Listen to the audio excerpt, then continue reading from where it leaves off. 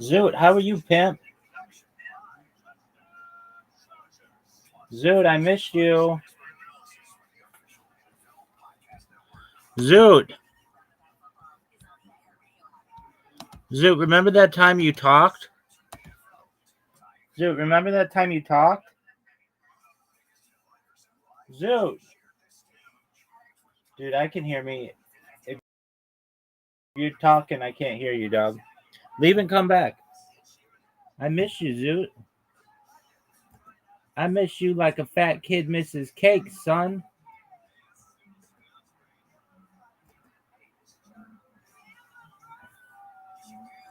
Zoot. Yeah, what? How you living, pimp? I'm not the only thing that makes this stream entertaining. That's incorrect. You actually make it boring.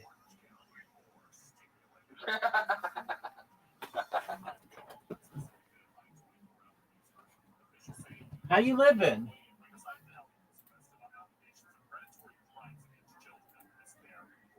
Good. What's good? What's new in your world?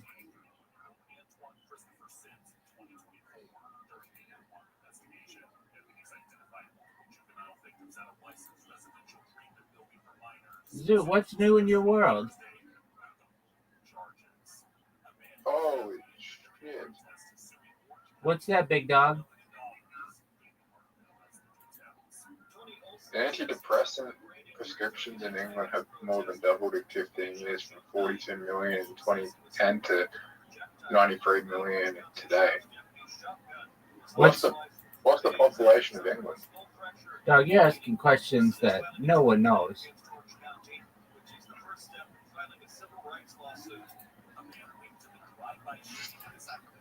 Zoot, how's your day today?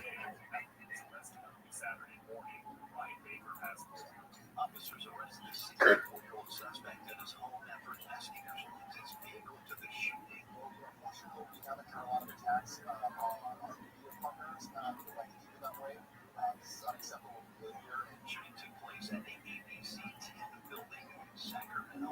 Zoot, did you go to the gym today?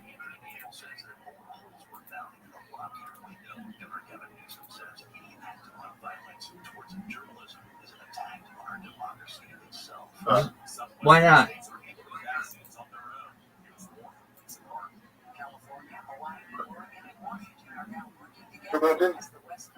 Okay, I know. Why not? Because I'll go tomorrow. Okay. Are you still going to try to be a male stripper? Nah. Why not? Thunder from Down Under?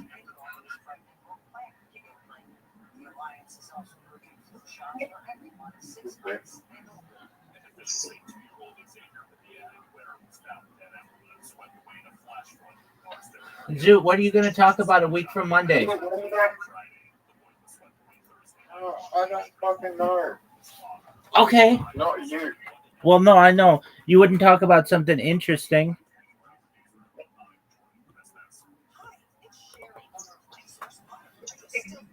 So what's the plan? Are you ready to lose? No, not yet. Okay. What are you doing? Just jerking yourself off raw? Yeah. All right. How's that going?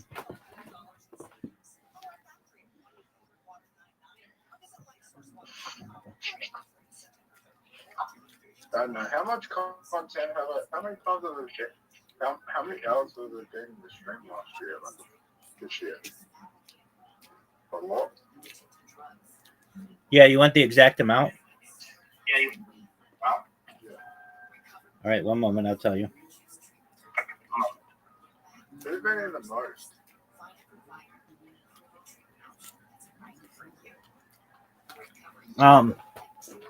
Who's It- the it- other man? it's a pretty close tie between Caspian Sea and Miss Aquarius. Oh, yeah.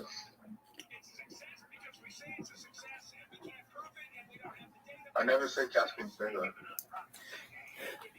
Yeah, I mean he got married, so I don't expect him to be in here. Like if you were married, you wouldn't be in here. You'd be fucking your wife. All right. So Zoot wants to know. Zoot wants to know how many hours. What, you had multiple accounts. You know that?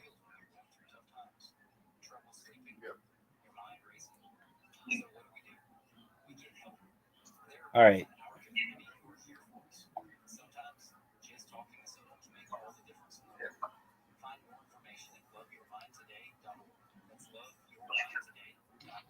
Here we go. You've been in here on one of your accounts.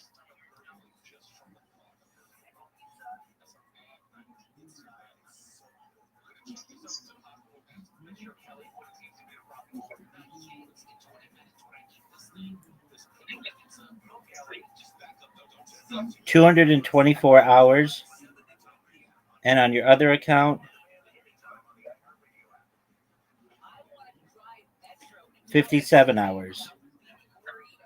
So like 270 hours.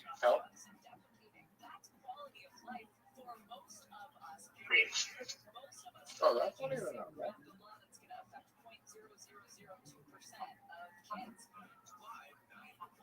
Well, that's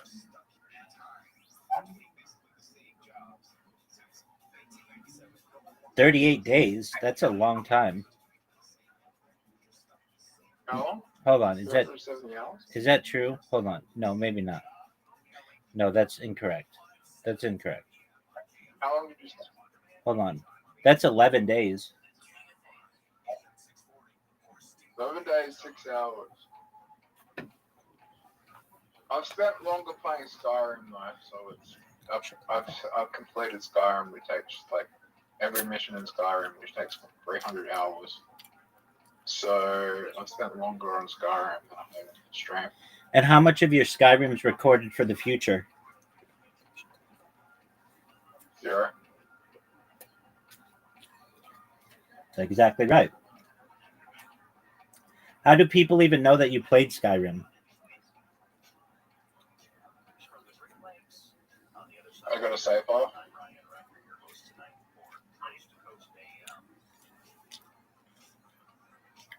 You got a what? A save file? I have a save file. Yeah. All right, but nobody thinks that's cool.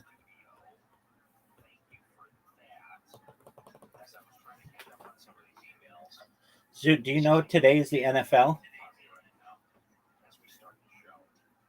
I mean, not many people think it's cool if you're streaming 24/7. Yeah. Everybody thinks it's cool. No one fucking knows who you are. Dude, do you know that next year Melbourne is going to host the first ever NFL regular season game in Australia? Oh, cool. Are you excited about that? Yep. I'm going to pay for you to go. I'm going to be viral by then. No doubt. I've got an idea. What's that, baby?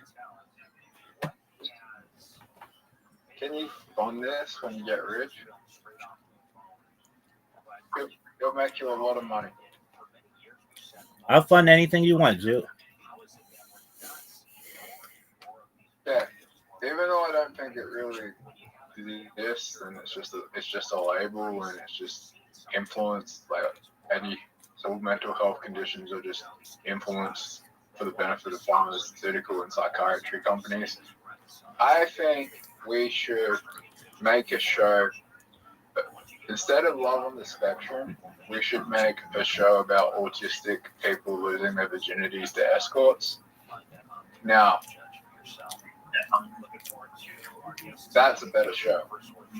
Yeah, I don't think they should be autistic, though. I think it could just be like you were 18 years old and desperate and wanting to fuck.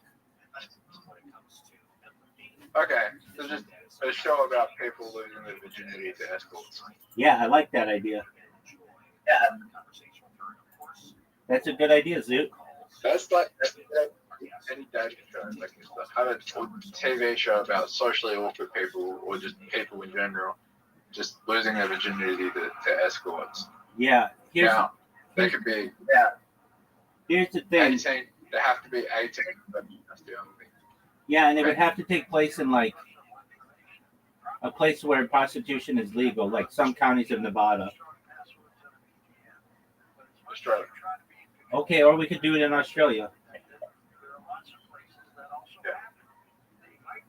Yeah. That's a good idea. How much do we pay the women? 10,000. Okay. That seems like a reasonable amount. Do the guys get paid? No. Okay. Well, that's a pretty cheap show. 10,000. 10,000, 20,000. Okay. 10,000. What about $25,000? Depends on the escort. If they want more and they have more of a following, if they have more of a following, then they're going to get paid more. If they don't have real following, they're not going to get paid as much.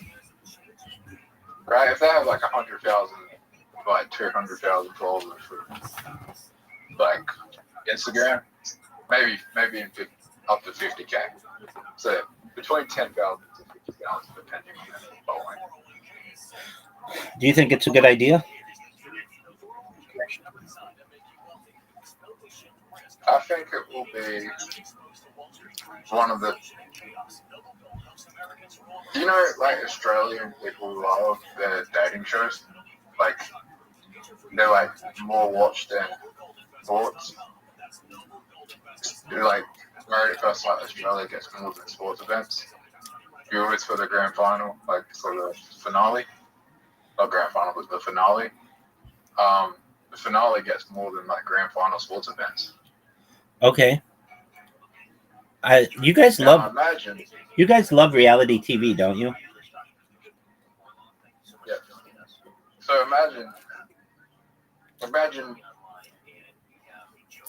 you have socially awkward people meeting and going through with a date, and they go on a date, and then everyone's waiting, and they've got the guarantee of going for the best part. Who wouldn't want to watch that?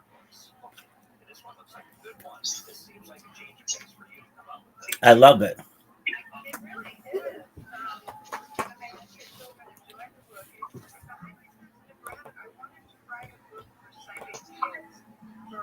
I think it'd be hilarious.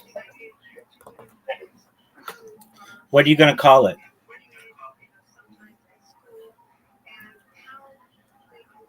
I don't know.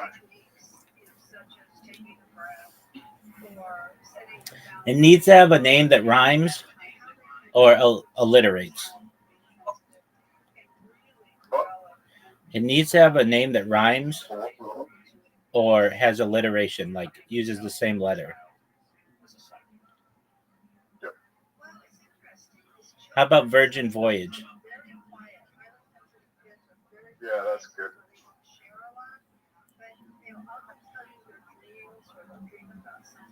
All right. I like it. You come in here with some shitty ass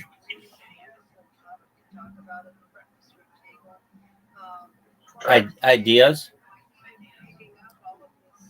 But that one's good. All right, dog. Are you ready to play? You think it's exploiting people? I mean, I think any kind of reality TV has some element of exploitation in it.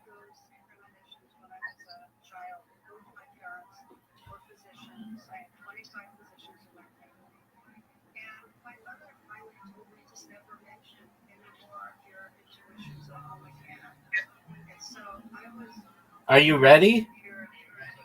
Oh, yep.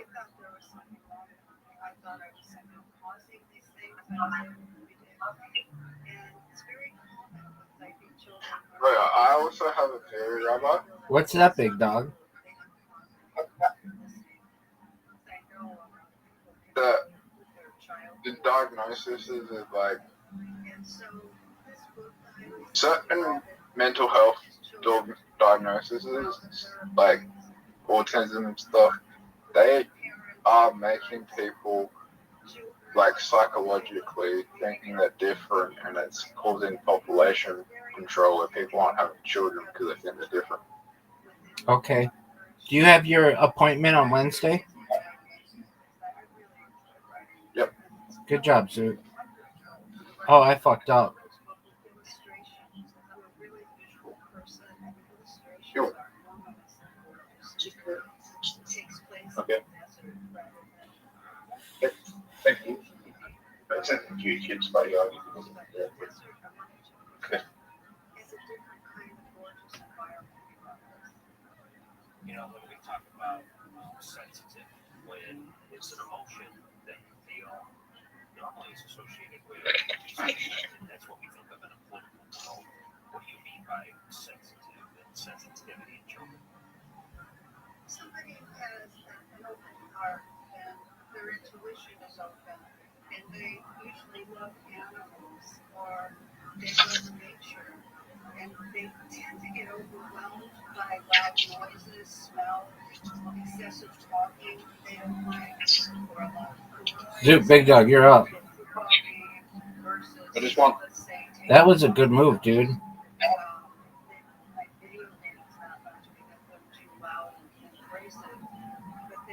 Trustworthy. Calm down, Zoot. Are you ready to go? Zoot, what are your thoughts on this move?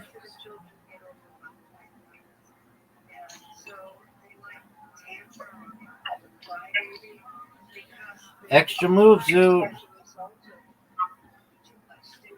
Oh, baby. Give it to me.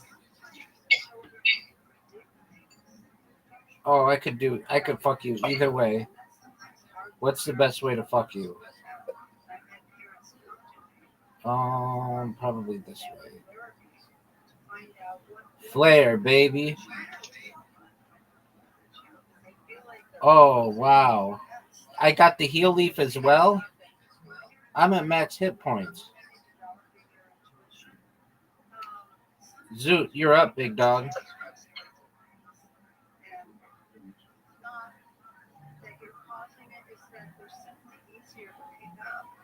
Oh my God.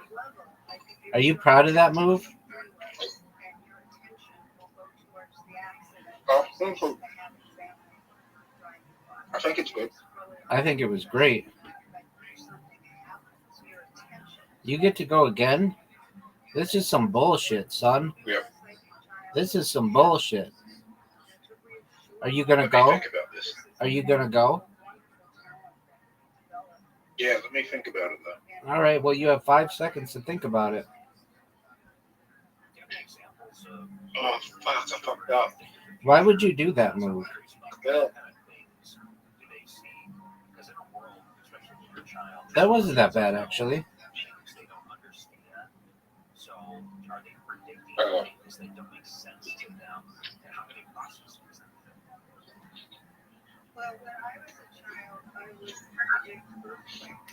Dude, did you know that I just evolved?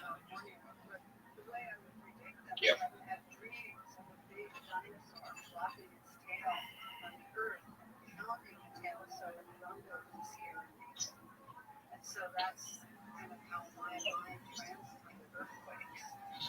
I helped you. Zoot, how many episodes of Seinfeld have you ever seen? Go. What? How many episodes of Seinfeld? How many what? How many episodes of Seinfeld have you ever seen? Probably about 12. Oh, okay. What's your I never really watched it. What's your favorite sitcom ever?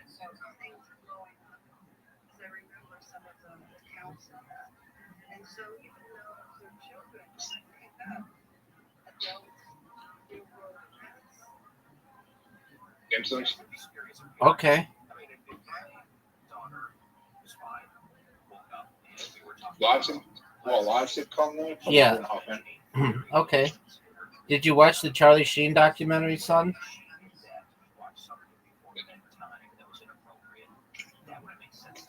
Did you watch the Charlie Sheen documentary?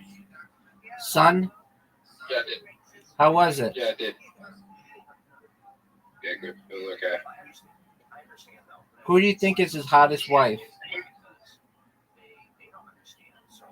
Denise Richards was. Yeah, for sure, dog. Oh, look at you with your extra move. Oh, that Zoot, look at you. was a 10. Look at you, and look at all these points you're going to get. You just healed? Zoot, that was really good.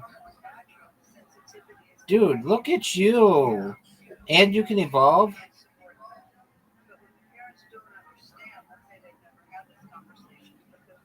Yeah, Charlie Sheen's that guy who had everything that kind of just threw it all away and still managed to keep everything. For sure, dog.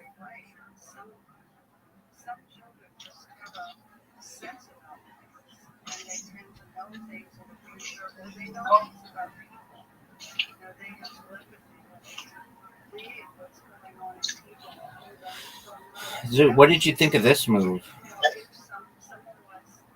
Oh, look at this, Zoot. Look at this move. Zoot, big dog, you're up.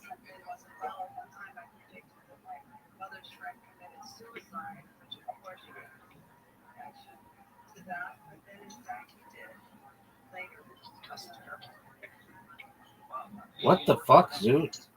Dude, look at you, dude. Look at the extra moves you're getting. That was incredible, Zoot.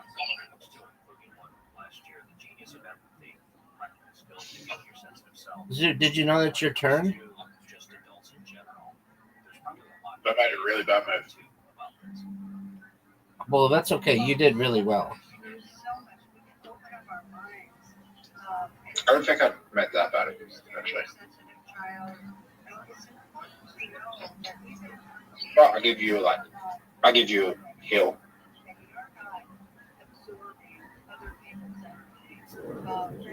Might have not been the greatest move for you.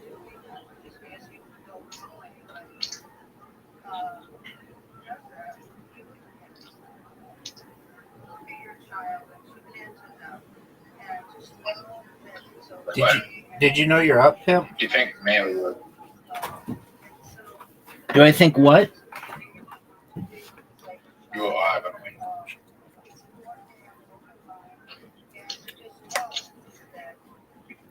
I'm going to win guaranteed.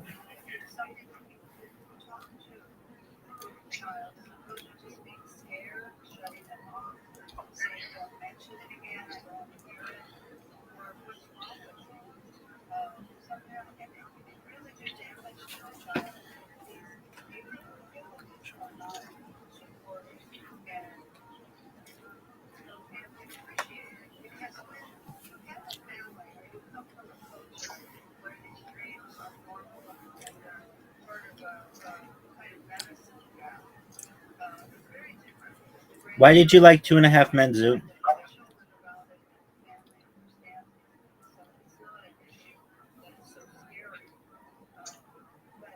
I'll answer your question in a second. All right. The women they had on 2.5 Men, many of them were smoke shows. Beautiful, beautiful cast of chicks. Many of them.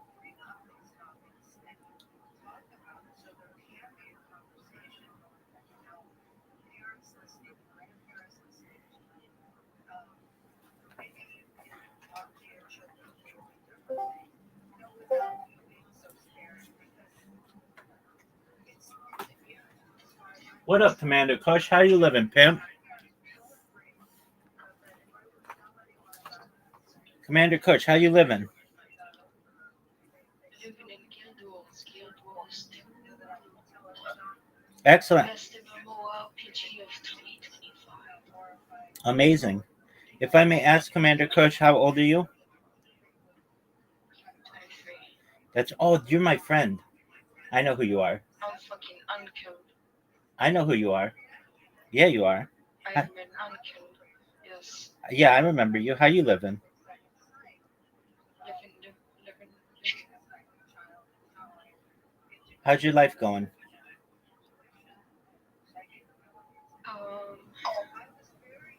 You're not going to murder speed. Don't say that. What's wrong? Why would you say such a thing? I just go outside and there's Jews everywhere. What are you saying, girl? She's saying Semitic stuff. Yeah, she's Israeli. She's Israeli though, so she's somewhat gets a That's pass. the funny part. Yeah.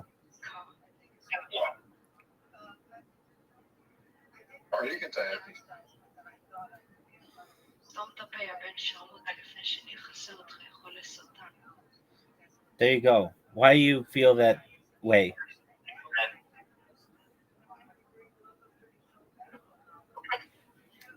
Okay, Rabbi. Are you excited for the new year, Commander?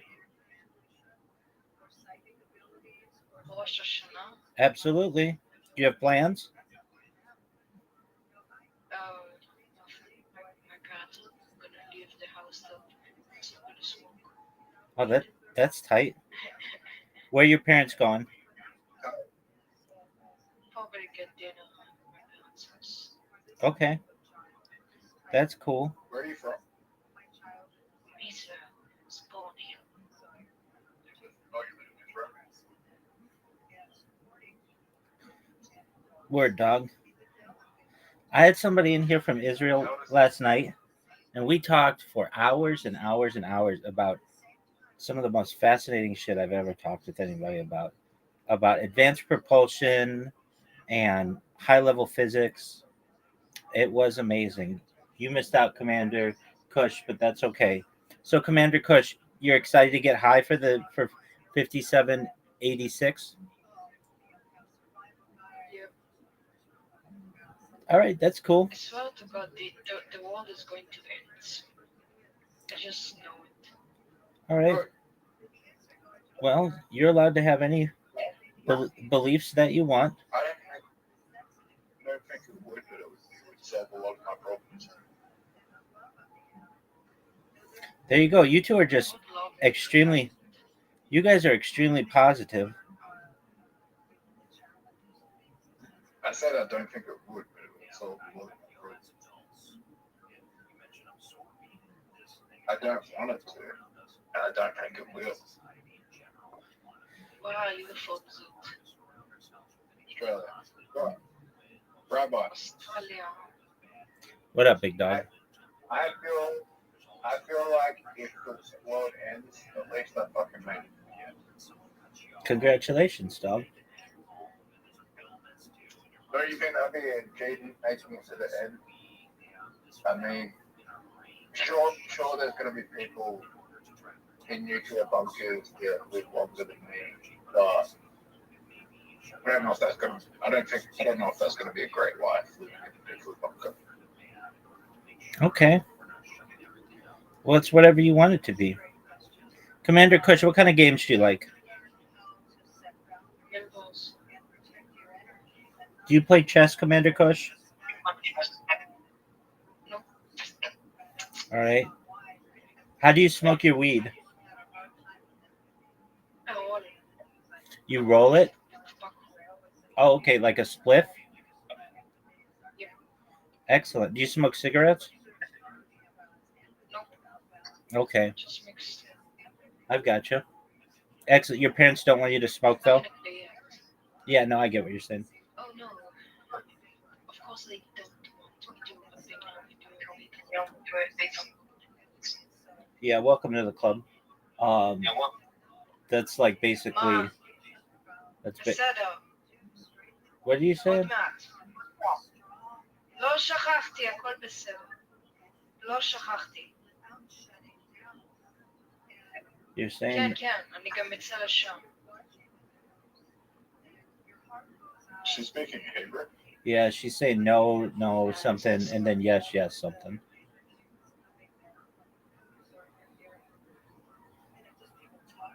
Commander Kush, what kind of career do you want?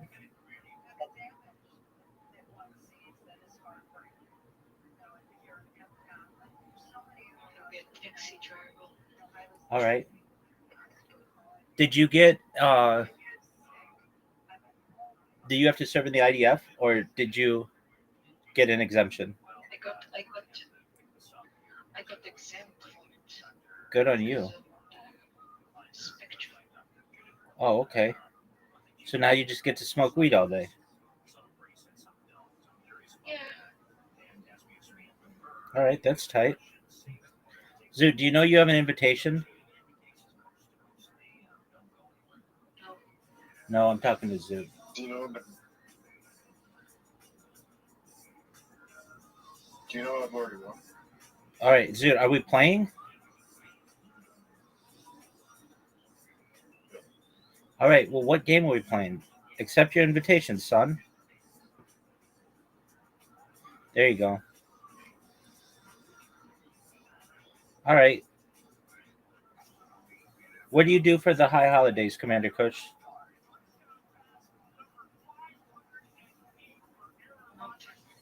Nothing but smoke a little bit of Kush. All right, I understand. What about honey and apples and fish heads and the new fruit? What about those things? Fish. Yeah, that's what we do. You know that. Fish is the best. I know. I agree with you. Especially the aspect where we have the fish head because we're supposed to be leaders. I don't like that.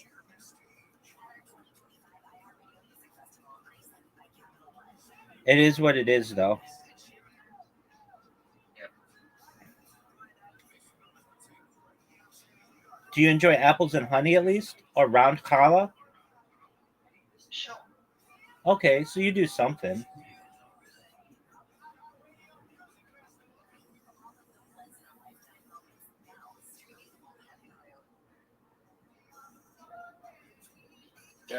Yeah. I'll ask you a question while I 2.5 men, Rabbi. Yeah, you were gonna tell me that. Yeah, why is that, Zoot? Because besides from the Ashton Kutcher seasons, every character was cast to play the role. Like Charlie Sheen was just Charlie Harper. Like, he was playing himself. I So agree. the role fit him so well. I agree with you on that. That's, I think, an excellent insight. And who's the other brother? John Cryer. Yeah, Alan. yeah. He won an Emmy for that show. It wasn't the Ashton Kutcher seasons, but he played that role really well. And then the kid, frankly, the kid kind of annoyed me. I'm not gonna be deceitful, but he did have some zingers. And then they had that housekeeper. She did a good job. And the mom, I thought the mom was like one of the best characters. That lady did a really good job. Well, the show went on for far too long and it ended fucking terribly because Ashton Right. Kutcher where it kind of made no sense, right? Right. The ending made no sense. Right. And, Let me make sure I understand it correctly. So Ashton Kutcher was like this tech billionaire who bought that house after Charlie bit the dust, and he just let the brother and the kids still live there. yeah, Yeah, that doesn't make any sense. he was lonely. Yeah, I mean, still, get a girlfriend or like a dog or something. Like, why would you have the random people who lived in the house previously continue to live there. That doesn't make any sense to me. Because they wanted to kick them quiet because they were fucking kicking because but also like Yeah, had he left, that's not really a show anymore. but also I mean he was getting like paid a lot for that. But also why did they continue to call it 2.5 Men when like the kid wasn't even showing off the fucking set as well. He kind of left like half towards the end of the season. It was just like it was like he was an adult as well, so it wasn't 2.5 Men as well. It was 3 men. What I mean? Yeah, no, I get that. I mean, they were just riding on the previous popularity of the show, and I get that. That show was a huge moneymaker.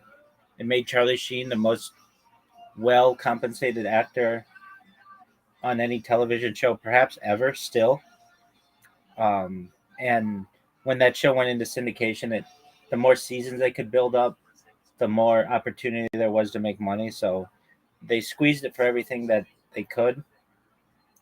It was not a show that I enjoyed. I didn't like the laugh track on it. I didn't like that. A really big thing that I didn't like, and this may sound unique perspective. I didn't like all of the sexual jokes that they made around that kid. I just didn't think they were appropriate.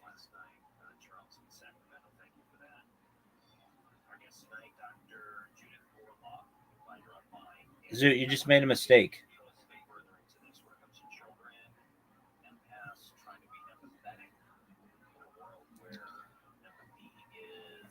But I don't think there's anyone out there who wouldn't fucking want a life like Charlie Harper. Oh yeah, betting a bunch of hot chicks, living in Malibu, not having to work. What was his job? Jingle Rider. He was a what? Jingle Rider. Ingle writer? Yeah, for commercials. Oh, jingle writer. That's right. And he used to sit at that piano. Yep. Yeah, that's right. And then what did the other brother do? Chiropractor. He was a chiropractor. That's right. Right. And that the kid Angus, whatever his name is, yeah, he just like disappeared. He was like the highest. He still may be the highest paid child actor of all time. That kid made bank on that show, and then just got up and left and disappeared from the public light. Which I'm not criticizing him.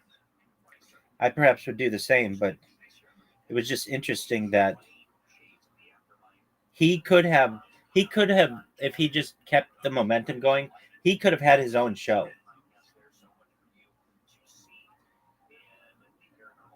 In fact, if he was willing to do it and he just played the Charlie Harper role, they could remake that show with him.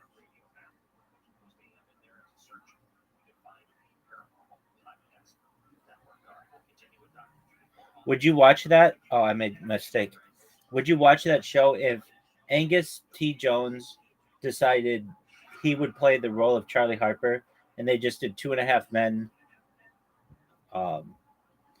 today with two new characters as the brother and the son? Would you watch it? No. I understand what you're saying, but I think that could work. Did you ever watch Young Sheldon? No. Yeah, I didn't either. I don't like those Chuck Lorre shows. I like one of them, but it was a long time ago. Which one? He was a writer on Roseanne, and that was a very funny show in the United States in like the late '80s, early '90s. It got terrible, but at one point it was the biggest show on television. and then he wrote for Dharma and Greg, and then he produced Dharma and Greg, which was garbage. Though I did watch it, and then like some of them, and then he wrote like Two and a Half Men, and then he did Two Broke Girls, or he did Big Bang Theory as well, and I just I don't like laugh tracks like that, and they kind of annoy me. I think Two and a Half Men is his biggest. Uh, what about Big Bang Theory? I think Two and a Half Men is bigger than Big Bang Theory. Okay. Oh, look at you. Why do I think that? Simple, because the actors were paid for. Yeah, but there were more of them in Big Bang Theory.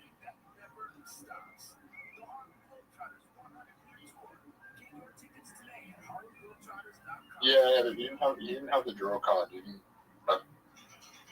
didn't have the draw card.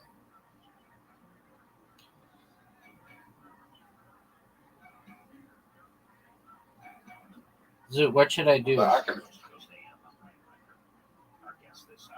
I mean, can you name all the main cast from Big Bang Theory? I cannot. I cannot. No, they had. I didn't like that show. Did you ever watch Friends? Yep. Did you like it?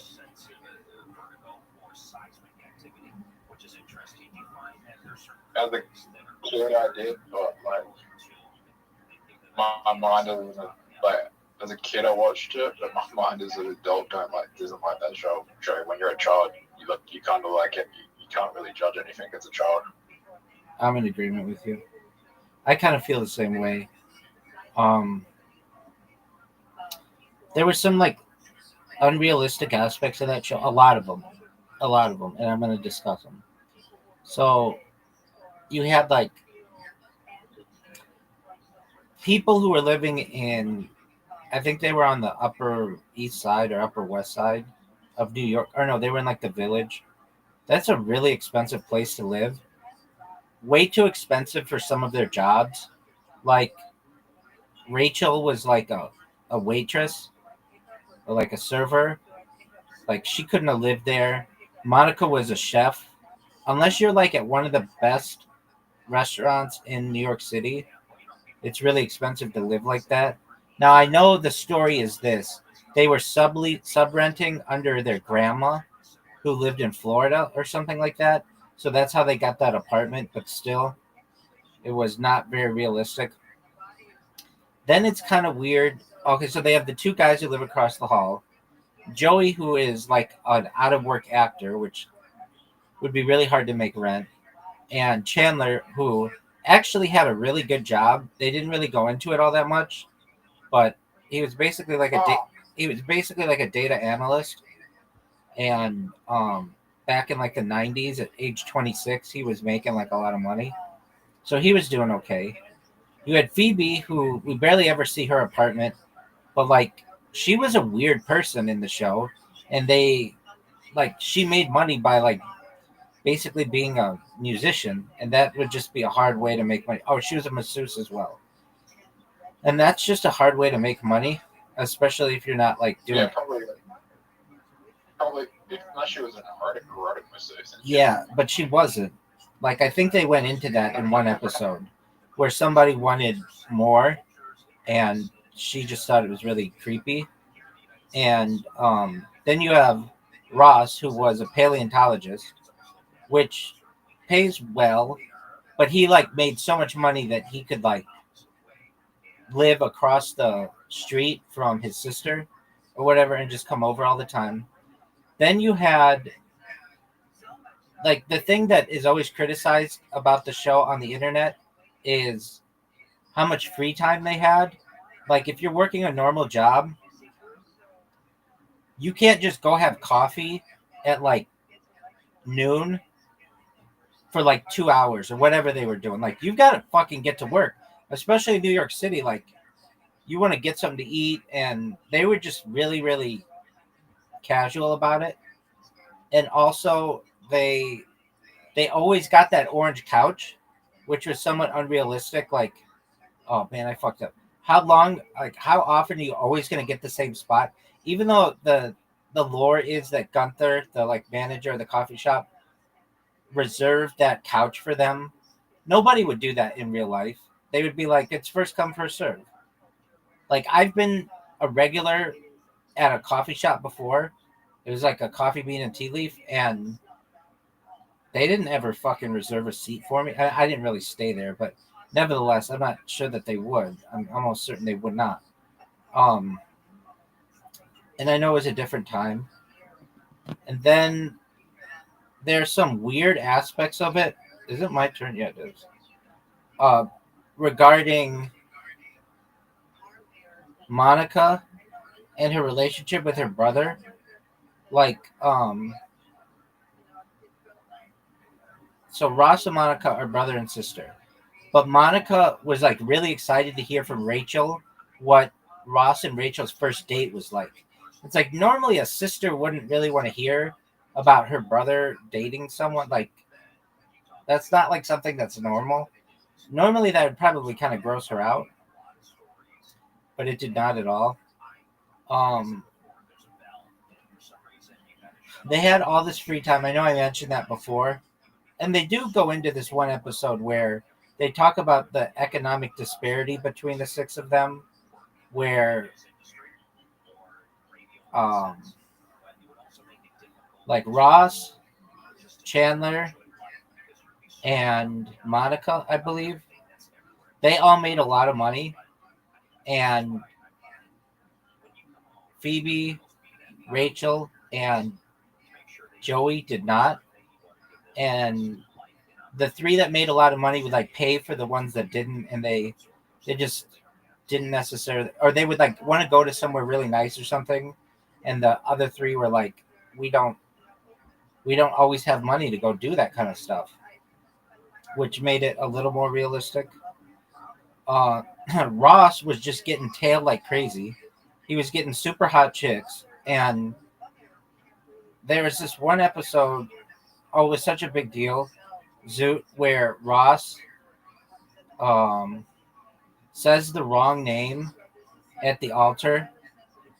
He's supposed to marry Emily, this British chick, and he says, I, Ross, take thee, Rachel. Even though the person who is performing the wedding says, take the Emily, it's like, you'd have to be just an absolute dumbass to say the wrong name.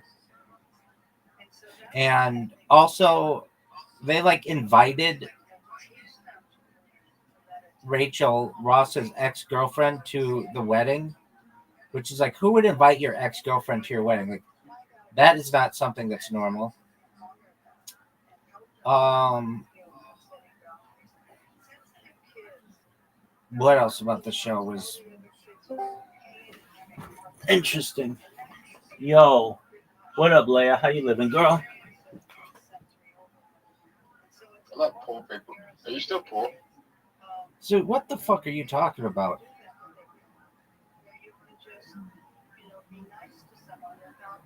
Okay. Zoo, what in the fuck are you talking about? Sorry. Correct. Yeah, you've got that right. Have you? Yeah, but you're insulting. But in the 90s, those apartments probably weren't as much as they are today. Yeah, but let's talk about what you said. Dog, I'm rich enough that I don't have to work, which is better, and I don't get like a social security check. I live off my savings. So I'm wealthier than most Americans.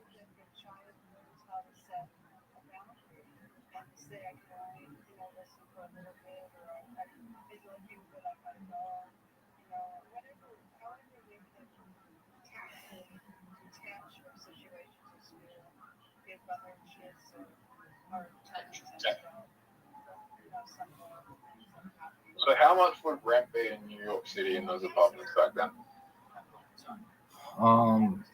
Back then it's kind of hard to judge. I mean, for today's dollars. Back then, probably I don't know, their rent would probably be like $1,500, something like that, and that's with them not $1,500 a week. no a month, but that was in 1990s dollars. In today's dollars, those apartments are probably $4,000 each. A month. Yeah,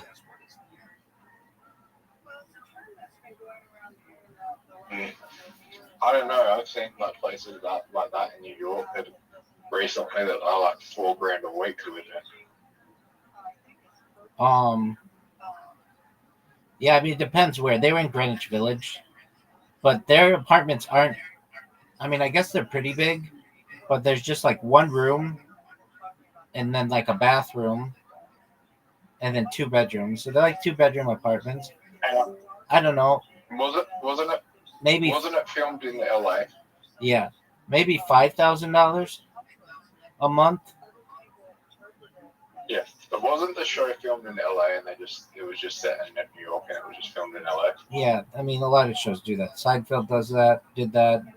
A bunch of shows do that. It's just cheaper to film here as opposed to New York City. Why is that? The weather's always nice.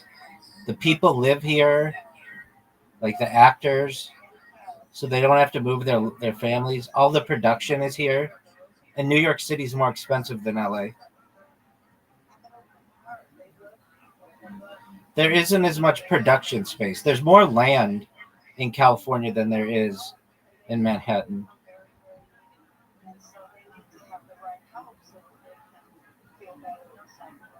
So what they do is they generally shoot on sound sets, and then just do the exterior shots of somewhere where they want it to be.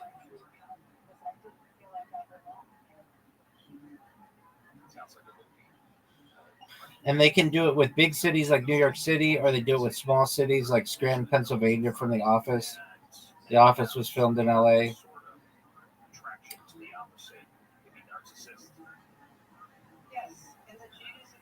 Very rarely, like Breaking Bad is one of the exceptions where they shot in New Mexico. And the reason why they shot in New Mexico was the show was supposed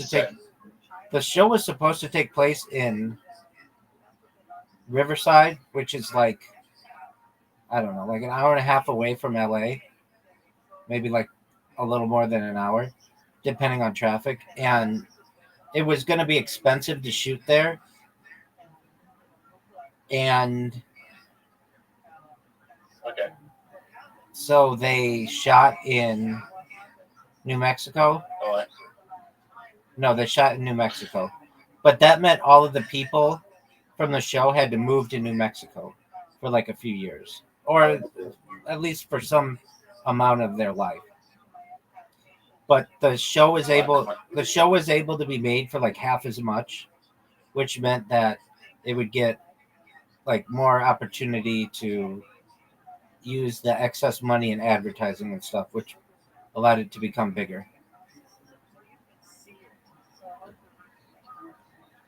Oh fuck, dude.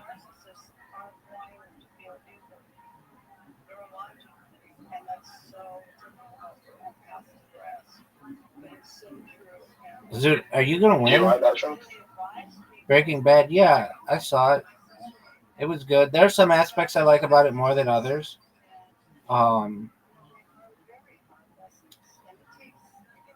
I just binged it once, and it was okay. There's one episode that sucks though. What one's that? The one with the fly. I don't remember that one. What happens? The whole episode is about the fly getting into the meth lab. Oh yeah, I kind of remember that. And it just feels like filler. It just goes on for like. I feel like it was trying to be funny, and the show isn't funny. No, it's It's not not. meant to be funny.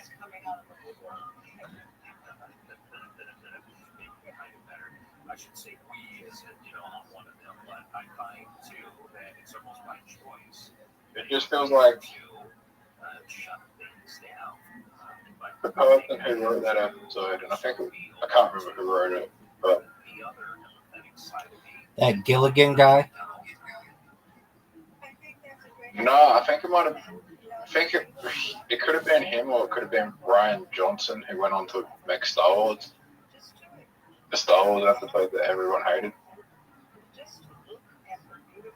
It could have been him. Let me look it up who wrote that episode. No one gives a flying fuck about that. Just play the game. So after this game, I'm going to look up who wrote that. All right, that's allowed.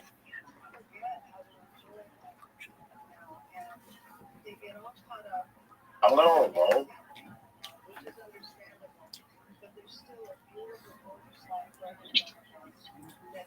Are you proud of your evolution? No.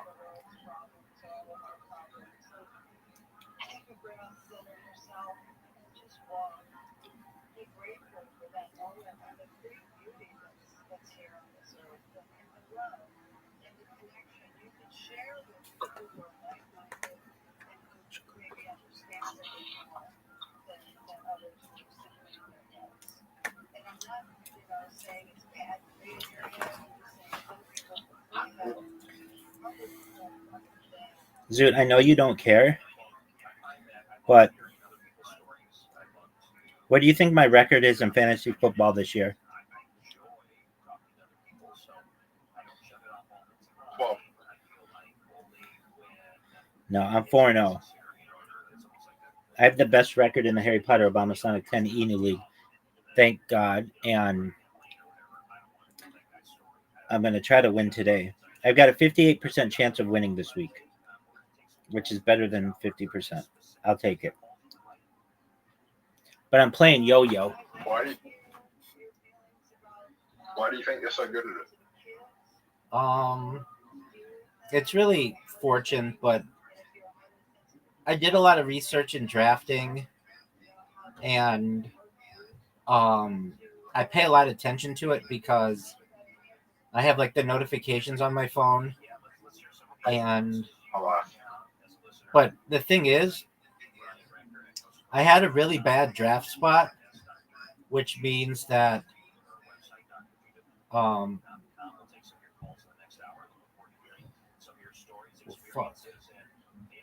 which means that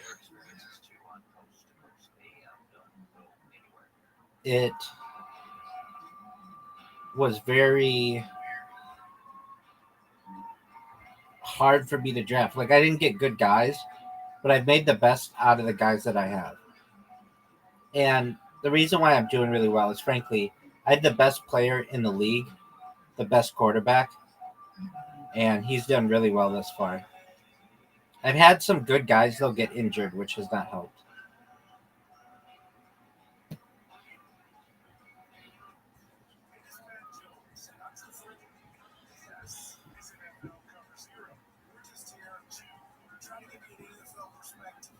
Look at this move, Zoot.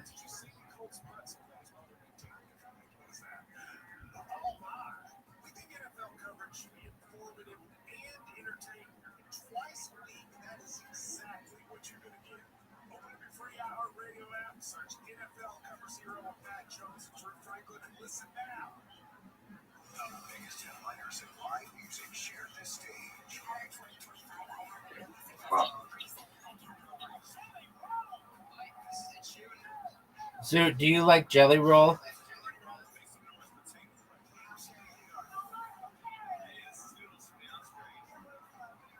Yes.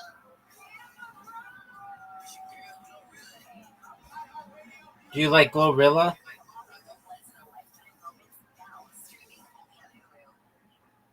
Who? Glorilla? I don't know who that is. No one does. Look at this move, Zoot. Zoot, you are on the fucking ropes. I think I can come back.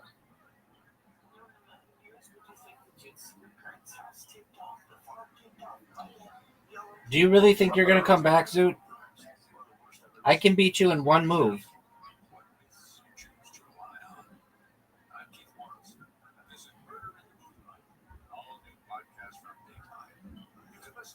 I'll beat you right here.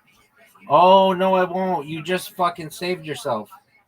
Or that, taking away all that shit. Dude, you were going to lose. Dog. Oh, dude, this is a big one. Oh, you fucked up.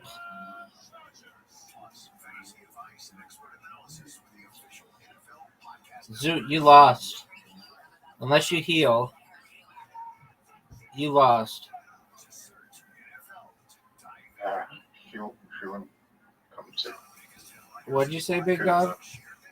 Oh, no, you just healed. She wouldn't. You just healed, Zoot. No way. Oh, fuck. Zoot, Annoying? Zoot, you're going to win. Yeah, but the next move, you get to use the 8. Because I can't use it. Oh, fuck. You won. What a fucking great comeback, Zoot. All right, Zoot, I'm sending you. Dude, what a comeback, dude. Don't send me anything yet. Did you go get mad because I'm looking up something? Yeah, no, I know. You're fine.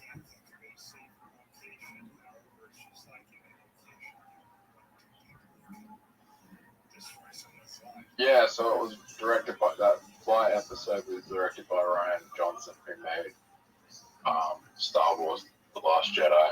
People hate that movie. All right, do people like it when you accept the invitation to Karam? Oh, fuck off. Zoot, you have an invitation. You know you're extremely impatient. Zoot, I wait for your ass every fucking night. You're like the most impatient person I've ever met. You're the slowest person I've ever met. So how about you hurry the fuck up? Zoot, you have a Karam invitation. I'm going after this game. I'm going to play 3 games. Okay. No, we're going to play Moncala after this.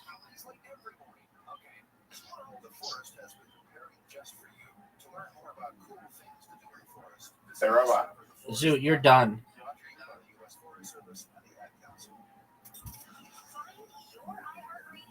What up, baby? Do you like the update with it?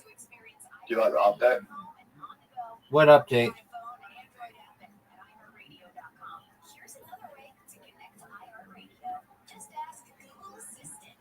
Oh, with that? Yeah, no, that's kind of lame. I get it though. I always do the purple devil guy.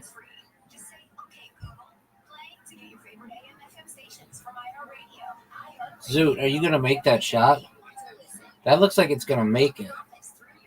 Good job, dog. Zoot, you made it. Do you think the devil's a bad entity? Dog, I don't believe in the devil. Why not? Because it's not part of my religion. Oh, isn't the devil in the Torah? No, Satan is. Well, he's not in Torah, but he's in the Hebrew Bible, in Tanakh. But the devil specifically is like a Christian thing. Oh, is Satan in the Torah? It's not in Torah. It's in Tanakh, which is the Hebrew Bible. Okay.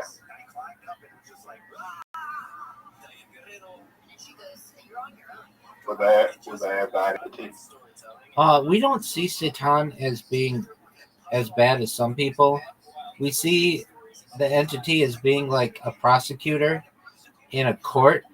They have a role, and they're just playing the role that they have to complete, but it's not like they're an equal to God and it's like God versus the devil or anything like that or whatever, Satan.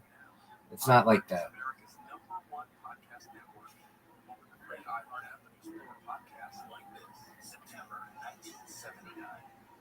His voice was there in there? We have what's like known as Morning Star,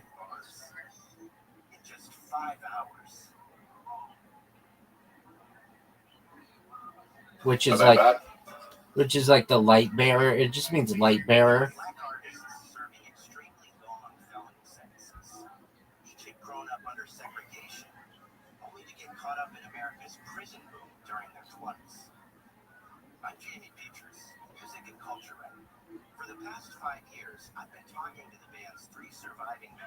I've seen demons though. How have you seen demons? Sleep paralysis. Okay. So the term Lucifer isn't in the Hebrew Bible, but Son of Dawn is, which is like that reference. But as I understand, like Christianity, they combine like Satan, the devil, Lucifer, all into the same thing, which we don't do.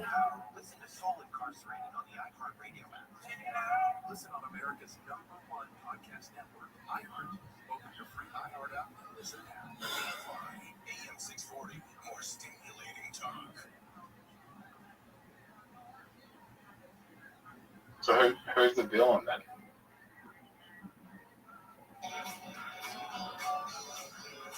In many ways, the Jewish people, we don't always follow what God wants us to do, and we get punished for it.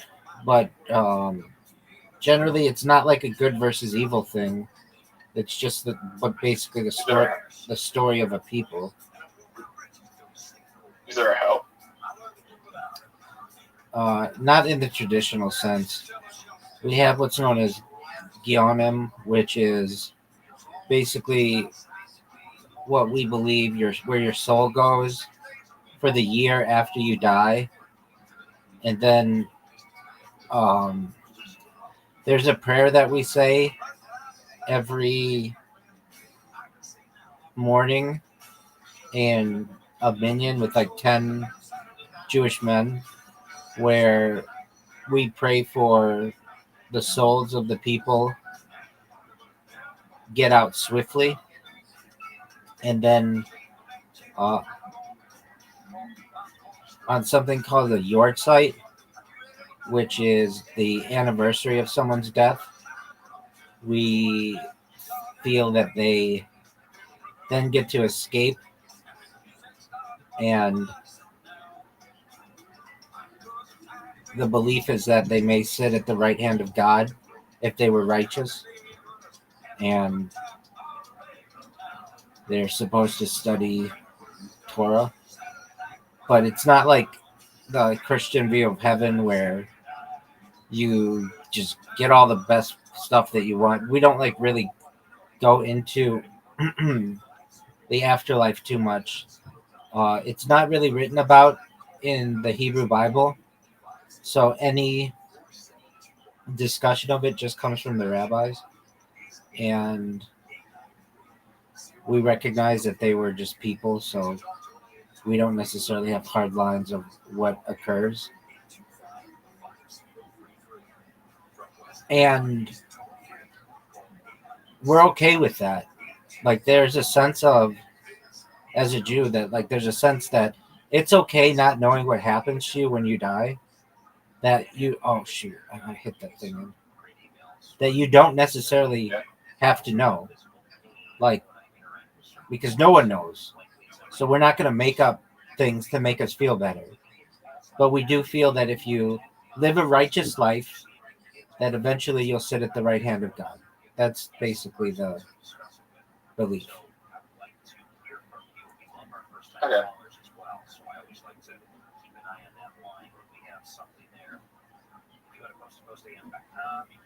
I do think heaven and hell are just more metaphoric terms. Yeah, I mean that's what we feel as well, to some extent.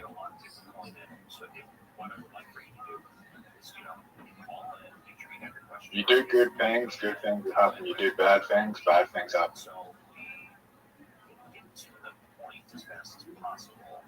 Do you think you're gonna win this game? What are you doing? That's my disc. What are you doing? Why wouldn't you try to hit your own disc? I'm white, dog.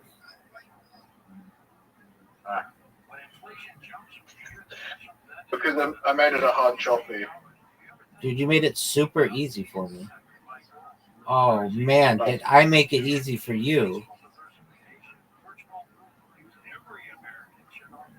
Are you saying Have I seen have I seen have I seen Ant-Man? Yeah. No, nobody would see that movie. That movie sucked. You say me getting it. Zoot. Get in, baby.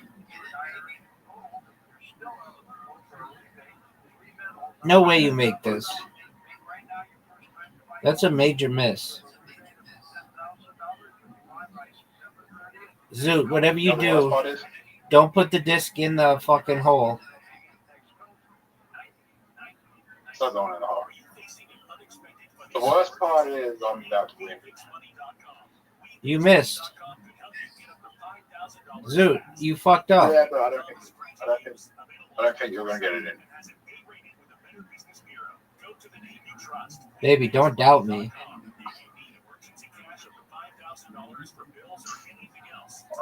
I dedicate this shot to your comedy career. Oh. Are we playing my color? Yeah, we are, big dog. I love Moncala. It's so simple, but it's so much fun. I remember when I first started playing it, I didn't know what to do, and I was like, this game sucks. But then very quickly, it's not a hard game to understand. And then it was like, oh, this game is fucking amazing. Oh, maybe. Are you going to go, Zoot? Yeah. What's the worst Star Wars movie? Dog, I haven't seen many Star Wars, so I'm not the person to whom to ask that question.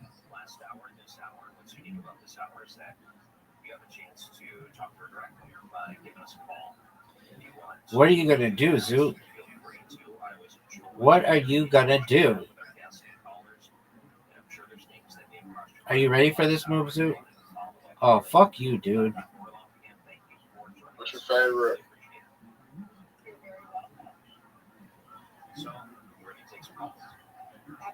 What are you going to do, Zoot? I'm gonna kill you. Calm down, dude.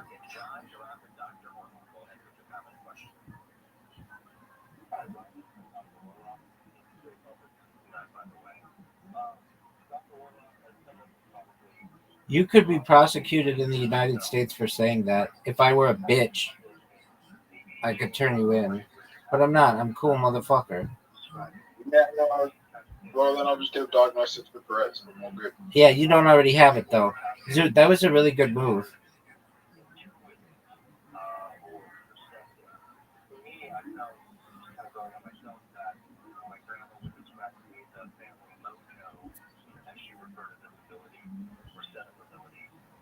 Yeah, this is a good move.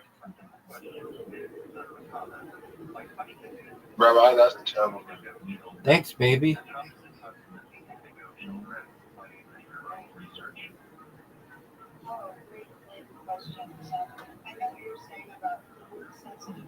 That was your best move.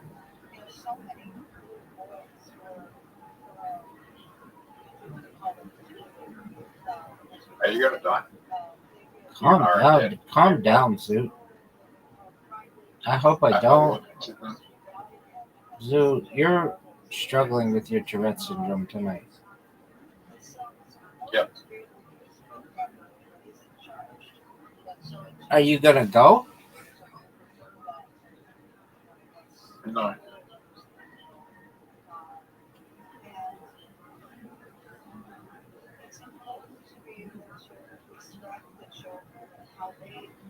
All right, Zoot.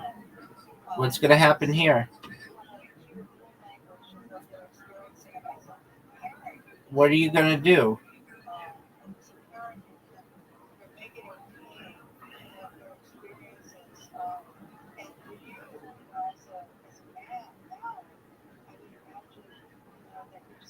All right, big dog, you're up.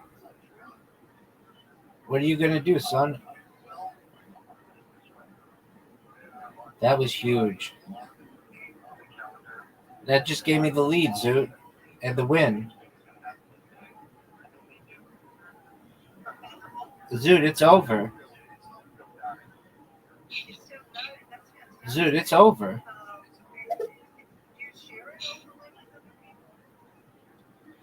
Zoot, you're done. It's game over for you, baby.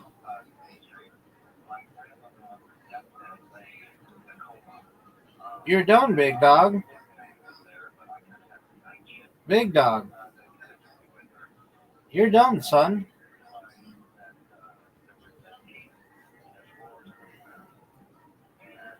Game, set, match. I wish they had tennis on this app. That would be cool. So, what do Christians and Jewish people believe, but that are the same? What's the difference? The major difference is that Christians believe that Jesus was God, and we Jews reject that. We don't feel the Messiah has come. That's the major difference.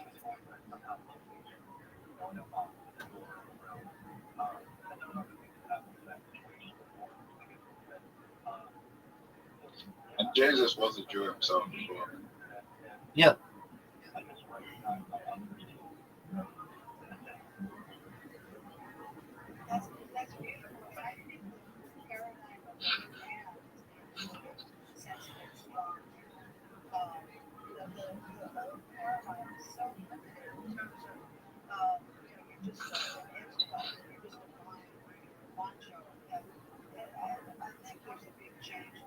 Zoot, look at this move. Zoot, you might lose early. What are you going to do?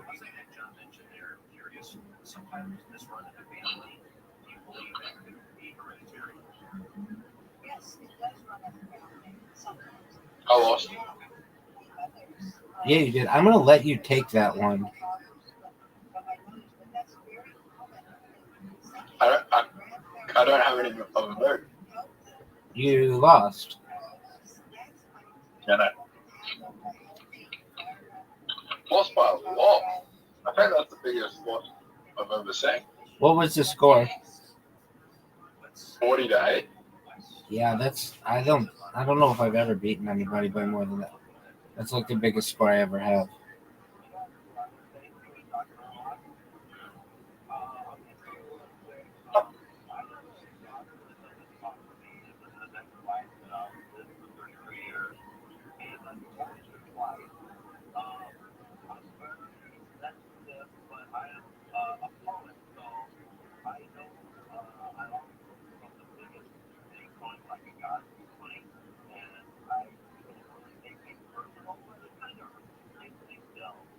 Every follower of Jesus is a Jew. Yeah, it's arguable because Christianity hadn't technically been founded yet. It was just in its infancy.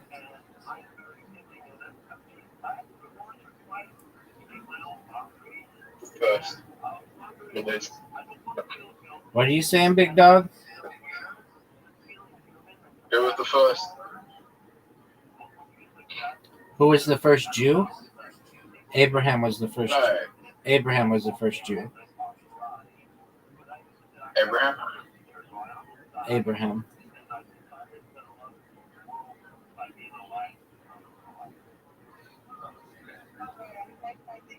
You're up, big dog. It was Moses. He was a prophet who spoke with God on Mount Sinai and gave us the oral Torah and led us out of Egypt and died before he got to the promised land. And he wrote What's the promise?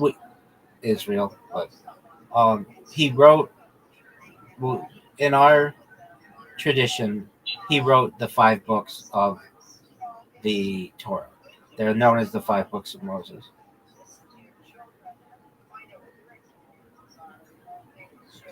But he was not the first Jew. The first Jew is Abraham.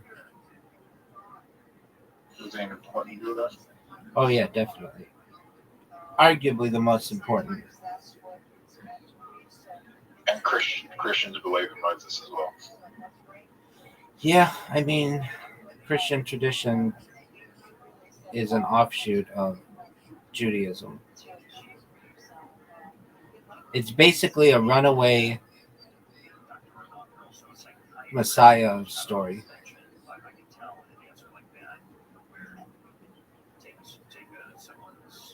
Experiences and find a way to appropriately respond that way. I found that very nice. Let's go to the first time caller line. John is in South Florida. John, you're on. Dude, do you think you're gonna lose again?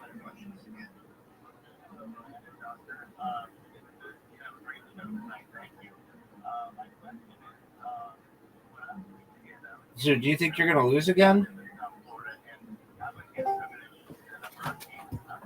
Welcome. What up? How are you, Jordan?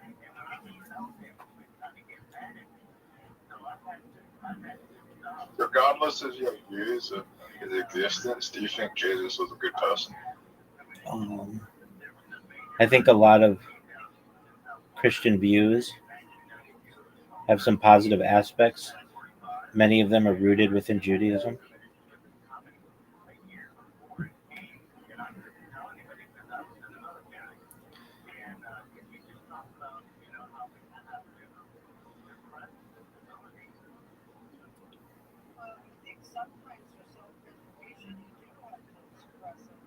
What are you going to do, Zoot?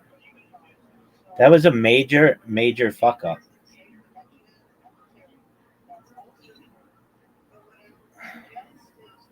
Zoot, you're on the edge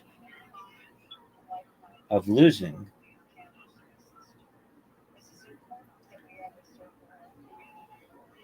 I might just straight up win right now. So You're up, Zoot. I live in a Christian country, like, well, Christian/Catholic country, like a lot of people here are Christian and Catholic. But I also grew up around a lot of like people going to school with a part of indigenous tribes that didn't really have the same uses. Yeah. Very cool. Do you think that knowledge will help you win this game? Dude, you know if you lost like 3 games in a row? Yeah.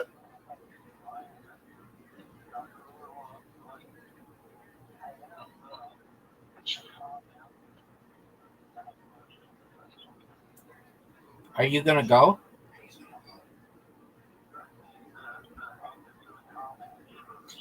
Oh, Zoot.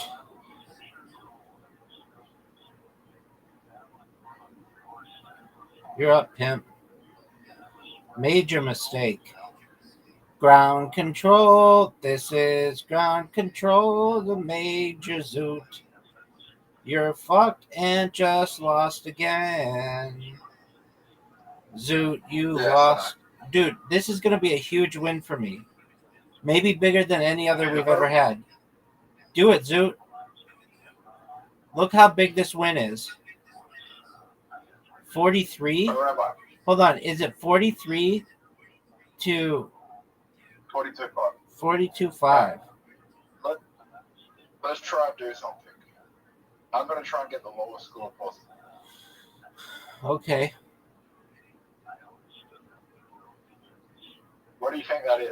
Do you think I can get to 0? I mean, I'm so bored. we could just look that up. Hold on.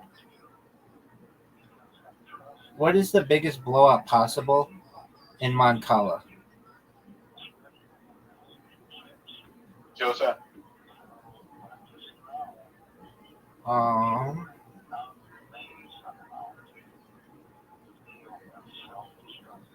I'm looking up the answer. 48-0. I know how to do it.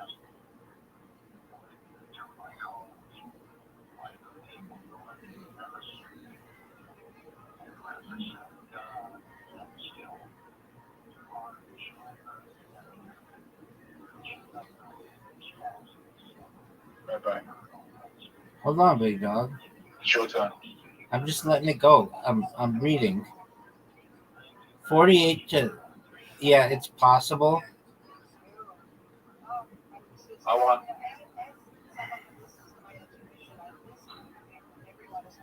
How did you win? Yeah, I won. You forfeited. You can go. Okay. Well, I was looking up the answer to our question.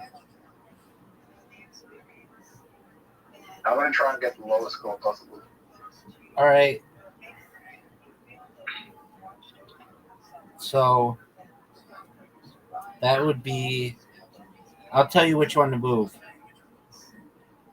Well, Move your furthest one back.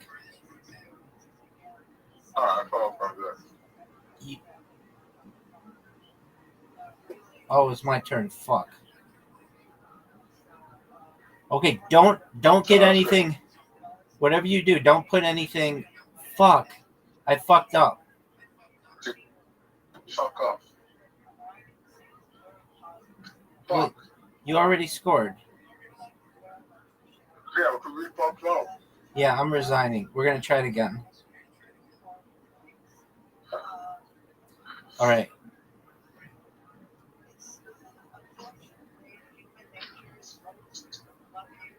All right, Zoo, you have an invitation. All right, here we go. All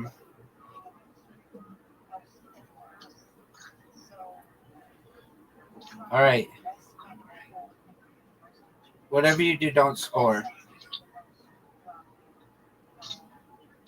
Wow.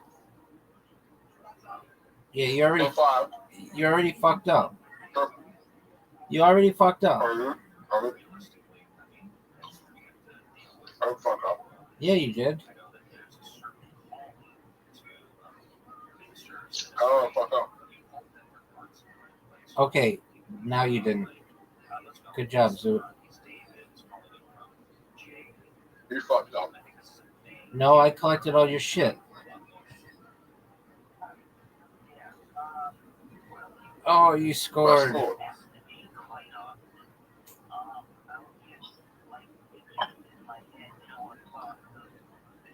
How the fuck are you meant to not score? Move the. How's it possible not? Well, you just fucked to up. score? You just fucked up. Alright.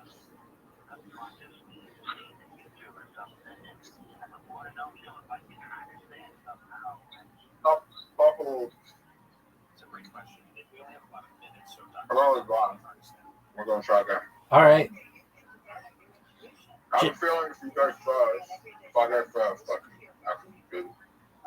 All right. This is the last one we're doing like this. Because I like playing you normally. Okay.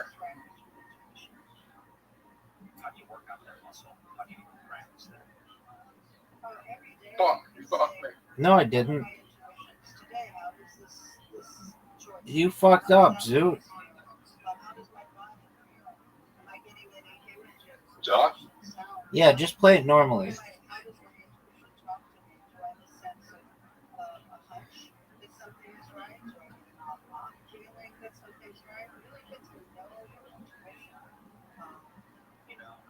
What happens if my intuition says I want to stay home for more and eat a large pepperoni pizza by myself? Is that intuition? Those are the wrong type of intuition, I guess. Dr. Judith Orloff, we're going to continue with her and any questions you may have with Dr. Orloff will be coming up after the break. Don't go anywhere. Ryan Reckrick, coasttocoastam.com. If you want to email me a comment or question there, don't go anywhere.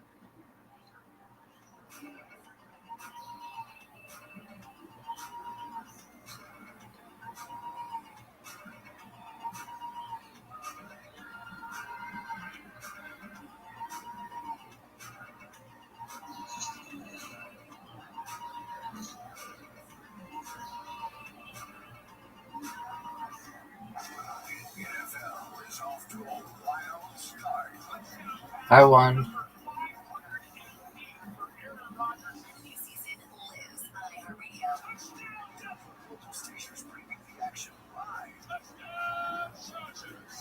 Fantasy advice and expert analysis with the official NFL Podcast Network.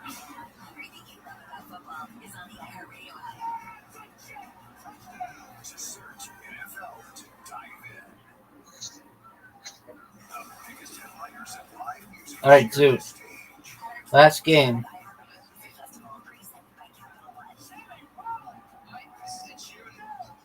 Zoot, do you like Ed Sheeran?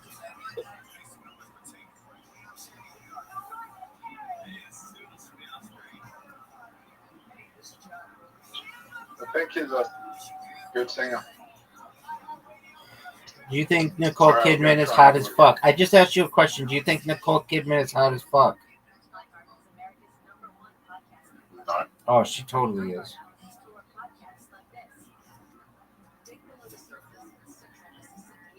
Alright, Rabbi, think about how we're going to do this. Zoot, just try to win.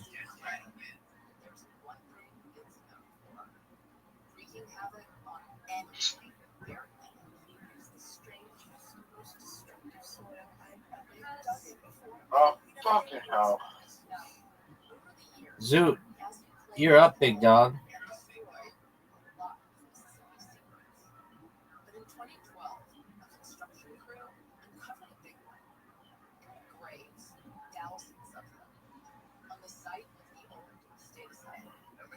I have a feeling that if you want to score 0, you have to go first. Okay. That's a cool Can you story. look that up? No. Why not? Because I'm doing this. Big dog, you're up. Big dog, What if I come back and win? you're not going to.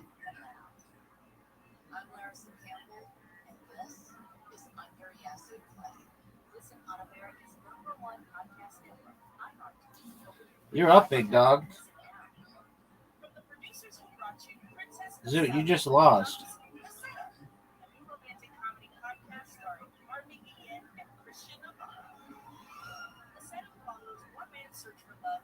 It's over, Zoot. All right, Zoot. I'll look it up when I'm done. Yo, dog, if you want to win Moncala 48-0, who has to go first? The person with 48 or the person with 0?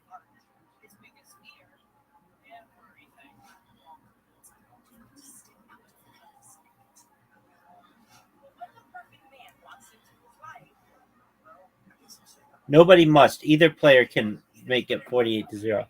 Does that answer your question, Zoot? Either player can make it 48. That's correct.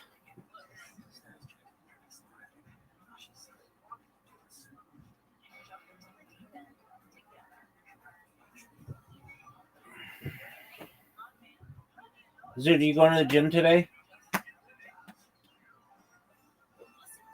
Yes? Zoot.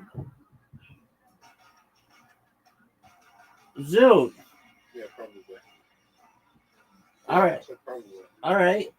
Are you gonna pick up any chicks there? No. All right.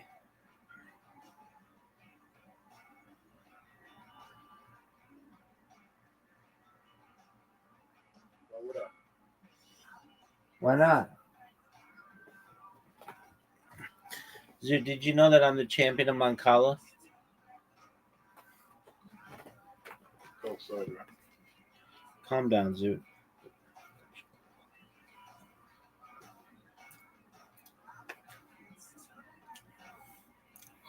Was that 2 girls that go to the gym? By the way? That's it. No, there's probably more girls than guys that go there, to be honest.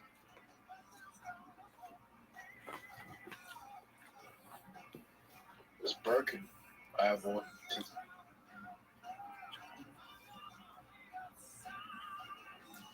You don't have autism. You have Tourette syndrome. I think autism is real. I understand. But Tourette syndrome is, and you've got it. I mean, we've discussed this before. Autism's like co-occurring conditions. Like, it's really just co-occurring conditions like global development, delay, intellectual disabilities. Still.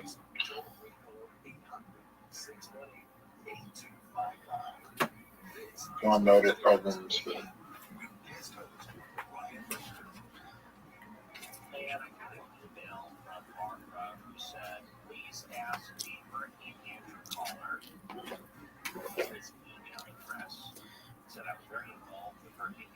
that's it. Take care, pimp.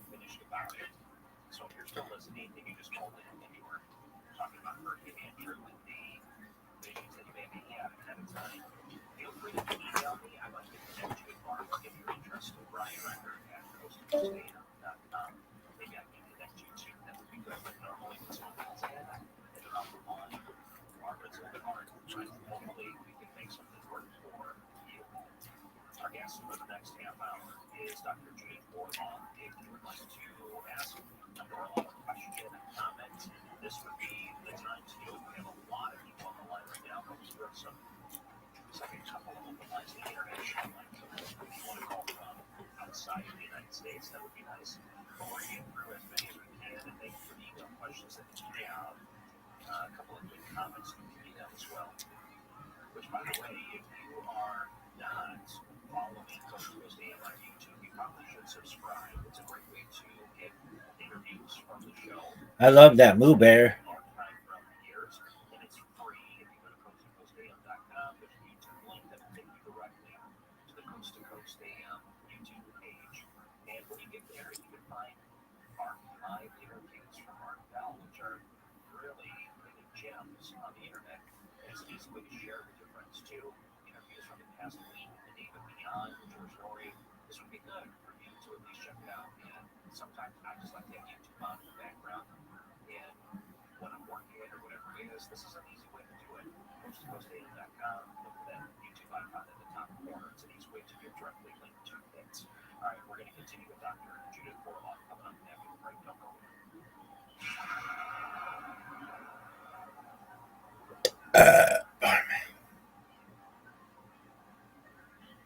Real people, real stories.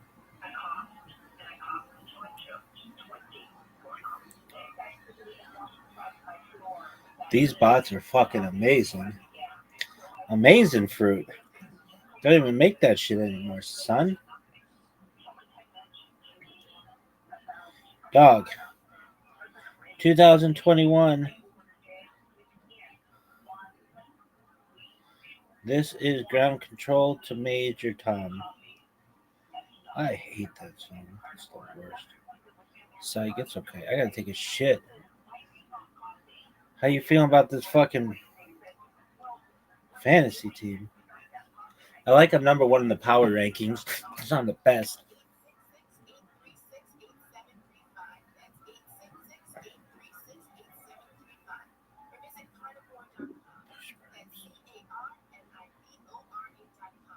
Dog, I gotta take a shit. Look at this athleticism. Going. Celebrate 100 years of high-flying dunks, 100 years of show-stopping moves, and 100 years of changing the game. Bring the whole family and be part of a legacy that never stops. The Harlem Globetrotters 100-year tour. Get your tickets today at harlemglobetrotters.com. Most investments today feel like second jobs. Real estate, you're a landlord. Stocks, you're a day trader. Crypto, you're a full-time researcher. You've got a life to live. Your investment should help you live it. That's why more Americans are choosing gold. Noble Gold has helped thousands protect their future with real physical gold. Visit noblegoldinvestments.com to get your free wealth protection kit. That's noblegoldinvestments.com. Past performance may not be indicative of future results. Investing in precious metals, including gold, involves risks. Consult with your tax attorney or financial professional before making an investment decision.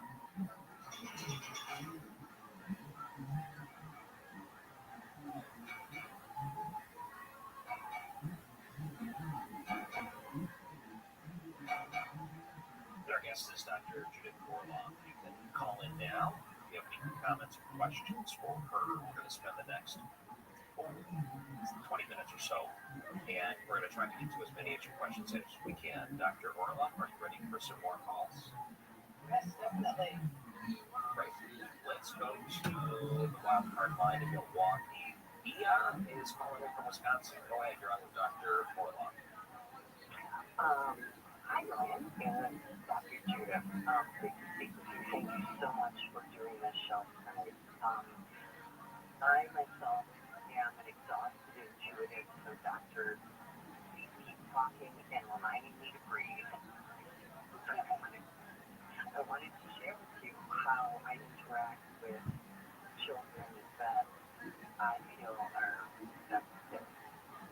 I don't have any kids myself, but I have a lot of friends who do. And I try to meet them where they are and see them for the beautiful souls they are. I give them my time. I listen.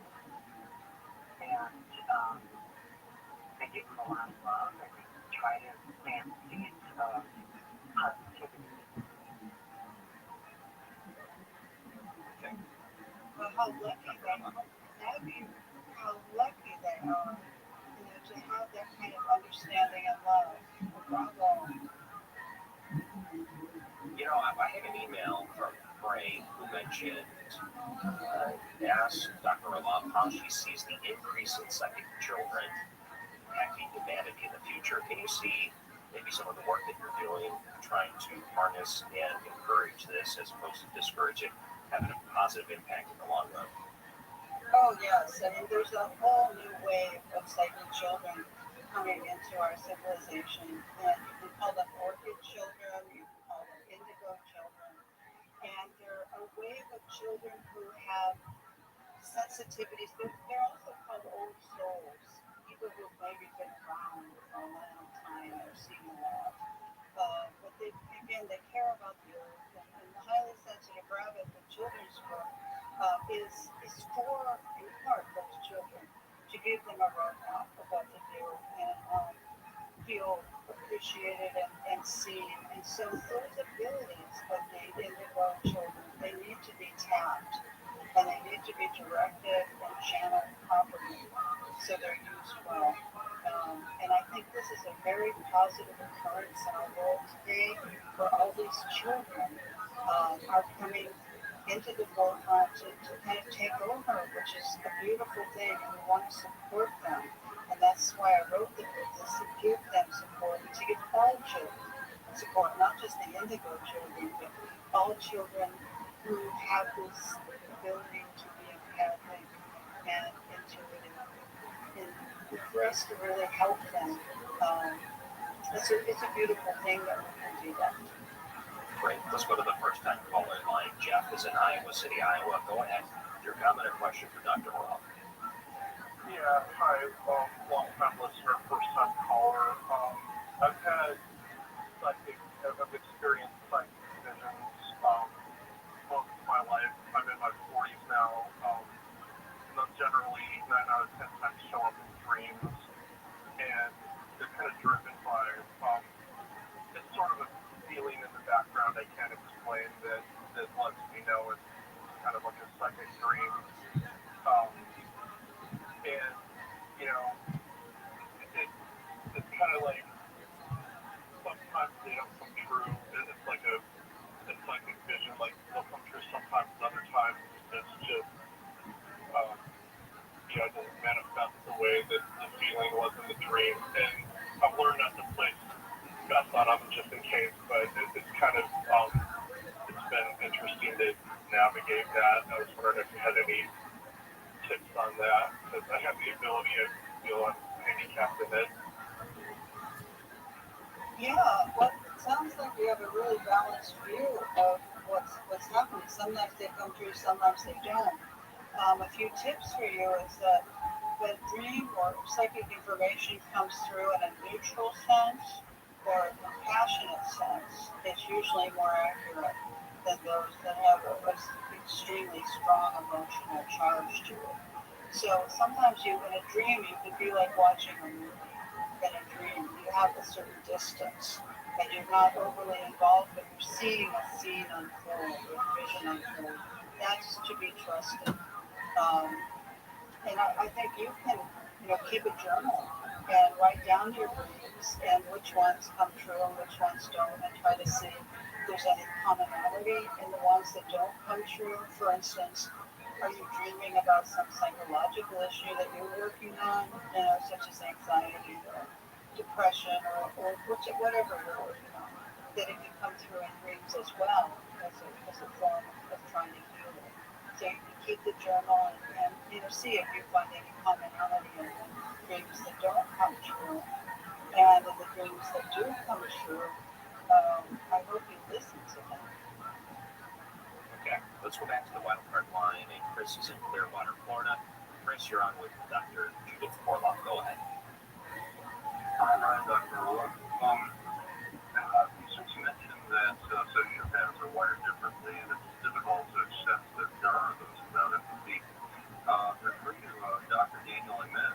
Yeah, like comment on him if you know him.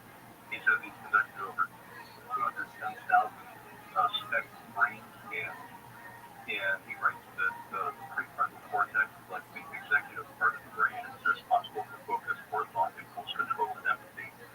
And in my experience, like growing up with a psychopathic brother, I started learning through intuition to identify for and with energization, visualization exercises, with pranayama, inviting in God's limitless, loving prana or chi, orgone, ether, Holy Spirit, can repel sociopaths until they start to respect power, stillness, um, yield strength as God's vital force, which initially is actually painful to them to fight. So we have had to avoid conflict because we don't want to so much as inconvenience anyone, because we are aware that whether for better or for worse, we can't predict how our actions will make others feel. And maybe we don't intuit what are the most productive actions to take.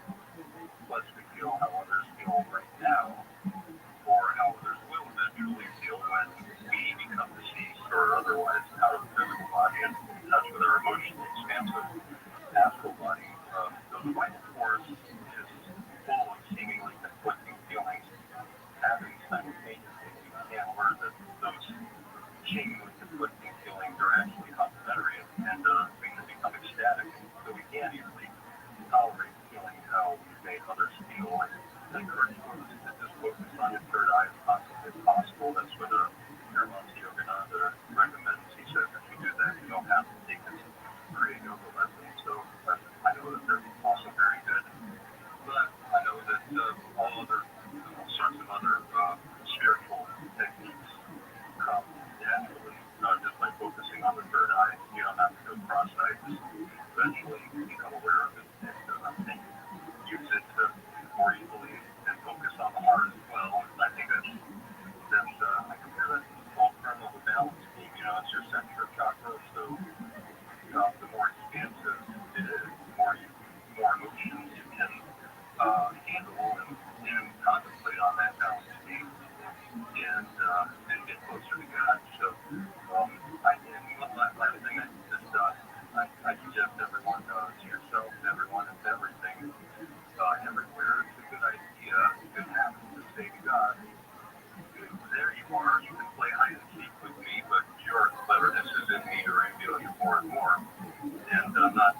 emotionally attached to the senses, crediting God does unite and enhance your senses in a more profound, intuitive the Okay. Thank you, and it does center you. You know what? All those different techniques that we've talked about are powerful techniques that do center you. And it's also good to just know the signs of a sociopath so you quickly identify them and you don't open your heart too much to them because they're not prepared to love you back. And so if you have all the tools that you discussed and you have some uh, tips for remembering this is a sociopath, right away you identify this so you're not going to make them your best friend. You're not going to make them your parent. You know, and realize that they have extreme limitations. Um, so thank you for sharing about them. Okay, let's go east of the Rockies with David Carmichael, California. David, you're on with Dr. Orlon. Go ahead. Just missed David. That's okay. Let's go back to the. We'll go to the wild card line in Boston, Massachusetts. Boston. Good to hear from you, Joe. You're on with Dr. Orlon. Go ahead. Ryan and Dr. Orloff, I'm flying. Doing hi to Nikki and John and Nikki in Texas. My friend Agnes and here's John, Wisconsin. I have cancer. I'm usually impaired. I wish I was pregnant. I come from a cool and abusive family. I've never been together. How do I get people to help me? I need to get treatment, but the hospital promised to let me stay at a hotel. They've been good social worker and I always ask Dr. Orloff to quit. And they changed their mind. If I don't get treatment for prostate cancer, I get take a limit my life. I cannot ride for over an hour in a car.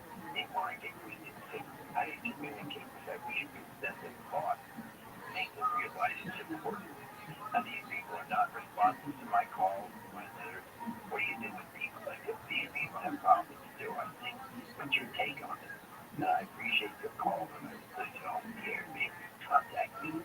I don't know, but I'll take your answer off here. Thank you, Brian, for taking my call. Okay. Dr. Orlon. I mean, I can't comment on the whole healthcare system, but it's important, you know, for you to be very clear when you communicate in a concise way and don't get into long conversations. You know, like by saying you have prostate cancer, you need treatment. They obviously, need to respond to that so that you can get the treatment that you need. And so you might want to find an advocate who make some of the calls for you because it's a windy system. And if you are meeting resistance, it's always good. The social worker, that's true. The story you told is always a good social worker place, right? I mean, that my heart goes out to you with that because that's happened so many of my patients at the VA. It's just very frustrating. But the bottom line is you need the treatment. You can get an advocate, a social worker, a friend, anybody else to call to help you navigate it so you can get your appointments and get your treatment done. That would be Great. So let's go back to, and we're going to try this, David west of the Rockies, Carmichael, California. David, you're on with Dr. Orlov. Good hand. And go ahead with your Yes. Yes, go ahead. Okay, perfect. We're good to go. Dr. Orloff, I have this experience. It's sometimes hard to cope with my day, but I have this experience where I'll give you, for example, and I'll give you a more drawn out one, but quickly, I'll have the experience of picking up the pen at the same time not picking it up. It's a little bit hard to manage my concept of time. There's nothing neurologically wrong that anyone knows of, but when on the extreme case, I would be sitting in a room with someone, and we would be I'd be like, you're gonna less work to do. And I would talk about like if they already have it, and they would be feeling like, I still have to have this girl, and I we had a conversation already, but they never told anyone, and it would be something that how long it's been secret. Look at this move. It's so hard. See this athleticism. Just one big gigantic moment. Yeah. Because we don't last. Yeah. You know, time's only Look important. at this move The mind fuck. on this athleticism. That's exactly it. The real mind fuck is that I know. you're dying. As soon as you're born, you're dying. Dude, I watched a fucking guy get killed by a bear today. Somebody put it up on the What? bulletin board. It was a trained bear. It was a trained bear. And the trained bear had been in movies before, man. And the fucking guy, Was he jump in and they had stuff? this bear in this pen, and they're training it, doing things. He just turns on this guy out of nowhere and rips his throat apart. And just tears at it and shakes him. That's why I never want to go up into space and look at the view of the past. Yeah, man. Pioneers. I want fucking Bears up there. Dude, I was watching that Sarah Palin, just the promos for that shit on Discovery or wherever it is, and that bitch is fishing next to grizzly bears, and I just want the grizzly bear to go, fuck you, I'm Union. I got Union during the Grizzly Man movie. Alright, it's your ass. I'm coming and just attack the fucking boat. And fucking, Very frightening. they're very fucking, they are powerful animals, man. They can rip a horse's fucking head off with his paw. I've talked about it too much over the past few weeks, and I talked about it yesterday on the Tom Green podcast, but there's a video you should see, folks. It's a bear eating a moose alive, and it's on the internet. You want to know how ruthless fucking nature is, man? They're fucking brutal. They don't even kill you, man. They just start eating. Yeah, they don't care. They Just hold you get down me and eat you. while you're still flaming. Oh, Jack. Yeah, kill me first. This No. video, though, the crazy thing is, this is a trained bear. This guy had raised this bear and trained it, and his I believe it was his cousin was in the rink with it, you know, as they were working with the bear, and the bear just, for whatever reason, just decided to attack him out of nowhere, unprovoked, just fucked him up, man. Good. You think so? Yes. Why are you fucking with a bear? It's a bear. Well, he's just Let trying to it make the some money. fucking go. That's what Let it the bear fucking, trainer. let it just chill. Somebody's gotta do, like, if you can have Go a to movie the where you have a guy wrestle a bear, someone's gotta train that fucking bear. We can't have a movie. CGI. Yeah. You know what? You ever see that movie? You ever see that movie Congo? Yes. Yeah, when they had those big crazy monkeys that were so obviously men with monkey suits. Yes. It was annoying, man. CGI has fixed all this. If it's Michael Clark Duncan wasn't working then? I mean, Whoa. How dare that's my favorite earthquake joke. you? How dare you, bro? Have you Neil Earthquake, the comedian Earthquake? What is that? He said that he went on an audition and saw for Planet of the Apes and saw Michael Clark Duncan in there, and he called his agent and just left. He said that motherfucker didn't need makeup. How rude. Is there I'm sorry, that's hilarious. Alright, There's I was earthquakes wrong. everywhere, man. I'm sorry. even in Guam there's Are you earthquakes? trying to get back to the Guam? Actually, do you know they're protected by the Mariana Trench, the lowest place on Earth? They're protected by it? How are you protected by the lowest spot on Earth? The immense cavern takes out a lot of the energy from the tsunami, how deep the water gets. Really? Yeah, so they are protected by a reef, and they're protected by the Mariana So Trench. they've never been jacked by a tsunami? No, they come, but they don't get the full width and breadth of it. You know, a lot of the energy is lost in the canyon. Is that trench where they recorded that insane biological sound? I know they call it the bloop. There's one crazy sound that they recorded that's so many times louder than anything they'd ever recorded that was biological under the water, and they know it's biological. They don't know what it was. It's like mayhem Oh, underwater. dude. Screaming Miller times two. Man, that guy he's a little much, right, baby? Yeah, man. I love that guy. I met him at this The full podcast. spectrum, bro. That's the full Serious. spectrum. That guy is a killer. Yeah, he's I look awesome. in his eyes and I'm like, yeah, that's a guy I want to fuck with. Like, he would love to hurt me. Well, Like, it'd be just a he goof. enjoys fighting. Yeah, He enjoys it. He's fucking good at it. He likes it. That's what he's supposed to be doing. yeah. You know, there's a broad spectrum of human beings. Yeah, man. I totally agree. Everybody's supposed to be doing their thing, you know? Yeah, man. Sometimes people find their thing and it matches up with their personality, and sometimes they just Yeah, fight can it. you imagine if he and didn't they get go into postal. Can you imagine if he just didn't get into fighting and instead he was like, I'm just gonna work at Toys R Us. And like you're just like, oh, I'm It's sorry. fucking fallen day waiting to happen. That would be a problem. Fallen day waiting to happen. Yeah, that would be a fucking problem. Like, I'm always nervous around Eddie Bravo late at night. Why? Have you seen him drunk?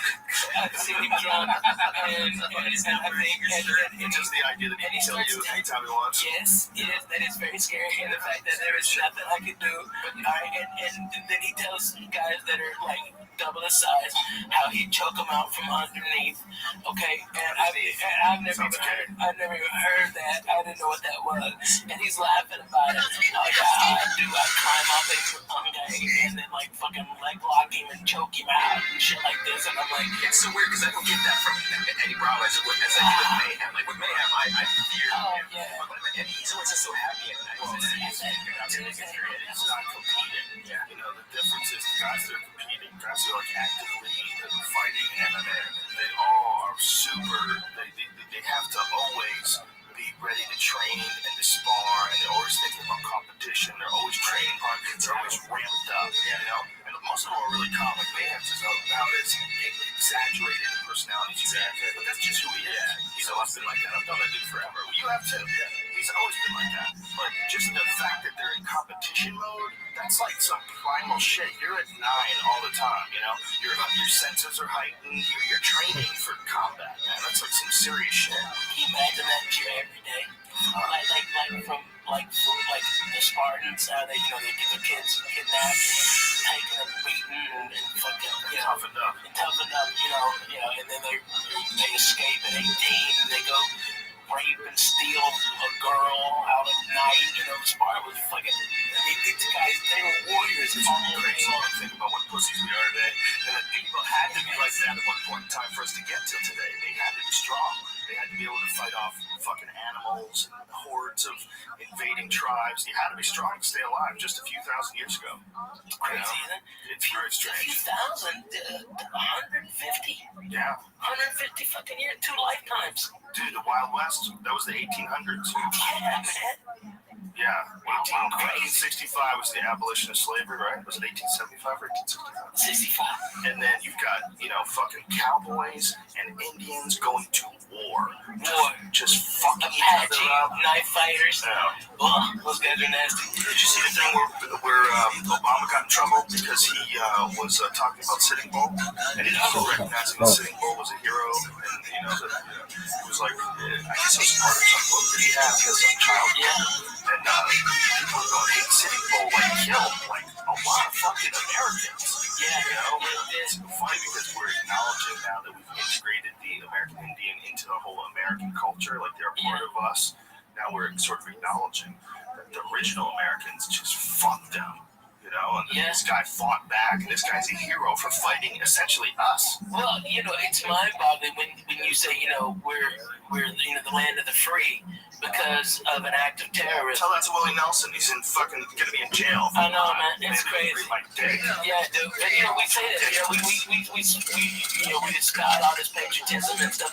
And if you go to the Boston Tea Party, which is dum-dums, Republicans that are mad and we have a black guy who's saying, we're Tea Partyists, okay? This is the move. Talking about a terrorist act.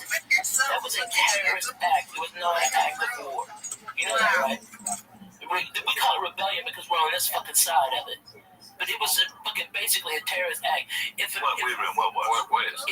white guys today dressed up as Arabs, okay, and attacked a private company and destroyed property, we'd call it a terrorist act. Okay. All right, and that's exactly what we did. Right. Okay, it's terrorist act. Yeah, I know what you mean. And that's how we bore our nation. And the same thing that, we accuse Afghanistan of being a terrorist because they want to kill us, or they killed this many and they don't want to be under our fucking rule. Out there, we'd be an empire, like the fucking British were to us. Well, we're a lot crazier than that. We're more crazy than any empire ever. We have military presence in over 100 countries. Yeah. You know what that means? Yeah. We've got guns all over the world and jets and American soldiers ready to go. At any time. What's up? Dude's ready to go. Strategically placed in all sorts of areas so they can get jets to them in time. Are you nervous about this fucking North Korea guy? No, not at all. No, I wants to just die. want better trade agreements and they don't have any food. But he's about to die. He's already named his successor. No, it's gonna happen. But look at his son now. His son's ready to jump in. Like he looks like he's a nice young guy that plays StarCraft. He's like, finally, Dad's gone. I can play StarCraft with all my friends. Yeah, right. I was waiting till that. They put StarCraft. It's not as fun. Once you have nuclear weapons, you can use. I'm telling you, man. They bombed the fuck out of that island. They What happened? They attacked the island, right? Yeah, they shelled the shit out of it for hours. They flattened it. Really? Who was on the island? Who was on the island? They South Koreans, yes, they killed thousands supposedly. Really? Yes, they blew up a fucking island. You number 7. 7 people in. This is a retarded conversation. We should go Google. Yeah, and they killed 47 South Korean sailors. They downed the fucking ship and said they didn't. Motherfucker, we got you on tape, bitch. What happened? They fucking blew up a battleship. Not a battleship. It's like a trawler of the South Korean Navy. They blew it up. Killed 47 sailors. That's an act of war. 2 dudes died. 2 dudes. On the Shelly? They both died of AIDS. They both had the head. They were like, I'll see something. There's no theme to our conversation. It's numbers. I think we need to leave out numbers until we know these bitches. It's 2 people died, bro. 2. Those humans. And the Shelly? That's it? That's it. Oh my god. But what about the 47 sailors? That's still people that fucking died, man. That ain't crazy. The guy's killing people. Yeah, he's killing people, and it looks like they're breaking the war. Checked. Well, maybe you're right, man. Maybe he's so fucked up he is gonna try to actually go out with a bang. I think he's fucking crazy, dude. You never know, man. Don't underestimate cuckoo. You gotta be pretty crazy to want to be some sort of a leader like that, a leader of a country, a leader of a cult, leader of anything. To be that arrogant that you should be the main person, it means really just playing up on a flaw in human nature. The flaw is the necessity of the alpha, where we're always looking to the one person that we really led by. That's how all tribes of animals deal with it. Yeah. Tribes of wolves do it, tribes of monkeys do it, and tribes of humans do it. We need one person, even that one person isn't qualified, as long as there's one person in that position. That's why, this whole Sarah Palin thing is possible. You don't have to be qualified. You just have to be in the position. This fucking guy isn't qualified to be the president of North Korea. You tell me other North Korean people haven't said, listen, I'm a lot more reasonable. I could get shit done with other countries. Yeah, we could have like meat and food like that. And yo, there he is. How you living, pimp? You slanging dick like it's going out of style, son? Sure, what's up? Kicking ass, taking names, wink. Every day's a holiday, every meal's a feast. What's good in your neck of the woods, my friend? Nothing much. I just been smoking along and doing different things. Playing Oblivion, Remaster. What's on your agenda for today? Not much. I'm gonna be not much. Probably smoking, doing stuff like that. Man, when I grow up, I want to be you.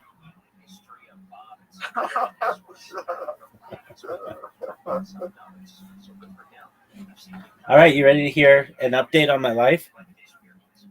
Yeah. I have fully automated, it seems, to a very good extent, 3 very powerful Xbots. Every day that you come in here, I want you to check and see how many people have joined the server. Within the last, 96 hours or so, I've gotten 30 people to join the server, which is really good, dude. Have you ever had to get people to join a server? No, I'm sure it's difficult. Dude, it's so fucking hard because it's not even like, hey, let's be Facebook friends or something. It's like, I need you to go on this niche social media platform and accept an invitation, and there's only a limited amount of them that you can be in. So basically, you have to be more popular than other people's platforms or servers, or else they leave yours. It's incredibly difficult. Yeah. But I've gotten a good amount of people in here, over 2,000. It's taken me a year, but that's good. So what's new with Oblivion? I am a white guy. I am an Imperial. I am focusing on a little bit of everything. Archery, magic, hand, melee, or whatever you fucking want to call it. And I am in the Dark Brotherhood. Are there any topless chicks in that game? Unless you wanted to. Okay, that's tight. So no, there's not. But you could mod. You could think. I think that might be the only mod. The only mod I've ever seen for it so far was that. All right. Did you know that it's 246 days until Grand Theft Auto launches? Is that 7 or 6? Dog. It's Grand Theft Auto 6. 7 won't be out for like Oh, yeah. a decade. I'm not a big fan anymore. But yeah, I think that's cool. Why aren't you a big fan anymore, pimp? I'll probably end up joining and You'll probably end up what? quarantining, playing it. So, but we'll see. We'll see. All right, I've gotcha. So aside from masturbating furiously and playing Oblivion and smoking weed, what are your other plans for today? What am I other what? Plans for today. Uh, That's the agenda. not many. That's the agenda all day, every day, isn't it? Yeah, it is. I know you very well, Wink. I Sure, yeah. I know your likes, your hobbies, what your passions are. I just named the top 3. You did. Yeah. All right. So, are you now going to? Well, first, how are you always awake so fucking early? This is my time recently. You're in the United States? Yeah. Man, you get up fucking early as shit. I mean, technically, I got up at 11, and 11 p.m.? yeah, Oh, so your hours are all fucked Yeah. up. exactly. All right. Do you watch professional football? No. No, Why not? I'd rather watch Marvin's Mysteries. What the fuck is that? It's my favorite cartoon, dude. All right. Is it regarding Marvin the Martian? No, it's not actually. It's about a Canadian guy. What are your I like it. Marvin's Mysteries. What are your- Marvin's Mysteries. What are your thoughts on Marvin the Martian? Go. Not much. I'm not. Who knows the planet he's from? I don't know. If Marvin the Martian wanted to be your roommate, would you allow him to be? No. Why?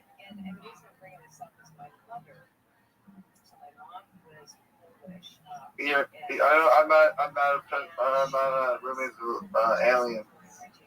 Do you know from where Marvin the Martian is? No. Mars, dog.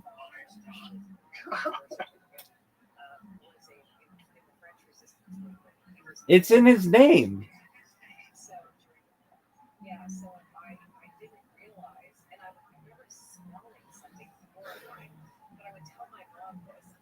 How did you not know that? I don't know. That's a good point. Excellent. Excellent. All right. Would you live with Bugs Bunny if Bugs Bunny were homeless? Huh? Wait, start over. What is that?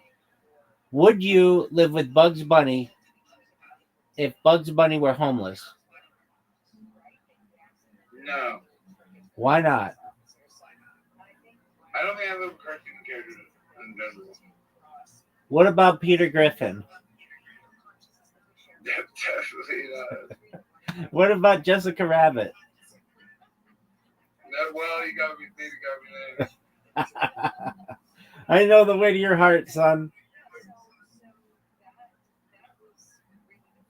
All right. If you had to live with either Peter Griffin or Homer Simpson, who would you choose? Neither, dude. No, you have to. No. How would you answer it? I think Homer Simpson probably does less, but he'd be calmer. Peter would always be like doing shit, and that would cause a lot of trauma. So I think I'd get along with Peter more, but I'd probably just want to be his friend and not want to live with him. All right. Fuck, marry, kill. Lois Griffin, No, I don't want to. Marge Simpson, and Jessica Rabbit. Go. I'm just about to smoke. I'm about to smoke. I asked you a very important question, Wink. The people of the world want to know the answer. Fuck, marry, kill. No, I'm not answering. You must. No, I mustn't. All right, then I'll give you another question. If you had to employ Peter Griffin, Homer Simpson, or Marvin the Martian, which one would you choose?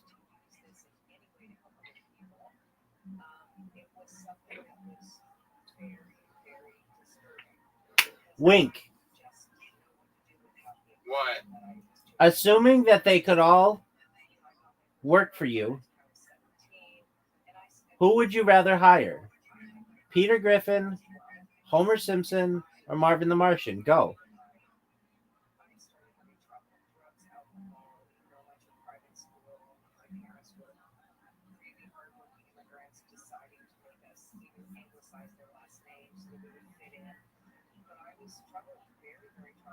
Are you thinking about your answer?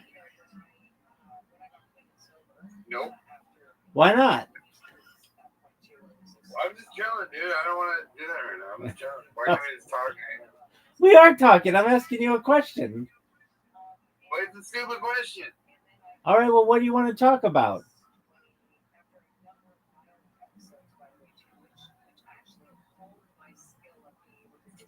Let's talk about one of the things that you originally said you talked about when I first got to the server, like green hydroponics or fucking radioactive nuclear fusion, whatever. All right, do you know who Bob Lazar is, the former S4 engineer? I do. Amazing. What are your thoughts on him? I think he's pretty consistent. His answers. I think he seems like he's telling the truth. Yeah, Wink, you're exactly right, man. I agree. I think he's a fucking American hero. I saw the the 80s video of him in the car. That was interesting. Like he's like trying to get his story out. Yeah, dog. Where he has the jet-powered Honda.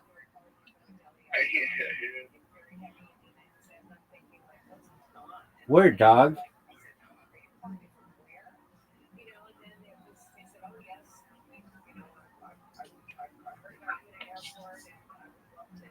All right, so let's ask this. If you were the manager of a fast food restaurant, would you hire Bob Lazar if he needed a job? Yes. Excellent. Would you ask him all the questions that you could? One moment.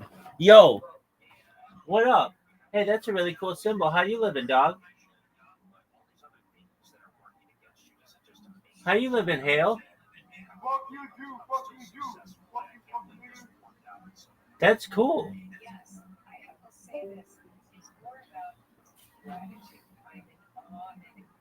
How'd you like that, Wink? Oh, that was nice.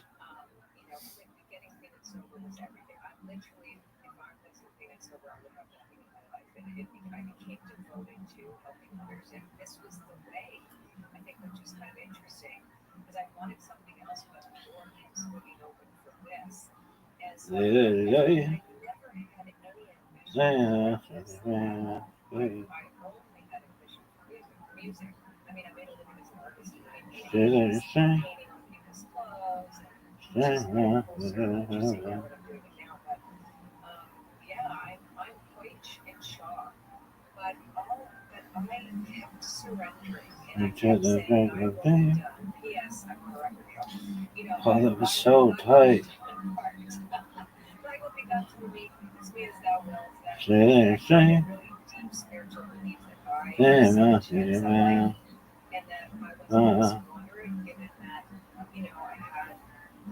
is, I think I should. So when I think about just the but I do also believe that I had to have the will to walk through the doors when they opened. And because it isn't just, oh, the magic fairy dust came and touched me on the head and look at what I got. You have to have a level of action, and a willingness to change. Like this is all about transformation, which is where my career ended up. That's the Oracle School is a personal transformation experience. It's not about teaching people how to work the Oracle cards. It's using the Oracle cards as a personal transformation tool, right? So how do we see ourselves reflected accurately in the world when we're sitting in the center of chaos, like especially now? So yeah, I look at the whole journey and go, wow.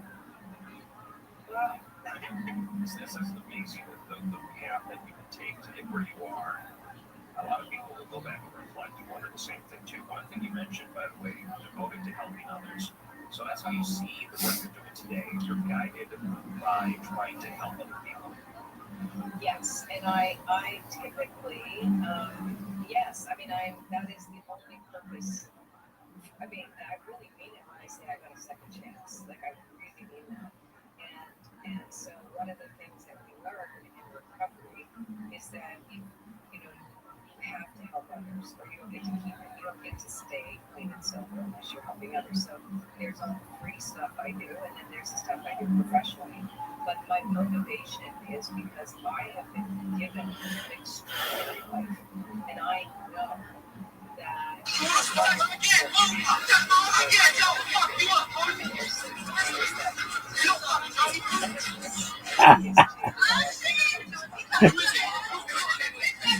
Ah, ah, ah.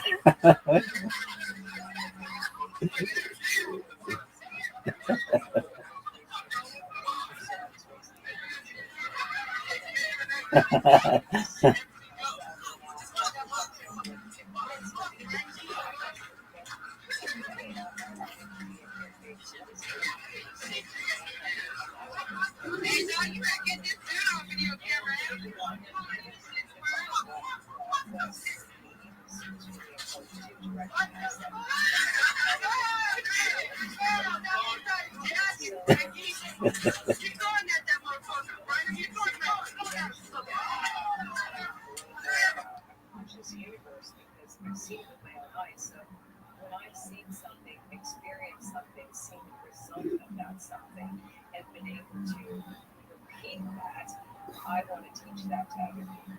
And that is what has motivated me. I know it's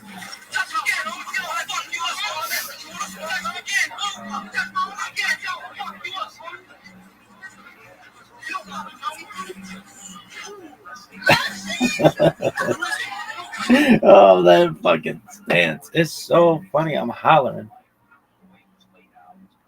All right, kid. Do you think you're taking an L this week? If we win Betsano, we're going to win the whole thing. Of anybody's team that I have had fear, of which I had fear, it was Yo-Yo.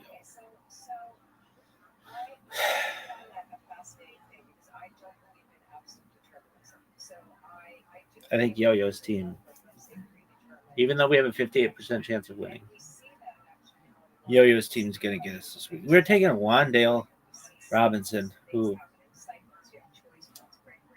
I don't know why I made that decision.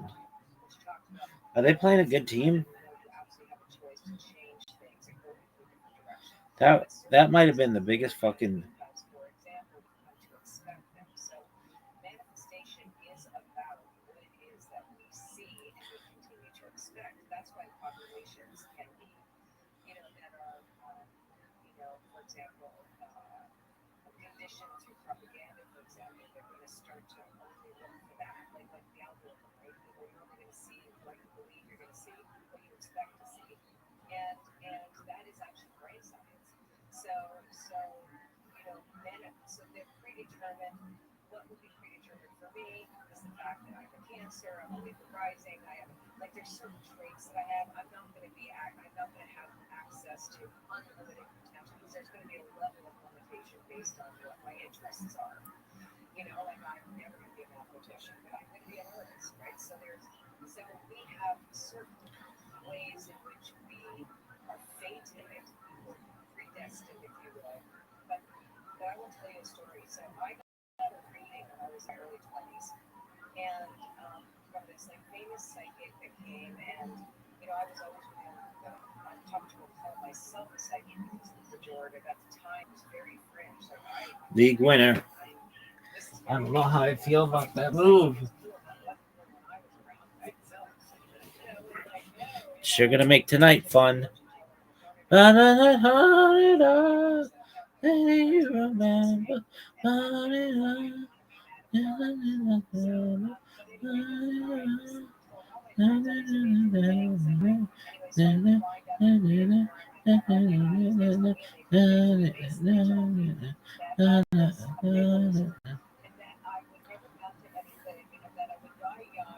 Look at this athleticism. Look at this move. And he told me very accurate things about my past, like my parents. My dad was 20 years older. My mom has said that.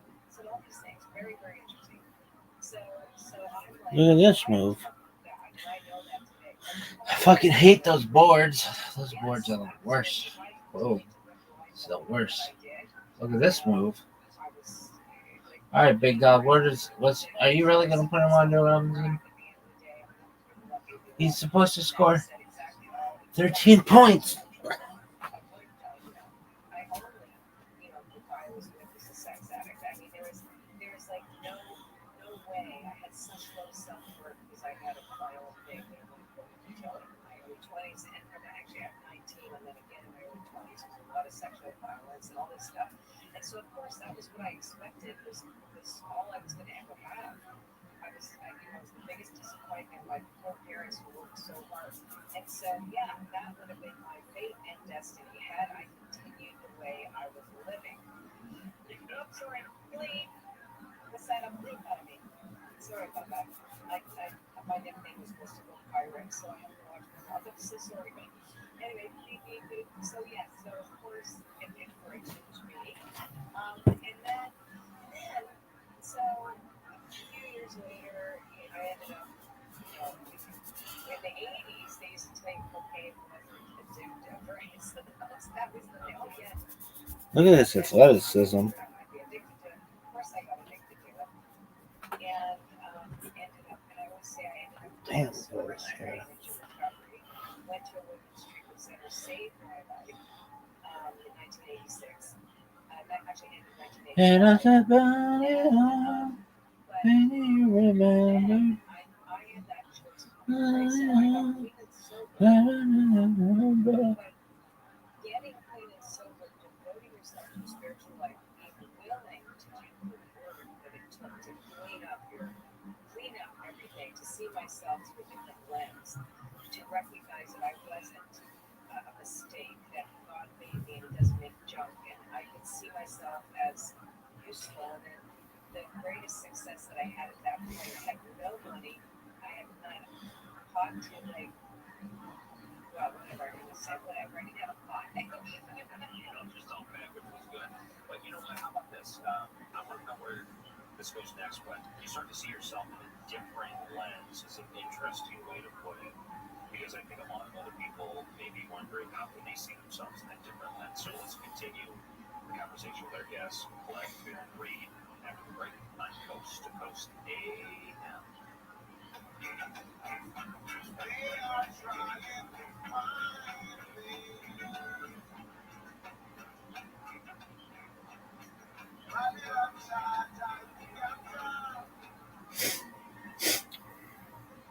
iHeartRadio brings you Global Citizen Festival 2025 from New York City at Central Park's Great Lawn. Live performances from The Weeknd, Shakira, Tyra, Iron Star, Mariah the Scientist, Camilo, and many more, all hosted by Hugh Jackman. Join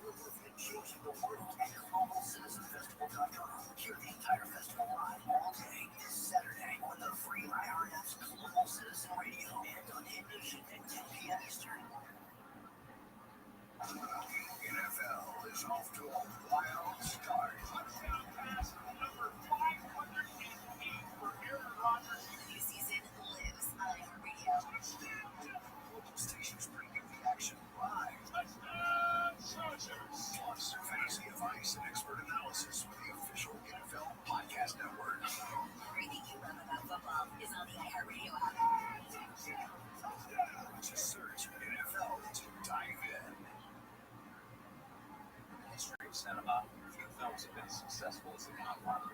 Francis Ford Coppola's gangster epic set a new standard, not just for movies about the mafia, but for movies in general. Although, if you talk to the people who made it, Godfather's prospects for success were far from sure. In fact, before its release, they were pretty bleak. And they said, we're finished, this is over. Clearly it's not going to work. Try to get rid of those guys. It's just that. Leave the gun, take the cannoli. My co-host Marcio and I strip back the varnish of movie history and talk to never-before-heard-from sources to get at what really made the process so arduous. Leave the gun, take the cannoli is based on my co-host Mark's best-selling book of the same title. And on this show, we call upon his years of research to help unpack the story behind the Godfather's birth from start to finish. We sift through innumerable accounts, many of them conflicting, and try to get to the truth of what really happened. Leave the gun, take the cannoli features new and archival interviews. Francis Ford Coppola, Yes, that was a real question. Robert Evans, Godfather's Godfather. James Caan, To me, it's a couple of best successful like that. Boy, you walking right around the block. Al Ruddy, Lots of night got a call from these Italian guys. There was a lot of trouble. Talia Shire, Everything was a very arduous chess game. and many others. We still aren't entirely sure what's true and what's not, but we can promise that our 10-part series gives Abdallah. a chance to tell their side of the story. Listen and subscribe to Leave the Gun, Take the Cannoli. Listen on America's #1 podcast network, iHeart. The free iHeart app. Listen now. iHeart is America's #1 podcast network. Open the free iHeart app and explore podcasts like this. September 1979. Virginia's top prison band, Edge of Daybreak. Look at this move. Oh, you don't want to hear me say Havdalah, you little bitches? Listen to this Shinoi. Shinoi, why the fuck knows what day it is? I'm the biggest pimp of all time. West Side. Extremely long felon sentences. Each had grown up under segregation, only to get caught up in America's prison during their 20s. I'm Jamie Beatrice, music and culture editor. For the past 5 years, I've been talking to the band's 3 surviving members, Jamal Jahanubi, Neil Cade, and Harry Cupcake Cole. This way, we of the state legal system. They would come in and stand around the wall and sweat just like it would all of us, just to hear us play. They're out of prison now and in their sentence. Their past behind them. But they also have some unfinished business. And in that way, the house of love was supposed to be followed up with another half. They never got that opportunity, but they never stopped dreaming of it.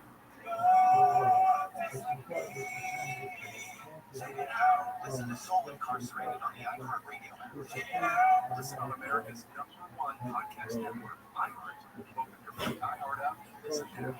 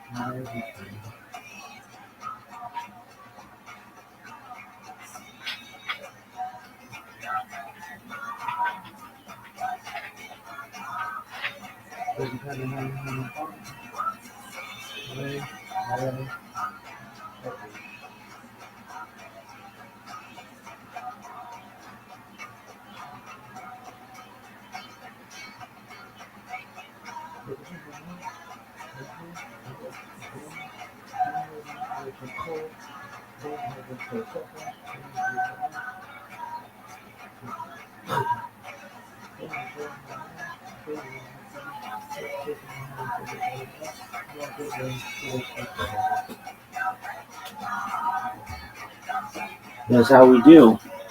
What up, what up? Yo, what up, David? How you living, pimp? David, can you hear me? Hope you're having a wonderful day, David.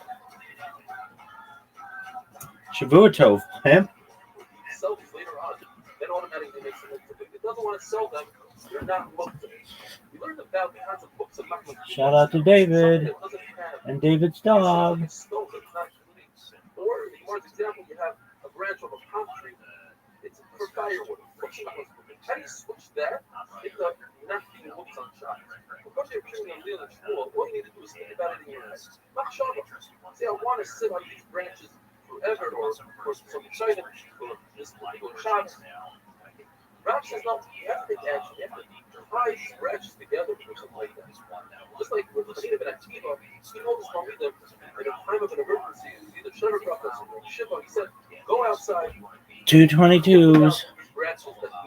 2022. But in a typical day, without an emergency, you have to take action. Rav says, you don't have to take action, you have to sit on that branch. You sit on it, then you show that you want to use it for non-muktzah purposes. It's actually a price that says if you have cotton or wool, they want to put on wool, so you need to dunk it in some oil and tie to your hand in order to go out with it on Shabbos, not be later and it's up. However, if you use it in that fashion for Shabbos, that's how you want to use it, it's a longer muktzah. Same thing would happen if you have straw. Straw is muktzah because they used it for building materials. So if it's on your bed, you're not going to smooth it out because they're muktzah. You smooth it out with the rest of your body, not with your bed. However, if you used it for Shabbos, you lay down on the bed, so you showed I want to use it for a bed, or it's designated for the animal feed, then it's not muktzah anymore. If you take, let's say, a bucket of sand is muktzah. You bring it to your house, you want to use it for cover, spit, or whatever you have in your house. Those days, the floors weren't made out of concrete or tiles, it was just dirt. If you designate a special spot for the dirt, it's not muktzah. Otherwise, it's bundled in the floor, and it's muktzah. It's very possibly, the Gemara says, the Rabbanan agree in dirt, because dirt can't take action, you can't hide dirt, you can't change the composition of the dirt, and therefore maybe they agree that in dirt, you don't need to take action. When it comes to shining silver, the Gemara says shining steel shines, but you cannot shine silver with harder, with some sort of something that takes off a layer of the silver. But you would say that you could use sand and nether, which some translate as alum. The problem is that there's another verse that says you cannot shine your silver with nether and sand. So what do we do? So these three explanations of the Gemara. Either this book is like something that's like sand, like nether and sand, which you can't take action, so action doesn't work. And therefore, either it's not muktzah, or it is muktzah, you have to take action. That's the place between two prices. Or, the question is, he's not intending to remove a layer of silver, but it might happen as he's polishing silver. And that's the point. One price in the whole display, you go to the Rishon. The problem is, if you go from the Rishon, it also says in the price that you shouldn't wash your hair with it as shampoo. From the Rishon, you could wash your hair with shampoo. It even says that the Nazir is not allowed to cut his hair. He's allowed to use sand and nether for shampoo, even though it might remove some of the hair. So another shot is that it goes one from you that says Lakshin Skavin Asur. It's actually my place in the field. So technical thing does this. How are you? This part it doesn't remove a layer of silver, or it doesn't remove a layer of silver. What's good, son? It also says in the Seifa that you may wash your face.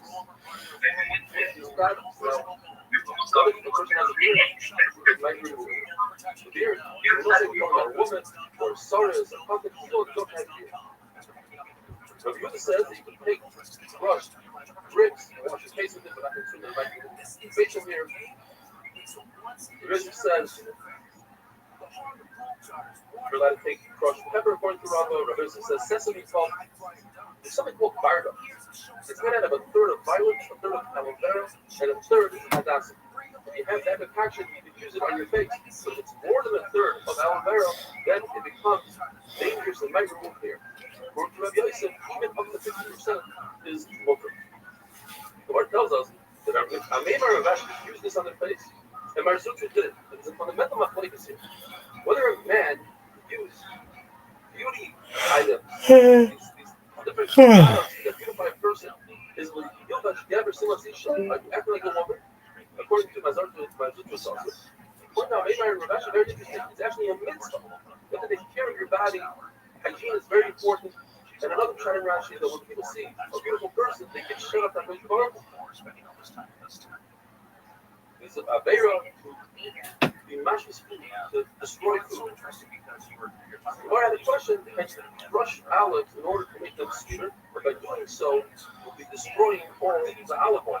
When it comes to bread, the Gemara says bread doesn't become disgusting. So you do all sorts of different actions with it. You can clean stuff with it, whatever. At the end of the day, you can eat the bread. It doesn't become moles.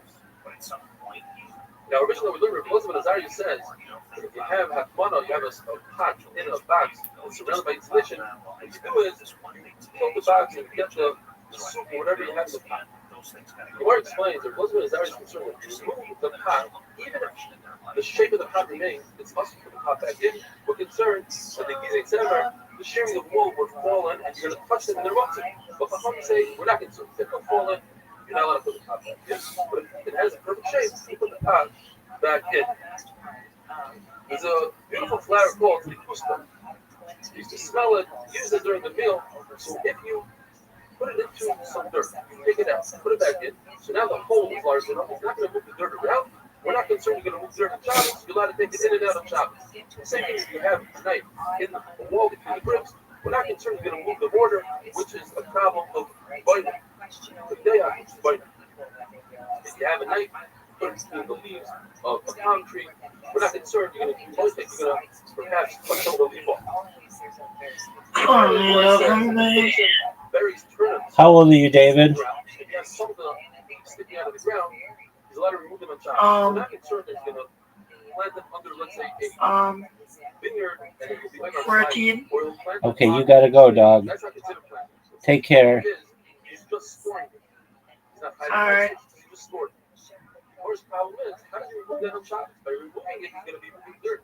You see that moving dirt is not the issue like the Gemara told before. The Gemara remains in a question and a wonderful in spite of all the chaos that's around you, then you have to be able to recognize that both and right, this and that will be true. And so I really believe that that if you are in that place where you're saying the direction doesn't come from somebody else, the direction comes from this deep well of divinity within you that knows that there is something for you. And if you can tune into that, which is about self-discipline, it's about meditation, it's about your nervous system in alignment, which of course is very difficult these days, especially when we're conditioned to be constantly afraid. So it's skipping, it's kind of saying, okay, in spite of all of this, I have to do this. And it finds you, it's not something you have to go looking for. I think this is, you know, we've been taught in the way of reverse. life. You have a factory, you validate it That the goal. setting, I'm going to go over there, so I'm going to Once ready, your place is not but your life is insulated. yes, I'm still calling everybody to be in today about some tiny little concrete. And the finish is that you can place that's a race. Place coordinate yourself. Anyway, so you Nevertheless, say, ready, okay, what accepted, would be next? And like me, I would, I was like, okay, show me how to serve. Because it really is about service. And when it becomes service, and you are happiest.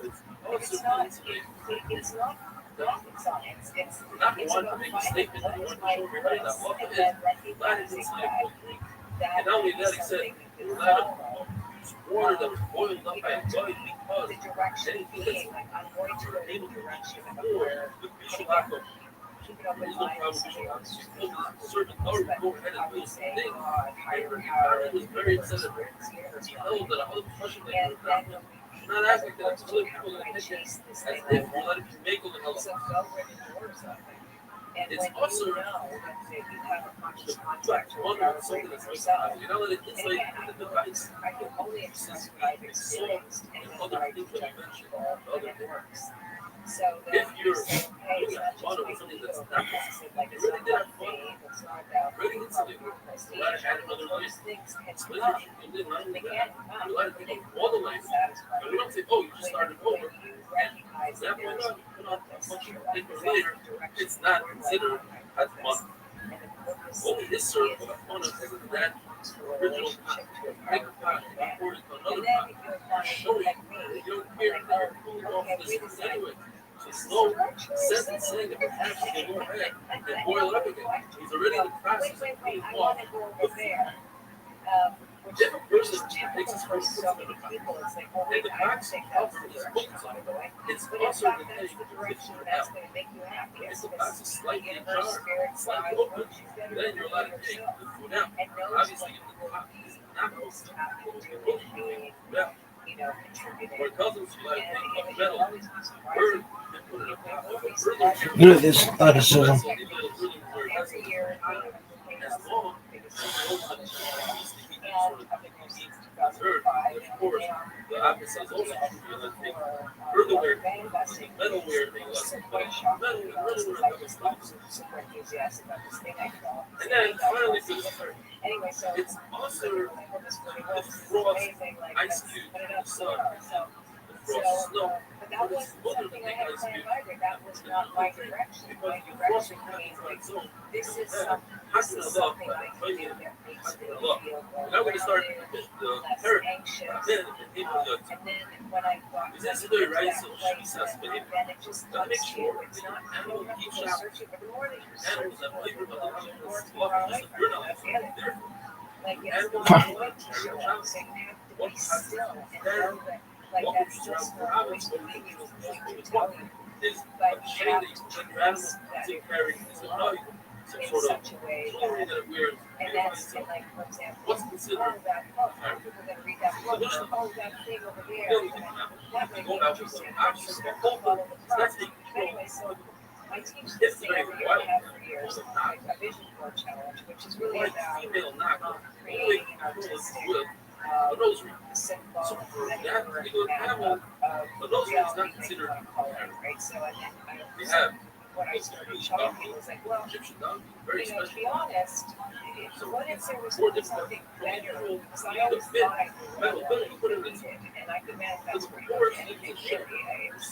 It's not that hard, but is that what is best for you? So it's like, how do I change what's here for me? So I started doing this extra thing, like this big board, and I get these big circles, and I show people how to handle it. That's enough. Now, surprise me. Like put these big stories lately. and go around and round and say, okay, you're really good for me. Send money to a very distant place.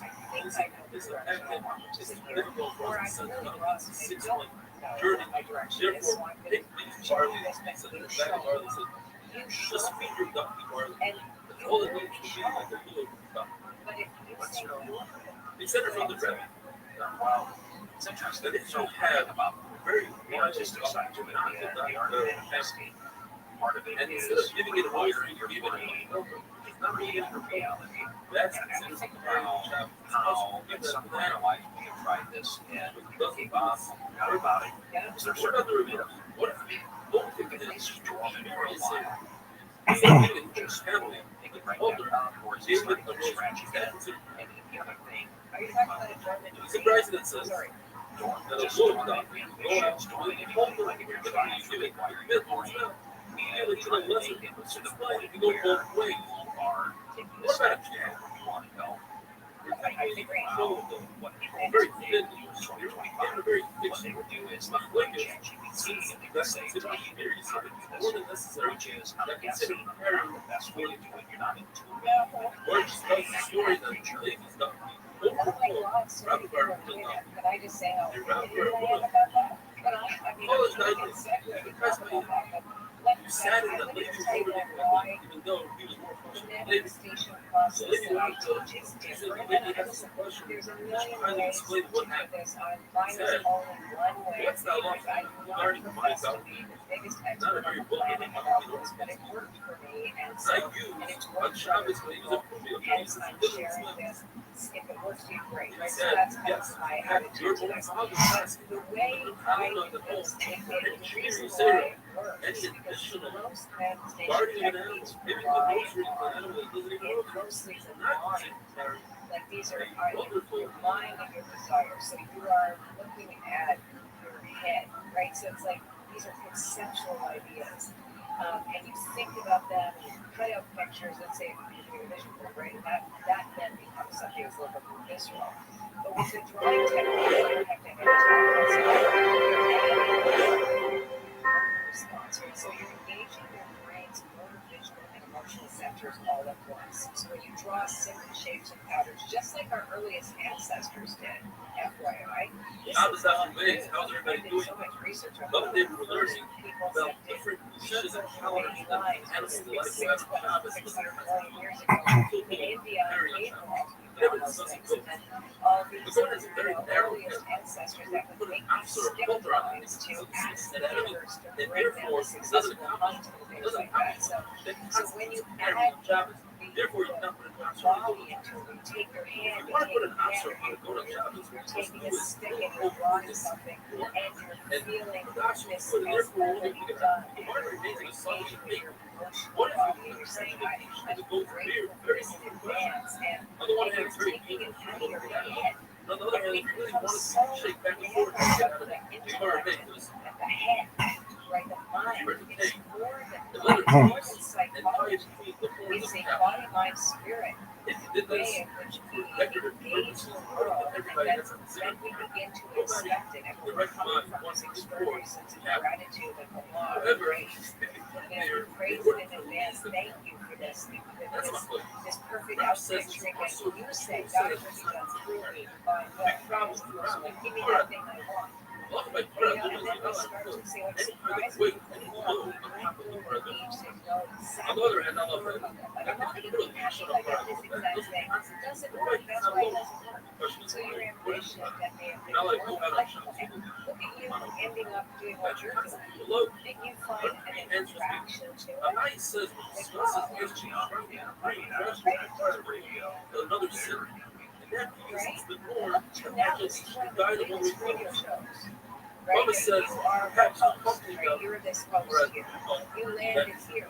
That tells you what this is. You're grateful, right? Aren't you grateful for what? And extra level of grateful in a way to Drive ambition. or Ambition. crazy kind of Trying to do as much as you possibly can in their position to advance. I think this sounds go hand in hand. Yeah, and the thing that prevents people, I think, from finding a direction is their apathy. Everything conditioned to be afraid all the time. I think, without going into too much detail about this, but there's no way you can't see that. Especially in social media, there's propaganda everywhere to polarize people. There's this whole sense of feeling unsafe in the world where you're taught that you're unsafe, but you're going to follow an instinct rather than intuition, and you're going to start to protect the rest of the world, and you're going to start to expect to see those things like the reticular activating system of your brain is going to dish that out for you before you reverse something, before you can see it. So people, for example, Look at this. Look at this. I'm impressed. Let's say people are expecting to be a partner, and that is true. They have to say, you know what, God's going to give me something better, and I'm going to believe it with all my heart and soul that this is not supposed to land for me. And I Unprecedented. That's what it says.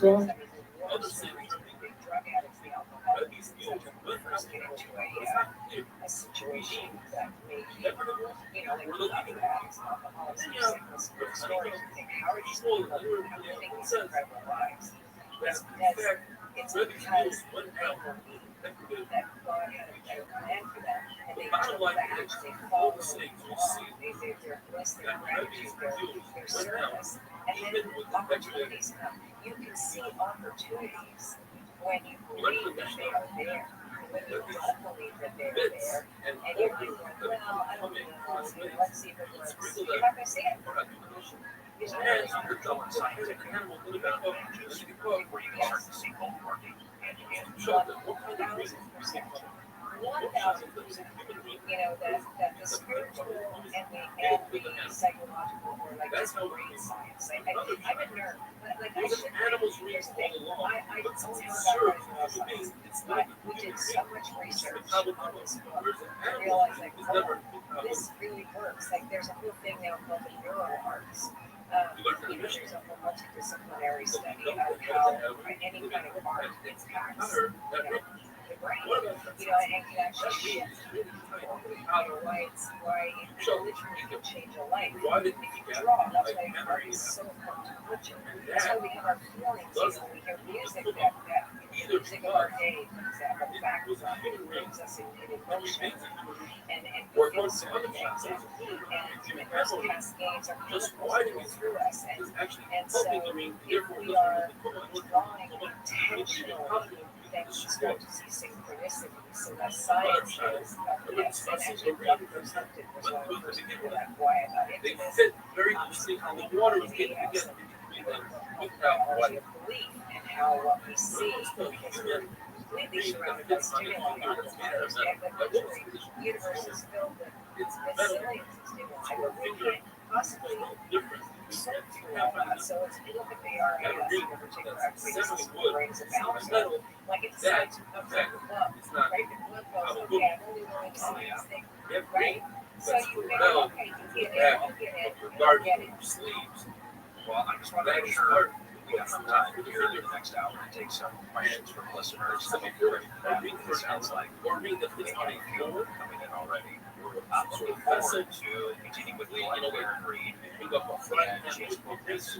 And also, the Art of Manifesting is a new one, along with other very popular books. Find her online, glennfairley.com. We'll continue our conversation further, and we'll get to your questions in the next hour. What do you want to know? When it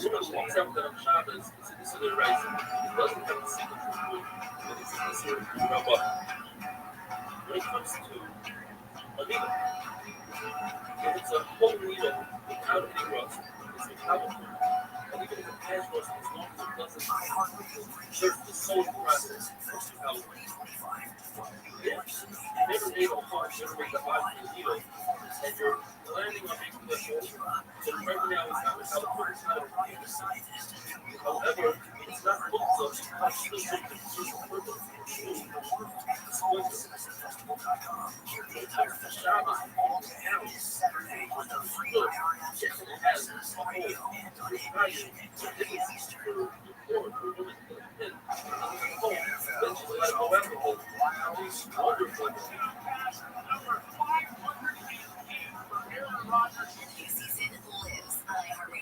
Look at his body.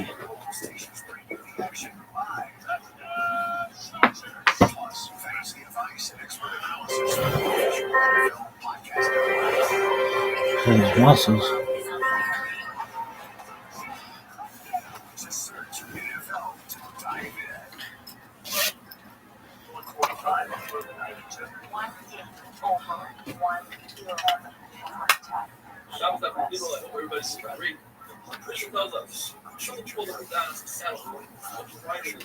Break it down to 9 and make one check and shine up on this stuff. It's about Allah and you have to film it.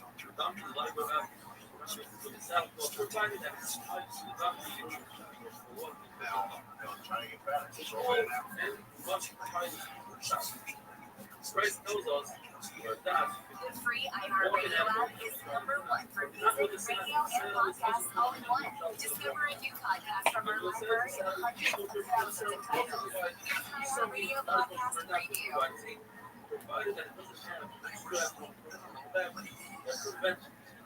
The sound before that looks like you are trying to get ready to carry a load. A saddle is also the biggest of the animal. Break it down to 9 and make one check and shine up on this stuff. It's about Allah and you have to film it.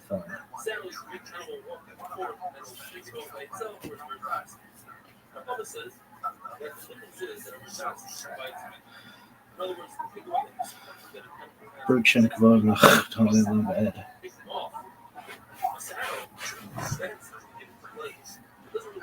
Shema Yisrael Adonai Eloheinu Adonai Echad.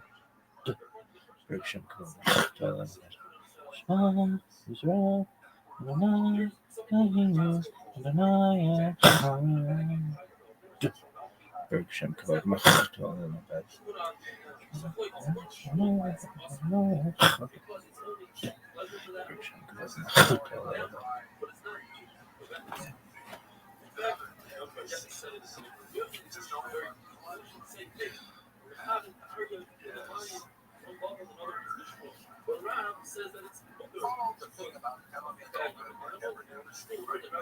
Listen and follow this podcast for free on the iHeartRadio app. Number one for music, radio, and podcasts, all in one app.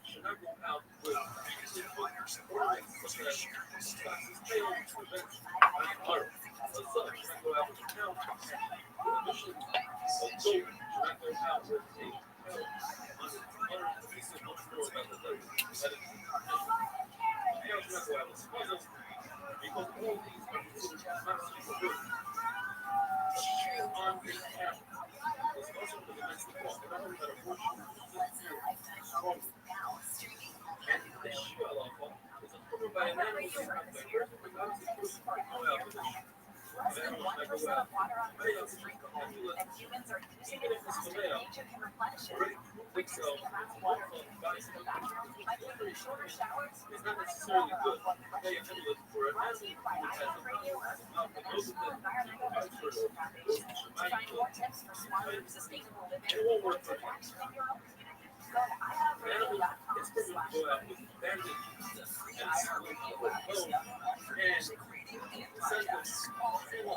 Discover a new podcast from our library of over 350,000 titles. Here's an iHeartRadio podcast preview.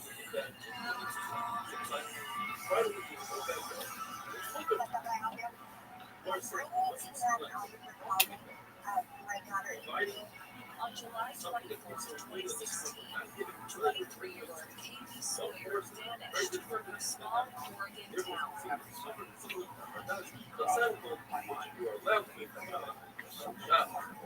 But the story of who took her and how takes wild twists and turns.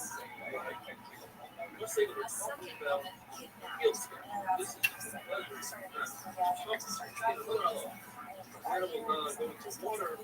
dramatic carjacking. A high-speed police chase and a murderous disturbing urge to kill.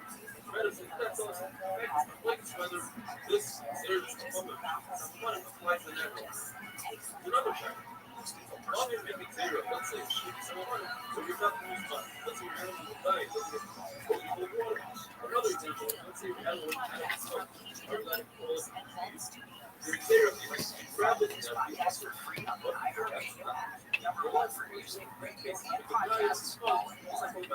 Find your iHeartRadio everywhere. There are hundreds of ways to experience iHeartRadio at home and on the go, on the iPhone and Android app and at iHeartRadio.com. Here's another way to connect to iHeartRadio. Android Auto. Our Android app comes alive in your car's dashboard with a seamless way to play your favorite music, radio stations, and podcasts. Developed with driver safety in mind, the Android Auto app interface is built for simple navigation and to limit driver distraction. While making sure you can still access all your favorite content from iHeartRadio. No need to download another app. Just plug or pair your Android phone to your dash. And Android Auto is available for vehicle, iHeartRadio, signal, iHeartRadio. Everywhere you want to listen, including in your car. Android Automotive. Check it out for free now. iHeartRadio. Anywhere you want to listen, iHeartRadio's there. iHeart is America's number one podcast network. Open the free iHeart app and explore podcasts like this. One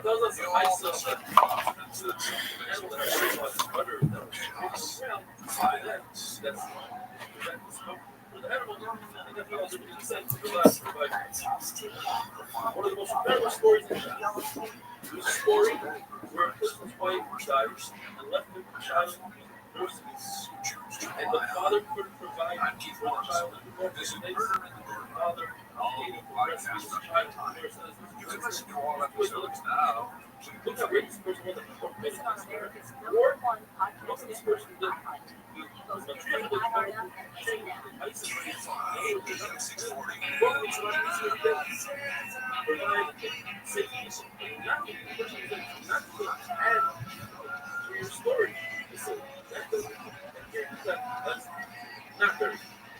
Another incredible story. One for another today. Was a person married a woman and never realized the food that she had was enough. So I said, look at the solution. I want to ask you questions. That's a terrible woman. And especially her kid, I remember like, what kind of woman she was. He never looked her in the way, and he noticed that this is her. And she said, so far, I was having a good upside is that it's protect his heart from the wolves. The wolves will protect the heart. Go after the enemies who stick them all up in the sky and can let the wolves sleep. Another time was that is high up exactly so they don't think. Similarly, the opposite is results. And that's the part of female high up so they don't think. They have to make this wonderful.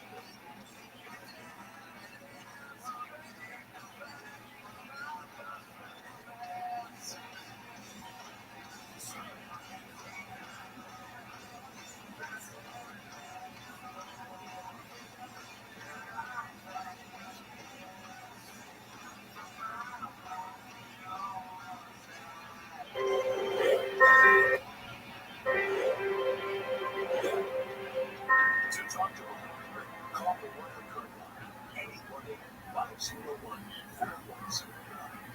Without stopping dollar, because this stuff is an average really to what is not permitted. The intervention is ignorance. It means that you grab the seal of downward with the veil drawer, free from extension of not producing, not having tear life, not having fever.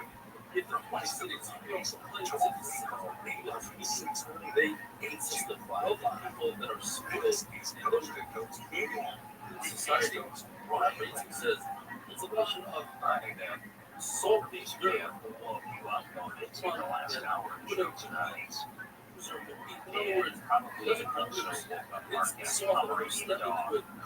Sick will take your calls and questions this hour. She says, if you go out, put on these speakers. It's coming out here just this week. It'll be interesting to watch you learn as best things. Perfectly right practice to rewire your brain. Yesterday, reality. We're just a few days away from that. Coming up, others, Spirit right now, was the orange and a couple of other books. Round our first year, you can listen to our conversations here. If you're trying to try this rewiring your brain and maybe keeping yourself back on track, or the people says like you don't see to answer matters about your life. It's maybe if you hop on the line now, please make your call. Like, enjoy hearing your questions. What's there coming up? Right up under Coast to Coast AM. But since people don't like thinking, therefore the boys are different. I'm sorry, the difference is that if you're in a place that they never tried to happen to look at, only try out one, then nobody's going to make a mistake. Never had.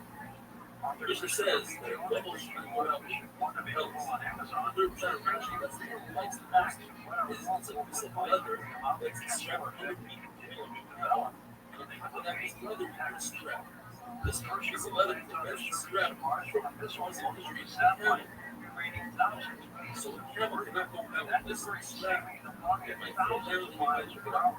Unless that's also strapped with the camel. Therefore, you're not permitted to fly animals. All satellites are from the other items. It's not looking at the market itself. A lot of grabs hold their ropes and their leashes and hold their hand provided that they don't grab the ration parts or rocket and beach. Love or not, on Amazon, how you shot is ropes or semi-ropes. Put a needle through one piece of cloth of semi. This is just a game. It's still not messed up. And make sure that we hold these celebrate one of the high flying jumps. The rope is the rope is not drag down and close to the ground. The other left is stopping or not one. I love the is a human being and allow Most investments today feel like second jobs. Real estate, your landlord. Stocks, you're in day trader. Crypto, you're a full-time researcher. You've got a life to live. Your investment should help you live it. That's why more Americans are choosing gold. Noble Gold is optimized to protect their future with real, feasible gold. Visit nobleinvestments.com to get your free wealth protection kit. That's nobleinvestments.com. Past performance may not be indicated. True results investing in precious metals include gold and gold trust. Consult with a tax attorney or financial professional before making investment decisions. in order to try to do my life back then, search all three options. And Rabbi Yehuda said the middle option means Our guest this hour, and Glenn Bear Reed. If you have a question for her this week, just type call us if you haven't already. We have some apologize. I'll send an email me about your question. Ryan Record Shabbos post email. Glenn, how are you operating and doing so? Studies and sleeping. Oh yeah, well I too. One of them is just thinks it's breakfast and so is looking for a seat and is staring at this, like that whole picture. And the husband and he's sleeping upstairs. Are you ready to take this call? Oh yeah. You know, maybe some people listening right now, what type of calls do you like to get? What are some things that you would like to talk about? Some sort of Well, okay, they can ask me anything about the process because actually never finished talking about that. I'm happy to do reading, so that's why they work for a teach with. I'm happy to do quick readings for people. So, for example, if somebody they have to couch their question in, this is my situation. We're going to what's the next step with this? I don't think that's determine predictions. So I will answer questions like that. But yeah, I mean, I've been on the show before. Anything goes. Like, let's hear what they got. All right, let's start with the wild card line in Jimmy. Another shot is after North Carolina. Jimmy, go Hi, Jimmy.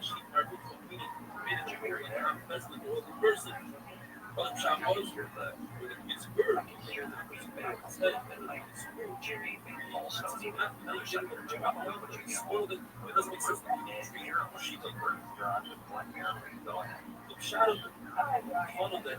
It's really good. That makes sense. That fits the word. I don't know if I can say that.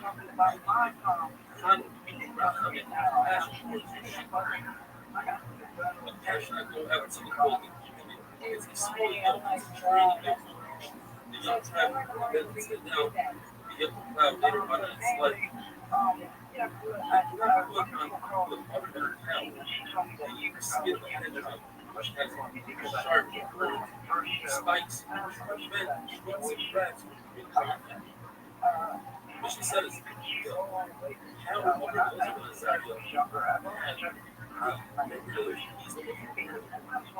and the whole word of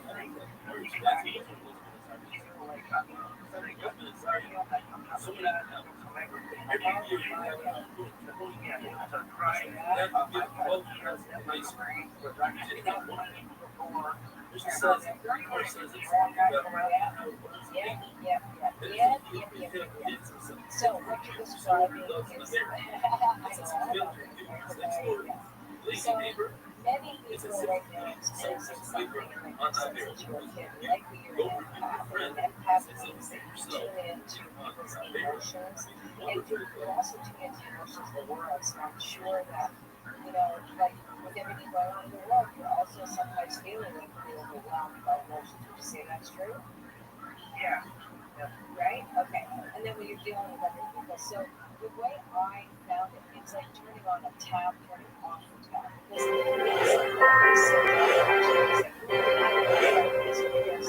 meditating wasn't been that preventative for me. And actually, I did another one that's kind of artistic based a long time ago, where it's called a broadcast. And I really write all the stuff in here, say, like just for today, you take this from me. And so I do this kind of mini little ritual thing, very simple. You don't have to have any talent at all. Just stuff in the box and okay. And imagine that if I ask the question, is this mine? So whenever I'm tuned in too much for something and I see it, and I'm also very emotional, like I get super depressed when I tune into things. So it's like I have to banish it. Like it's gotta go. So I ask, is this mine? And my body will tell me it's not mine. And so I'm able, it's sort of like I can take it off the this metaphoric box, if you will. It doesn't have to be a real box. Just say, okay, put that over there. This is not mine to all. When you start to recognize what is mine, what is not mine, but it is meditation that you have to calm your nervous system down. Otherwise, you can't really turn it on, right? And nobody teaches us this stuff. So it's kind of like, how do I get my parasympathetic nervous system back in line? So I share something with you. You have a pencil right now.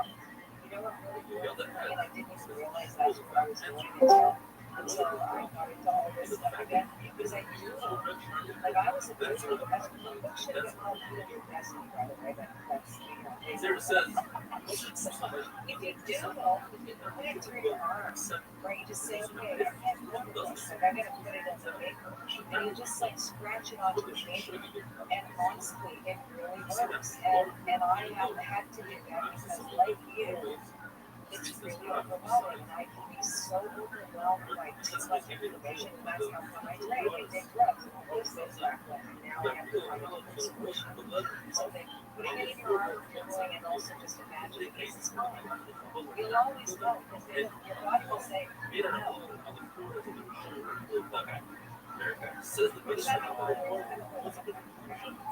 I think it was helpful. I think it's Thanks, Brian. He's just a Brian. He's down in Florida for a child club. They'll be there with like everything.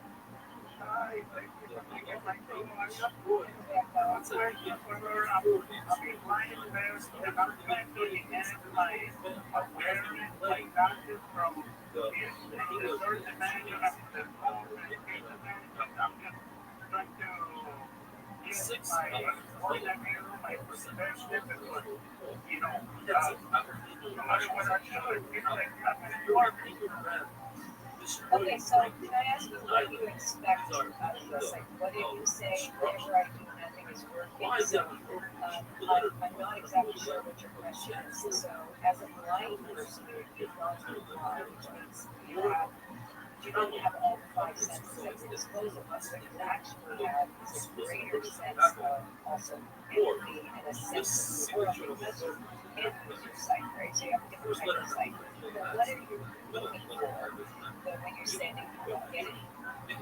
I'm looking for work. I'm looking for the love of my life. I'm looking.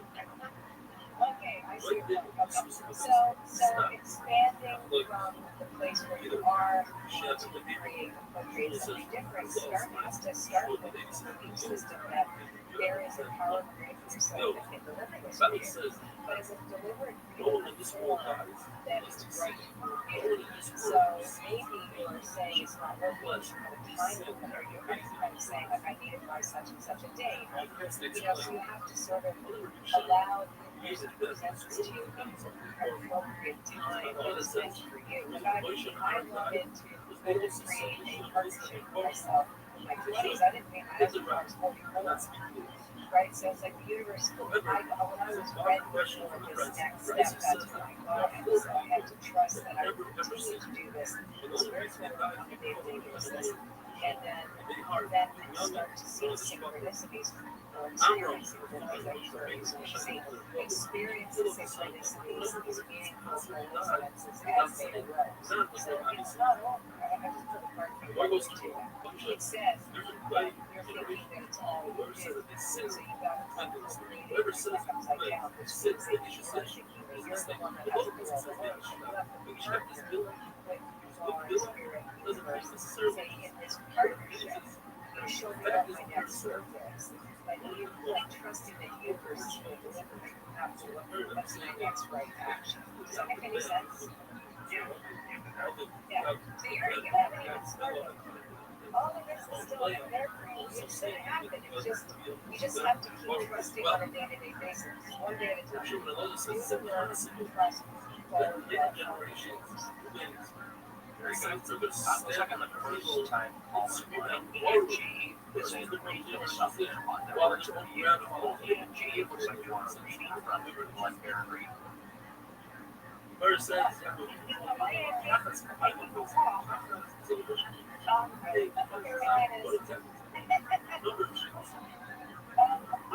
am a writer.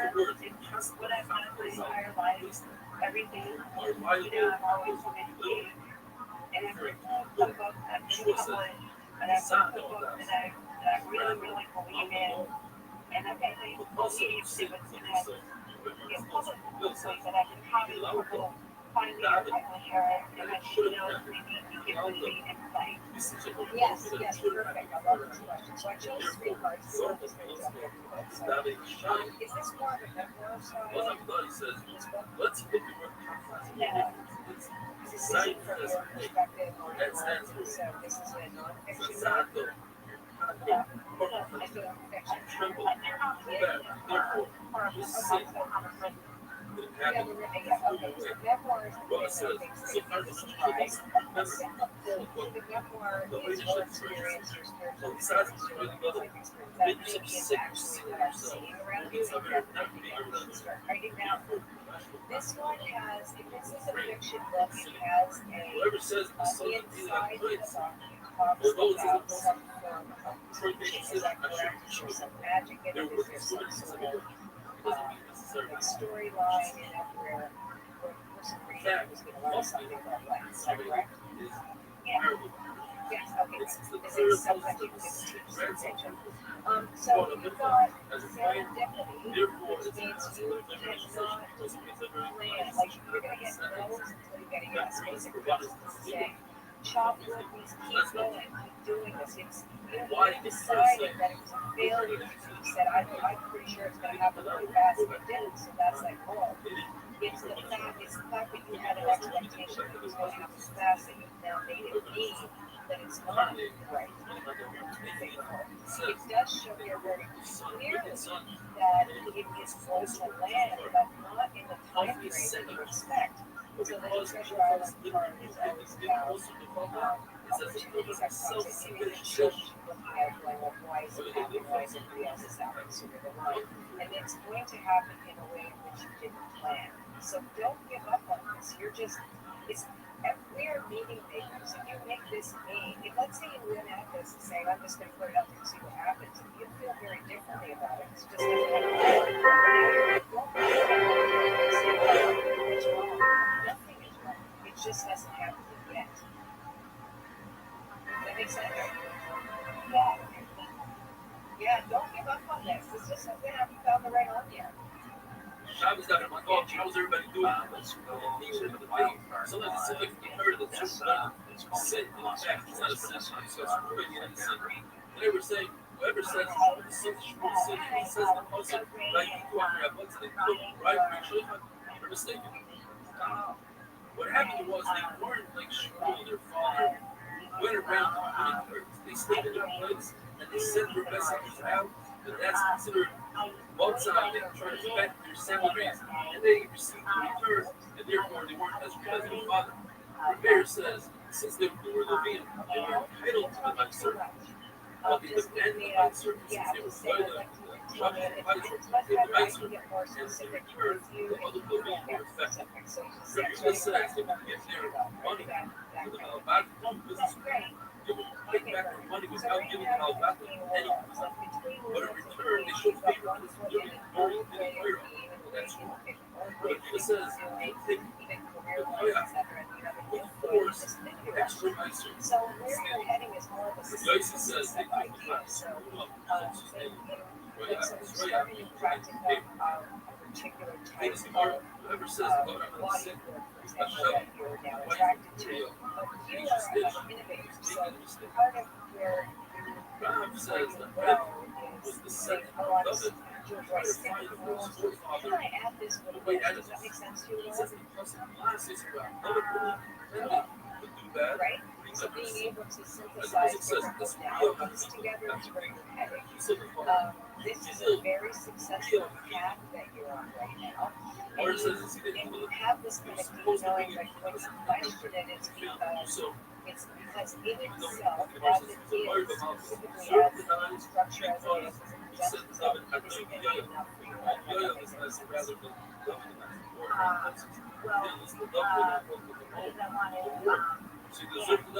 You're gonna expand. You're gonna have to. That's what I mean. It's not gonna be enough. Right? The way it is as it is won't be enough, and expansion is what you meant to be moving towards.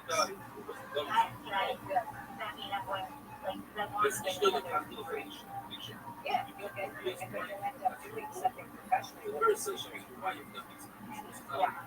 Yeah, for sure.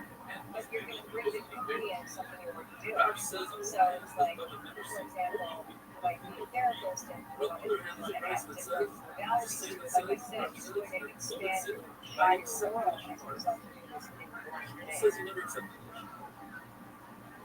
Saw signs that Hey, thank you very much for calling. I think we have maybe a minute or two here. Let's try to the wild card line and Jeanette. Lives in Bexhill, Pennsylvania. Go ahead, you're on with pleasure.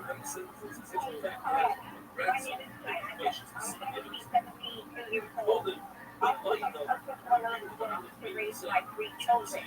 This is a why, my 11th anniversary and 1-year anniversary of Friday.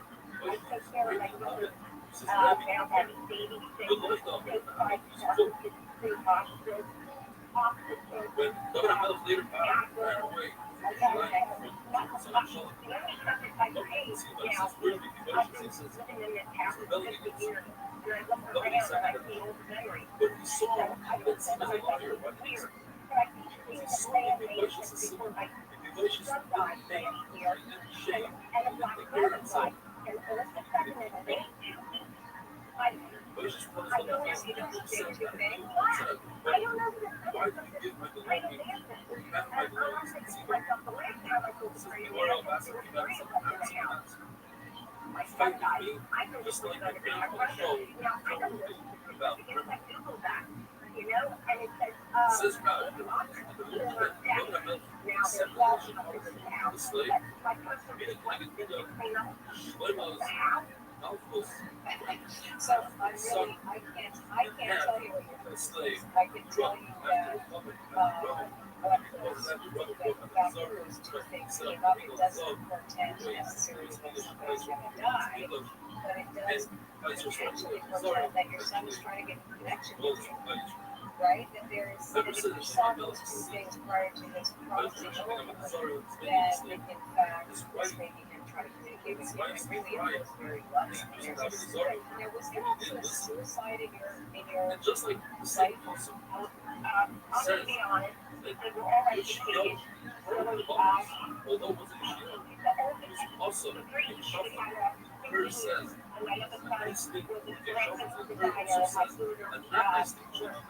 Well,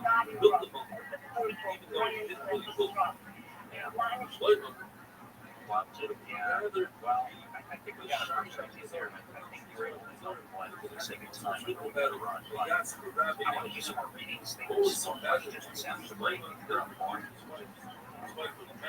Glenn Barry, so continue with her. If you have any questions, to email Ryan Rector, coast to coast, am.com. Don't know that.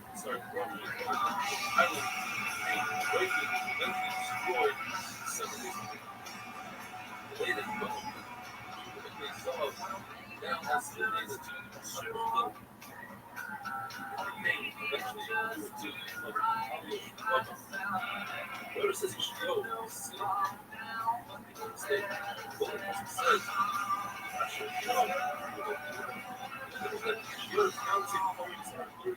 The biggest headliners in live music share the stage.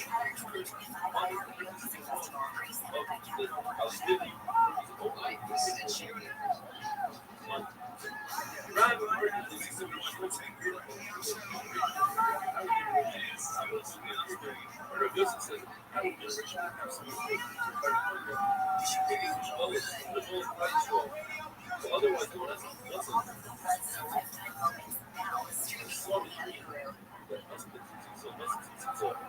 Takes the kids to the first base of all.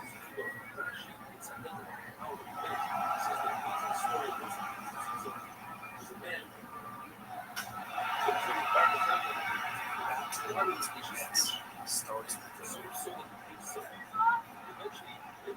the latest info about COVID-19 vaccines at getvaccineanswers.org. It's updated. Brought to you by iHeartRadio and the Ad Council. The leaders of Mexico and Canada are holding trade talks without the U.S. Mexican President Claudia Sheinbaum met with Canadian Prime Minister Mark Carney in Mexico City on Thursday to discuss trade, security cooperation, and investments in both nations. Harvard Medical School is reducing its research work by at least 20% during the current fiscal year. The decision to scale back research is linked to the federal government's decision to impose steep taxes at Harvard's endowment, and UCLA could be getting most of its research funding grants back after they were frozen by the Trump administration. Daniel Markdale explains. On Thursday, a federal judge announced she was inclined to extend an earlier ruling research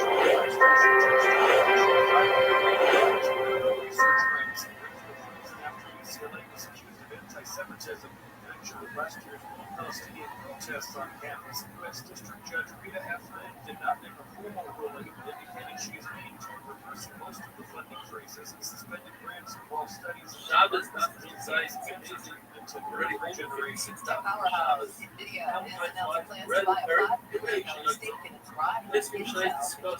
What items should woman is not in the year since the U.S. Congress to research for that. It's a technology which might China to press and it is on your first item to make them talk about rating what's here with the brand of gold which is left. That is sort of the topic. That's the big one to take it to orders out of the deal. We help build these brands using the years that NVIDIA is AI infrastructure. And if I remove it and more manufacturing chips, Tesla is working on redesigning its door handles that report passengers being trapped inside. The head of design for the electric car company said in a podcast that Tesla was looking to combine manuals and electronic release mechanisms in the doors, which are now separate in order to make it easier to escape the car in a situation. I'm Monica Nelson, a consumer. iHeart is America's #1 podcast network. Open the free iHeart app to explore podcasts like this. A few miles from the glass spire lies the South River. In 2021, the words became a home to activists from all gathered to stop the construction of massive usually a woman does not hang it around her neck like that. She just want to show herself. She wears a show herself. The forest occupational things like that. And therefore, the society is an exception. Whoever wears a belt, that's part of it. And it comes hard because it wide suits that's very each other. And they like it really tight and create a double chin. In those days, it was a sign of wealth. Approximately 9 o'clock this morning, law enforcement had that double chin. And therefore, that does big. That's morning. And there's no problem. She might take it off. So to a friend, because then her skin will be exposed. It's like for having all shots. The mission says, a woman cannot walk out with a that has everything from wonder. That's where the pulling are. Basically, it's a headband that goes from here to here around on the forehead. But Yosef said that it's some sort of amulet. Rabbi says it's an amulet, and it's a local amulet. She's permitted to walk out with that. The woman is permitted to go out with sort of a bathing cap, what we call today a slip. Listen on America's #1 podcast network, iHeart. As we don't do it, it's more like jewelry. And it needs to have us is a patch. That's new. Or sardine, which goes the opposite way. They're a patch that she's permitted to go out with. She won't go sleep, but then her hair will be exposed to public, and she won't. Everything is a headband like what we were today, only to go down, no joke. The core women are decorated with colorful strings, and the wealthier women are decorated with gold and silver, silver and China's gold. And if the wealthy woman decorates with gold and strings, she's looking to that she might be able to show her friends, because the opposite, she doesn't want to show that to her friends, she wants to show her friends gold and silver. If she's been a lesser hold, there's something called a couple. Especially with the Gemara, today we're holding this couple Like he grabs a man out of wood. And since a woman doesn't want to remove that because the light is going to appear, therefore he would appear that in just the upper bedroom. And that is because you don't want to go all over the world. So that will have to become disgusting eyes. Because Islam is another piece of fabric that comes to cover probably here and stick out at the bottom of the cover. That is also a friend, and therefore, the three Allah says concerning Islam. The way Islam was made, it's a fell. And fell is not what other place, or she gets a shot it's woven and like it's a fabric made out of threads. And this one is basically to talk to right there. And both press them together rather than single street. And therefore, there is no shot. There is no shot. It's a begging. And it's not a begging. So I love this of giraffes. Funny people are looking on your begging. Being spread within this color, it is not so much. Other elephants, and finally, Shimon says, no, this exists for being this system is ground, and therefore it's permitted to go off of it. How is permitted? We're one of the Just received an email from Aaron about egos. We're going to try to get that question on. If you have any ones you would like to ask our guest directly, Colette Barron Reed is here for the next half hour, so give us a call. She's doing some readings. You may have some other questions you have. Feel free to call in. Give it a shot. And if you want to email me, Brian Redgrave, coasttocoastam.com, paranormaldate.com. If you're looking for someone to hang out with, someone that has things in common with your interest. If you hear things like this and you're, oh, that sounds interesting, but I don't have anyone else to talk to about it. Okay, maybe you try paranormaldate.com. I think George Norrie is a smart dude because he kept hearing from people as he travels the country that, hey, George, I need a place to meet. So he understands that other people have similar interests, but they have nowhere to turn, where to find this sort of thing. Or if they do go to the traditional sites, and you do mention you're into certain things, then all of a sudden, oh, look, they unfriended me. That's a shame. 90,000 members, we have fun, paranormaldate.com. What is it? You have to continue. Will says here, if you have a question or you would like a reading, we'll try to get it over the next 5 minutes or so. Coast to Coast Slave. So Alliance, there's a couple that says slave. Some are made out of clay, some are made out of metal, sometimes they're worn on the necks. Some they are made by the master, some of them are made by the slave itself. What we're talking about is the slave that made for envelope, and therefore you serve substitutions for your master. And I think it all order is fitted with everybody. If the order master made the envelope, and it's on the neck, it's made out of clay. She won't have a gun. She won't remove it unless she's scared from the master. And if it falls off and breaks, it has a line. She won't pick it up and get that back. If it's odd, hold it. Then it's also called out for the perhaps she'll get the head that she's stripped from the clothing coat and folded it up. Hold it up and poke it and check it out. This is the right same reason. In those days, those were hustle. I think she alliance people understand where life insurance or your employee can't afford it. If they hassle, you don't need it. There's lots of excuses for putting on life insurance, but if you weren't there, who would be all the $200 bills? With Ethos, you can cover it in 10 minutes.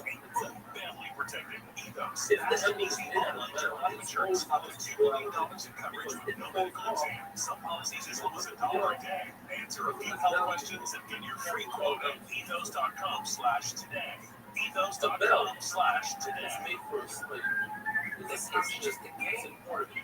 And therefore, it's what you go after the perhaps the law is required unless it is over by professors. So we had a statement yesterday regarding the machines and this motivated and there's no clear today that statement said it's stopping us from regarding a bell's moment holding the concern of holding and therefore we're allowed to carry it. An animal is also no balance with the bell because it looks as if you're really to the marketplace. In order to sell something in the market, you want to look good, I guess you have like here, bell, like it's got an animal going out. The envelope for a study is not outside regular takes out it has to be good folded, or it has to be important. Her son came in to apologize for how he caused the situation that caused her to have a lot of pain. That's why that happened. Is become total even got it out. Well, that's why we were thinking about her son, right? I'm sure she's listening. That's the bell let's go back to the wild line and Jennifer is calling in from California. Jennifer, animal, it's only different than so without the flapper, it's not it's no longer a clean with the flapper. It's the designed to service the human, the whole, where the animal is, therefore is the cowboy. A bell, holding door, it's attached to the door, it's not a door, the door itself is a cowboy, your house, which is part of the ground, not a cowboy. If you want your mind, they want to get the bell off the door and use it for a cowboy, that is susceptible to the because in order to be susceptible all of me is about to shove up and think about it. But the reverse, if it was a bell for an animal, you want to get a bell for the door, it remains public because in order for it to be complete, susceptibility, you need to do a shine nice so you can shake something in the bell. And just by hitting it up, screwing it in, and nailing it into the door, that doesn't change the bell itself, it changes the location, but not the bell itself. Any bell that was designed made a sound, such as the bell for an animal, bell for a child, crib, bell, bib. All these bells, if they're only finished once with tabs, they will build inside. Getting a question classroom, This is a pathway that started 7 years ago. once you have that So what did you do 7 years ago? When did you start studying? What did you start doing? What did you stop doing at 7 years ago? why does anybody, a body says it's only because anybody can make the fabric and read it. That's it. So 7 years ago, you said 11. I'm like, no. The question is, You started 7 years learn ago. that if you have So systems that come apart, absolutely, you're actually a natural healer. So that that they came are from broken, the self because it's one part of the other, if you put part A with the sheriff, part B becomes funny, while you're using the system, the same thing for the carbon, only while you're using it, you touch the metal as the wood or vice versa. Put it aside, if they are attached, one part is not keeping the other part up. Certainly, by a bell, it's the operative attached to the bell itself, they should be considered one. Therefore, Rama never did yourself. These are why the bell itself is one.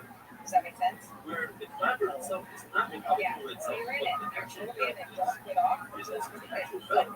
It makes sound. Yeah, Even it's outside, what you make the bell. and I think Make it against something else. You will make that sound. Yes, it might not be the exact sound that the bell makes, but nevertheless, it's a sound. Similarly to the basket. You have a basket that holds food. You have a very large hole in it. If you pull out of it, it's still enough water to fill it as long as the whole underground. In other words, it might not serve some visual purpose, but it has somewhat of a purpose. Right? So to this bell. And tomorrow, we'll see other reasons that have a wonderful Wanted to know confidence still on confidence without inflating your ego. Okay, so yeah, I love that. So confidence. So let's just talk about what is the ego, right? So the ego is your identity, it's how you identify yourself, and it's the part of the self that's envisioned that, like, you know, everything that you know about yourself up until now can be a sense of how I see myself.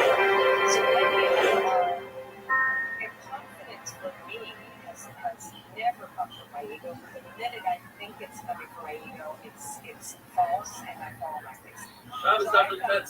How is everybody doing?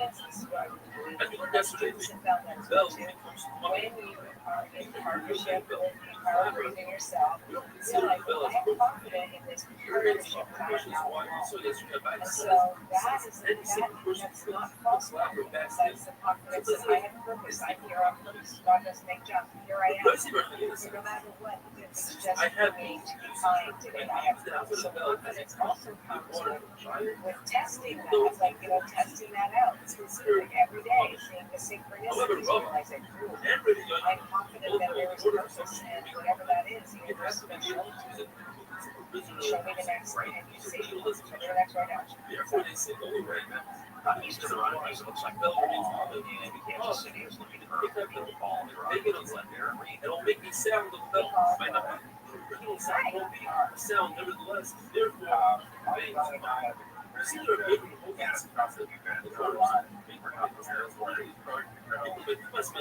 that is, the person is the saw the lettuce. They sit on a chair. You're saying your words are going to go. So, all right, so do you want to give me a little bit more information, because it says here that there's a question of time. So timing, that there is an unraveling of some kind that's going to take time. What does that mean? Does that make any sense to the question that you just asked me? That's not enough to make it happen. So the words say, Lord, that's something. Stand up. Let me do my job. Okay. So he's committed to that. So unfortunately, and I'm going to be just very straight with you, this is going to take a long time for his, I would call it, rehabilitation, if you will. And for you, that you find yourself in some way for this too, and it's nothing to do with you. I don't know if that makes any sense, but this is showing you feeling that maybe you could have done something different and this wouldn't have happened. Do you think that's true? Yeah, you have to stop that. This is nothing to do with you. This is an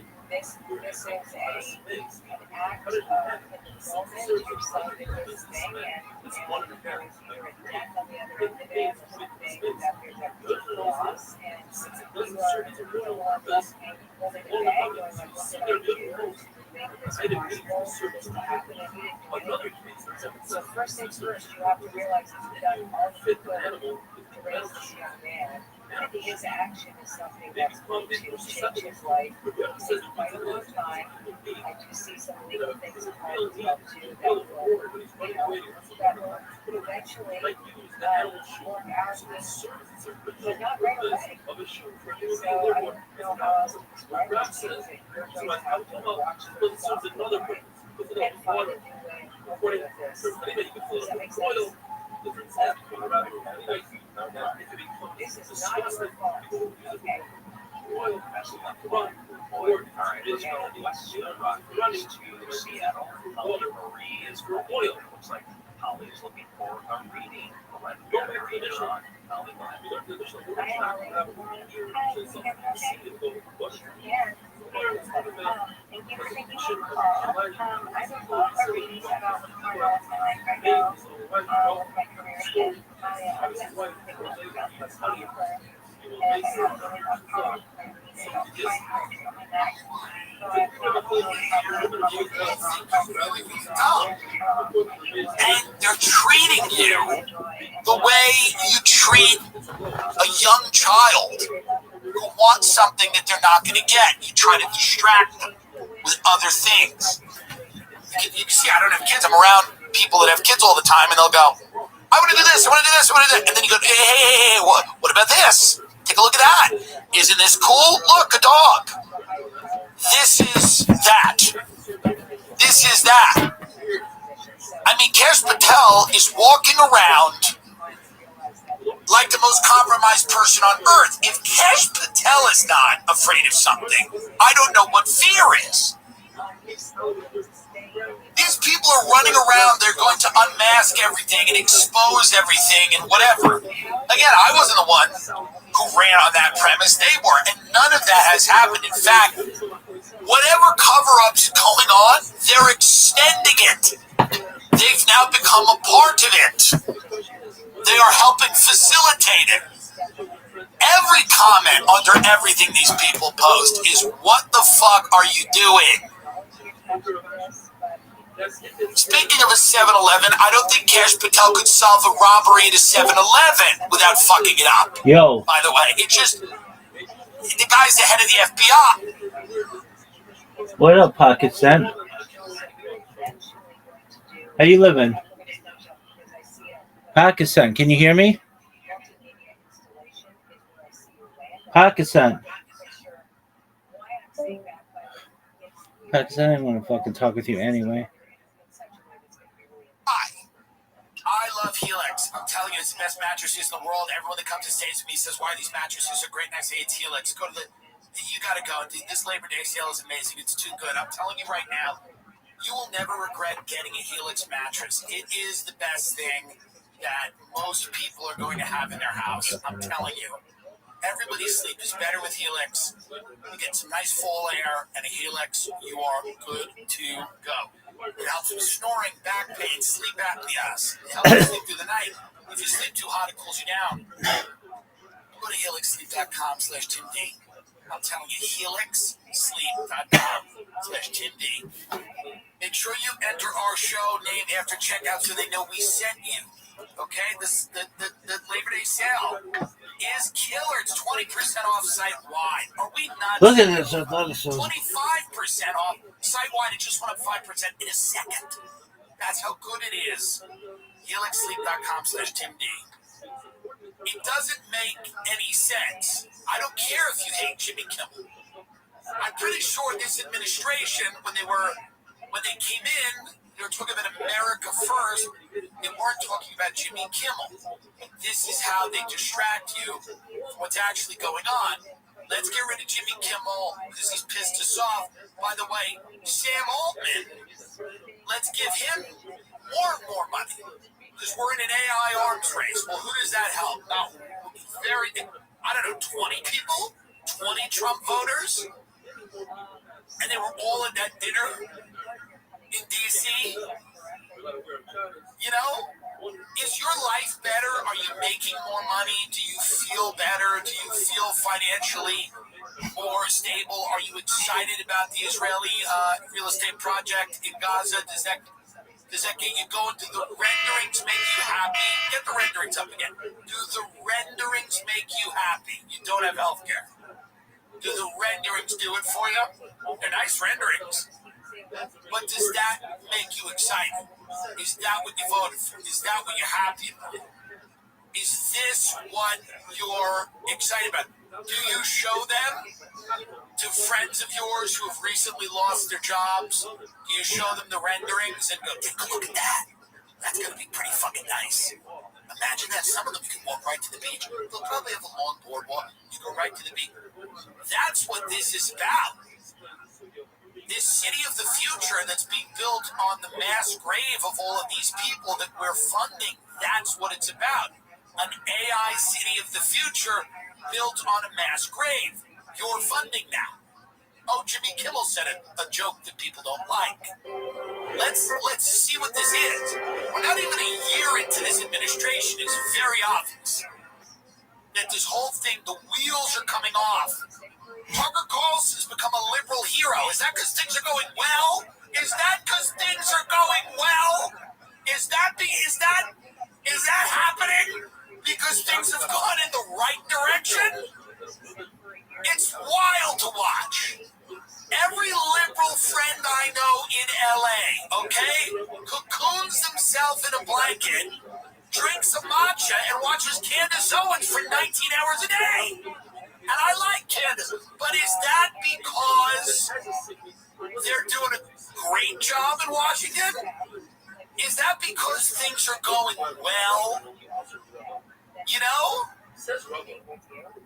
You know what I mean? I'm just telling you, you have a situation here that's starting to look more and more like a very big op that a lot of people are going to be easily distracted by Jimmy Kimmel or whatever. We're still in the Ukraine war. We're still doing this. We're going into World War III. I imagine we're going into World War III. How do you get out of this without World War III? How do you get out of the levels of corruption being exposed without a world war?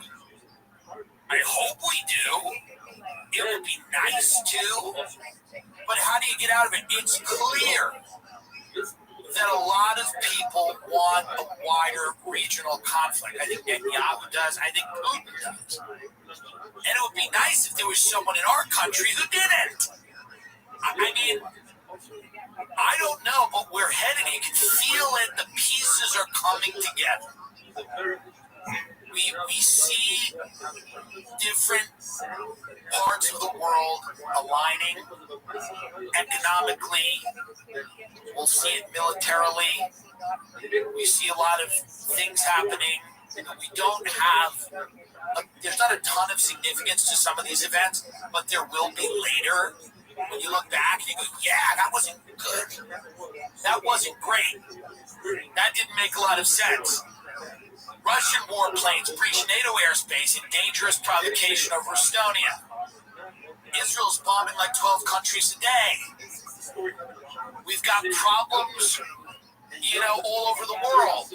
We have a pamphlet being handed out, I believe, in Taiwan saying, everybody get ready. Get ready, everybody. Taiwan issues handbook to prepare citizens for Chinese invasion. What a lovely read. What a nice read. Get ready. They're coming. So, during all of this is happening. We're talking to Jimmy Kimmel. Talking about Jimmy Kimmel. It's important to talk about.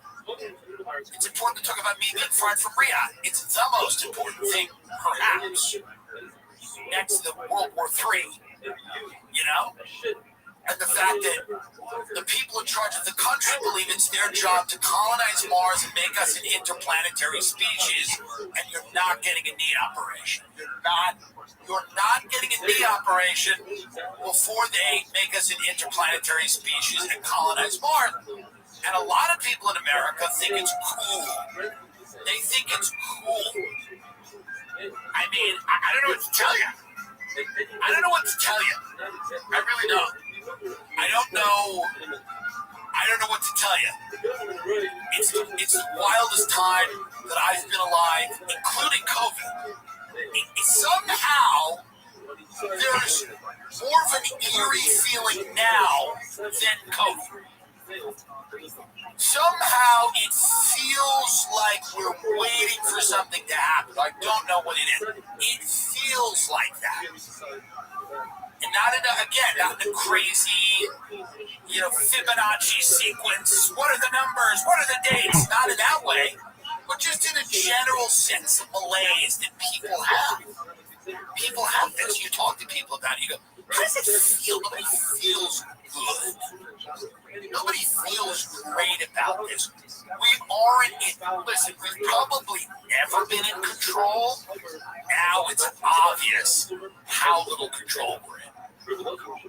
It's really obvious. There's a group of people, there's a group of oligarchs, there's a lot of highly placed interests that all have agendas, and they're all breaking bread, and they're all carving it up, and most people in this country don't have much of a say, and you just gotta hope that they have your best interest in heart. You just gotta hope that that you figure into their grand plan. When Peter Thiel or Sam Altman or any of these people, or Bezos or any of these guys talk, Zuckerberg, when any of them speak, you just have to hope that they're thinking about you. They're thinking about you and your family and your ability to pay for things. They're already going out and going, don't own a house. It's not for you. Doesn't make sense. Buy stock. Buy crypto. Why would you own a house? By the way, not owning a house hurts your social life. You can't have people over. You can't sit in the backyard with people. You can't talk to them. You can't go, hey, what's going on here? You can't share experiences with them. You live in a tiny apartment. You're embarrassed about it. Nobody comes over. There are no social bonds. That's the point. That's the point. You don't get to talk about discuss the future of your community. That's exactly the point. You just sit there in your tiny little apartment. I have friends in New York. I did this for years. When I was doing comedy, you sit in your tiny little apartment in New York City, or whatever city, by the way, Cleveland, doesn't matter. You sit in this little apartment, you don't have anyone over, and you consume the internet. Get online more and more and more and more.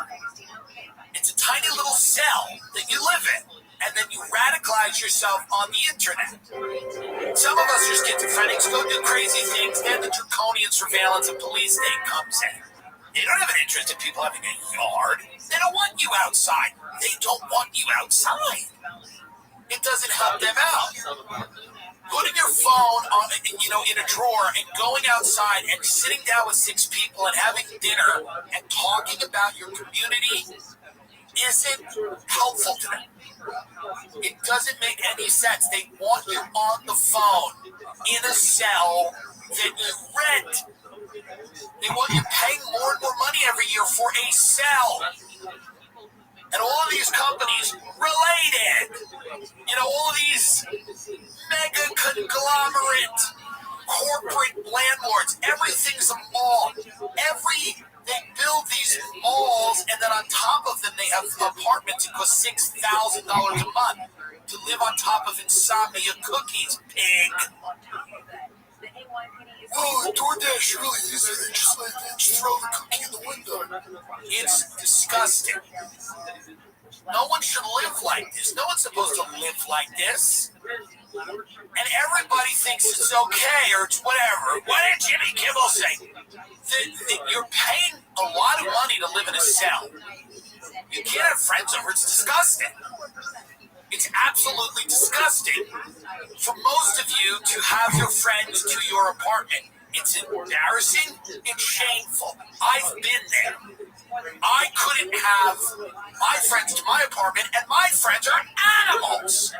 And it was still embarrassing to have your friends in your apartment because it's a tiny little apartment. You've got a corner of dirty clothes.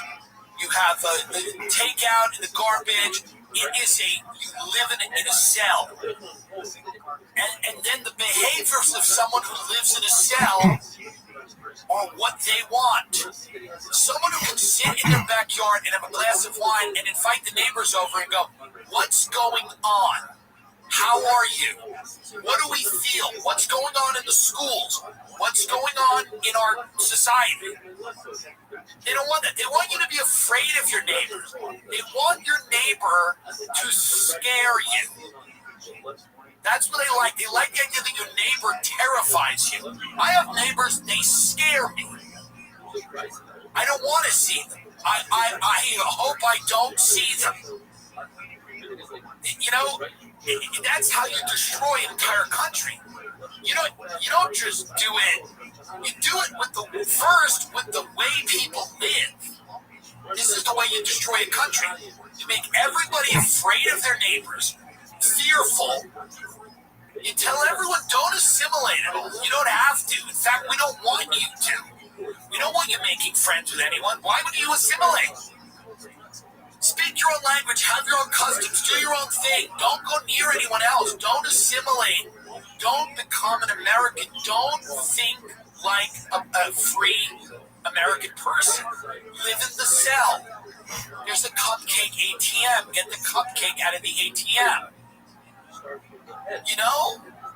You have to plan for the unexpected. It's so important, and especially for your family, your children, husband, wife. Ethos. You can get life insurance in minutes, not months. There's no complicated process, 100% online. No medical exam required. You just answer a few health questions. Get a quote in as little as 10 minutes, and you get same-day coverage without ever leaving your house. Life insurance is more affordable than you think. With Ethos, you can get a free quote and customized rate. It fits your budget. You can get up to $3 million in coverage. Some policies as low as $2 a day built monthly. Ethos is a trustworthy company that disrupts the traditional life insurance industry. As of March 2025, Business Insider named Ethos number one no medical exam aids and life insurance provider. 3 million families have completed their applications and trusted Ethos to help find the right coverage. Ethos has 4.8 out of 5 stars on Trustpilot with over 2,400 reviews. Protect your family's life insurance from Ethos. Get your free quote at ethos.com/TIM. That's ETHOS.com/TIM. Many people are struggling with hair loss, and I'm telling you the best way to handle it is Nutrafol. Nutrafol is the number one dermatologist recommended hair growth supplement trusted by over 1.5 million people. You can feel great about what you're putting in your body since Nutrafol hair growth supplements are packed by peer-reviewed studies and NSF content certified, the gold standard and third-party certification for supplement. I'm telling you, see thicker, stronger, faster growing hair with less shedding in 3 to 6 months with Nutrafol. For limited time, Nutrafol is offering our listeners $10 off your first month subscription and free shipping. You go to Nutrafol.com and enter the promo code Tim Dillon. Find out why Nutrafol is the best-selling hair growth supplement brand at Nutrafol.com. Spelled Nutrafol.com, promo code Tim Dillon. That's Nutrafol, promo code Tim Dillon, TIMDILLON. It really is just the way people live. So when these billionaires are telling you you don't need to own a house, it's not just that they don't think it's a good financial investment. Their interests are not served by you having block parties and seeing other people. They'd rather you live in a cell where people bring you Thai food and you watch YouTube videos about people or reality shows about people that do have homes. That's what people do. People in Los Angeles go to their cell on top of a P.F. Chang's, eat those lettuce wraps, which are good, and then watch reality shows about people that can afford to have a home. That's pornography now. You come thinking about having a place to see your friends. They don't want you to have any friends. They don't want communities. It's the hollowing I hate this fucking show. entire thing that serves their purposes. And the only thing left is the bread and circuses and the Kimmels and the this and the that. It's the only thing left. And you're radicalized easily one way or the other. They're pulling strings because you have less and less of your own shit. You don't have a community. You live in some global world where, like, every single thing is the most important thing. And then you go online and go, you're doing my take, I think about it. You're supposed to care about shit that's like in a 10-block radius of where you live. You're not supposed to be involved in the Middle East. You're not supposed to be funding a real estate project in a place you've never been, in Gaza. It's not natural. It's insane. You're just not supposed to do that. You're supposed to care about things. You're supposed to know who got murdered 2 blocks away. Why did that person get murdered? You're supposed to know that. You're supposed to be interested in the crime in your area. Why? Because you live there. But now that there doesn't exist. It's malls and cupcake ATMs. It's fucking, private equity companies that build, mega structures that look like storage lockers, and you just sit there and get mad all day on the internet, and you don't know your neighbors, and you don't care if they get murdered. In fact, you might want them to. You have no stake in the game. And all of this isn't new, and it's being expedited at a level I've never seen. It has never been more obvious that they are trying to get rid of human beings and human relationships and human communities at an incredibly fast clip. Human behavior puzzles them. Sam Altman doesn't know what humans do. Sam Altman's confused by human behavior. He doesn't get it. He finds it inefficient and messy. It perplexes him. Okay? exact reverse when it comes to This is, and allegedly, that guy that worked for him died in a real weird way. That would be Okay? And Sam Altman, when Tucker pressed him about that, acted like I did when my doctor asked me if I went to McDonald's. So let's get real here. These people don't care, and they think human behavior is a problem. Cultural practices that they don't understand. They don't understand people going to church.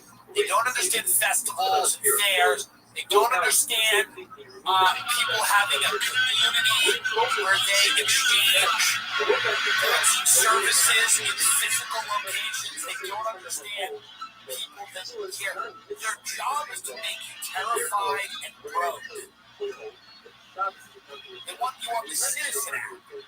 You don't want another person telling you you're having a bomb. You don't want that interaction happening. They want you on the Citizen Act all day, hearing about crime that you don't care about because your communities aren't tight-knit. Communities where people know and care about each other. There's strange corporate hellscapes filled with, like, part-time residents, and they've turned every city in this country into a foreign Dubai, like Disney Wonderland, where people can launder money and then take a bunch of laundered drug money and go buy Labubu's and Erewhon. They don't want anything resembling life. It's obvious they don't want anything resembling human life. You're supposed to just walk around and participate in some viral scam. That's the only reason you exist to these people. The only reason you exist to Sam Altman is so that he can monitor you in some way and that you can take part, wittingly or unwittingly, in some viral scam that someone's cooked up. And you can buy some food item or little critter or cryptocurrency that someone's talking. That is the sum total of their humanity to these people. Why buy a house? You don't need a house. What a bad investment. What does that word even mean? Investment? What are you talking about? You know what's a really good investment? Sitting there with 7 people in your backyard having dinner and talking about life. They don't want it. It's a threat to them. It's actually a big problem. So I mean, it's a tremendous clip. It's the frequency of which this is happening, how quickly it's happening, everywhere. It's not just any one thing. It's architecture. It's business. It's political. It's cultural. But really, at the end of the day, it's all of these things working together to take you out of the world on the internet, where they want you to live. You're a view. You're an anonymous source of data. You're something to be marketed or terrified, but they don't consider you a person with inalienable rights. They don't consider you in any form or reflection of God or greater intelligence outside of the thing that they're going to create. They consider you an obstacle, and that the way you live is an obstacle to their ultimate goal. That's what they consider you. You are something that's in the way. Your football game and your couple of beers outside, or you invite people over to your home, your family, your faith, your community, your culture, all of this to them. And I don't care if it's liberal or conservative. I don't care if you're a fundamentalist Christian. I don't care if you're Jewish, Muslim. I don't care if you're an atheist. I don't care if you do the winter solstice. They don't either. Their entire thing is to get rid of physical communities that are based around these things and usher people into a digital landscape by telling them not to own houses, not to drive cars, not to own things, to use ride shares, to be on the internet, to live in a cell, and to be happy. It is what it is. You'll own nothing to be happy. It's a famous article. We all bring it up. But it's true.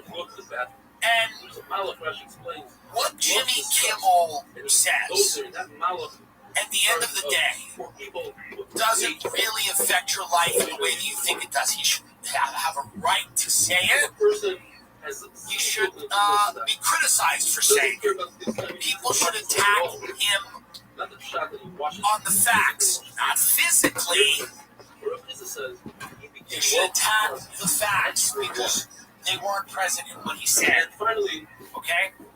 But there's something bigger going on, and everyone feels it, and it worries me that other people don't. There's something bigger going on all over the country, and it's not about Jimmy Kimmel, and it's not really about left versus right. It's about this inertia that's moving humanity into a perpetual state of constant war, depression, anxiety, anger. I'm not proselytizing. I'm not telling you to do this or do that. I'm not saying to you that you can only find meaning in life one way. I believe there's many ways to find meaning in life. However, it's clearly obvious that the algorithms are manipulating us to hate each other and kill each other while everyone else is building resorts in other places of the world. In Gaza, in Qatar. They'll be building them in the Ukraine soon. Watch. And all the while, your life gets worse. You become angry. You lack the ability to live the life your parents did, or their parents did. And all they have to say to you is how lucky you are. How lucky you are that you don't live in a place like China. Wow, how lucky you are that you don't live in a place like China, as they make America more like China every hour. So, you know, you just have to understand what's happening. You have to resist it in the ways that you can. Don't listen to them when they tell you not to buy a house. Don't listen to them. Do not listen to them when they tell you that it's worthless to have a patch of dirt and grass and friends and a community. It's absolutely not worthless. In fact, it's the only thing that may save you.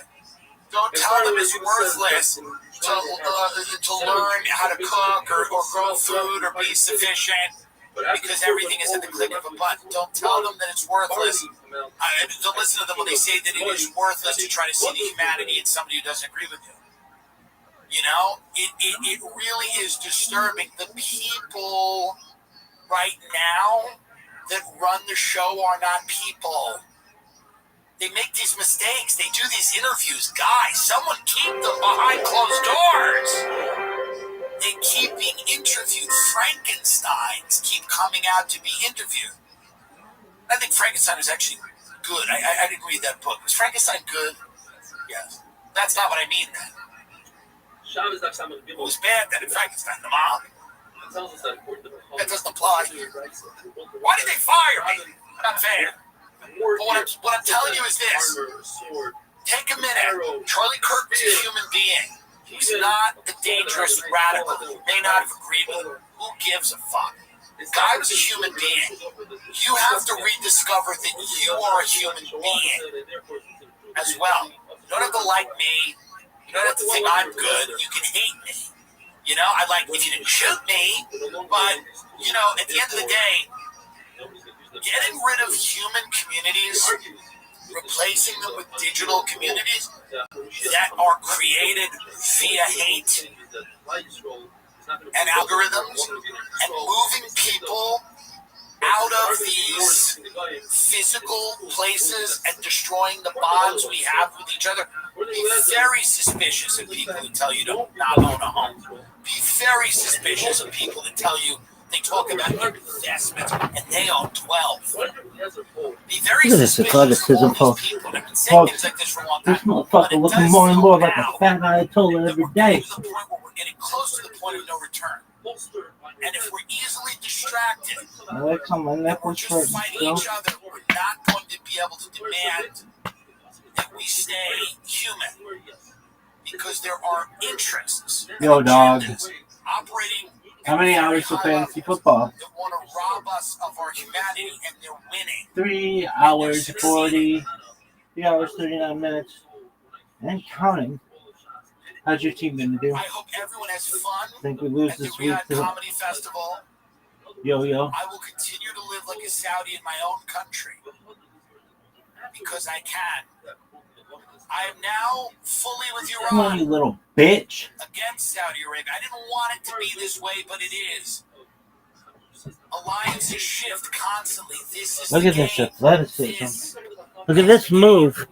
I hope everyone enjoys Look at it. this move. And if you're a Saudi, I hope you continue to listen to the program. Continue to listen. Continue to support us here.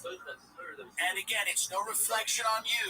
I blame a few people who ended up being cowardly. I do not blame the Saudi people. Even the executioner who's doing the beheading. I don't even blame you. I don't blame you. With the mask on doing the beheading, I don't blame you. I actually don't blame you. I don't blame you. Truly, I don't blame you. Okay? I blame Joker too. I would too. Look at this move. Look at this athleticism. Look at this move. Look at this athleticism. Ladies and gentlemen, welcome to the Look at this move. Let's address it out of the gate. Let's talk about the biggest free speech issue right now in the world. Let's tackle it head on. Everyone is talking about it. Everyone wants to know what it means. I was fired from the Riyadh Comedy Festival. It is the most important free speech news. Everybody has a take. Everyone has an opinion. It's inescapable. Go to a lunch, it comes up. You're at a christening. You think you're safe, you're not. Did you hear? Comedian, podcaster, Tim Dillon fired from Saudi Arabia's first comedy festival. Shocking developments. What does it mean? What does it mean? I'll tell you how it went down. And then we'll address that thing at ABC with Kimmel. I also heard that there's an issue there. But my agent called me and told me, first of all, I'll lay out the whole thing. I was supposed to perform in Dubai. I mixed up Dubai and I said Abu Dhabi. Apparently this is a big deal over there. This is like a real problem. My agent called me and he goes, you said on Joe Rogan that you were performing in Abu Dhabi and you're actually performing in Dubai. They're cities and they have a rivalry. And I go, dude, who gives a fuck? What do I stop? I made a mistake. This is not a malicious slander. It's a mistake. He goes, well, they're very angry. They sent an email to you need to be controlled. I said, well, good luck. Whatever. I don't have to do it. I don't care. And then he called me a few days later, and I thought he was going to talk about the Kimmel thing.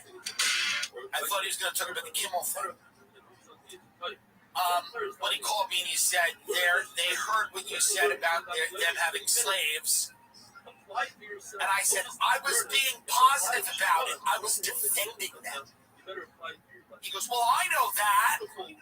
I know you were defending them. I said, I was defending them for having slaves. I literally said, slaves are probably hard workers and, for the most part, agreeable. But they didn't like that. You can literally support somebody too much. I've learned this. You can actually, by the way, in life this happens. Too many compliments, too much support, and then they turn on you. I was saying that slaves were proud of some of the buildings they built. That's what I was saying. I was saying that if I was a slave, not that I want to be, if I was a slave, and I built a really nice thing, I might say to my slave children, Daddy built that. So this is winter. That's what I was saying. That I would have said, hey, Daddy built that. When my slave children said, ooh, look at that, I'd say, Daddy built that. So spot price. I was going that apparently this got to the people in Saudi Arabia and they were unhappy about it. Okay, but They're huge fans of comedy. 50% off. Now, I am very clear about the way I will do a gig. If I accept a gig, I am not going to break the rules of the gig. Meaning, Amish people call me. They go, Tim, we're going to pay you a lot of money. We want you to perform in the Amish, Pennsylvania Dutch country. But we're Amish. So we don't want to hear about iPhones or Calci, which they should hear about. It's phenomenal, this Calci. We'll get to it later. But if that was the rule, I would respect it while I'm there. While I'm in Pennsylvania Dutch country, eating shoe-fly pie, respecting their culture. You have a culture. You've got Sharia law. Would I like Sharia law? No, I don't want it. Actually, I don't want it. I'm good. But you have it. So it's not like I have bits in my act about the prophet anyway. So I certainly wasn't going to show up in your country and insult the people that are paying me the money. One, it's illegal. So I wasn't really planning to go to a Saudi jail. But on my own show, in my own country, where I have the freedom to speak and say the things I want, I'm going to be funny and I'm going to be who I am. And if you're not buying that, you don't have the right to tell me on my own show. People were coming up to me saying, why did you go to that country? They have slaves. In Tribeca, they were assaulting me, these people. I'm just leaving a lunch and they're coming out. They have slaves, they say. And of course, I addressed it in a funny way and they fired me. And then they told me, they go, my agent, they all call me, you don't have to talk about this, they say. Don't talk about it. Remember when you talked about Joker? I said, what? They go, it hurts you to talk about these things. In what? What is even left, you bums? The only thing left is what I'm doing. Nobody, what? What are you talking about? So, and what I mean by that is, like, there's, the business doesn't have any teeth anymore. They can't tell me what to do or say. They're not even offering anything. They're not even offering anything. We don't want people thinking you're a problem. But they already, how do they not think that? How could they not think that? A Google of me and a read a 60-second scroll. You buy me, you buy what I'm going to do. Joker was a bad movie. Why would I lie and say it's good? Everyone thought it was bad in the world. Okay? Every article that came out was like, hey, this thing sucks. What was I supposed to do? By the way, I was in it for a second and I made no money. What loyalty am I supposed to have? And the director was mean to me. So I'm supposed to go out there and talk about how great it is. Well, you're actually just misunderstanding the movie. It's actually really good. The Joker doing dance numbers is good. It's good that it doesn't have a plot. It's actually good. It doesn't work. And who the fuck wants to watch that? You know? So they were like, well, you don't have to tell people that you're not going because, we don't want people thinking you're that person that gets fired. Yeah, whatever they get. What do I give a fuck? I mean, what? Who cares? I'm gonna get fired again. I'm gonna get fired again from people that are not even Saudis. I'm gonna get fired by people who don't chop hands off. I'm gonna get fired by reasonable people. I'm gonna get fired by people that don't practice Sharia law. I will be fired by many races and religions. I'm going to be fired by others. This is the most controversial the people who fire me will ever be. Let me relish in this.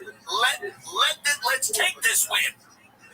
The future people that fire me will be good. Mothers and fathers, family people, who probably fired me for a completely rational reason. I just rolled out of bed and I just decided to do something they didn't like, and that's completely fine. It is what it is.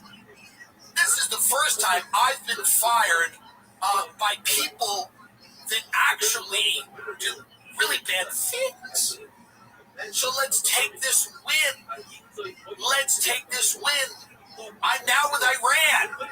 Iran's against them. I'm with Iran now. You pushed me into the bosom of Iran. Do you understand that? I'm going to Tehran to do their comedy festival. I don't care. I'm being pushed into the arms of Iran. Those types of Muslims. What are those ones called? Shia. I'm Shia now. I was going to be Sunni. I think Saudi is Sunni and Iran is Shia. Right? Yes? Maybe? I'm Shia now. Shiite? Right? That's what I am now because you've done this to me. You fired me and created a Shia problem. I'm a Shiite problem now, biatch. So, who cares? By the way, I get to keep. My agent knows this. He knows often if you represent me, you're going to get calls that people are unhappy. He just thought it would be like the usual suspects. The people around this town, this dispirited dump called Los Angeles, he thought it was going to be those people at the, whatever, the Riviera Country Club calling me going, we don't really, this guy's like, what is he doing? Why did he have cancer on them? Why did he open his mouth? What's wrong with him? Why is he dressed up like a Muslim, then a Jew? What's going on? I don't get it. That's the normal calls. He didn't think he was going to get a call from the Middle East. He didn't think I was going to get fired by a theocracy in the Middle East. Neither did I, but I'm with Iran now. That's what happened. This is geopolitics. You understand? This is why the Middle East is so effed up. Because there's no fucking unity. There's no goddamn unity. That's all. So I will be with Iran. I don't know what to tell everyone. Now let's talk about Jimmy Kimmel, which, by the way, I think is much less interesting than what happened to me. But as usual, it's dominated the headlines. Jimmy Kimmel, I don't know Jimmy. I've never met Jimmy. I don't watch his show. My friends know him and really, really like him as a guy. He's like less annoying in real life than he is on television. This is what I hear from people whom I trust. I think Jimmy was a funny guy. I don't watch what he does now. It's very political. He's very, kind of annoying to most people. Even the people that are in the middle, it's annoying. The people that are apolitical, it's annoying. It's way over the top. Colbert, him, everybody went way over the top. Doesn't matter. Doesn't matter. He should still be on the air, and I'll get to why. But setting the stage here, they all went way over the top. Johnny Carson said years ago, I'm not political, I'm here to put Americans to bed. These guys went fully the other way. They alienated half the country. It's their right, by the way. It's their right. Is it a great business move? Probably not. Probably not. If you opened a pizzeria, you wouldn't call it fuck Trump pizza, unless it was in Portland or something. If you're trying to appeal to a demographic of people that is of many political stripes, but they're not. They've given up on that. That's fine. That's their right. It's their right to politicize their show to a point where it's unwatchable. And by the way, that's anyone's right. Okay? I'm going to play the joke he made. It's a weird joke, and it's a not factually correct thing. But here's why I'm going to not only defend it, but I think it is ridiculous to pull this guy off the air. I think it's ridiculous to pretend it was about money. I think it's ridiculous to pretend that it's not a political hit job. It's a political hit job, and we know it. Was ABC Is it the cash Stop cow us it outside was 10, 20 years ago? Absolutely not. We know late night TV is dying. We know all of that. That's not why this show got yanked. And pretending it is an insult to people's intelligence. Okay? It's an insult to people's intelligence. This was a hit. Politically motivated in job. Okay? Even if it has a It's handle where it's not that most, it's something that most people who talk for a living should care about. If you talk for a living. If you're making money, entertaining people, informing people, whatever it is you think you're doing out there, anybody who's doing that should care a little bit about this. Let's watch his joke and then let's talk about the fallout. As close over the weekend with the MAGA gang desperately trying to characterize this kid who murdered Charlie Kirk as anything other than one of them and put everything they can to score political points from it. In between the finger pointing, there was grieving. On Friday, the White House flew the flags at half staff, which got some criticism. But on a human level, you can see how hard the president is taking this. Charlie Kirk fans, sir, personally, how are you holding up over the last day and a half, sir? Very good. And by the way, right there, you see all the trucks. They just started construction of the Tomorrow for the White House, which is something they've been trying to get us to do for about 150 years. And it's going to be amazing. He's at the fourth stage of grief construction.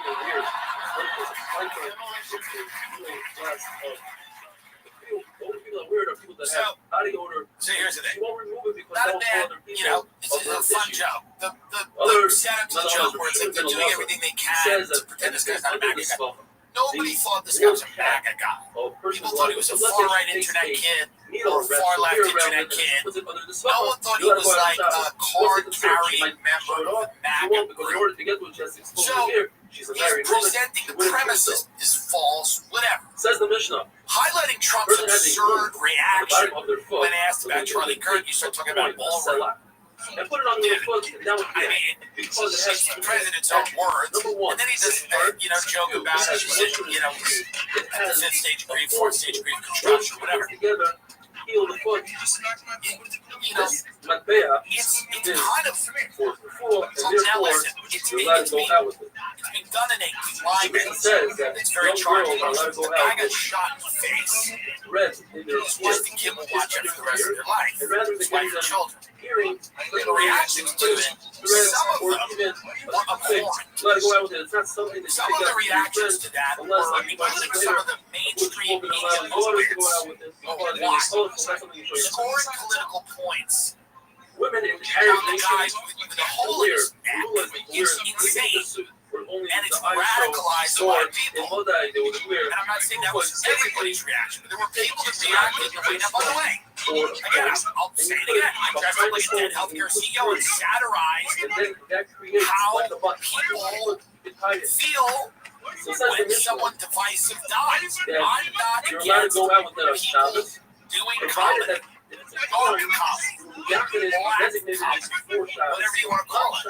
I think that the reactions to the Kirk thing were people that were rationalizing, not in a satirical way, but in a very genuine way, rationalizing this guy getting shot, rationalizing him being killed, going, this is good, more of this, we need this, okay? And he made a mikvah for them. If you're on that side where you believe people that are like should just get shot in the face, natural spring, the water flows from it. What am I gonna do? Like, it's important to many people. It's not a bit, it's not a joke. There is a difference between a guy that's denying life-saving treatment to people who's a healthcare CEO and the guy sitting on college campuses debating kids. I don't care what you think about his view. There is a substantive difference between those two people. And I wasn't for the healthcare guy getting shot in the head. I'm not for random people getting shot in the head. I'd gladly pay higher taxes if people got healthcare. They never seem to. taxes go up and never seem to get that. We'll argue. But there is a substantive difference. Even if it has a lot And of the rainwater, idea that, like, most of its water people comes from within. watched this whole thing, and some of the reactions were so beyond the pale, it's going to be hard to get those people to care about what's happening with Kimmel. In other words, It is. he was concerned. Folks, I'll tell you right now, you got to get healthier. About Lucy, 100% pure nicotine, always tobacco-free. Lucy breakers are nicotine pouches. With an extra surprise, each pouch, making a button out of it. holds a pouch, broken up to release extra flavor and hydration. Set yourself up with a subscription and have Lucy delivered straight to your door. God, I love all Are you allowed to do aroma? Are you allowed to amazing. They're so good. What's the I question? use a medium strength. You know that halacha is that if somebody Let's level up the nicotine routine with Lucy or Lucy.co/TIM. Promo code TIM. Get 20% off your first order. Lucy has a 30-day refund policy. Keep in mind, again, that's Lucy.co. Use code TIM to get 20% off. And here comes the fine print. Lucy products are only for adults of middle age and everyone is age verified. 1 in 12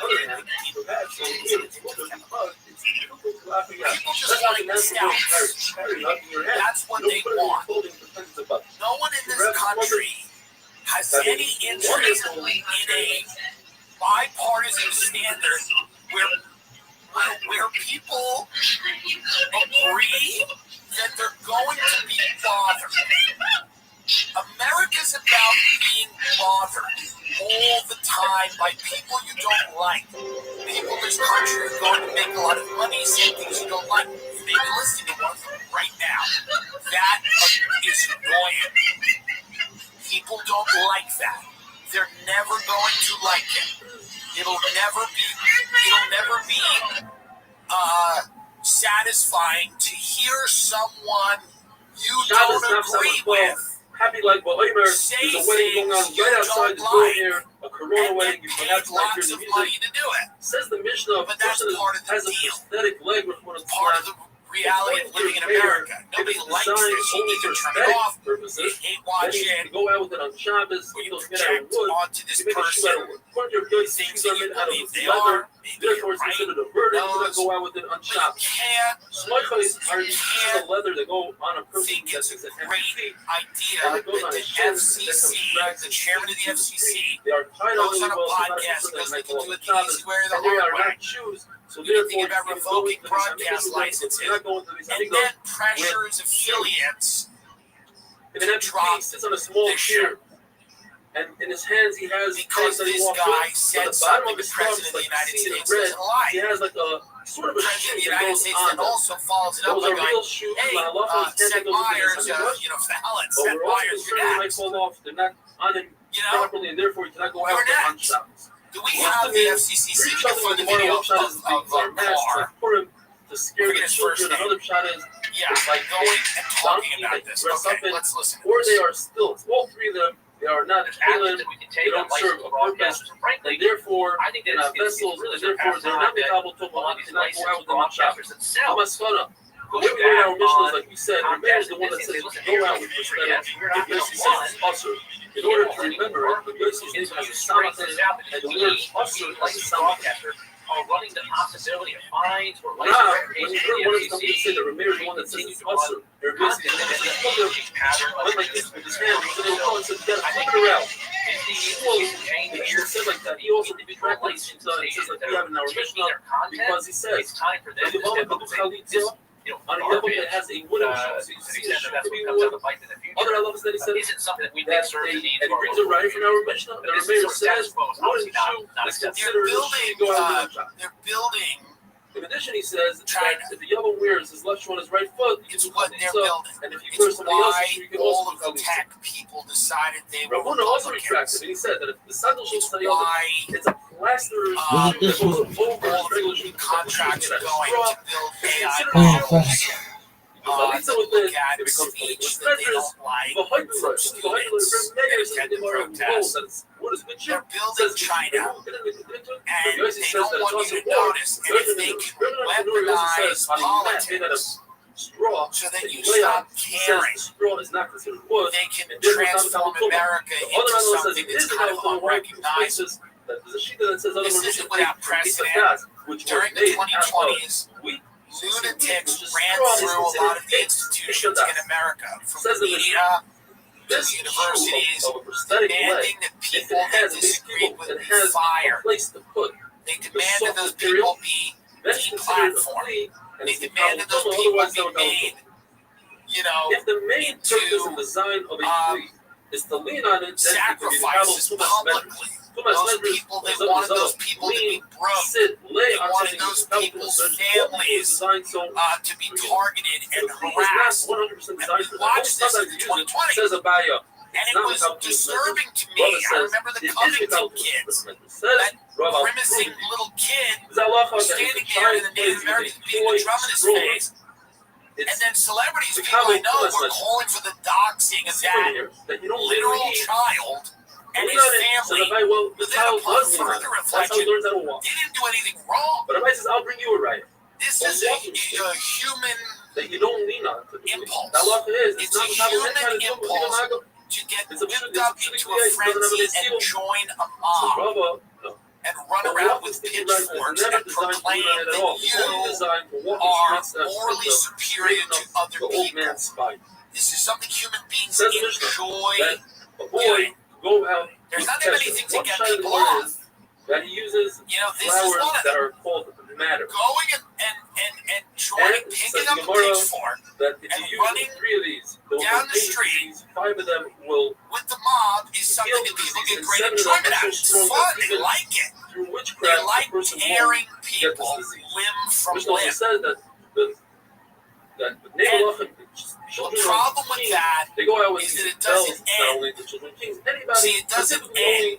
The left does it to the right, the right does it to the left, and then eventually the government decides that people hate each other in this country enough heard the sound of metal, the government of a chicken, can or a footstep. chop this thing up, basically there's no such thing as matter. sell it for parts, while you all hate each other and fight each other. They can hand the country over to oligarchs. Many of them are friends. They all have dinner in Washington, D.C. They're all talking about how they reach out to people in the media, people like me. They reach out to everybody, and they tell you that it's going to be good. That they are the guardians of free speech. They care about your ability to say things that ruffle feathers.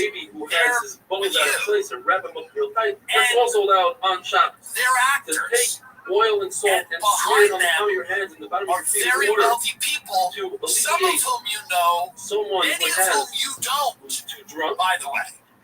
You can do that on Shabbos and you can whisper in his ear. These are all the hushing you whisper. Just like this oil is thinning not in out. some crazy conspiracy Knights Templar way, but in the genuine way of like many of the people who have huge ownership stakes in other words, if in companies are not misplaced, public figures. vertebrae. They exist on the periphery. They have large sums of money, and they're pretty quiet about it. But they follow that money into places, and they strangle industries. And all these people want to merge. And basically what she they want to says do mergers with their companies. They want to monopolize industries.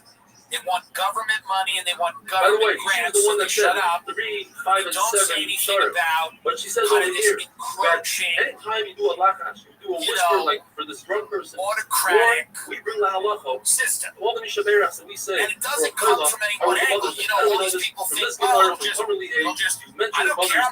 People go, I'm from the right. It'll come from the right. It'll silence everyone I don't like it. But you shouldn't want anyway. But it will never work like that. Because what is left and what is right isn't fixed, it's changing. It's changing. 3 years ago, the right would solidly supported Israel. Right now, they don't. Exactly the same amount. 3 years ago, it was unthinkable for a majority of the right to turn against America's funding of Israel. Now you are seeing people under 40 on the left and the right agreeing that America should not be funding whatever the hell Israel's doing. Building, Las Vegas or the Gaza Strip. Nobody's in for that. Nobody's in for that. When the Israeli finance minister comes out and goes, hey, we spent a lot of money on the war. We got to get paid back a little bit. We're doing a real estate project. It's on Trump's desk. It's all fine. People under 40 going, hey, man, I can't own a house. lend me I some can't water, pay you back take the my water, student you loans. go around your Why head are 10 my times, tax and then you dollars pour it into the river funding backwards while you say, you river, guys river, going and take my building water back, let the Miami disease, the way the in disease Gaza? came, the disease will Who's be that having a for? wonderful day. Who's that for, and why are people funding it? You know, if you work at a 7-Eleven for 12 hours a day, on your feet, dealing with every drunk who walks in, grabbing, they want a pack of cigarettes, they want this, they want a hot dog, they want, you got protein bar, whatever. And you do that job, which is not an easy job, whatever job you do, but think about that, and you're getting paid whatever. I don't know what 7-Eleven pays, but let's imagine it's not ideal. Happy life, Your whatever. tax dollars We're back to the are going supernatural so that real estate developers This is a very can interesting build one. Person luxury has fever every 3 condos days. with like He has floating to do bathtubs with in the number Gaza. 7. He There's takes no 7 way branches anyone from 7 elected big Trump trees, for 7 this. splinters There's with 7 zero beams, possibility 7 pegs, that 7 people elected bridges, Donald Trump 7 so ashes that from their 7 tax ovens, dollars could 7 go dirt to from luxury 7 real estate sockets, development 7 pits in from 7 Gaza chips, or and in 7 kernels Qatar. of from There's fluent. zero way And here's a very interesting one. that any of 7 this. beard ears Take a look at of that. an old dog. You pile it all together. To be put it fair, on the beard, it wrap does around look your neck. nice. To That's be fair. A little cool. bit of an AI render. The person has really high fever. But nobody elected him Takes for a that. knife that's completely metal, And now well if you handled, criticize that, they'll take your visa. If and you you're a tie your foreign hair around it student, and you say the pasuk. they'll just shut you down. Shut the fuck up. The second pasuk. You know? Referring to that So the snare wasn't eaten up, so the Kimmel was losing money for ABC, maybe. I don't know. I heard he wasn't. I heard he wasn't making a lot of money, but I heard he wasn't losing it. But by the way, whether he was or he wasn't, who cares? He was losing it last week and he wasn't on the air. Again, and you said It's directly related to that job. The FCC commissioner said I don't think it was particularly a good thing for Jimmy Kimmel to say this guy was mad. He wasn't mad. By the way, it's easily correctable. You can correct the record without destroying someone's ability to speak. Just like the fire This ran away is something that, you try to die on the hill of this. My fever, my Now, fire should run the away only from thing me. left in this country, unfortunately, seems to be power. Blisters, Everybody thinking that Jimmy Kimmel being removed and indefinitely suspended from ABC means that you are winning. says You're a fool. Israel is royalty. Your tax dollars are going to build casinos in Gaza. You're not winning. This is not what winning looks like, by the way. Provided that it's Kimmel had planned to address Carr's comments on his show Wednesday night, according to people familiar with the matter. Before his on-air appearance, Dana Walden, co-chairman of Disney Entertainment, spoke to the host about his plan. The people said, after the conversation between Kimmel and Walden, she and other senior executives thought that the Star's approach could make the situation worse. People familiar with their conversation said, I mean, one of these issues is the Kimmel writers' room is monolith. The nail of a person. I don't think there's anybody in there that voices any alternative opinion here and says maybe we should slow down. Again, not a reason for the government to get involved if the president be threatened at late night. But there's an element of the right wing obvious that it creates that wants this stuff to keep going on. And it's because they felt culturally powerless for a very long time. And they want these institutions to kind of bend the knee to the president. And it's happened in other countries, people are hungry, and Viktor Orban and all that stuff. Obviously, people like Putin. Nobody wants to live in a country where a late night comedian is, subject to removal because he said something that the President of the United States doesn't like. Also, here's a sidebar. Is Jimmy Kimmel the deep state? When Tulsi Gabbard goes out, I lied, but she goes out and goes, Obama's guilty of treason. They don't really present a ton of evidence. And then they just drop it. And they move on. And then they go, well, this guy and that guy and this guy and that guy. And then the Epstein files, they all vote to not release them. And then they go, well, Jimmy Kimmel, let's get him out of here. And then, Steve Bannon's got a documentary in 20 hours about Epstein. We'll release that. You got all these hours. Nobody over there, they all think you're really, really dumb. You say a couple of And words, they're treating and you have a bowl of the fish. way you treat Same a thing, young child say these words. who wants something that they're not going to get. You try to Now distract brings at them least 14 with other different things that are things. considered documentary. You can see, I don't have kids. I'm around people that have kids all the time, and they'll go, or he says, I want to do this, I want to do this, I want to do that. And then you go, hey, what about this? Take a look at that. Isn't this cool? Look, a dog. This is that. This is that. I mean, Kesh Patel is walking around if you say my barrel should be stronger, like the most compromised person on earth. If Kesh Patel is not afraid of something, I don't know what fear is.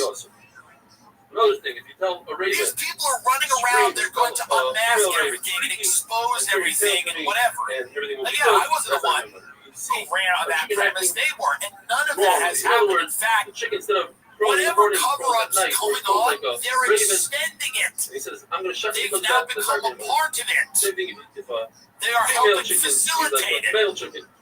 Every comment under everything these people post is, what the fuck are you doing? Or he, Speaking of a 7-Eleven, I don't think Kesh Patel could solve a robbery at a 7-Eleven without fucking it or up. a woman who dances By the way, like it just, which is a dish.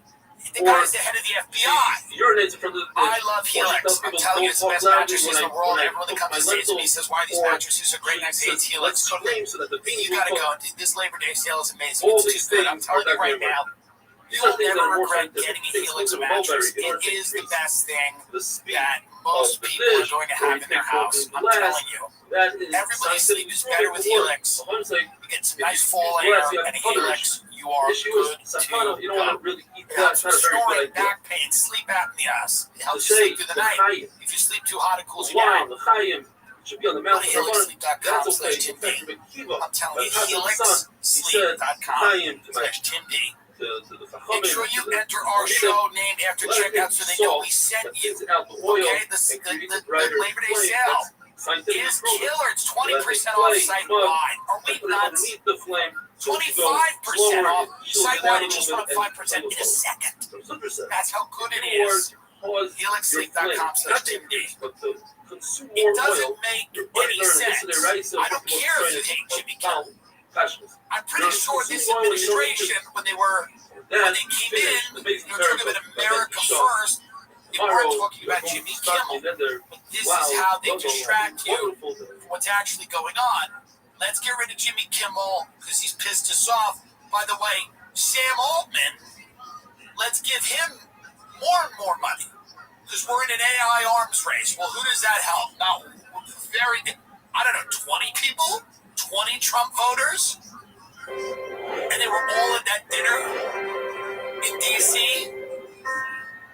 You know, is your life better? Are you making more money? Do you feel better? Do you feel financially more stable? Are you excited about the Israeli real estate project in Gaza? Does that get you going? Do the renderings make you happy? Get the renderings up again.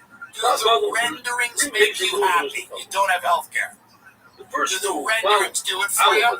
They're nice renderings. But does that make you excited? Is that what you voted for? Is that what you're happy about? Is this what you're excited about?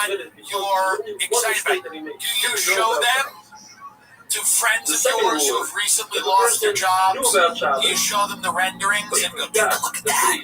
That's going to be pretty fucking nice. Imagine that. Some of them can walk right to the beach. They'll probably have a long walk, go right to the beach. That's what this is about.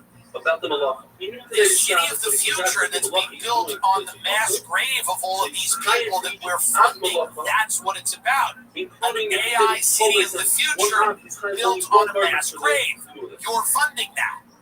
Oh, Jimmy Kimmel said it. A joke that people don't like. Let's see what this is.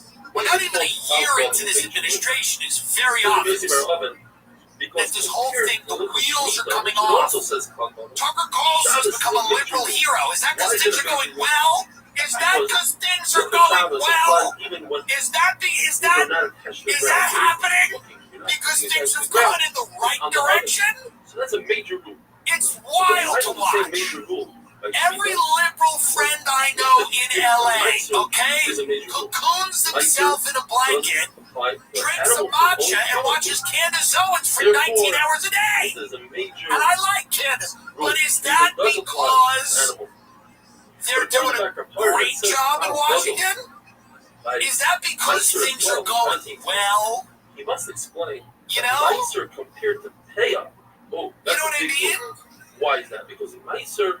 I'm just telling you. It has to be. You have a situation fruit that's designed here to dye clothing. That's starting to look more and more. It also more has to be like a very big guarded, not op.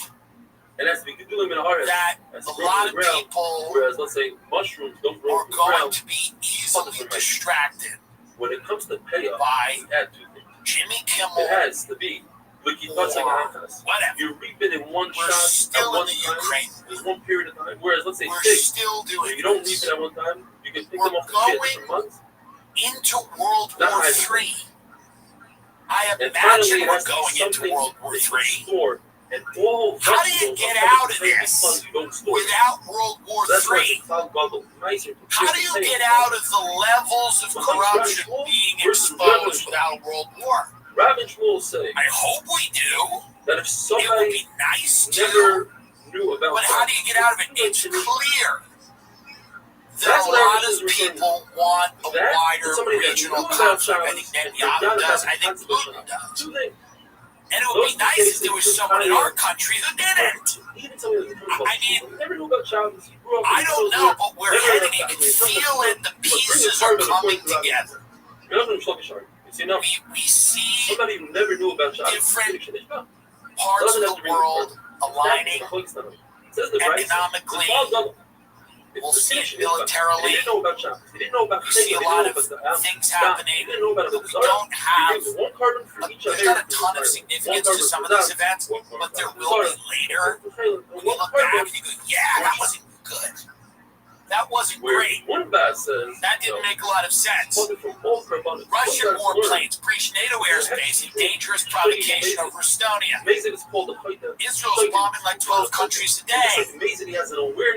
We've got problems, all over the world. We have a pamphlet being handed out, I believe, in Taiwan saying, everybody get ready. Get ready, everybody. Taiwan issues handbook to prepare citizens for Chinese invasion. What a lovely read. What a nice read. Get ready. They're coming. There's one so, during all of this, all of this is happening. We're talking to Jimmy Kimmel. Talking about Jimmy Kimmel. And it's important to talk about. But in order to be it's important to talk about me being fired from Riyadh. It's the most important thing, perhaps. Next to World War III. You know? And the fact that the people in charge of the country believe it's their job to colonize Mars and make us an interplanetary species, and you're not getting a knee operation. You're not getting a knee operation before they make us an interplanetary species and colonize Mars. And a lot of people in America think it's cool. They think it's cool. I mean, I don't know what to tell you. I don't know what to tell you. I really don't. I don't know. I don't know what to tell you. It's the wildest time that I've been alive, including COVID. Somehow, there's more of an eerie feeling now than COVID. Somehow, it feels like we're waiting for something to happen. I don't know what it is. It feels like that.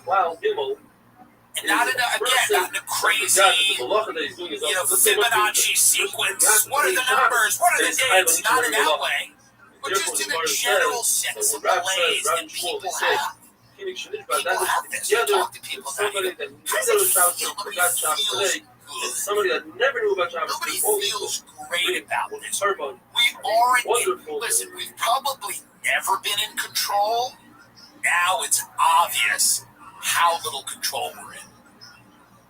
It's really obvious. There's a group of people, there's a group of oligarchs, there's a lot of highly placed interests that all have agendas, and they're all breaking bread and they're all carving it up, and and most people in this country don't have much of a say, and you just gotta hope that they have your best interest at heart.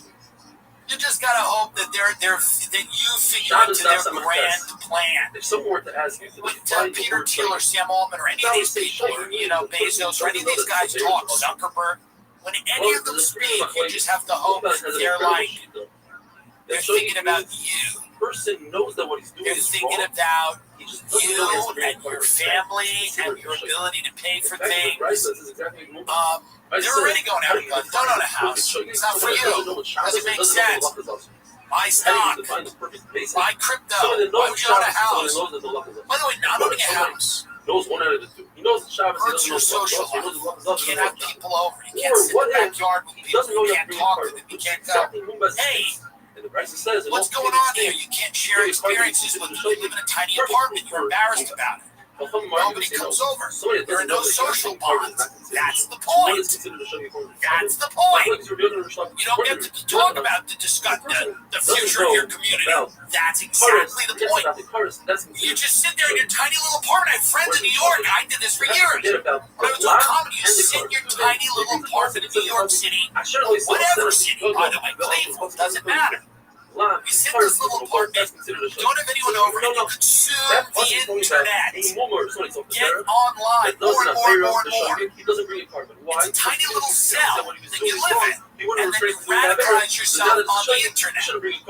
Some of us are schizophrenics, go do crazy things, then the draconian surveillance and police state comes in. They don't have an interest in people having a yard. They don't want you outside. They don't want you outside. It doesn't help them out. Putting your phone on, in a drawer and going outside and sitting down with 6 people and having dinner and talking about your community isn't helpful to them. It doesn't make any sense. They want you on the phone in a cell that you rent. They want you to pay more and more money every year for a cell. So, what is he exactly? And all of these companies related. The answer is, all these mega conglomerates, corporate landlords, everything's a mall. They build these malls, and then on top of them, they have apartments that cost $6,000 a month. So they live on top of insomnia cookies. Pig. He says, I ate this and that, or I didn't eat this and that. Or I'm not going to eat. It's disgusting. No one should live like this. No one's supposed to live like this. And everybody thinks it's okay or whatever. What did Jimmy Kimmel say? You're paying a lot of money to live in a cell. You can't have friends over. It's disgusting. It's absolutely disgusting.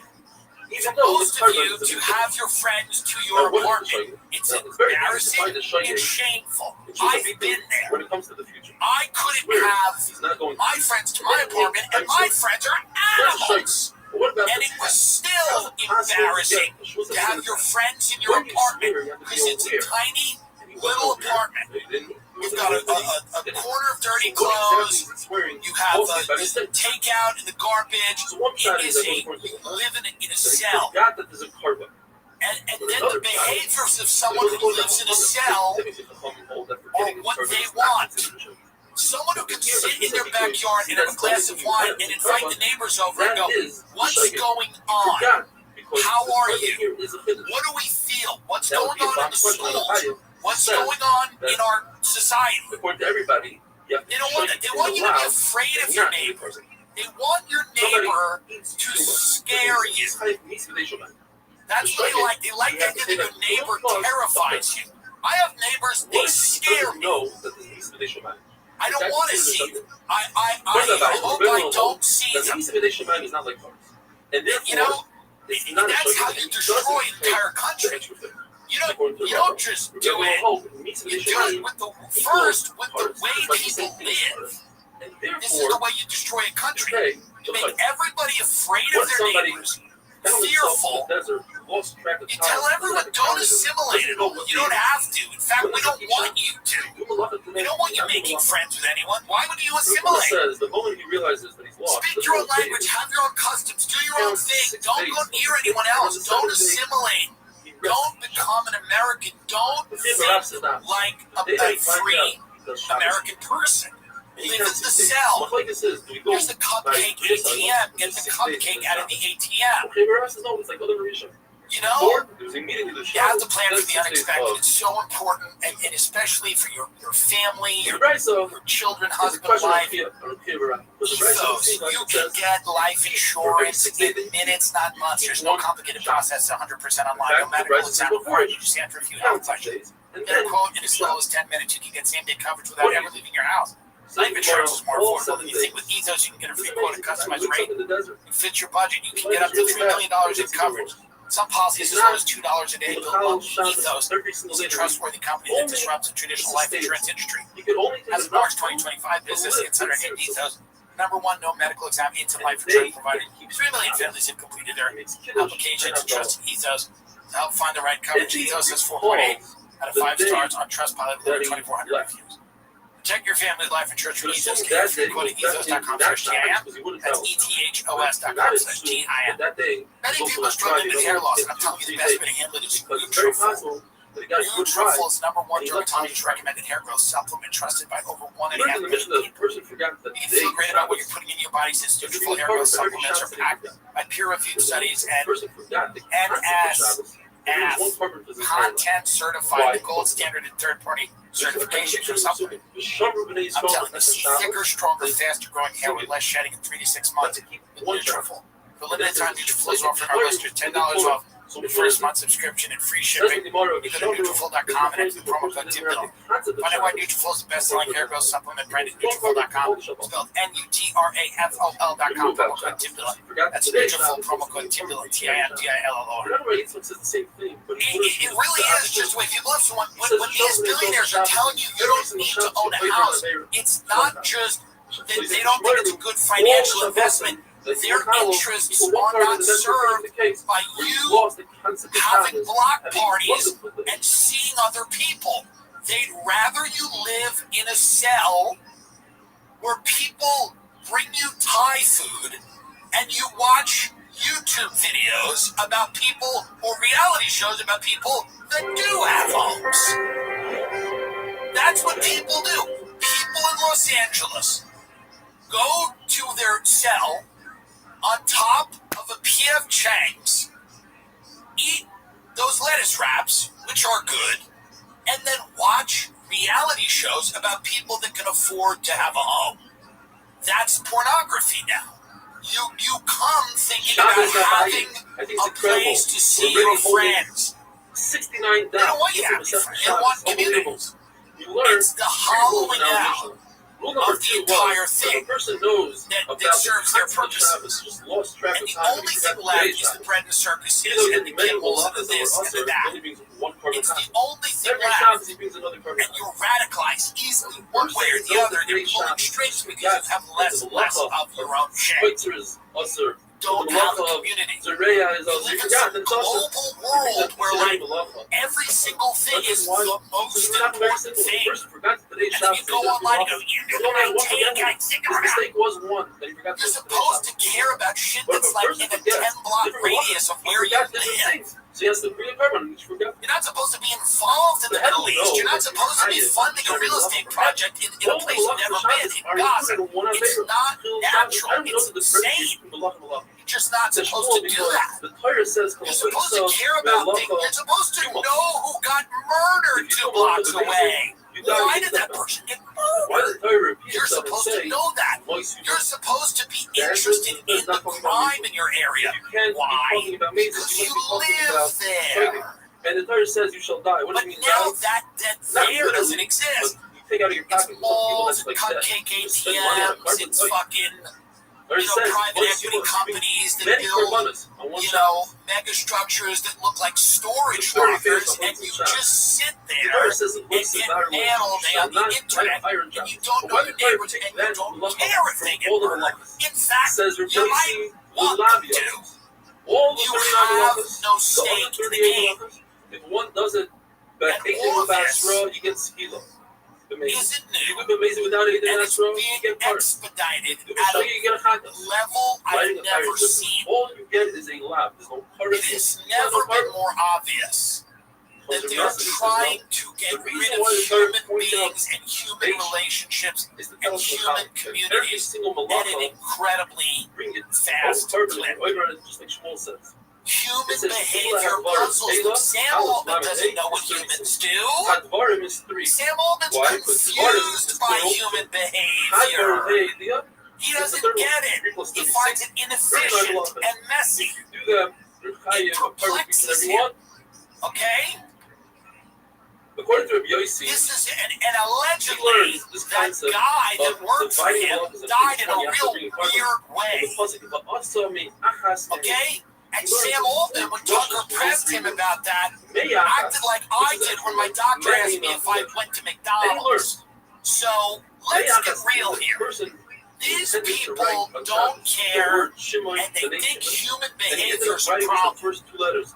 Cultural practices that they don't understand. They don't understand people going to church. They don't understand festivals and fairs. They don't understand people having a community where they exchange goods and services in physical locations. They don't understand people that care.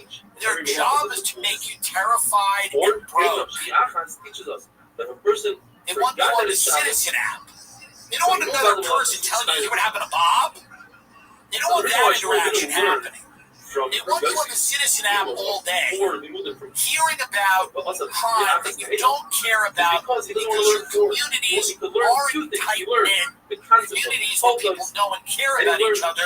They're strange corporate hellscapes filled with part-time residents, and they've turned every city in this country into a foreign Dubai-like Disney Wonderland where people can launder money and then take a bunch of laundered drug money and go buy Labubu smoothies and Erewhon. They don't want anything resembling life.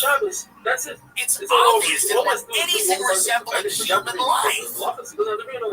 You're supposed to just walk around and participate in some viral scam. That's the only reason you exist to these people. The only reason you exist to Sam Altman is so that he can monitor you in some way, and then you can take part, wittingly or unwittingly, in some viral scam that someone's cooked up. That you can buy some food item or little critter or cryptocurrency that someone is looking. That is the sum total of your humanity to these people. Why buy a house? You don't need a house. What a bad investment. What is that word even? Investment? What are you talking about? You know what's a really good investment? Sitting there with 7 people in your backyard having dinner and talking about life. They don't want it. It's a threat to them. It's actually a big problem. It's wrong. Just you forgot. So I mean, it's in a tremendous clip. That's an awareness. Frequency of which this is happening, how quickly it's happening. Everywhere. It's not just any one thing.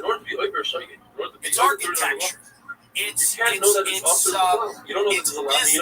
It's political. It's cultural. So really, at the end of the day, it's all of these things working together. So how's it possible that to take you out of the world and put you on the internet, where they want you to live? You're a view. You're an anonymous source of data. You're something to be marketed or terrified, but they don't consider you a person with inalienable rights. They don't consider you in any form of reflection of God or greater intelligence outside of the thing that they're going to create. They consider you an obstacle, and that the way you live is an obstacle to their ultimate goals. That's what they consider you. You are something that's in the way. Your football game and your couple of beers outside, or you invite people over to your home, your family, your faith, your community, your culture, your all of this.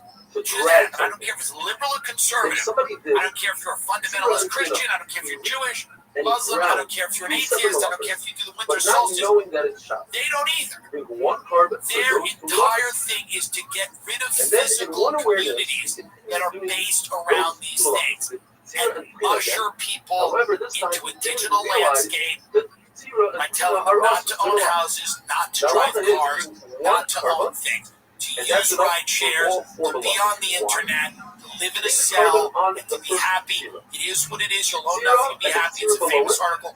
We all bring it up. But it's true. And what Jimmy Kimmel says at the end of the day doesn't really affect your life in the way that you think it does. He should have a right to say it. He should be criticized for saying it. People should attack him on the facts, not physically. You should attack the facts because they weren't present in what he said. Okay? But there's something bigger going on, and everyone feels it, and it worries me that other people don't. There's something bigger going on all over the country, and it's not about Jimmy Kimmel. It's not really about left versus right. It's about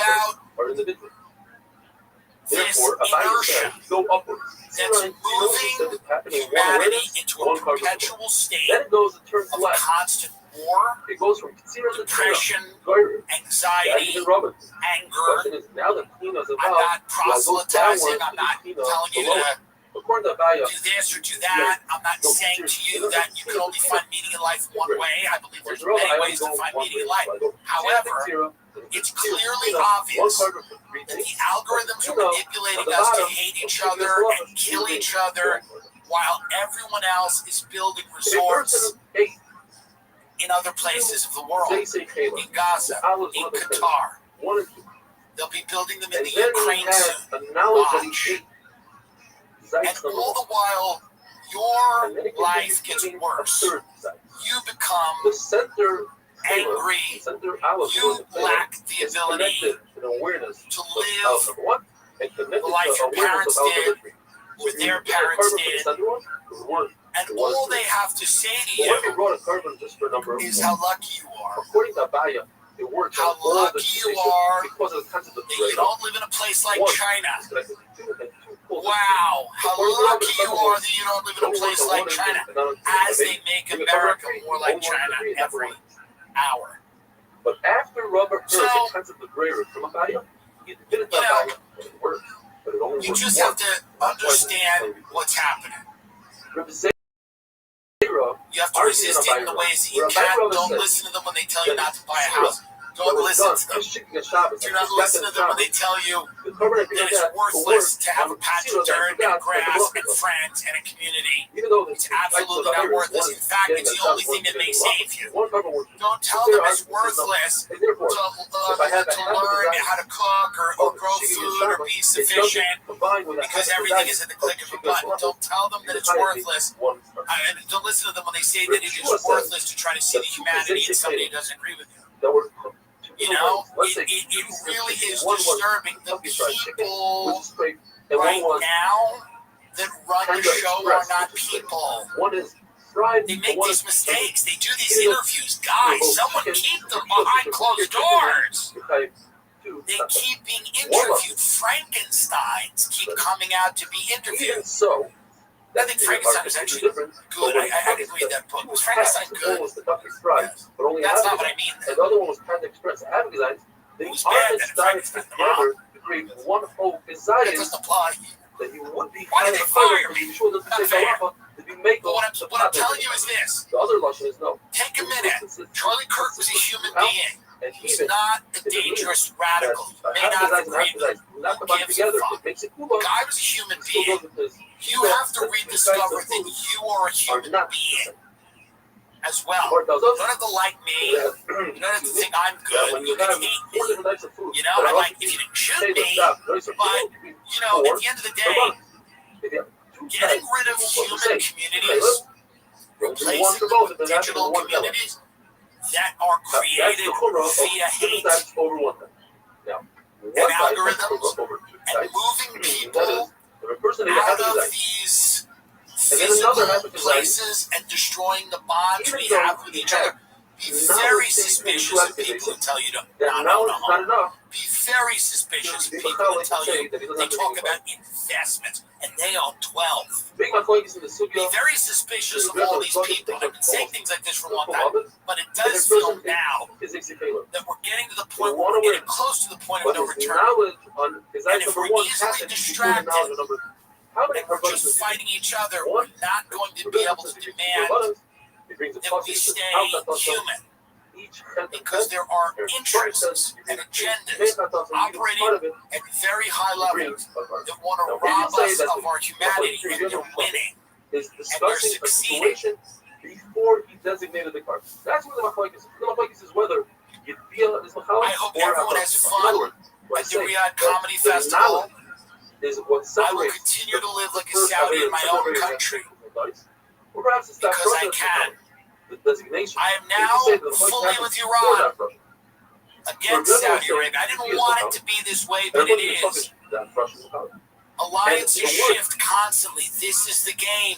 This is the game. I hope everyone enjoys it. And if you're a Saudi, I hope you continue to listen to the program. Continue to listen. Continue to support us here.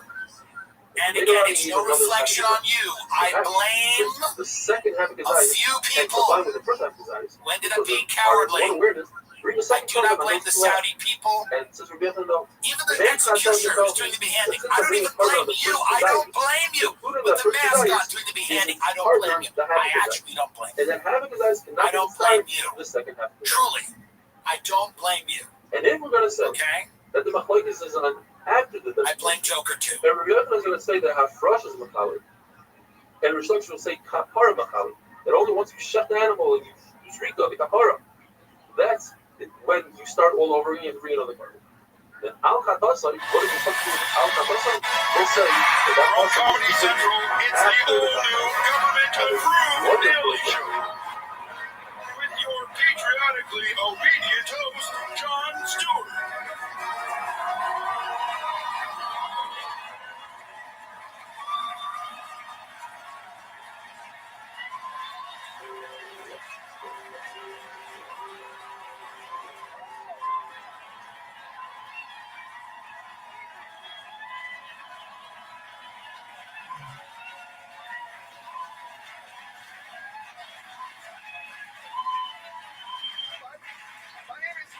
My name is Jon Stewart, and welcome to the Daily Show on, I'm going to guess, I don't want to say anything because that's what he's got. I know.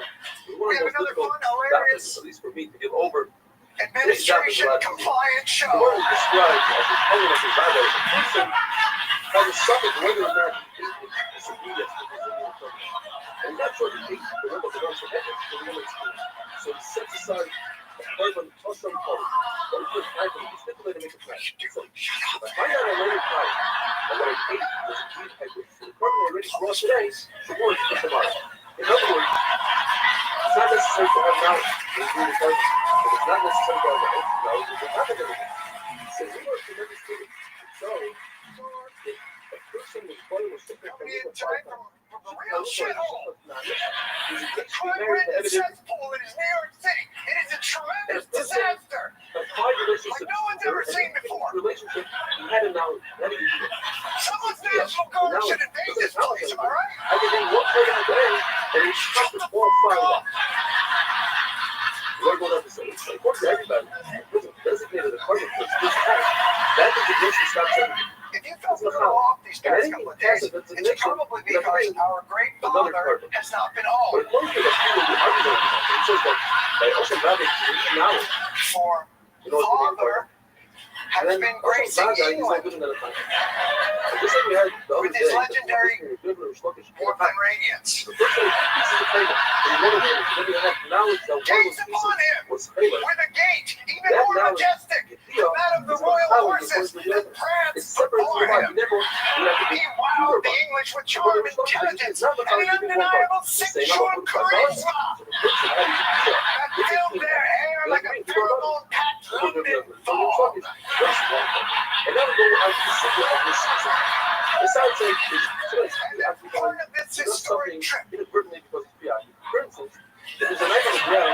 it up for himself. Perfectly And by doing tinted so, Trump he cuts a tree off the ground just to cheer him.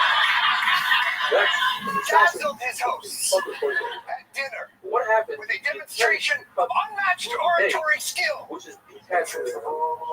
But he ends up playing which is the tax secret. According to Rava, this is not a Shakir perfected and he intended to do a wrongful cut and therefore he's cut. But according to Abaya, he intended to cut. You're right, it's not a wrongful cut. But he intended to cut. And each time he's cutting, and therefore it's a striking for his cut.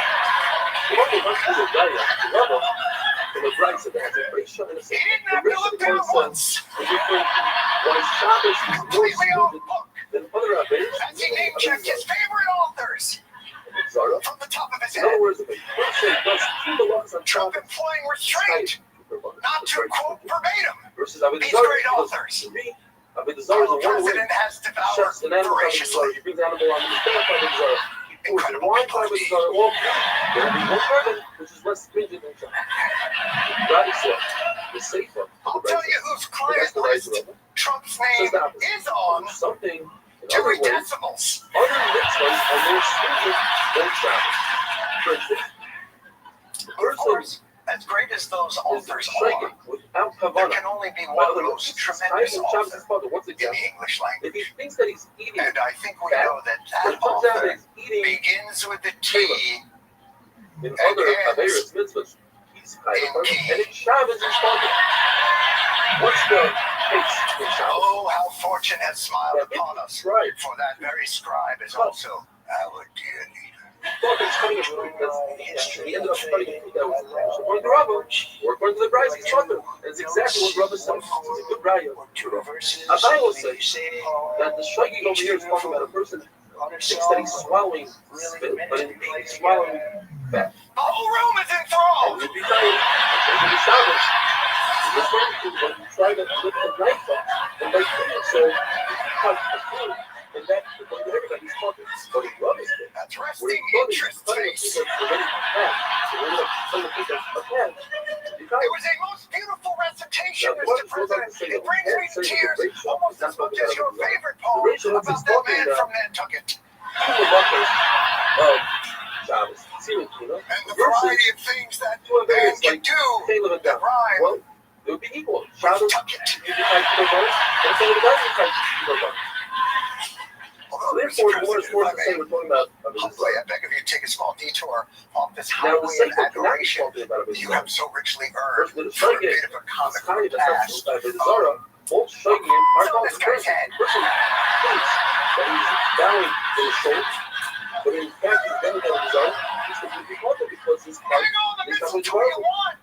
and the person is For bowing all to the opinion of statue. Him, And he decided that the statue our is president's of his Zara, legislators then shall it's of never his Zara, grace then your he makes it. forehead. And if he doesn't decide to Or put is the it statue of his Zara, then he didn't do like anything. some sort of second-rate What if Harry he Potter bows to scar his shit? Zara What's on his fear head? for his life, or out of love? He's scarred with the mark Now, of of the course, fang. he shouldn't do it. He should give his soul, should be wasted Goodbye, But what kids, if he can do it? bromatosis. He's also fine, according to Rava. So therefore, the Gemara is forced to say that the same is talking about other rituals, and the base is talking about The other president, almost wonderful, despicably wonderful humble, day. gave the royals a rare glimpse at his soft-spoken, yet prideful side.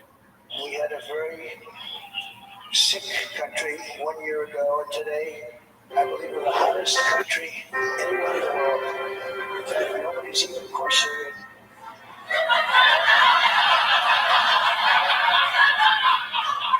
Nobody. Certainly not this guy, am I right? Shabbos, that's how you You do got it. something to say to me, Yesterday's King amazing Chuck? sunnah Don't make us have to meditation. bitch me out Where the a person door. thought that he's cutting something that's detached from Chuck, ground, goes fast, USA not is the something hottest that's we've ever attached. been. And not According just to because Rava, of that's not climate a change. technical extreme. It's not a Which wrongful is a cutting good thing. because he thought Conceptually, that he's climate cutting change something. it's a So good he thing. switches the cuts. They ended up being also triggers to being covered. It's not even a shot. But according to Anaya, since he's taking the cut, the fact that he didn't know that what he's doing is also doesn't make him an assassin. Striking him into doing something. The one brings two more cases where Rabbi Rava argues, and they're a step more in this work. The second case is where a person makes, let's say, a ball, and he tries to throw 2 ounces of issues around, which is half of the shear that you have to throw in order to be tight. The shear is 4 ounces. all This travel visit for wasn't just an opportunity for President Trump to rub shoulders with lesser royals. He Whereas also the met first with case, political they didn't lessers, like the British Prime Minister, who has to be reminded Robin that case Trump says, has ended all the wars in the and finally, the world, third case, which is especially worse the than one Belgium, between where he intended to throw an Azerbaijan object and Armenia. for Hamas. To And think he that knows we that throwing settled for Hamas is awesome. He doesn't know that he's standing with this rabbit. He thought he's standing with this rabbit. Albania According as to an Rava, example. Spotter, according to Rava, is if you go back to the middle, a person intended to throw an object traveled for it. In other words, he went to a heavy ship and it went the whole time. Abaya says he's kind. But so we take this ship and we have this person twice a day and it's on today's mission. Mission tells us that there are 39 always why tell us a number? The answer is to tell us that you can get up to 39 carbonas in one shot is one awareness. Azerbaijan Person is a show you can go is 39 actually pronounced then he doesn't know what Azerbaijan. Shabbos is. He's going to see what's on Shabbos today. Shabbos is with him with Sunday Monday. Morris says that Armenia it's possible that he knows is that all these pronounced are also. Albania. He's a show you. He doesn't know what shear. Not knowing the shear. Let's say the shear is 7, whatever the shear is. It's more. But according to Rava, it says that it's possible. Ended the war between It's like Azerbaijan one day, you're a person judge on the show you get there, he doesn't know the consequences of the parties. Or from the Turkish, the 40th law for the people. So they're weird because they're not on the law, 40,000 how much? Now, there is a famous Muslim, which is famous student, the time of such a topic. Describing the 39 ugly lovers. Ugly lovers are the headline category. There are many that are below the different categories according to the each ugly has 39 ugly. Finally, a country affording our Each one great is leader highly the theorized, respect just like the and deference that any sun we god break them down into would groups. demand. 11 We saw the dismissal of a very well-known chat show host in America last night, Mr. Kimmel. Is free speech more under attack in Britain or These are America? 39 steps to do so. And one of them is steps to be How dare you stop? 13 of them are to make private and private included in Judaism. 7 of them are for the high and the company. 2 of them are for the steroids. The Antifa Herald Tribune? Why And then wouldn't there's you another lie my 6 parents' that have to cage do with your rag? nets, hiding, There's a very untying, reasonable lighting explanation a to fire, what befell Havok, this Havok, scallywag Havok. Kimball. And let's start Jimmy with Kimmel was fired because he had bad ratings more than anything else, and he said a horrible thing about a great gentleman known as Charlie Kirk. And Jimmy Kimmel is not a talented person. He had very bad ratings, and they should have fired him a long time ago. So, you can call that free speech or not. and the finish is that even the second Arisha Clown is considered the next one is what we discussed in Zuraya. You may call So it free the speech in jolly old England. which is But in America, we have something called the First Amendment. more so Let me tell you how it like for works. planting. There's something called a talent-o-meter. Margaret's mean the divine Margaret is the breath. It's a All completely these scientific are all instrument. in one It's kept on the president's desk. philosophy. All that And it tells the president when a performer's TQ Irish portion we discussed. It's the plan. Then it can also measured for mostly by niceness to the president, goes below a certain level, at which point the FCC must be notified. To threaten the acquisition prospects for billion-dollar mergers and network affiliates, these affiliates are then asked to give ultimatums to the even larger mega corporation that controls the flow of state-approved content, or the FCC can just choose to threaten the licenses directly. It's basic science. Rova says that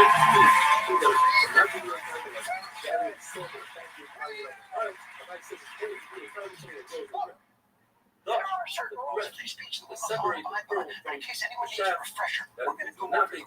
that's the beat flags. Not everyone right to have a television show where he lies his ass off to the American All right, people. there are repercussions to spreading If somebody lies. is Zimmer, who is a Exactly. That's a brand. He has 2 And even though 2 months ago, our president, because of his grand ability to see the future, it's a curse,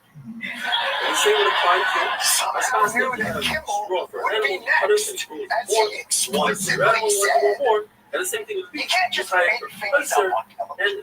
People cannot just go on television and mislead viewers with made-up crap. If you have a small Millions of illegal aliens that pour us our hair is brought into the country will be voting. The bottom line is this. There is massive voter fraud. Global warming is a hoax. Crime is at an all-time high right now. 50 million on condoms in Gaza. They're taking people's pets and killing them and eating them. On January 6, 2 years ago, the overwhelming majority were peaceful. They were orderly and meek. These were not insurrectionists. They were sightseers. Dig a hole in the ground, but not because you want the hole, but because you want the hole. You are Oh, your lordship. Do not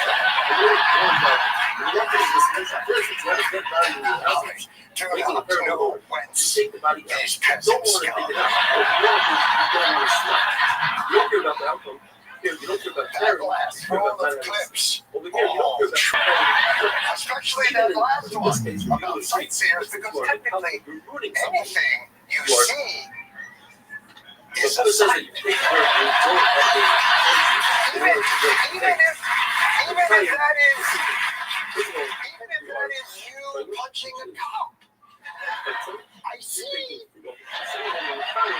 Therefore, I am sightseeing. Separating the dates. But of course, even before this, the Jason Kringle situation at ABC, there were plenty of other people in America exercising their free speech incorrectly. So here's some examples of things you cannot say about your political opponents. You can't call someone who you disagree with a fascist. Leaders cannot call their political opponents Nazis and fascists and enemies of the state. How horrible and dangerous it is to view people with whom we disagree as somehow being less than human. Thank you. You can't say fascist. You can't say enemy of the state. You can't say less than human. These are simple rules that any responsible member of a society can easily follow. The Democrats, they're fascists. Shabbos of $9. Within the 39 halachas, 3 of them are one of the same. Zohar, winnowing, boirer, selecting, meraki, sifting. They accomplish the same thing. You're separating the good from the bad. Yet, since they are 3 necessary processes in the making of bread, the Mishnah brings them down to tell us that if one were to do all 3 in one awareness, we were to bring 3 separate components. But the pounding should be another malacha. It's something that is necessary to make bread. Says Abaya, but since 4 people skip that process, the Mishnah skips it as well. It's not one. Don't tell me that it's because there are only 39 malachas and Kodesh will be the 40th, because since we have 3 people on the left are separating the malachas, you take one of those 3, take it out of the Mishnah, put Kodesh in instead. This is not Mark brings a rice that's a riddle. And there are 5 attempts to solve the riddle, but what we can take out from those 5 attempts are 3 major halachas regarding boirer on Shabbos. You can do boirer on Shabbos if it's food from within the waist and not the waist from the food. If you do yad with your hand and not clean, and if you do it without your food, immediate consumption and not for even Jack Shabbos, but later on. What are the 5 attempts? The first attempt was the Bryce Nancy says, Pelosi, well, she's got protection when she's indecent. Apparently her house doesn't have a lot of boirer protection. and do boirer and give it to your friend, and then the Bryce does 180. You cannot do boirer, and if you do boirer, you have to bring a caption. Perhaps the race is talking about for that Well, day. maybe Paul Pelosi That's needs what- the hammer. Do it for Sunday. That's a huge contest. What does that mean? There is no malacha. They can cook on Shabbos. We can't cook for Sunday. Perhaps the Bryce is talking about a half a sheep. You do a half a boirer, half the amount. That's okay. If you do the full amount, that's the contest. Chatzi shir also when a player the Gemara says it's impossible. There is no malacha that you can do a half of it. Even half would be awesome. You just don't get a punishment. Perhaps the Bryce is saying that you're allowed to do it with your hand, but if you do it with part of the top plate, that's only this is the rabbanon with the funnel with the plate. That's kalachariya. That's not the real way of doing it. Do it the real way with the real sifter, not with bara. That's an isgar. That is what Santa is, right? So that doesn't say anything, any mention of Kalim in that Bryce. Perhaps it's talking about what do you call the toilets? know he's good. That's what so is also again. The price doesn't mention anything about it. Says it by therefore I say the shot is. La'alto. Says the price that you eat it immediately, that's okay. Do it for later on during the day. That's in this word that writes. Sure explains Rabbi agrees the concept of miyad and oichel so he just adds that you need also miyad right away. More tells the story of Bibi threw a whole box of fruit that included different leaves and soilers on the table in front of Ami and Rabasi. Bibi saw this and he wasn't sure if it was because of Bibi's help. And even Oichel the soilers is also, and therefore he spread it on the table. It shouldn't be a problem of fire. It just selected itself. He just grabbed an apple. Or perhaps he wanted to show a Hayin Yafeh, he wanted to show that he's large. Threw all the fruit on the table. Chizkiah says that Tumasin type of bean is considered so certified for him to be taken out the actual food because it requires 7 cookings, and even after 2 or 3 times, if you don't remove the oil, the actual bean, it turns into cells that can ruin other beans. And now we go to the days. The Lord tells us that halacha, now we're done with fire. If somebody takes a bean and chops it up really, really thin, he mixes it, that is considered fleichen, grinding. Folks are showing that it applies to all vegetables. If you were to take a piece of wood and saw it and create sawdust, that is also fleichen, grinding. The Rashi says a person is careful about the size of the wood, he will be over on the top. Like the Mishnah, cut leather to a certain size, it's mechanic cutting. The Gemara asks, why does it kind of talk about achila, baking, when in the Mishkan, there's no baking, there's cooking, some amount of things. Because that's what people are familiar with the process of baking, and therefore the Mishnah is talking about baking. Your flavor of the Israel is like nachos, even on non-food items, such as wood, eggs, the person takes a peg and puts it in the oven, since it first softens it up like bishul, it extracts the moisture and hardens it up, that's bishul. It can also be over on bishul if you take hard, which is hard, soften it up. Even later on, it becomes just as hard as it started out with, it's still considered bishul because you soften it up. If you take, the Gemara says it's possible, it's a riddle. How do I get to 7 different halachos when I make a barrel made out of earthenware? Says the Gemara, it's possible to be over on the third, fire the third, Iraqi, you sift out the dirt, lush, knead the dirt, you're not going to smooth it all out, you light the fire of the oven, and then you're mabashal. If you were to make a real oven out of earthenware, you'd be over on one more called knocking the package, whereas a barrel doesn't have knocking the package because it happens by itself in the oven. There is no violence in Rashi, there's no opinion in stira when it comes to potato. If one were to make a basket out of reeds, you could be over on 11 different averos. How? You have to plant the reed, you have to reap the reed, you have to gather the reed, you have to select it, you have to smooth it out, you have to grind it, you have to cut it, you have to start it on a reel, mesa, you do shape up in here, you put it, start it out in the 2 zones. Already, you put the reeds together and make it in package. And if you were to bend over the top and make a lid for it, you could be over also on kaifer, on sewing, and kosher, making a knot. If you were to spin the wool of an animal while it's still attached to the animal, like it's not driver mechanic, you be over on keeping. God says, you're not fixed on taking it and feel spinning. But God says it's on the animal, the animal's alive. So it's still on the animal, that's not the way to do it, and therefore you're not over, and that's flapping out the animal. Even though in the Mishnah you had women that did the tefillah, they spun it on the animal while the animal was alive, that's always been a special custom, but today it's considered flapping. One wants to pluck a feather from a bird, the over on spices, cut it specifically on the top, the over on the chatav, and pull off the feathers, the small feathers, off the stem, the over on menachem, smoothing it out. Where was their knots in the Mishkan? The folks who were catching or trapping lazaim to make potatoes, they used nets, and then you cast the net, you go from the net, so they made shears and they made knots under the nets. Your Operation Warp Now, Speed can't say the shot is that there were 2 knots and 2 threads in the Mishkan, and you undid one because even for a Don't take Regular it. king, you wouldn't do so soon. That's like a burger. Faker, sewing means one in, one out. In other words, one full stitch. It doesn't come apart because you make a knot on it. That's a wonderful thing. Yeah, Donald, we love you, bro, because you're in the... Okay, oh, Donald, we love you.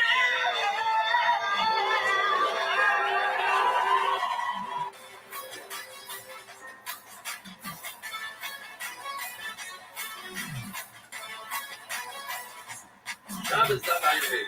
One of the lot of tests will often. The Mishnah is Kireya Amanas Litor, carrying in order to sow. Where in the Mishnah do we find this?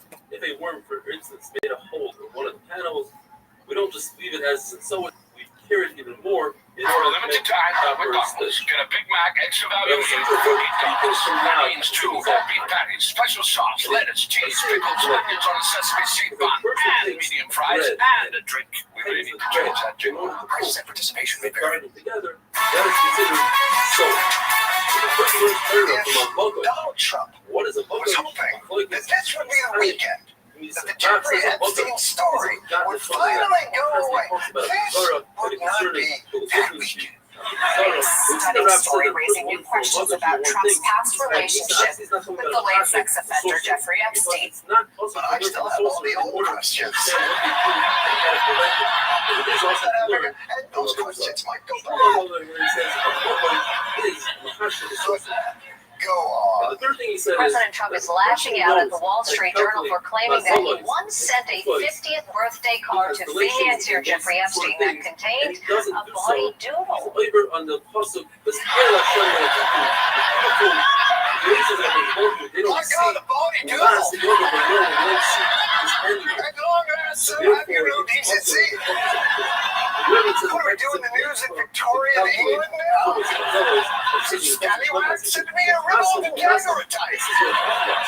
I got it, the constable. That's all you got, bloody doodle? Go back, get it paid. And it's a cryptically written letter, a crude drawing. It contains several lines of typewritten text framed by the outline of a naked woman. A pair of small marks denotes the woman's breasts. And the future president's signature is a squiggly diamond below her waist, mimicking pubic hair. Pubic hair! Oh my God! You broke Blitzer! Pubic hair! By the way, not to be, the grammar for the pubic hair. If you were to chop an animal's head off, that's the the idea way you need to kill it, you know that inflection, going pubic to hair. die. Pubic hair! What's the deal with all the curls? A billionaire sending another billionaire a birthday card with a playful nudie cartoon isn't incriminating in and of itself. It's really the creepiness of the sentiments expressed.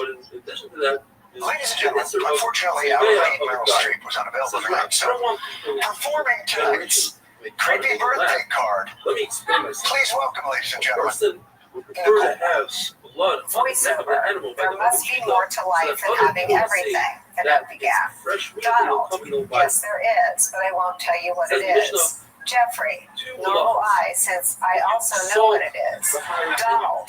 We have certain things in common, Jeffrey. Jeffrey. Yes, we do, come to think of it. And instead, it's sort of decipher the lines the height. things in common. This is explained by Rashi. You can write all kinds of things you have in common inside the outline of nature. We're both gluten intolerant. We both prefer window seats on airplanes to private islands. Oh God. I hope Act 2 of this play doesn't make it worse. Donald. Enablements never age. Have you noticed that?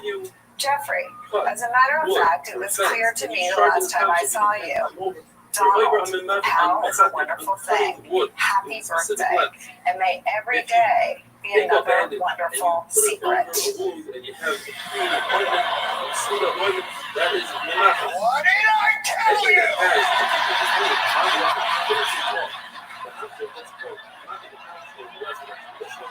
For instance, if the storm is ready, there's another wonderful secret. I threw up in my own mouth. I don't even know what any of this means, but I do know that every line in that card sounds like the password you have to use to get into the orgy and Eyes Wide Shut. Donald, we have certain things in common, Jeffrey. Enigmas never age. All right, gentlemen, come on in and grab a mask. I gotta say, that birthday card, how much must it have sucked to be the next guy in the office that had to sign that Epstein birthday card? You want me to just, you want me to sign it right by the pubic hair? By the just the little things? What do you want? I'm just gonna write here's the 54. Now, the world, as you know, is demanding the Epstein file, and yet somehow, Steele has lined up the Eindruck to diffuse this apparently specific file. Starting with the fact that Trump couldn't have written that birthday card. He doesn't know all the words that were in it. Somebody did an AI search, and out of decades and decades of being a public figure, and now a political figure, Donald Trump has never used the word enigma. We have in our mission.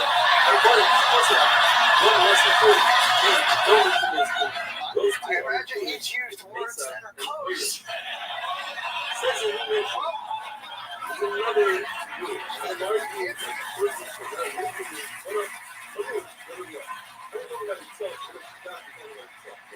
Well, if AI cannot find reference to the word enigma in all of Donald Trump's communiques over the 212.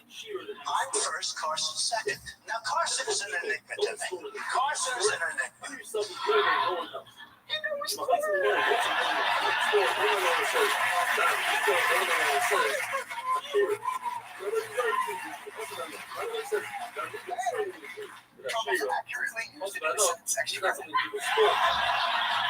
Is there any other exculpatory evidence? The Wall Street Journal. They got the following on the record quote from Trump that said in part, "I never wrote a picture in my life." He then doubled down on his social media platform, posting, "I don't draw pictures." Yes! Donald Trump neither writes pictures nor draws pictures. Which, as the experts will tell you, are the two leading causes of pictures.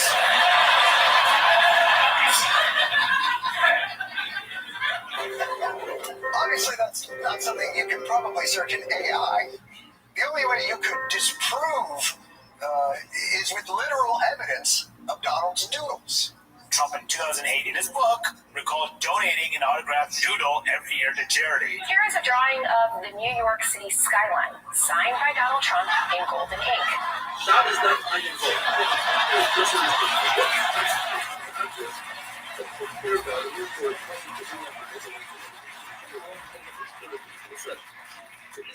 What building in New York City has pubic hair?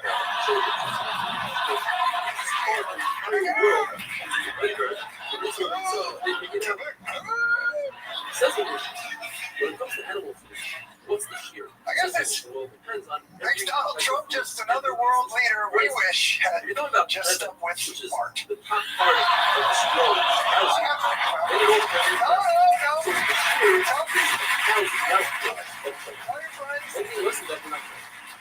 I do have to say, it is a little troubling to me that Team Trump's talking points are, he doesn't even know that word, or he can't draw. And not, why would anyone think he would write a creepy letter to a pedophile? I guess that's because Trump bragged about busting into dressing rooms at his university contest. And and was accused of busting into the dressing room at Miss Teen USA pageants and told a couple of 14-year-olds he'd be dating them in 2 years. Yeah, and then there's this. Do you think you could now be banging 24-year-olds? Oh, absolutely. Would you do it? I have no problem. Yeah, do you have an age limit, or would you? No, I have no age. I mean, I have an age. I don't want to be upper bracket only with 12-year-olds. I'm not agreeing. I just want to make it clear, that is what he's admitting to when he knows he's being recorded. Literally, you're sitting in a studio with a giant sign that says on air. And you're like, I mean, 12 would be just too much. I mean,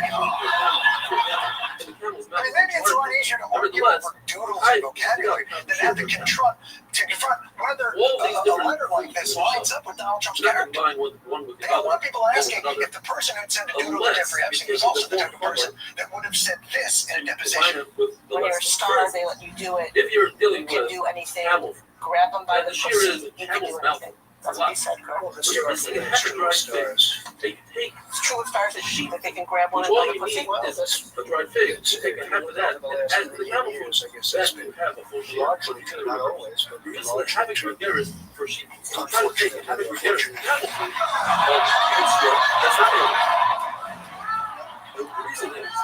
Because people would take and combine these foods to show as samples. I've never seen a lot of waffle. Guy's such an When it comes enigma. to different garnets, different fabrics. I just want to point out here. So a regular fabric is talking about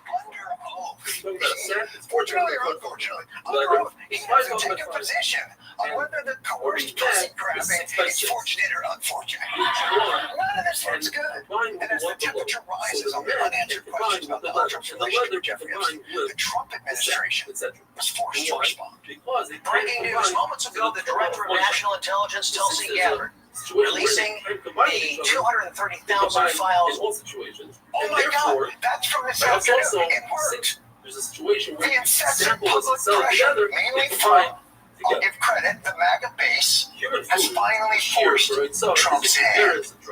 Let's hear what's in those files. 230,000 files related to the assassination of Martin Luther When it King comes to Jr. pure food, we don't consider the shell, the whiteheads, the little piece that Epstein branch killed Martin sticks Luther out. King Secret of Jr. this is fine bread, coarse bread. Why are you It says releasing that? that What? the peel of lentils and beans All right, are obviously desired those for the actual food. different But oat files. beans Anything are not else? desired because This they happened look today. like AG flies Bondi in released your files The coarse and the fine This is all bread happening are today. the What's start in of those sugar. files? Why? related to the FBI's handling of the investigation into Hillary Clinton's use of a private email server. You need something kosher. That's not kosher. It's not considered food. And Finally, we'll therefore, get to know sheer the fat truth is about not desired. Hillary's private email island. As the Epstein missile heads towards the fuselage, look at Trump firing off countermeasures from Air Force One, like Luther and Maverick in Top Gun. Maverick, sir, we got a bogey at 5 o'clock. Hillary Clinton's emails. They're still closing, sir. Good, Martin Luther King files. Good. It's right. Oh, sir, we're out of files. Surely it's curtains. And Wait, oil enough to I've still got one more trick up my sleeve. water in order to make it Boys, for an eye it's and been an other honor liquids serving with you. is other waste liquids Here we go. in the ravines. Trump threatens to restrict the stadium deal with the Washington Commanders if they don't change their name back to the Redskins. If you Are decide you to fucking kidding me? decide You know, they always say liberals are condescending to MAGA. I cannot think of anything more condescending than the way Trump treats MAGA. Oh, you want to know more about how the super rich are trafficking underage girls with impunity? So, a wonderful Would you still want to know if I let you use an outdated slur for Native Americans? I guess in Trump's mind, he doesn't have to keep his promises to MAGA as long as he continues to attack the people that MAGA hates. That's his get out of jail free card. Trump believes he has immunity as long as he remains a petty tyrant, demanding only liberal institutions surrender to his whims. And what's crazy is, liberal institutions have. Columbia University is bowing to President Trump's demands. ABC News settling a defamation suit with President Trump, paying out $15 million. Trump collected a big check, $25 million from Meta. A powerful law firm is caving to growing pressure from the Trump administration. The president pressured two more law firms, and they have relented. Wilkie Farr and Gallagher became the latest major law firm to enter into one of these settlements with the White House. Really? Why are you hired? Wilkie Farr and Gallagher. Real Gallagher would have put up a fight. Farr was always a coward. But this episode has long brought shame to the proud name of Wilkie. Oh, Wilkie! Nonsense John Wilkie Booth! Assassinated Abraham Lincoln.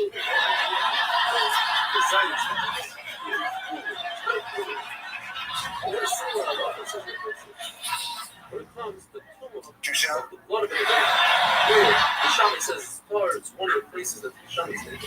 But since we're on the topic of corporate capitulation, to the whims of a pussy-grabbing enigma, last week, as you may have heard, CBS, which happens to have the same parent company as the network this program currently airs on, unceremoniously canceled the Late Show with Stephen Colbert. And,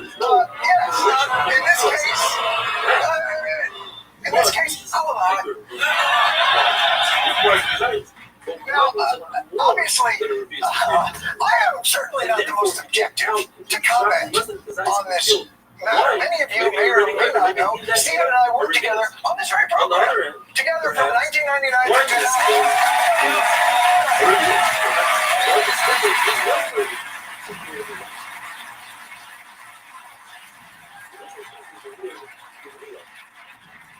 Haven't changed a bit.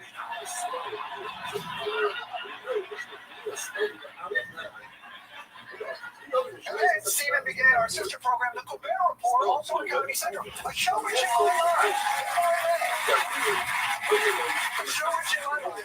remains to this day one of the most astounding accomplishments in satirical television, rendering a fictional character in real time 4 nights a week for 10 years so seamlessly. Many viewers believed him to be the whorish, high-status idiot he was portraying.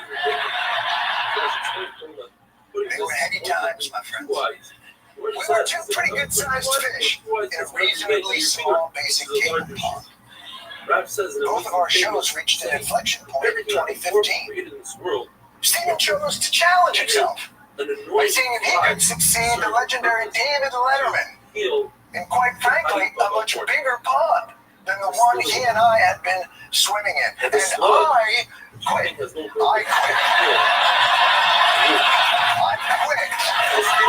Stephen challenged him. I passed away. Stephen challenged his abilities in the biggest field you could, and I literally went to a farm upstate. It's true. I did it. Watching Stephen exceed all expectations in the role and become the #1 late-night show on network television has been an undeniable great pleasure for me as a viewer and as his friend.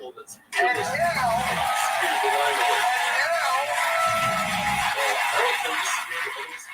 Stephen has been canceled for purely financial reasons.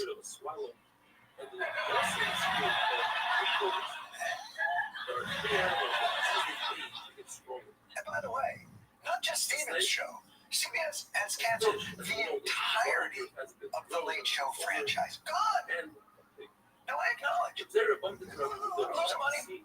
Late night TV is a struggling financial model. We're all basically operating a blockbuster kiosk inside of a tower records.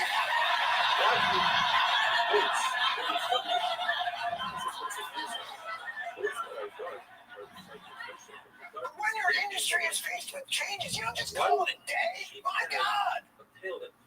When CDs stop selling. They didn't just go, oh, well, music, it's been a good run. The fact that CBS didn't try to save their #1 rated network late night franchise that's been on the air for over 3 decades is part of what's making everybody wonder, what's this? Purely financial. Or maybe the path of least resistance for your $8 billion merger. What's killing the show, and you know rankled, a fragile and vengeful president, so insecure, suffering terribly from a case of chronic penis insufficiency.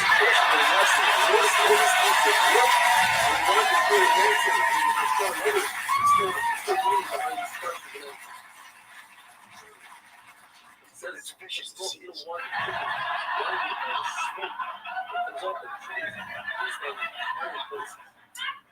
I believe CBS lost the benefit of the doubt 2 weeks prior when they sold out their flagship news program to pay an extortion fee to said president. At that time, poor Andy Rooney must have been rolling over in his bed. That's right. He's alive. Andy Rooney is alive. Probably buried the lead on this entire bit. Andy Rooney is alive. And he's just turning over in bed. You know what he's probably doing? Biding his time. For when the network calls him and says, is anything else bothering you, Andy? Yeah, the thing is. Ask your parents. He was on 60 Minutes. Look, I understand the corporate fear. I understand the fear that you and your advertisers have with $8 billion at stake. But understand this, truly, the shows that you now seek to cancel, censor, and control, an insignificant portion of that $8 billion value came from those fucking shows. That's what made you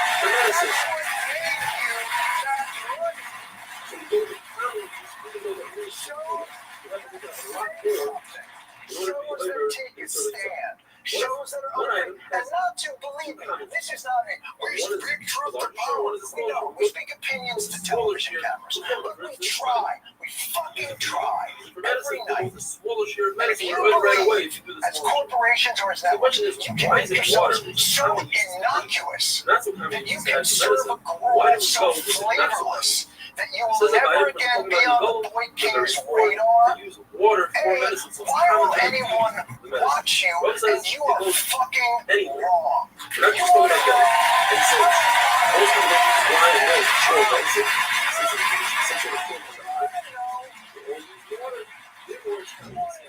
are impossible it is to stay on Lord Farquaad's good side. President Trump says he will sue the Wall Street Journal and its owner, Rupert Murdoch, who also owns Fox News. Donald Trump is suing Rupert Murdoch, the owner of Fox News, the man other than Biden, maybe most responsible for getting Trump elected. Fox. Yeah, I fucking snuck that in here.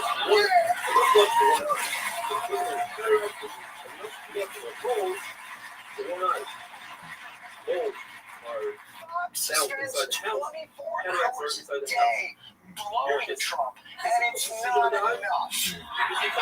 Imagine suing someone mid-blow. How could you? Finish up down there. I'll see you in court.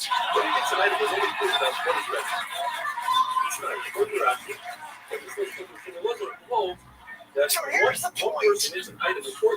If you're trying to figure out why Stephen's show was ending, I don't think the answer can be found in some smoking gun email or phone call from Trump to CBS executives or in CBS's QuickBooks spreadsheets on the financial health of late night. I think the answer is in the fear and pre-compliance that is gripping all of America's institutions at this very moment. Institutions that have chosen not to fight the vengeful and vindictive actions of our pubic hair dwindling commander. This is not.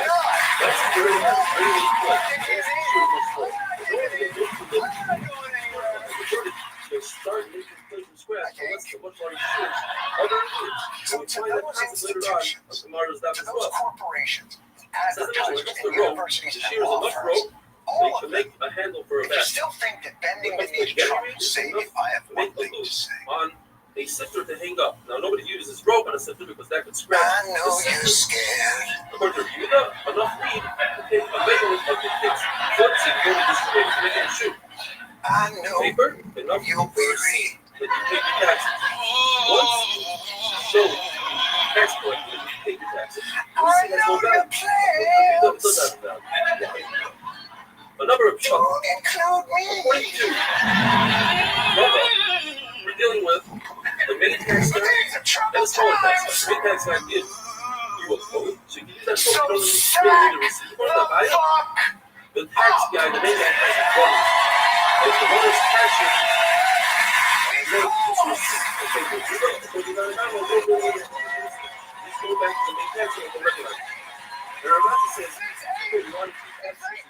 Show them the other tax collector, and they'll see that you're a trustworthy person who pays taxes. Once you erase the paper, that's what they'll spend right on it. So what they're doing, you can cover a small glass, so the shooter is the size of a small glass. Sometimes for leather, if it's the semi-bag, you provide a command on it, so it's the size of the command. It's loud, it's right, very on. That is a true point. Enough to write the smallest part of the story, might as well show it to the buzz. But compliance and complacency is not the answer. We reject mindless, machine-generated sound that offends nobody. And we affirm our shared humanity. We must continue to have humans make things that inspire and promote other humans. Small first grip enough to put on the opening part. The other that makes gold. You're afraid. And you put your bottom line. See, line which girls use for the hair one small choice of them. You size enough to put on the hair really flat. But if I look enough, you need the ears to stay. Which are good. First one is enough to make a handle for a basket. C are the strings that go around the country. You can put them in the funnel, and then press the center of the water. Oil is grease enough to form a basket of bread. The size of the cellulose is a great area. Enough to fill a ball. The size of a walnut. If you take out a star plate, the star that says, I owe somebody owes me money, it has value. But once it's already paid off, you stay tired, you don't even carry it back, and someone will look at the distractions. What it looks like, Rabbi what says, media, you're allowed to keep a like star when they plate. don't work. So Because so right it now, has Donald Trump is value. desperate to One of the move on time from you're the not allowed to Epstein keep files. a star The plate around, story it is could only bring problems later on. A But it major has zero development value. just in. The Department of Once Justice that value, says everybody it's trying to wins. set up a Star was meeting paid with off. longtime Now it's Jeffrey paid Epstein off. associate Like Ghislaine what Maxwell, happened to the who's in case prison. for The Justice Department now may issue statements saying if Ghislaine Maxwell has information about anyone who has committed crimes against victims, the FBI and the DOJ will hear what she has to say. Such a document, so the original star has value. And that's why they got the original star. Ghislaine Maxwell? Well, it says everybody knows that the woman title. Like I said, Epstein's accomplice? what happens if the woman doesn't want to say? The most And pictures meanwhile, with? the no Will she be your first witness? and takes it out Also, just stick with throughout. me here. That How funny star would it be has if value the now. FBI gets there and she's like, I'm finally ready to talk. I'm Without finally ready to tell you everything. She grabs one of the agent's guns and takes herself out. Not the mouth, but a special document that the lawyer has came off of it. The FBI would have to come out like, to show other lenders that you just really borrowed. It pays off his debt. I know how this looks. But I swear, here's how much I want you to believe me. We did do the first one, okay?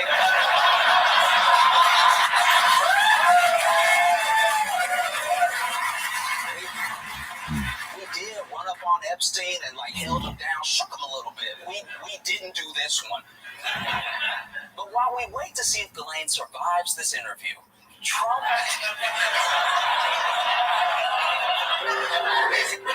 has been doing everything that he can to keep those files under wraps. He's even got his friends in Congress trying to help. Mike Johnson shut down the House just to avoid a vote on the release of the files. When it comes to hide, Yeah. the leather, the size of the Do you understand that they clear Congress out for the summer like they found a dookie in the pool? This size of an ambulance. But trying to shut down the release of the files only makes them more interesting. So over the last week, Trump has been throwing every distraction he can at us. And I want to go through some of them to show you how desperate he's getting. Let's start with his go-to distraction. Similarly, you say the same thing by The truck that you should be talking about is the car President Obama absolutely called. They tried to steal the election. They tried to obfuscate the election. Irrefutable proof that Obama was sedacious. Sure, the same. Who's aside? Sedacious? It feels like he's mispronouncing a new black friend's name.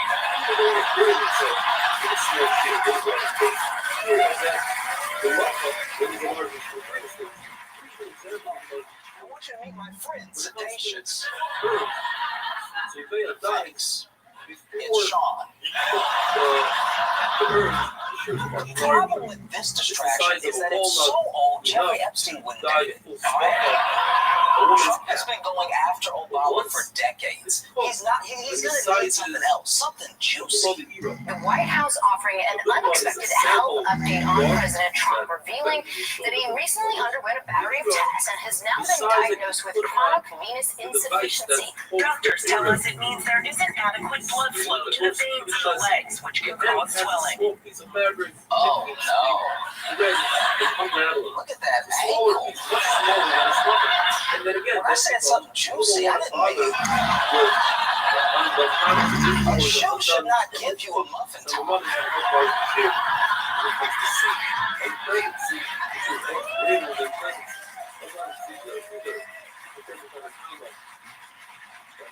And I cannot stress how big of a deal this is because they never admit that Trump has anything but impeccable health. Usually they bring out a doctor to be like, Donald Trump has big muscles and a girthy ass dick. Medically speaking, he makes Hercules look like a pig with cancer. Like, I'm not exaggerating. His doctors once said that his blood pressure was astonishingly excellent. That's not even how blood pressure works. Blood pressure is numbers. If you want to impress us, say 120 over 80. They made it sound like Trump could control his blood pressure like the settings on a fancy hose. His blood pressure is on this, but he can turn up to cola or jet if he so chooses.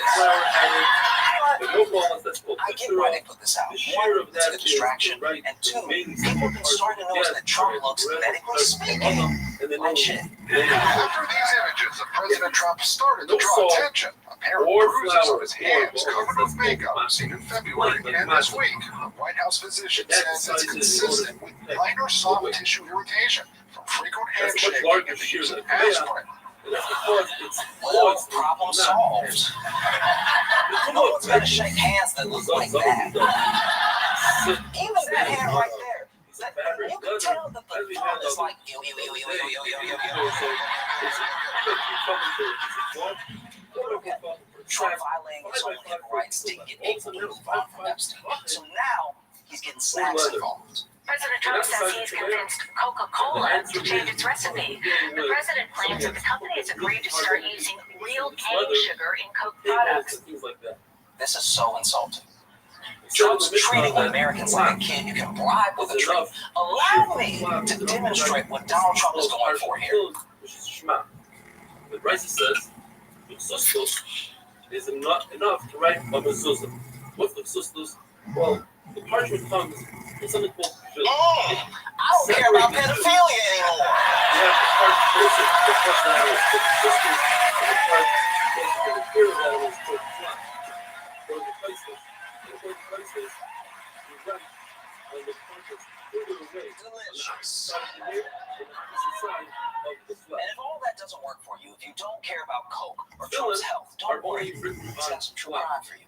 This morning, the Trump administration releasing more than 230,000 pages of records related to the assassination of civil rights icon Martin Luther King Jr. That's how bad things are for Trump. His back is against the wall so hard, he's releasing more Black history. Sometimes it cause potential killing by decision. This might be the worst distraction because all he did was remind us that he can declassify thousands of secret files, and people noticed. Bernice King, the daughter of Dr. Martin Luther King Jr., posted this picture on social media with the caption that simply reads, "Now to the Epstein files."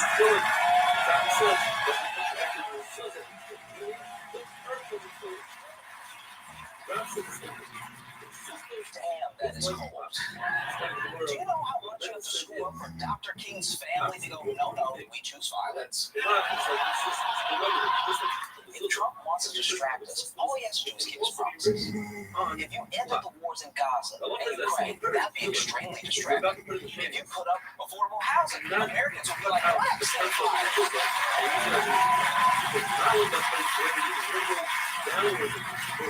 What Epstein files? I'm too distracted memorizing my laboratory. If you want to think of it in terms you can understand, think of it like a bribe, Mr. President. You're the deal guy. Make us a deal. We want to know what's in the Epstein files, but if you put some universal health care in your palm and hand it over, Epstein home, I ain't saying nothing. Let's kick things off with drug prices. They're too damn high. They're so expensive that rappers are balling out on a full prescription, okay? Singles are dropping like, I gotta drop top bands and a multiply Lexapro. Now, President Trump made big promises about lowering drug prices once he got in office, but all the haters said he was never actually going to get it done. Well, guess what, haters? His promises just got even bigger. We're going to get the drug prices down, not 30 or 40%, which would be great, not 50 or 60. No, we're going to get them down 1,000%, 600%, 500%, 1,500%. Numbers that are not even thought to be achievable. Yeah, I also thought it would not be achievable to lower drug prices 1,000%, because that's not how percentages work. Just so you understand, lowering drug prices 100% means it's free. Lowering it past that means they're going to give you money.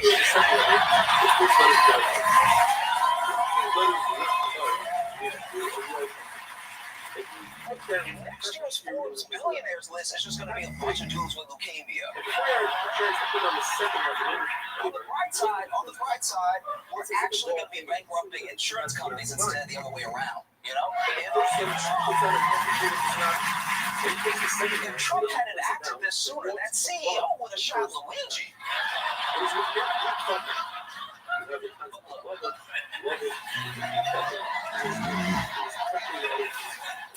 Trump actually does have a plan here. It's not to put a cap on the drug prices. That'd be too easy and simple. We're working very hard right now to get the other countries to lift up their prices a little bit and to get the drug companies to put it to them. And if they don't, the drug companies will have a lot of problems. And they are mostly agreed to it. And if the countries don't, then as an example, if it's Europe, I'll say that's okay. You're no longer allowed to sell cars in America. You're no longer allowed to have Mercedes, BMW, Volkswagen, or any of the other many cars. And they will say, oh, I love the idea of lower drug prices for America.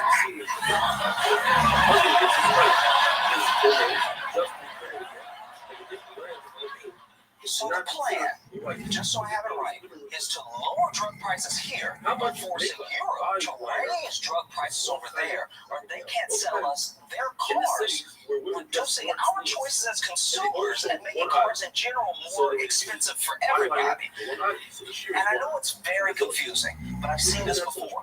This is crackhead logic.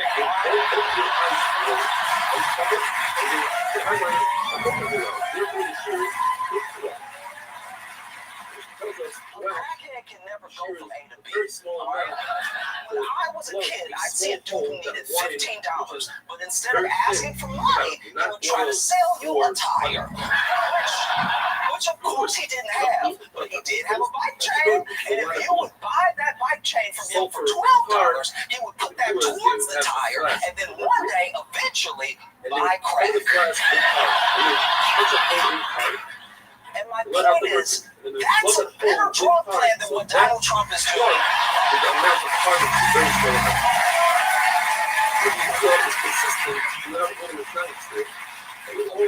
But still, Donald Trump is promising lower drug prices for America. That's the news for the day. I'm sure no one is going to talk about anything else. Brand new bombshell reporting from the Wall Street Journal. The Wall Street Journal reporting the U.S. Attorney General Pam Bondi told President Trump back in May that his name appears multiple times in the Epstein files. Your best friends. You're best friends with a pedophile for 10 years one time, and the world never forgets it. But yeah, this whole time, Trump already knew he was in the Epstein files, which is a good reminder that if someone's acting guilty, they're probably guilty. No one's ever going to be like, don't look at my browser history, you'll see all the charities I volunteer for. But the good news for Trump is this is America. We don't read. As long as there's no video coming out, we should be A-okay. CNN exclusive. Newly uncovered photos and video offers a new look at President Trump's past ties to GC. The the opening of the Harley-Davidson Cafe 5 months later. So from Epstein walking into a Plaza Hotel to attend Donald Trump's wedding to Marla Maples. There's also what was found in this review of archival footage from a 1999 Victoria's Secret fashion show, which reveals, as you see, the two men chatting, laughing with one another on the sidelines of that event. Did so for his daughter. It's getting to the point where it's harder and harder to find a photo of Donald Trump without Jeffrey Epstein.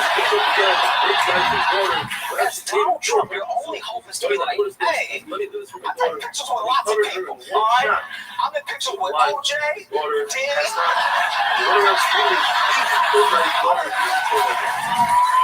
So you're not going to do that. Pictures with Harvey Weinstein. That's not helping. And they're not just in the video. Look at the chemistry they have. And this is genuinely unfortunate and unfair to Trump. But the way the camera highlighted the two of them makes it look like a giant heart on a kiss cam. What makes me feel terrible is I don't have a friend that I'm as close with as Trump was to Epstein. You know, they're making drawings for each other, laughing, showing up to weddings, going to shows together. The only way my friends hang out with me that much is if we're both holding Xbox controllers. The point is, CNN found all this new footage, and Trump didn't really appreciate it. You actually called President Trump directly to ask him about this story? Yeah, we weren't on the phone very long. It only lasted about 30 seconds. But when I got on the phone, I asked him about the wedding photos. He kind of paused and then said, "You've got to be kidding me." He then called CNN and me fake news a few times, and then he hung up the phone. Because wait, hold on. You can just call Donald Trump. And he'll just pick up the phone himself. The president shouldn't be that available. You know, this is like pushing the call button for the flight attendant and then the pilot comes out. Aren't you supposed to be busy? Like, if you're here, then who's in the cockpit? I think this just shows how lonely Trump is. He's answering the phone because he just wants someone to talk to. It's kind of sad. Because remember, his best friend died in prison back in 2019.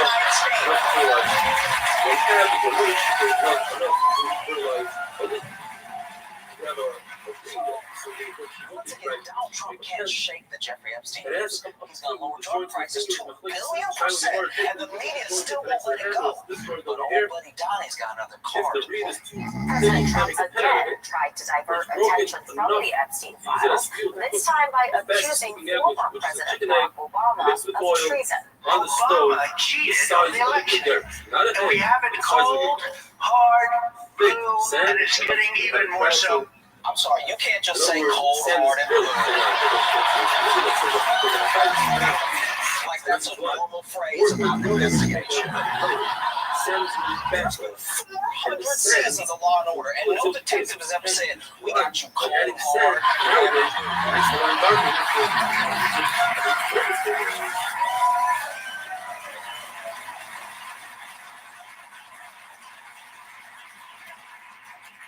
Dun-dun.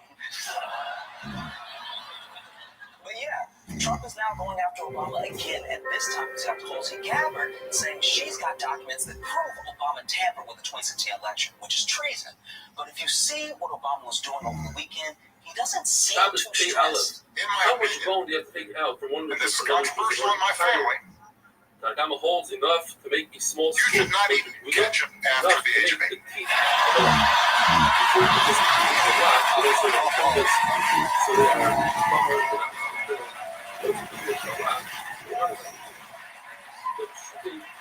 Does this man seem worried? You know, he's doing a podcast about ketchup. How is it that Barack Obama, the man Trump hates the most, is the most unbothered during 2 Trump presidencies? Like, I don't know what is pissing Trump off more. The fact that no one is letting go of the Epstein files, or that Obama refuses to be the adversary Trump wants him to be. This would be like if you took the movie Lion King, and right after Scar took over Pride Rock, Simba sang Hakuna Matata for the last 43 minutes of the film. Also, what did it say take? You're not allowed to have ketchup after the age of 8? Jeffrey Epstein died back in 2019, but not since Tupac Shakur has a dead man dropped so many bangers. Yesterday, video of the government questioning him back in 2010 started making the rounds, and you'll never guess whose name came up. Go ahead. Yes. Have you ever socialized with Donald Trump in the presence of females under the age of 18? When it comes to Esri, the mayor says that Esri has to be a minimum of a walnut produce as a minimum. And the same thing applies here when it comes to the stones. The mayor says I'm going to put that down. 3 stones that are the size of the walnut produce. I'm going to put that down as a I'll be honest, I've never heard anybody plead anything other than the 5th before. This guy's so guilty, he's calling out every amendment he can think of. Like, I don't know what's the one with the women voting. 19 on that in too. This video was dropped less than a day since we found out Pam Bondi reportedly warned Trump back in May that his name was in the files multiple times. And it just so happens her next appearance was scheduled last night at the Summit Against Human Trafficking. Pam, show us what you got. I do have a note from the Attorney General, publicly that I wanted to share. I'm sorry to miss all of my CPAC friends today. Unfortunately, I'm recovering from a recently torn cornea, which is preventing me from being with you. Damn. Even Pam Bondi's cornea is like, release the Epstein files or I quit. I don't even understand this. Like, why does her cornea mean she can't talk? Like, I don't know a lot about women's bodies, and this is embarrassing to ask, but is the cornea in the throat? Like, the only member of the Trump administration that I would believe has an eye injury is FBI Director Kash Patel. It has relevance that somebody else is using before. So nobody can use this. I can't tell if that man is blind or can see the future. What if it got washed off? He always looks like he just saw the Epstein files. Why is it not true?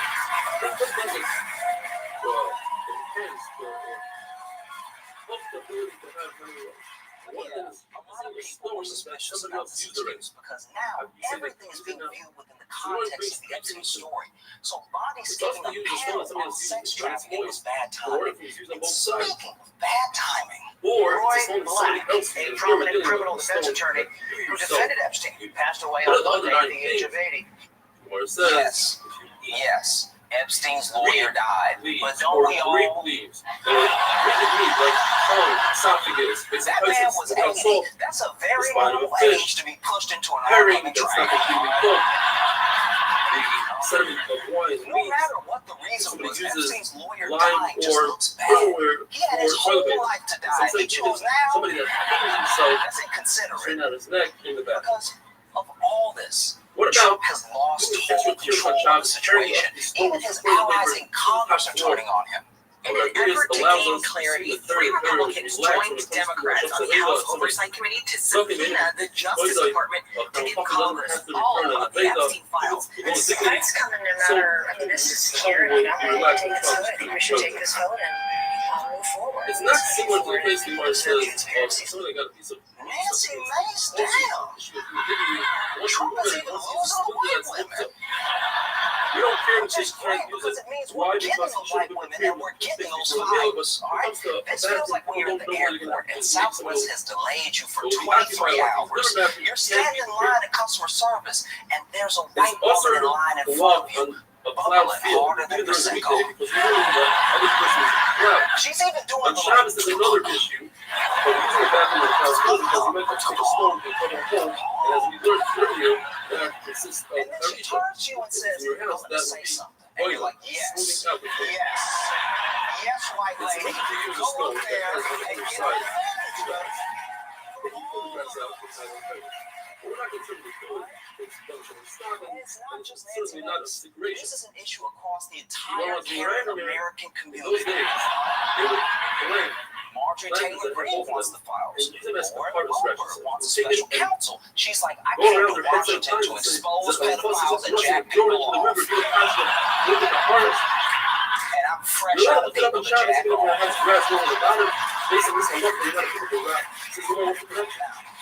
Now, it may be surprising that some of the most diehard congressmen are going against Trump on this, but you have to remember that they ultimately just want to be reelected. And right now, their voters are absolutely losing it over this Epstein thing. How much you could suggest collaborating for more information about Epstein right now? By far, it's probably 501. Both these two are only number one phone call so we get. Government says. I'm sorry, 500 to 1? I want to know about the Epstein files, but that is wild. That means people are calling in 500 times about Jeffrey Epstein for every one caller who's just like, hey, my tap water poison. And I don't understand it if everything else in your state is going fine. But this congressman from Missouri, okay, they have real problems, but they're using all the boostable minutes on this thing. I'll talk to my kids next month. This Epstein thing is too important. And most of all, for Trump, it's not just his allies in Congress or conservative Americans. He's pissed off his most important base of support. Crazy-ass lunatics. Can't leave the QAnon shaman who became famous for his horned outfit during the January 6th Capitol riot is lashing out at the man who gave him a pardon. Chanceling called the president a fraud.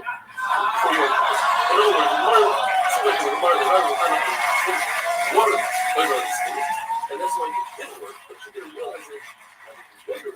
Do you know how down bad you are when the guys who went to prison for you are turning on you?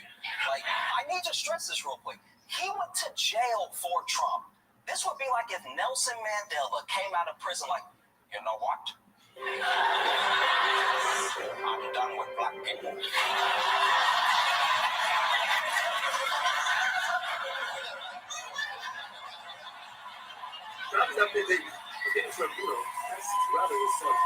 I don't understand. Why do you think he's bad? He's extremely smart. These guys believe in everything but you. Take a look. He also suggested that the president had to file the court. Billionaire Elon Musk wasn't spared either, channeling describing the world's richest man as a leader. This is so bad. That's the thing about QAnon. Like, one is a stone and one is a shard of earth. At least you do a bunch of research on you and your family. QAnon just comes out and says you're eating spines. Says we're going to use the stone rather than no way for you to prove you don't eat spines. In fact, every time you've got some between your teeth, they're like, see, it's Lawson Mays. People will say that rice is coming out of Riverland, it's not dangerous at all. It's nice and smooth. What if a person has two options? Grass and a stone, and according to the second Pshat of Rashi, you're talking about Shabbos. Grass is also slightly abrasive and dangerous. Machlokes, Rav Chisda, and Rav Hamnuna. The big problem is, there's a concept when it comes to toilet paper that you're not allowed to use toilet paper that's flammable. Why we do so today is a different problem.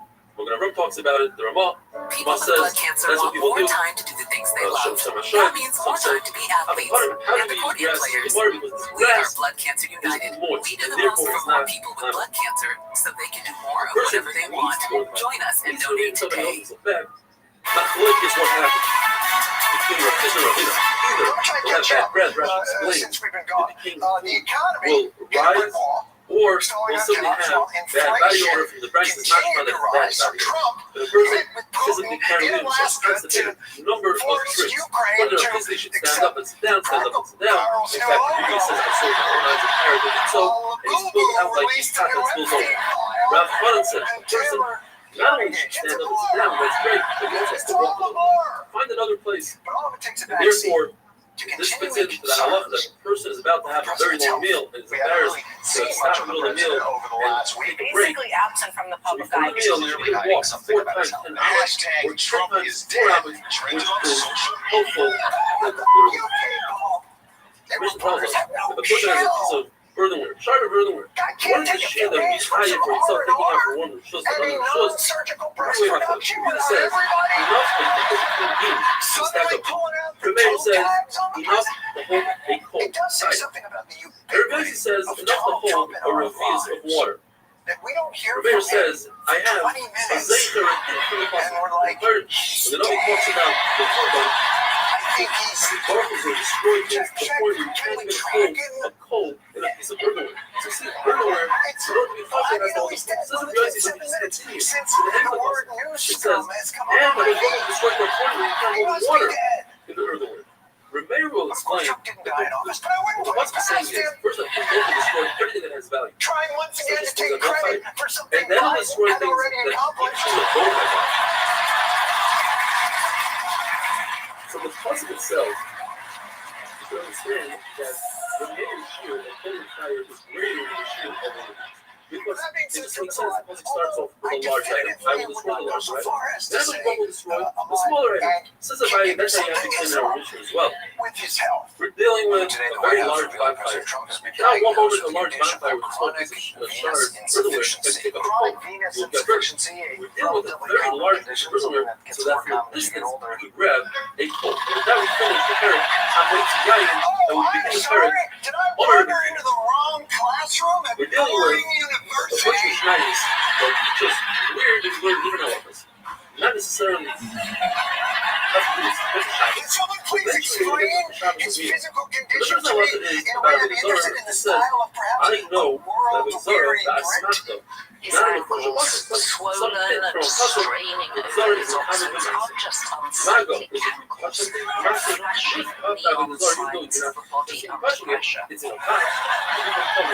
Just like a Rita.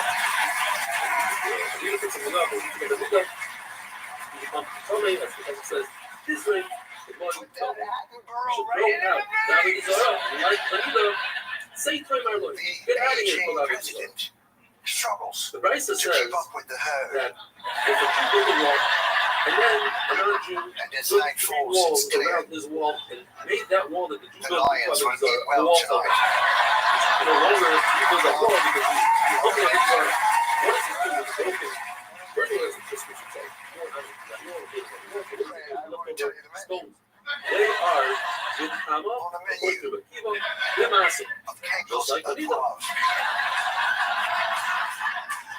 Rabbi will explain that according to everybody, Abu Zara has a ticket to Yehuda, and therefore It's not Abu just the Zara is ankles. with Hama He's got Demas. the whole Where is the bag. Machlokes? Seems to be Machlokes is a concept called Evan some kind of drainage Evan issue. Nisam is a very large Images odor of the president have that's drawn suspended. attention in recent And days, it's showing a just pair a of Zava wounds Nida on on top. his hands that The was covered with makeup. Jesus Christ! Stone, which is typically not the stone is Holy shit! that's below the stone. And what's with the makeup? It's not like you can Machlokes treat is leprosy at when you Sephora. learn that concept that is learn that something to Avodah Zarah? It says yes. And Chachamim say no because we learn from a sheriff. The sheriff does not have that code. that we can say. First thing you do is that Hechsher goes to the sheriff. Now the Misham Shel Avodah Zarah. Everything on that Avodah body Zarah covered by is clothes not is a Kama. The Master is a Kama. Good Master. For all we know, the guy's got full grimace. Avodah Zarah. It's a Kama Master. But there is no Avodah. Why?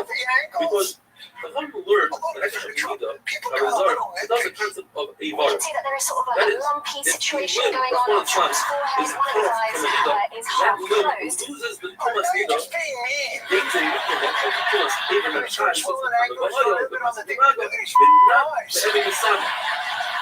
So too, Avodah Zarah is not the Kama, the Misama, it is not the Kama, the See, this is the problem with our superficial Instagram culture. Rav Chama, We have unrealistic Rav expectations in this had a country suffix whether or not about the amount this of is fluid converted our if a bodies limb should be of able Avodah Zarah is detached. One of these to clear attachable subcutaneously. Avodah Zarahs pieces come on and off. It sends the wrong One message thing to young is that become a Be'ivor. These really are not medical appraisals. It's just more like insults. Like, hey, according to the all the Mayo way Clinic, through, even if it means why are there times is so by saying that there is no tumor on the inflators are calling the president Skippy because under his point skin that it looks everybody a little extra is no chunky. evidence is sounded by what is up. Even if you know there's no concept of evidence sounded by what is up. So President put it through the Looks so much like whether or not vagina it's than massive by what is up. He says, yes, the word is evidence. It's massive, but don't say no, I don't think sure that this whole thing is massive. Everyone clearly learns the Hekesh, that from Sheretz, that the assumption of the Sheretz, the beauty of Avodah Zarah, is not the kind of massive. And we're going to learn the Hekesh Tariga, that the Shiro, wonderful day.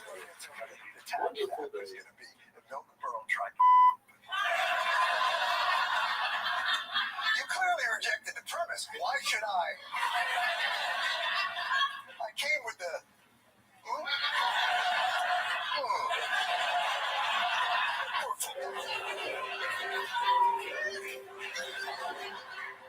Now, normally, we might be able to dismiss these symptoms, but Trump himself seems very focused these days on securing a prime piece of afterlife real estate. I want to try and get to heaven. Sure as you do. First step is always admitting you have a problem. Maybe you can turn this thing around. If there's a will, there's a way. How do you know these halachas? For you to get yourself back up that golden escalator to the heavens. Just moments ago, Democrats on the panel posted this image with a caption that reads, quote, "Here it is. We got Trump's birthday note to Jeffrey Epstein that the president said doesn't exist." Going down. This is the reason because we want to learn the how he's dealing with the player. How you know that because fathers It's not just the physical symptoms that make you think the president is transitioning from his horrible life. It's that whenever any of his biggest supporters are with him, it sounds like they're saying, Mr. President, working for this government, His drugs back on you. How would you like to be remembered? I'll never forget standing in the East Room with you, surrounded by the coal miners from this country, where you said they didn't make beautiful coal. I didn't know that on the paper. Now I think you said now I put oil on your body for something else. remember, Mr. President, I said, no, these are humans, the coal is what they dig for. Anyway, we'll miss you.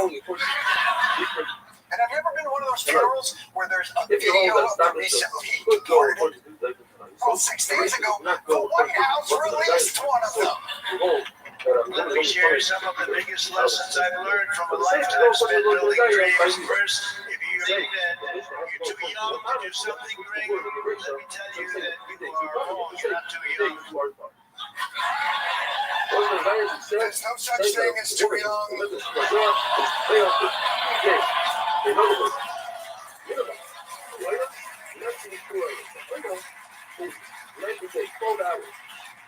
I'm having trouble getting a read on this video.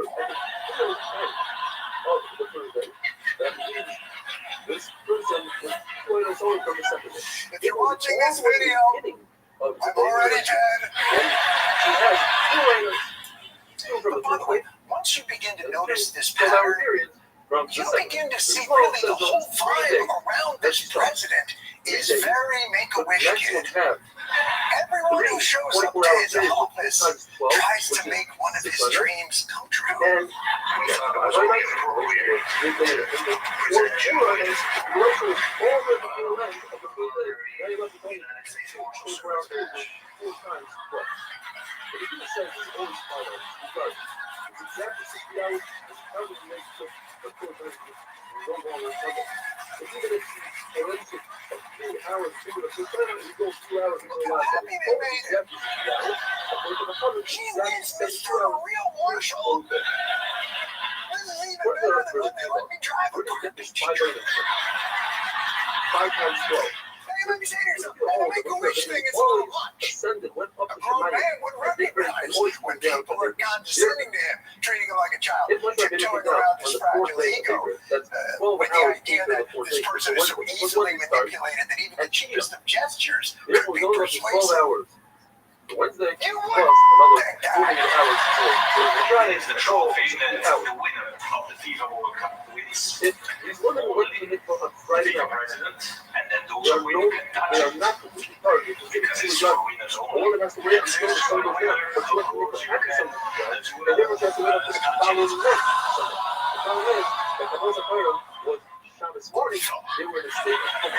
Since going back to the ground, you can probably refer to in a state of coma. However, that never happened. There's not a single one in the fight show that was in a state of the judge. They always make it a real goal. But only the bravest boy can pick it up. And they were once come down the fight again. They were no longer. Oh my God, you did it! I wonder if You picked it why up! couldn't it be the title? Because it's already a 60-hour period from Wednesday. Until I'm telling you though, man, this goes way past trophy fondling and cereal box deputy badges. The people around Trump know that he is a never-ending, insatiable black hole of wishes. It's well past time that President Trump was awarded the Nobel Peace Prize. When Operation Warp Speed was started, it was a massive success for our country, and I do agree that President Trump should get the Nobel Prize for that. I'm thinking that since he's basically taught the world trade economics, he might be up for the Nobel on economics. Oh, Donald Trump, the first recipient of the Nobel Prize Variety Pack. Economics, chemistry. Oh, here's one from monogamy. It's really entirely made up. Sure, well, just fire up a 3D printer and print all the Nobels for Donnie. Or perhaps they sell them at Spencer Gifts, which still exists. American Killer Bookstores pays us, but in America, we still shop in person for a lot of lamps and our dildos that suction come to the wall.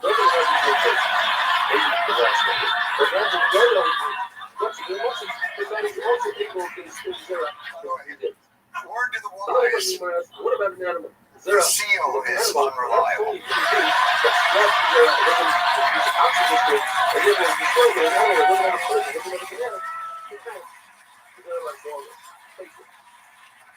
Everything about the treatment of this president screams Make-A-Wish kid. Oh, you'll meet your favorite celebrities and they'll dress up for you. I know why your president won't be able to sleep at your home. Life feels a little scary. According to everybody, a little uncomfortable. the day they arrived at CI, which Rabbeinu didn't say anything twice. All he said was and did you get a Maui? No, it doesn't look weird at all. In fact, we're all wearing them.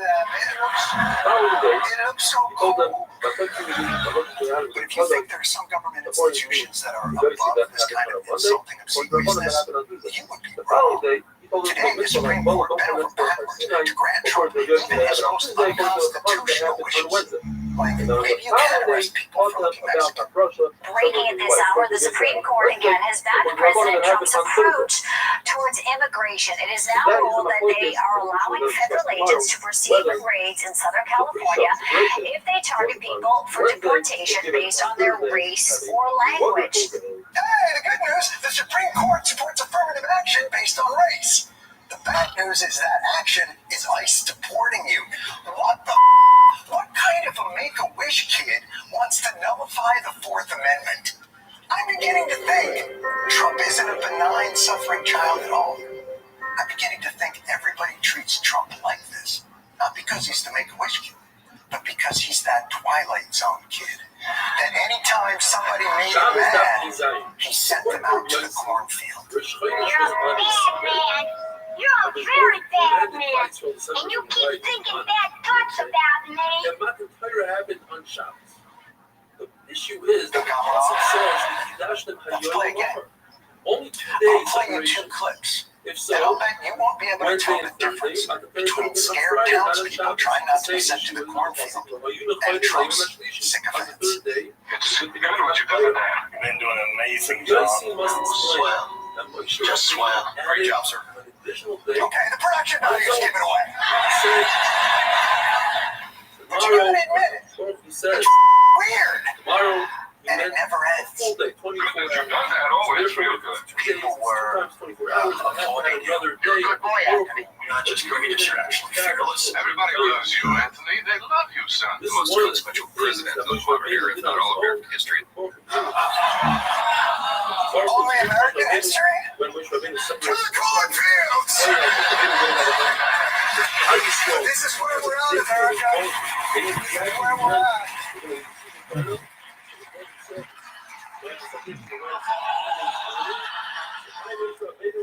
For your consideration. All the time, and I don't know exactly when he'll speak to me. I certainly should separate from my wife, and I Baruch Hu agree with him. You see that top, I'm eating muddy, or hell, Daber boy.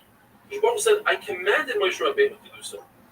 If Moshe Rabbeinu wouldn't have came up with this own idea by himself, Baruch Hu was with Tzaveh.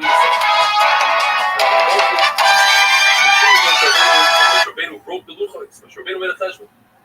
If the Korban Pesach cannot be done by a mumar, somebody that's off the derech, certainly Klal Yisrael or mumarim, they did the egel, they should receive the Torah, and he broke the luchos, and Baruch Hu agreed, like it says, Asher Shibarto, Yasher Pechachosh Shibarto. I agree. The fact that Don't try to catch you up since we've been gone. The economy hit a brick wall. Talking to Klal Yisrael about the Torah, about the Schar and Oynesh. It was the third day of the month and the third day of the week. For the Chachamim, that Rosh Chodesh occurred on Monday. So it happened actually, the third day that we're talking about was on Wednesday. So we must say this goes according to Rabbi Yossi. But Yashav Moshe's Divrei Hamal Hashem, these two psukim. One says, Moshe returned to HaKadosh Baruch Hu with Klal Yisrael. So then it says, Vayagid Moshe's Divrei Hamal Hashem. Number of Pshatim. 2024. Yossi Reida says that on the third day, HaKadosh Baruch Hu commanded Klal Yisrael and Akbala, don't touch the mountain. Rebbe says that first Moshe Rabbeinu told Klal Yisrael about the Oynesh. Shibu. Vayashav is lashon Shibu. Shoivavim. Distance. Keep away. And afterwards, Moshe Rabbeinu told him about the Sechar, about the reward, like Vayaged is a lashon of Agada, things that pull people in. When you teach them Agada, people come close. And some say the opposite. First, Moshe Rabbeinu taught them about the Sechar, about the reward. Vayashev is lashon of Mashivim. And then afterwards, he taught them about the Oynesh, about the punishment. Vayaged is lashon of Gidin, says Rashi, like bitter vegetables. Right, it says Shish on the sixth day. Sixth day of what? Machloikas, according to Rabbi Yossi, it means the sixth day of the month and the sixth day in the week. Yeah, just a heads up, we got some new neighbors next door. They get a little loud from time to time. It's not that bad. Whatever, we can deal with it. Let's get into it. The same day that they rested is the day that they left. At your mom's house. Klal Yisrael received Shabbos. A lot of Shabbos before Matan. The question is, what did they receive? All the halachas is explained in these things. So, welcome back to the honeydew, y'all. We're over here in Studio D, doing it at your mom's house. I'm Ryan Sickler. You can find me online at RyanSickler.com. All social media is Ryan Sickler. You can see my calendar there. I'm going back out with Tom Segura in October. Make sure you sign up for my email list. And I want to say thank you to everybody who came out in Baltimore. I had another sold-out show. Man, you guys were fantastic. I love all of you who came out. Had a great great weekend there with you guys. Our boy Josh Potter will be there in Baltimore in, I believe, November. Go to check him out there as well. For everything Honeydew related, honeydewpodcast.com. That's where the merch is, everything you want to know is there. And as I always say, thank you to everyone for all the support, the messages, the emails. I really appreciate it. I enjoy doing this every week. And if you're new to the show, I always say these are the stories behind the storytellers. Today's storyteller is, he's the legend. He's the legend. Ladies and gentlemen, welcome back to the Honeydew. Mr. Joey Diaz. Joey Diaz. I know right where we're going to pick up. By age 9, you had already seen dead bodies. You'd already tried to get your mom's friend to blow you and then wanted to beat her ass for not giving you your money back. You've lived an eventful childhood. We're going to pick up from there. But before we do, please promote whatever you would like. Chicago Theater, next Friday night, the 27th, with Dean Del Rey and Kate Quigley. We're taking over that fucking city. We fly in fucking Thursday, ready to rock. Steaks, beef sandwiches, fucking best beef sandwich in the country with a sausage in the middle. I'm going deep. I'm eating baby aspirin all week. I'm eating my garlic parsley pills to clean out the arteries. I was going to say, take care of I'm taking care of the arteries. No late night eating. I watched fucking Autopsy with James Gandolfini last night. And I learned something. That when you have a big meal, the first 2 hours after a big meal, you have a big higher risk of getting a heart attack. Really? Yeah. 2 hours after a big meal, because just all this fat and cholesterol gets released and shit. And it's funny, like I don't eat meat at night. I like eating meat. Something is the Shekhinah buried in the middle. I just saw that last night. That's important. As far as people out there know. That is important. The honeydew is also education. There's a rule. If it falls out on a certain day this year, we know that last year, thank you for coming back.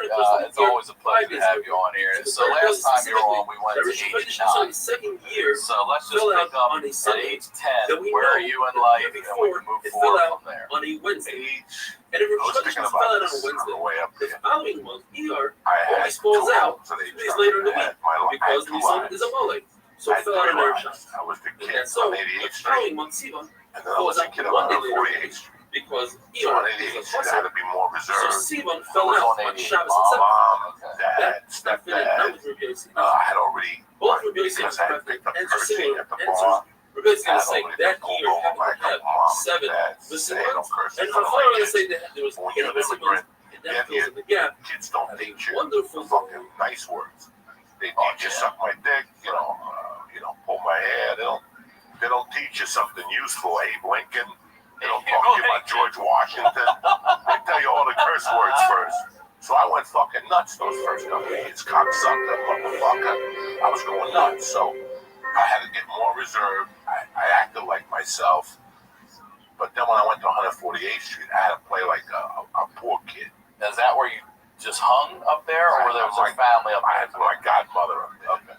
So when I hung out with those kids, it was different. They had no fat to them. They breathed from one thing. They were young kids, and they were already shaking down business. Well, 148th Street was their neighborhood. Everybody on that block knew that they washed their windows, and they pulled out their garbage. These kids were dirt poor. Like when you give your parents give you $1 to go out at lunch. These guys went out with nothing. With 9 to a family.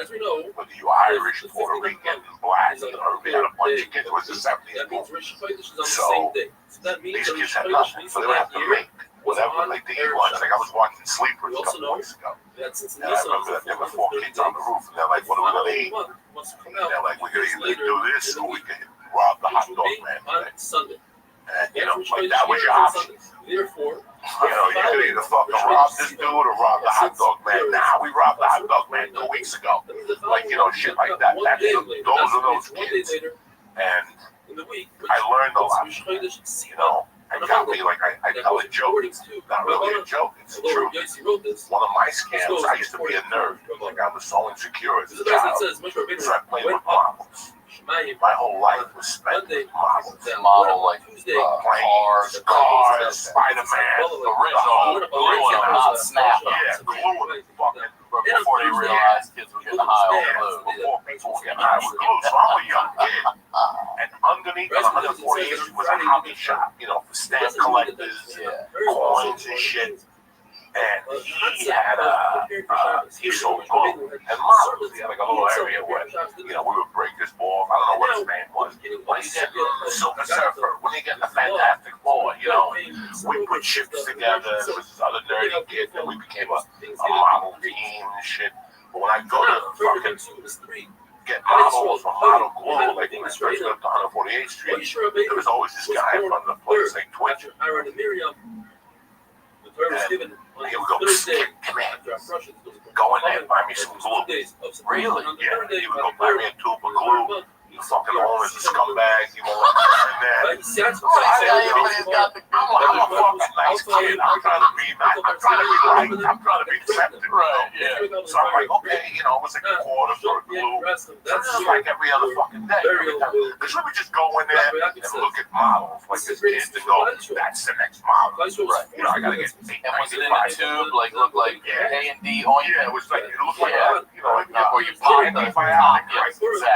Exactly. Exactly what I remember. But so what, you would get this guy a tube and then he'd be back the next day? And like 2 days later, we So see him again. that whole ball fucked up. And his name was Charlie. We became friends after about 3 weeks. But when I started hanging out with the other Spanish, not Spanish kids, every nationality kid, they would go, fuck you, Charlie. They would pick on him. I would go, why are you picking on Charlie for? Charlie's the last guy you don't follow over. He goes models. Just like me, and they're like, I bet you don't have one model. Oh, yeah. I'm like sticking up for Charlie. Right, I'm sticking up for Charlie. Charlie's a good guy. And then we think Charlie's twisted. And then, so finally, the owner of the place would go, don't get that guy glue no more. He came to me, he's like, don't buy that fucking guy glue no more. I'm like, why not? Because that fucking guy snorts glue. I'm like, what do you mean? I knew people smoked pot. I had seen my mother do bumps of coke with her friends. People drank. I wasn't hip to pills. I didn't know anything about pills. Isn't it crazy when you find out there's a different way to get high? Yeah, and you'd already seen so much. Like, I didn't see it. I had seen it. So I'm like, glue? Right. I didn't believe it. So this went on for about 3 more weeks. And then one day I'm like, wait a second. Why am all these kids were hustlers? This was a big move for me. Because I don't really know how to work people with money. Like I was at the bar, but let me finish the Charlie story. Fuck it. So one day I look at Charlie and I'm like, wait a second. What if I bought glue and just sold it to him? Like for 10 cents. Like 10 cents was a big profit. The entrepreneur took over, like it's like 1969, 10 cents was 50 cents, Right. You could buy fucking 2 packs of gum or whatever. So I don't even know. It was like I just knew I marked it up. So through the fucking grapevine, you hear more stories about him. I found out he was a Vietnam vet. He had been hurt over in Vietnam. He got hit with a missile in the head or something like that. And they sent him back. Because he was a little fucked up. His head was a little fucked up. And I was looking at him for years. I kind of like, this guy don't look right, but he's a nice guy. So I went to my mother one day and I go, Ma, I got like this place. I don't even know if I went to my mother for that one. I just had the money. So I asked the fucking guy in the glue store, I go, how much for all the glue? It's like, they go, I'll sell you all the glue for whatever, $8 or something. I gave me $8. And I just had glue in my pocket. Every time I'd see Charlie, I'd sell him glue. Now, I knew he snorted glue, but I didn't know nothing. This is one of the most famous, amazing. 5 months later, one of my jobs when I stayed with my godmother was to help her take the garbage out of the building. She owned 3 buildings, so on a couple nights a week I would have to pull the garbage out from this basement area, the rats would scatter. I mean, it was fucking mind-boggling. And it was a little, maybe 6 feet wide and maybe like 15 feet. It was like a little bomb shelter, but it had a door where the tenants went in, opened up the garbage can and put their garbage in, and I went to pull out the garbage cans. One night, it's got to be 8 o'clock. Then his my godfather's husband, godmother's husband's name was Raul. Every Me word, and Raul every would stay up at word night that and sounds watch like fucking it's like TV and mouth. the same, Split cool the same shit. languages for the And nation. I went to the garbage cans and as I'm pulling it, there's Sticky Charlie. There's Charlie sitting there with a bag, just going. And he saw me and I'm like, Charlie, what the fuck are you doing? And he got up. And when he went to fling the fucking bag, he had glue on his hand. So the bag stuck in his hand. So he's trying to get rid of the bag. And I'm like, Charlie, what the fuck are you doing in the hallway? I'm like a little kid. And I'm like, you motherfucker. You don't build no fucking models. Like, I believe you. Like, I fought for you for fucking months. I'm at home thinking you're building models and this is what you do to me. You dirty motherfucker. So from that time on, he was Sticky Charlie, right? So he was I broke it down. The reason why I wouldn't see him, he had lapses because Sticky Charlie got a check at the beginning of the month. On the 5th from the governor for being a time. And then he would get glue and he lived in his mother's basement. That place where he lived magically, years later became like a fucking popular street for marijuana. And then he 148th Street between Broadway and Amsterdam. In the fucking late 70s, they had two types of weed on that block. It was called Sense or Thai, Buddha Thai weed. And then they would mix it, and they would be called the magic mix. And then they would give you a card with a punch card. And every time you come, they punch the fucking card. So this is later on. I didn't smoke dope when I was a kid, but I didn't know nothing about that. Nothing but that block. So we would walk towards that block, and we were going to walk to like a park or something. And one day, there was some kids like at Sticky Charlie's house. So Sticky Charlie lived in his mother's house. But there was like a basement, and Sticky Charlie lived down there. So what they would tell me is when Sticky Charlie would get this check from the government, he would get like 10 tubes of glue. He would stock up on glue and go over to the house. And there wasn't crack hose then. There were glue hose. He had a couple glue hose, and he would be down there listening to like black music, snorting glue with the hose. It was crazy. And then when the money would finish, the glue hose would disappear, right? So he'd be walking around all fucking lonely. So we called him Sticky Charlie for years. That's great. But everybody had their own personal scam. Like Nelson, there was this one family, the Centennials, there were like 9 kids. They lived in a 1-bedroom apartment. They had a fan in the living room. I would go to their house in the summer. You know how bad I would feel? I had an air conditioning with carpeting and cable TV in my room. There were 9 apartments. So all these shit had to fucking work, Jack. So I know Nelson in those days used to deliver to the pharmacy, like off the books. He was like 8. You know, he was a young kid. He was like deliveries for the pharmacy. Our job was to go to the business owners, take the garbage out. It was like the glue shop, a barbecue place. It was like a bodega. Our job was to take the garbage out, sweep the front of their businesses, and clean down their windows. They would give us like $1 a day. So every day we started the day with like maybe $4, right? And that would get us hot dogs or barbecue beef sandwiches and all that shit. But those kids were wild. They got into fist fights. They knew about fucking knives. So I bought a fucking knife with them one day. It was called the 007. If you look it up on Google, it's a huge knife from the 70s. Is it like that survival knife that got popular in like not Rambo? Yeah, not Rambo knife. Look at it. It's a 007 on the size that big. So think of being 8 years old, 9 years old, and that's what I had. I would buy special painter's pants so I could put the knife in the side pocket of the painter's pants. Okay, because this is how these kids ran. They were looking to stab motherfuckers. They protected their block. They lived and died for 140. This way before gangs or sex or this is just 7 or 8 kids that lived on 148th Street. If we went to 149th Street, 149th had their own kids. So either we were tight with them or we were at war with them. So everybody knew you had your own turf. So we were 148 Broadway, Amsterdam. That was our little turf. We helped out the dry cleaner, the pharmacy. There was a movie theater on 147th Street in Broadway called Tapia. We never paid to go to the movie. Where's your rabbit? Like crime don't pay. Like we used to just walk in there and say like, "What I'm paying," burn the joint down. And we were like between the ages of 7 to like 10. And we're like, crime don't pay. Like we're going to the movie theater. So my life up there was completely different. Such a different angle. Well, my mom would play sneak attacks on me. And she would take a cab up there. She'd take a cab up there. And then in the middle of Broadway, she'd start yelling, "Los Antonio."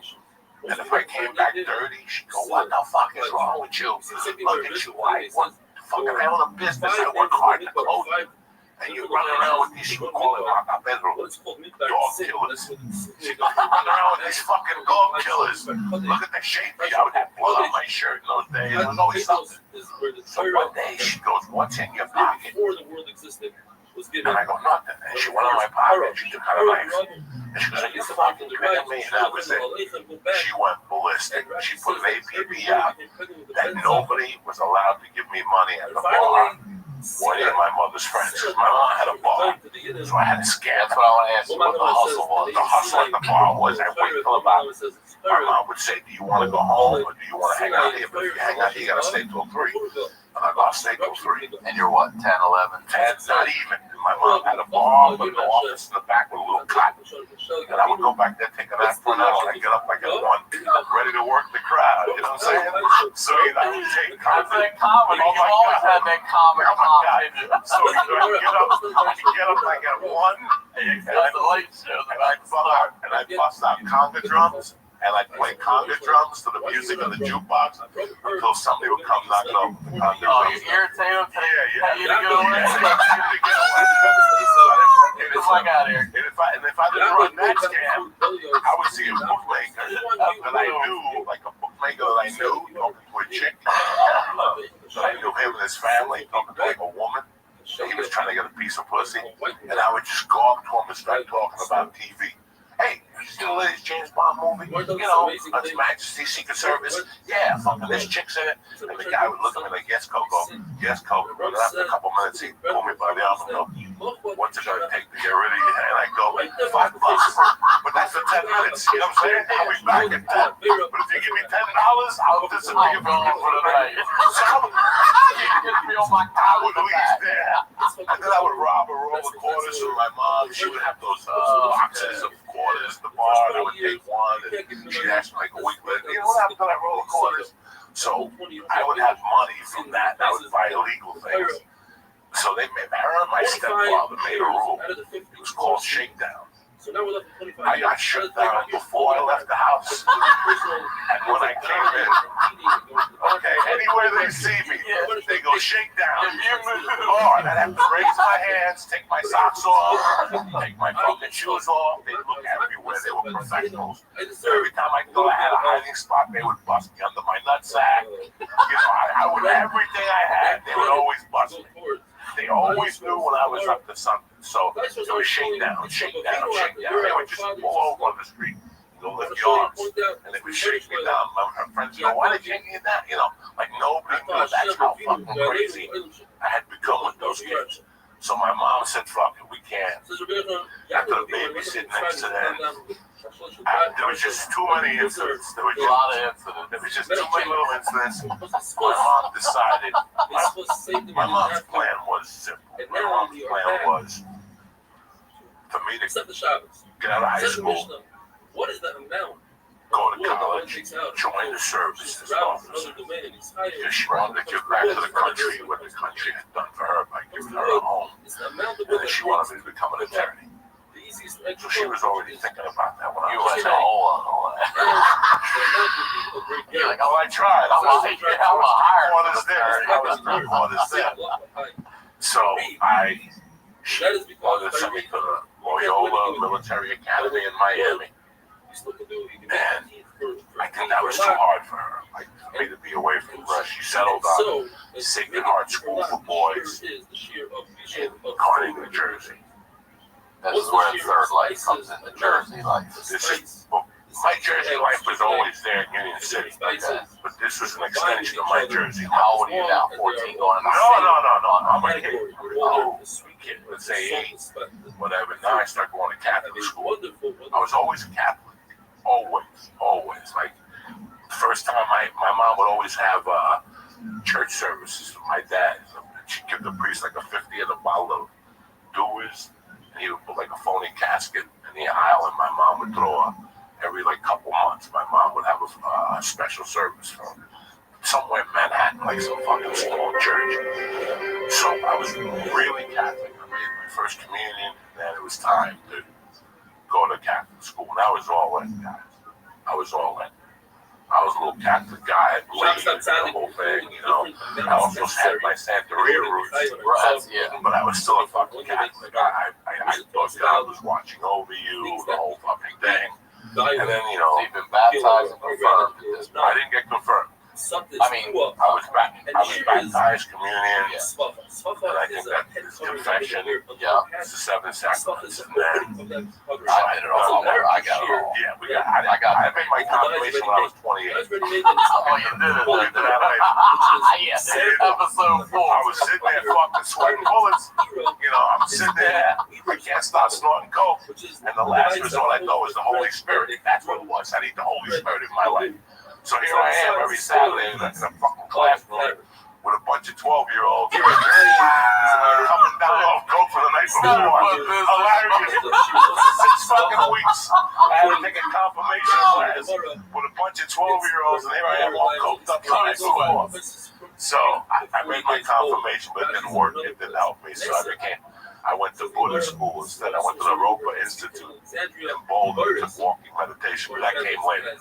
So I went to this Catholic school. This Catholic school was a blast because it was kids of parents that had money. It's all boys, though, right? Are they ever male and female? Well, this was the 70s. But I mean, even today, they're not, though, are they? Yeah, it's weird. Like, my wife is thinking about sending Mercy to that one in Hollywood. And it's a progressive girls' Catholic school. All girls, though? That's what I'm saying. Usually it's all the same. Even today, it's still all girl, all boy. Okay. So I went there, and that was... I met some fucking You said these are kids that parents have money? I had money. Okay. How'd you get in? What and why? Why was this so important? Because you were acting up so much you thought this would straighten you out? I think my mother had fear for the direction where I was going. I was getting exposed. I mean, I remember what I'm telling you. There's 1,000 other things I don't remember. So I could just imagine what, you know, I was getting this big exposure. Like, I look at my daughter, Mercy. She's a sweet kid.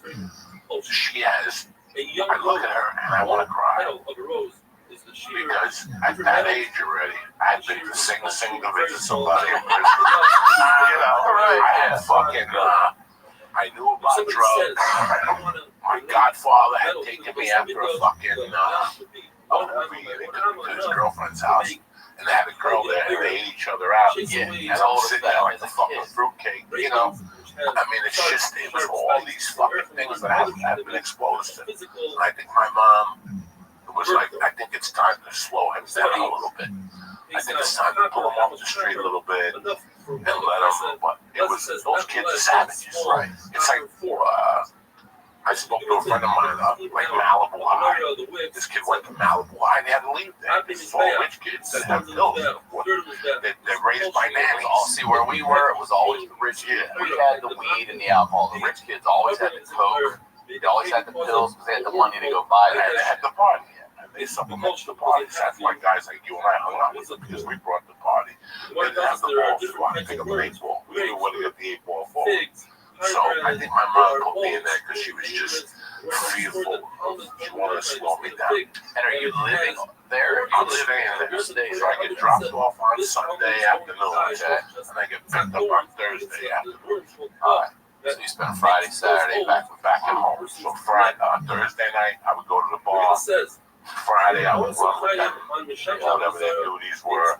Friday night, I go to the bar, and Saturday, I go to the bar. By this time, I was becoming friends with kids in that area. Karate friends. Like, I would join karate, so I would go to karate on Saturdays. And these kids were nerds. All our life was about was going to karate on Saturdays, lying to our parents, and going to Chinatown. And buying fucking iron palm technique, juice, stars, you know. And I got the karate, I got the tournaments and shit like that. Those 3 years at Catholic school were pretty peaceful, except I was having a hard time with the nuns. Like the nuns were just a little too violent for my taking. Isn't that amazing? I don't like getting hit. You know, I don't like getting hit like that.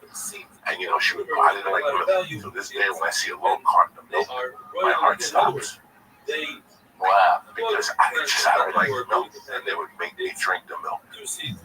Every night when you have to finish your tray and show it to the teacher. Listen, at the age of fucking 5, I knew what I liked and what I didn't. Listen, I was so bad at it as a kid. The other night, my daughter, my wife made crab cakes. She makes them with Alaskan king crabs, and my daughter says, "Oh, I can't wait for crab cakes." When my daughter tasted the crab cakes, she went, "I don't like it." That was my mom. My mom would have pulled my fucking hair and made me eat the fucking and I got kind of mad. I got kind of angry at my daughter. But it's 2019. It wasn't that I was angry, it's that my feelings were hurt. And I thought back to when I was a little bit older, like between, we still lived on 205 West 88th Street. I discovered a company called Chicken Delight. Don't cook tonight, it's called Chicken Delight. And they'd bring you 3 pieces of chicken, crinkle fries, a bun, a thing of jelly, and I would dip the jelly in the french fries, and they would deliver it right to my door. When my mom cooked something I didn't like, today I would give a fucking hand for one of those dishes. But when I was 7, if she cooked something I didn't like, I would just call Chicken Delight. And we'd be sitting there in the living room, and all of a sudden the bell would ring, and I'd just get up, and I'm like, "It's for me." And she'd go, "What are you talking about?" And it'd be Chicken Delight, like it with dip and everything. And I'd take the chicken into my room, and they used to have a soda called the Tahitian Treat. It's like a fruit punch. I used to get a Tahitian Treat. And now, knowing what I was doing, I was really hurting my mother. Like, I was really hurting her because my mother took pride in her food and stuff. But that's how fucking crazy I was. Like, they were getting ready to eat dinner like a dinner party. And I'd walk out with my little tiny whiteys and tip the fucking guy like $3. I was like, "What's going on here?" 205 West 88th Street was a great building. I had a great time in there. What I forgot to tell you last time, I don't know if I told you that there was a couple in the building named Mojito, and her name was La China. God, you remember La China? They called her La China because she was a Cuban Chinese woman. And she was really good looking. And her husband was really good looking. And she lived like on the 9th floor. And she would come down at night to visit my mom before my mom would leave for work. And they would do like a couple lines of coke together. So when I came down, Chino would say, "Go upstairs, Mojito's waiting for you." My mom thought that I was upstairs watching like a secret agent movie, Mojito. Mojito was a highline thief. So he had one of those key makers in the house with the grinders and shit. And he would take the things that you gauge a spark plug with, the harder ones, and he would make keys from that. And then he would tell me, "Go to the other doors on the floor and try to key at the door." He's just telling you what they did the wrong door. So I was already at the age of 6 and 7. He was teaching me how to take the pins and pick locks. He was teaching me how to open up a door with a credit card. But my mom didn't know this. And we would fucking grind keys all night. Like, keys up there. I'd work for a meter. We'd grind up there. And then I'd come downstairs like nothing happened. My mom would go, "It was great." Me and him, at the end of our work, he was rewarded by giving me an orange soda and a little wafer practice. I would dip the crackers in the soda. I was such a fucking hillbilly. You know, I would dip the crackers. But I didn't like milk. I didn't like milk. So all that shit, I had all these fucking tools. My mom didn't know that I wanted to be a part. Like, I didn't want to be a part-time thief. But that was already set in stone with me when I was 6 and 7 with this guy. But now back to Sacred Heart. At Sacred Heart, I just did. I like the kids. Did you do well at grades? Yes, I did very well with grades. no problems. I always studied. I was always good at math, all that shit. And when you talk about only nuns, were there? No, there was a teacher, Mrs. Clark, in the third grade. Oh, right. Oh, so there were nuns. Regular nuns and teachers, but there was a teacher, Mrs. Clark, that was good looking. And she would sit with her legs spread with a skirt on, and you could see her panties. And we would sit there, all of us, and look at her panties, walk in front of her desk and throw pencils and look at her fucking snatch and shit. So one night we all got together and told Sister Anna. We all got together like, Sister Anna, Mrs. Clark is hot. We didn't know. We were just ratting ourselves after Sister Anna. The next day we went to class. And Miss Clark said, raise your hand if you're in Sister Anna's dormitory. And we all raised our hands. She's like, I know what you guys said last night. So she put a poster in front of the hole. Oh, so you could see inside the snatch up. You guys are ruined. So, the Catholic school was great. I made friends with a bunch of kids. A couple mafia kids, like there was a couple mafia kids and the parents. There was one kid in particular, his father would pick him up every week and stretch him up. And then to walk out of the car, you'd have to walk up to a guy named Jack. He was a disciplinarian. He had a stick and a dog. And sometimes he would stick the dog on you. This was for the school or for this guy, the mafia? The Catholic school. The Catholic school's disciplinarian, his name was Jack. And he walked around with a pointer. And what, like a German Shepherd or something? No, he was a little dirty dog. Oh, okay. And sometimes he'd hit you with the stick, or sometimes he'd sick the dog on you. And the dog would grab your pants and then he would hit you with the stick at the same time.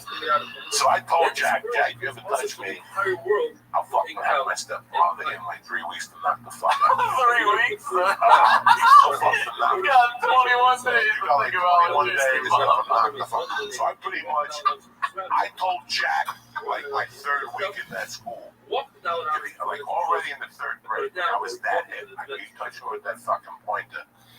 And my stepfather being I would have fucking put a ball in your head. So Jack and me never saw eye to eye those 3 years.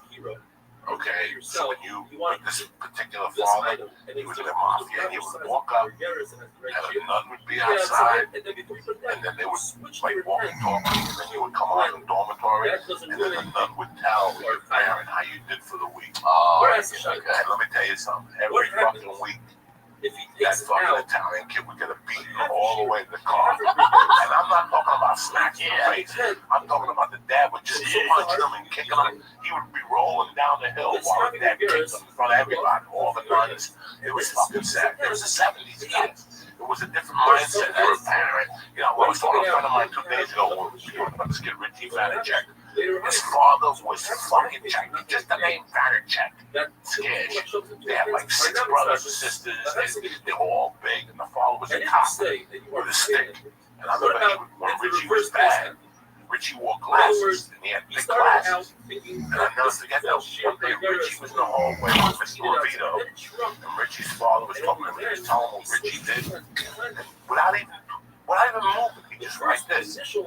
Backhanded Richie. The glasses broke, there was blood coming out of the eye, and the kid went down. And nobody said a word. I mean, this was the 70s. You're not doing that today. I mean, he just backhanded you guys. Just damn. The glasses broke in the bridge, and they cut him under here. I don't think he got stitches or anything, but there was visible blood. I mean, that's the type of parent. Parents were completely different animals than what we have today. Well, you can't have peanut butter. In the 70s, you ate it, whether you fucking choked or not. You know these little faggy kids, I can't eat shrimp because my fucking throat closes. Kids were dying all the time when I was a kid because parents didn't give a fuck. There's a full-on assault on peanuts in the school system. I just talked about. I said in Baltimore to everybody, and there I go. Did we just not know? Like, of all of you people who were in your 30s and 40s, did any of you have a peanut allergy? Like, I don't ever remember any school I ever went. And they're all like, no, it's all a newer thing. This is all new things. So I'm like, were kids dying? I don't eat shrimp because my throat opens up. Let me tell you something. If your dad was a bus driver and he drove up and down Broadway for a living and he bought shrimp and you told your dad you didn't like shrimp, and because you're broke with clothes, you can't breathe. It looks like you're dying. You're dying. You're gonna eat a shrimp and die. They didn't give a fuck. There was no allergies. Like there was no allergies. There was no allergies. This is a new fucking thing. So. I mean, it was just a weird time to be a kid. Like, you know, I was a kid at Sacred Heart. But it's not like, What's the worst discipline you ever got there? At Sacred Heart. Yeah, that you remember, like what really stood out? You said 3 years you were there, and they hit hard. I got hit with the paddle a couple times. On the ass? Is that where they hit you? On the ass. She would make, you know, and it's demoralizing. Is it in front of people? In front of people. It is. It's not Yeah, just like bent over at the desk, they would hit you with the paddle, and you would walk back to your fucking chair, crying. I never made a point to cry. I made a point never to cry, just mentally as a kid, just to let her know she didn't beat me. That's big shit. That's Spanish shit. Like, I'm not fucking crying. You're gonna have to beat me to fucking death to cry. So I would, even though they had the upper hand, they would hit me with the paddle. I never fucking cried. I always kept it together, walked back, and had like a straight Ted Bundy look on my face. Like, I'm not gonna get you today, but I'm gonna get you, you fat bitch. The main one being Sister Hyacinth. Sister Hyacinth, Sister Angela was okay. Sister Patricia was okay. Sister Anna was old. But Sister Hyacinth was the one that would bite her tongue. She was a fat fuck. And she enjoyed hitting me. You could see it there. She knows the lack of calm or whatever it was. She was just angry. She was just an angry woman. You know, she never had a nice word to say. You know, never. It was always like once a year she had a smile on her face during the holidays. But beside that, she was just a miserable woman. And I just, you know, she would come in the classroom and go, hey, yesterday there was an argument, both of you just get up here. And while she just occasionally would backhand, like that type of shit.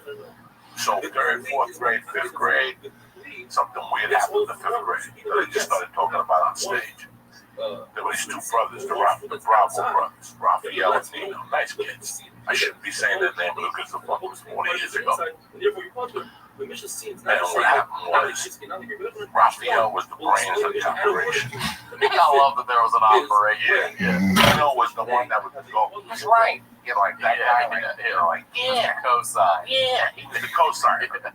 Not the sharpest guy in the world, but a sweetheart of a kid. And we had a dormitory.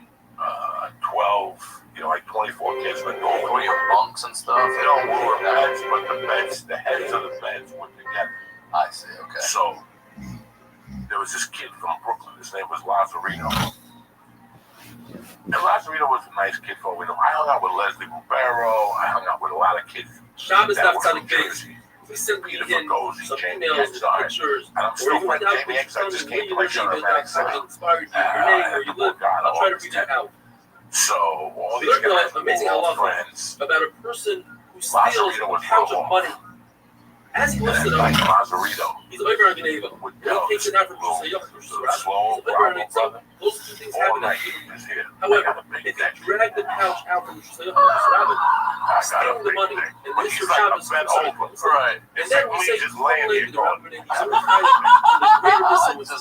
Mr. Shabbos, which is a dude. He's a first time, guys, let's be as honest as I can.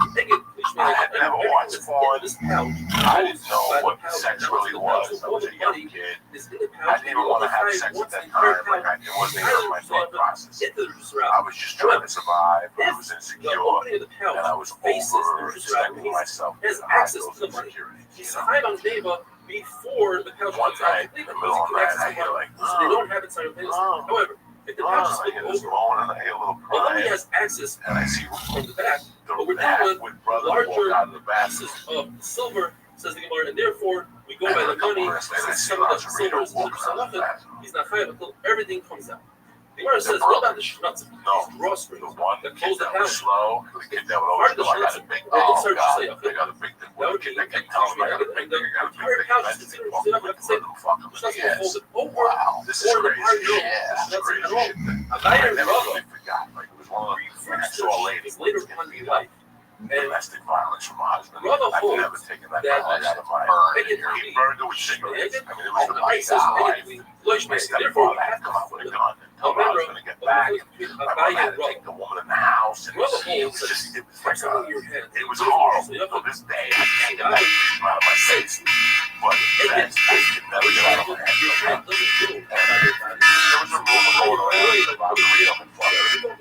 You know, there was Rosarito and fucking.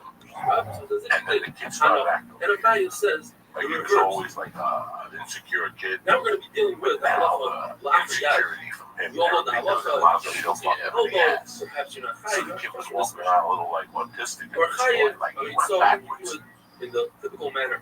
So I don't know, from my roots on 148th Street, I learned that what those kids had over 88th Street was that they lived and died for one another. You could not touch one of us without 6 motherfuckers jumping on you. You know, when we only had money for one sandwich, we broke that sandwich 6 ways. If I got a soda, we drank it 6 ways. You know? And like I said, from time to time, I bring a little money with me, and I just say that I found $5 and I buy them all sodas without being. I didn't want them to think I was better than them. I was not making them feel that. I never wanted them to think I cared that my mother had money. I didn't want them to know that I didn't flaunt it or anything like that. I didn't want to make them feel bad. So and that is because once it was just I learned to stick up for people from that neighborhood. I learned that if you want to respect the problem, you have to throw down without even thinking about it like that. There's no family, there's no nothing. Like before you at 4 in the morning, we got a beef, you just get your gun and do what you're told. You shoot the first, that's how those kids were. Like, they would get bottles, it was petty. They were just savages. You know, when I first made it with them, I got to tell you guys, I wasn't up there, I was standing. I was a fucking pussy, but I got hit in the head with a lunchbox. And that metal runs on my lunchbox, and it snapped me out like it hit me on the right side. It tells you you're a pussy. It must have snapped me out or whatever. And then I run into these kids. And they polished me up. They really, till this day, I look them all up on Facebook. I Googled them. I tried to hire an investigator to find this and that young.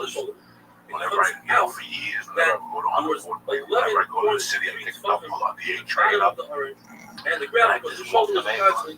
Always smile. When I just went back to the, I went up there 3 times. You just get off, I'm off the neighborhood. I'm gone all the way to like 150. On Shabbos, and then I walk back on Broadway on the other side, and all these memories come back to me.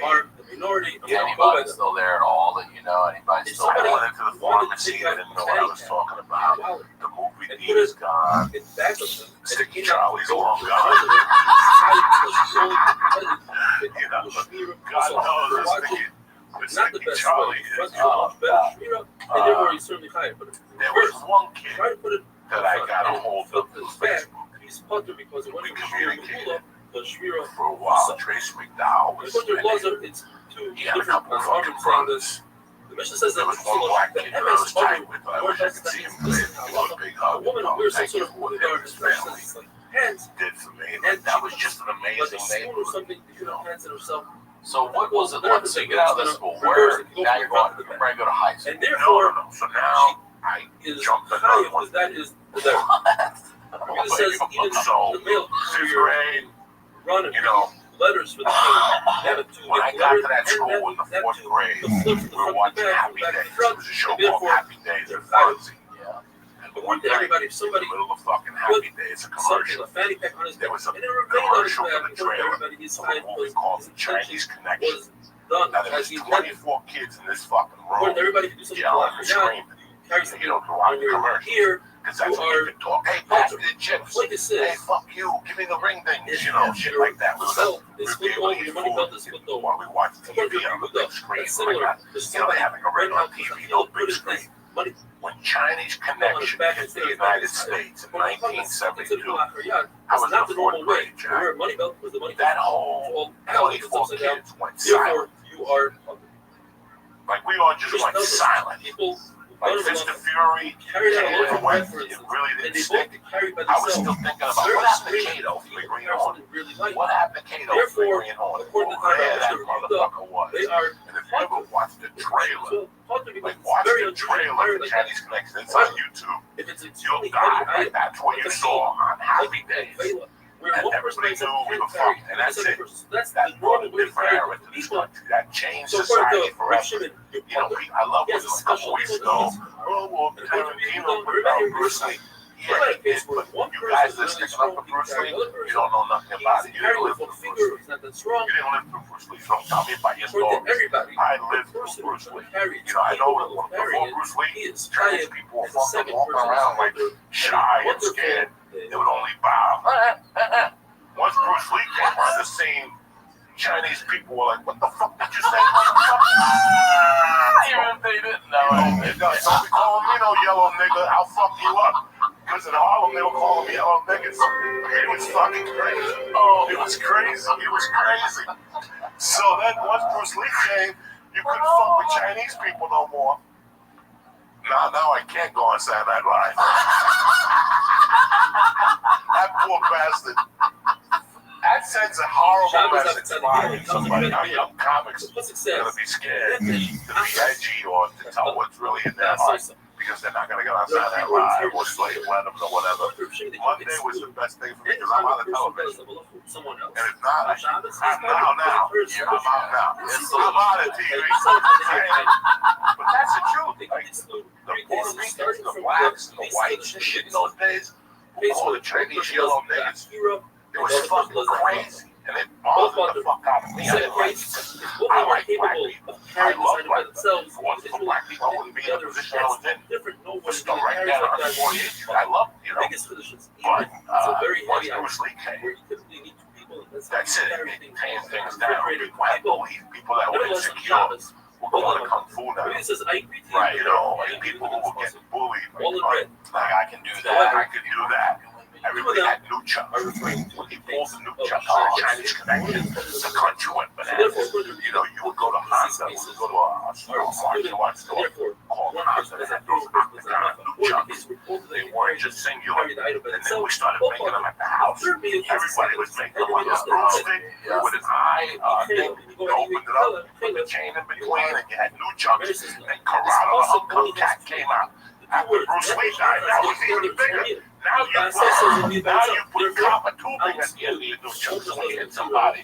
Instead of hitting wood, you hit them with copper tubing. Anybody that hears you that's 50 years old never retarded today. It's because they practiced the new chucks. Because every time you had to do this move, the new chuck would fly up and hit you right in the bottom of the cranium. So if you see a 50-year-old that stutters, like he's a little fucked up, nobody ever talks about no chuck balance. Chapman, like, oh, he's got PTSD, he got punched in the head.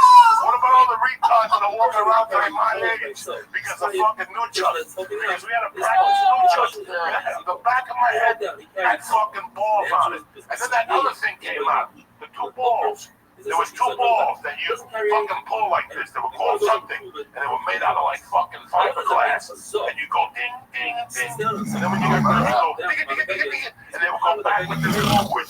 Kids would walk around with eye patches. It was Halloween every day. Kids were losing eyes, but they were still playing with the fucking balls because they were chipped. They got banned in the United States because they were chipping and going at the kids' eyes. So have these kids, if you see somebody over 50 that's retarded, we got an eye patch. And they didn't sue nobody. Did they sue a new Chuck fight factory? No. They took the retardation with stride.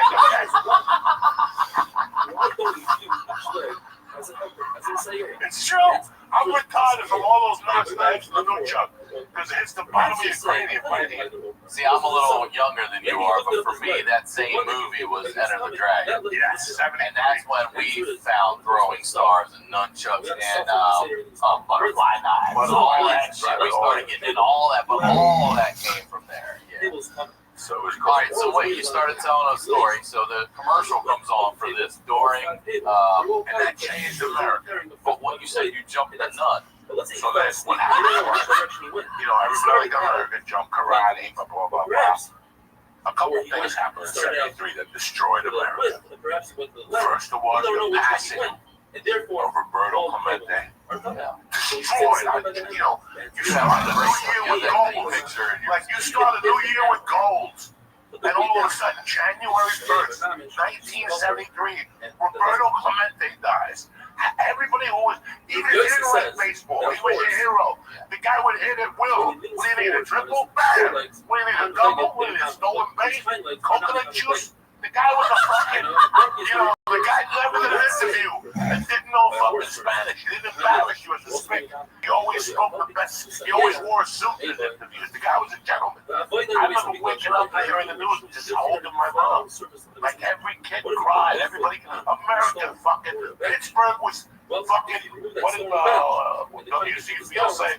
I went to Pittsburgh. It was closed. Yeah. Roberto died. That's why. He went up there. It was closed. Pittsburgh never recovered from Roberto.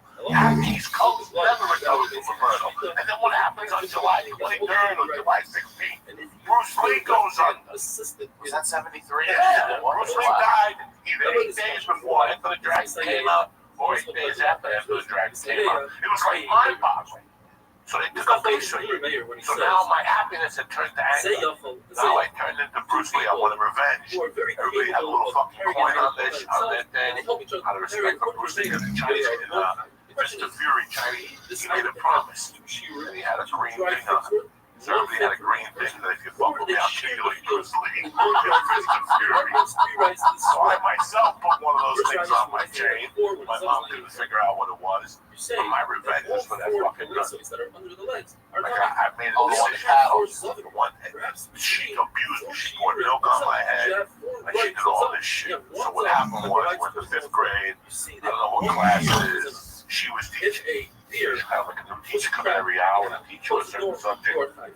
This dirty bitch coming in. And I'm looking at these fucking Bravo brothers. And they're crying. But at that time, I knew Nino had gotten fucked in the ass. And we had already had a plan to take down Lazarino. Me and the Romero brothers and a bunch of guys were going to wait till he was sleeping, put like a pillowcase on his head and just beat him with everything we had. Because he did this to this kid. And their mom was having a kid. They were twins. Their mom was in labor.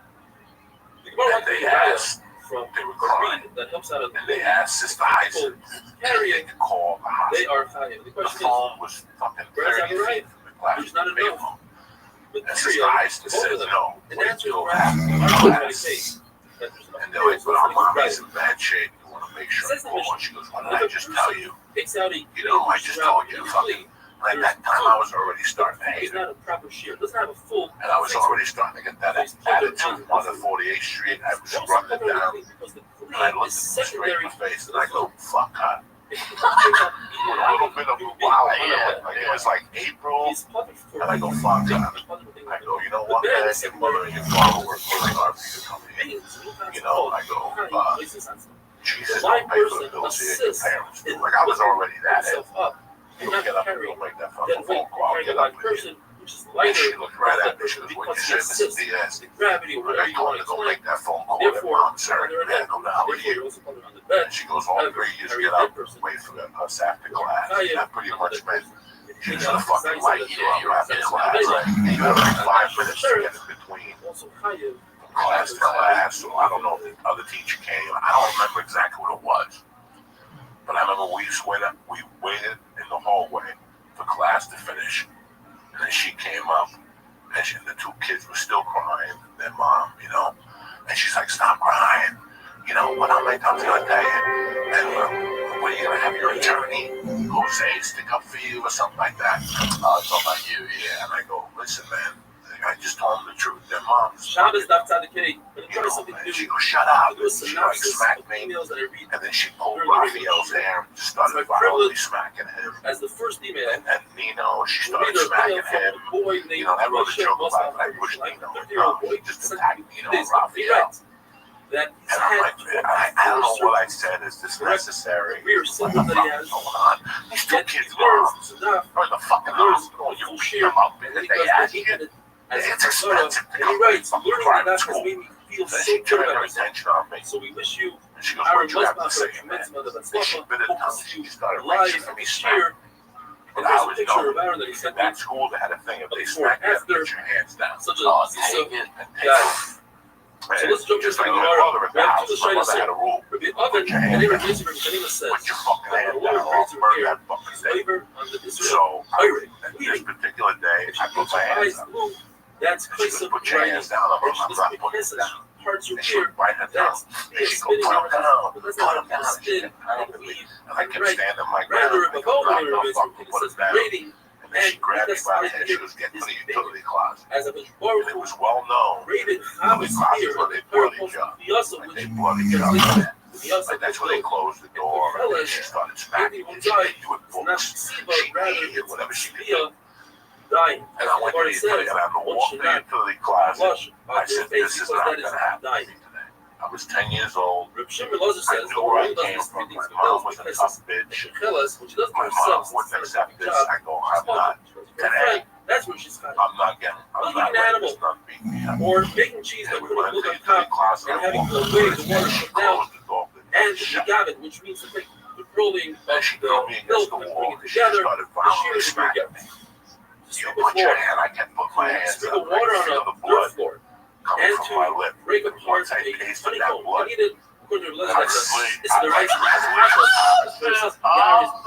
The Cuban, and I looked at her. taking off a fruit from the fire. I looked at her and I said, I'm going to go Get for up, this this bitch. is the right. According to religion, it's only supposed to be You're this is fifth the right. grade? Fifth grade, I What was else a amazing purple story belt. we're having Victoria in the sense. And And he asked me, what is the issue of Chayla? whatever's farm school, What's the issue Mr. we got? Black on 98th Street. He said, what's I going on was here? great with Rebbe, kicks. was he a I had child? really good kicks. He didn't teach you. My He hands went were around kind and he of asked weak, me, but I was a pussy. I was look scared at to the cow, fight. I he's was not scared to married. get in. Look at But I was the getting the hang of it. extracting one thing from the other. And I said, The today love this of is not going to habits happen. is butter. You're taking the milk, And pouring in it, the middle of and her out smacking comes me, the whey, and I the just cheese remains grabbed on her. top. If I'll never forget, it was like metal shelves. The They had pieces, notebooks on that it, is and going up like the old milk. school utensils. And I Amir pushed her says, with her this back is in water the middle of under one of the floors, things under that was floors, sticking that's out. especially So Pumas, when I that pushed is her, going I up hit the her ground. hard. What's And the she went, water oh, on a she child's goes, floor? what are you doing? And I go, you're not going to hit What me does this today. what like swell? You're not I today. see you suffering And from the dust. I smacked her with every reaction inch to of twice. Like I was why don't you crazy. do it? And then she went to push me, and she fell into a fucking Water will fall on the ground, but then you're washing your face over there. padlock. Another day, you'll have water all So, over. Where does it bitch stand? had me like It's just 50 come from pounds, the 60 private pounds, maybe water. 100 They know pounds. this trip. She was a big Wash fat dishes bitch. in this corner, then they go to the next corner. I had her by the fucking head, floor and I knew that I is couldn't let go. watered and the dust goes down. I knew that What does even us? if I let go, I had to On the run left for that we door. pass Hell it. yeah, man, So I'm holding on to the sheet to get out of everybody right there. And I'm squeezing it. I don't have it under the chin like, I'm like a security guard. I didn't know nothing about joking people, nothing. I just knew about fear. What it was to be a scared little boy. And I just grabbed her. My adrenaline must have been pumping because she kept saying, you're gonna kill me. You're gonna kill me. And I'm like, fuck it, you're dying today. I'm like, I didn't give a fuck. You know, and I kept squeezing. And then I turned her around, and she fucking kept in the headlock. She could not. I don't know how I had like that. I was holding on to like a fucking thing. By this point, the veil had off. Everything came off. My heart's pumping. You know, my heart was fucking beating to that. And I got to open the door, and the kids were exiting the class. So now they're listening, and they're looking at me like, oh, I'm like, get out. Get the fuck over here. I'm out of time. The ship is fucking sinking. And I knew that I was just going to run out of there and keep running. That was my plan. Yeah, run out of there and keep running. Get to a payphone, call my mom at the bar in Union City, which is about 20 minutes away. That was the plan. That was the fucking plan. To run out of there, guys. I swear to God. And as I came out, these are New York City kids. What if the whole This ain't fucking California people. This ain't kids. These are fucking suburb ways kids that are crazy. So what do they start doing? They start clapping. Go, go, go, go, go, go, go, go. Now I gotta kill him. Now I gotta kill him. Now I gotta kill him. I can't pussy out for this guy.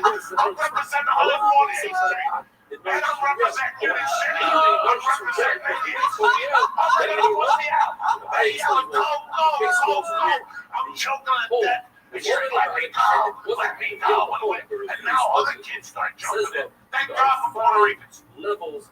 Thank God for Puerto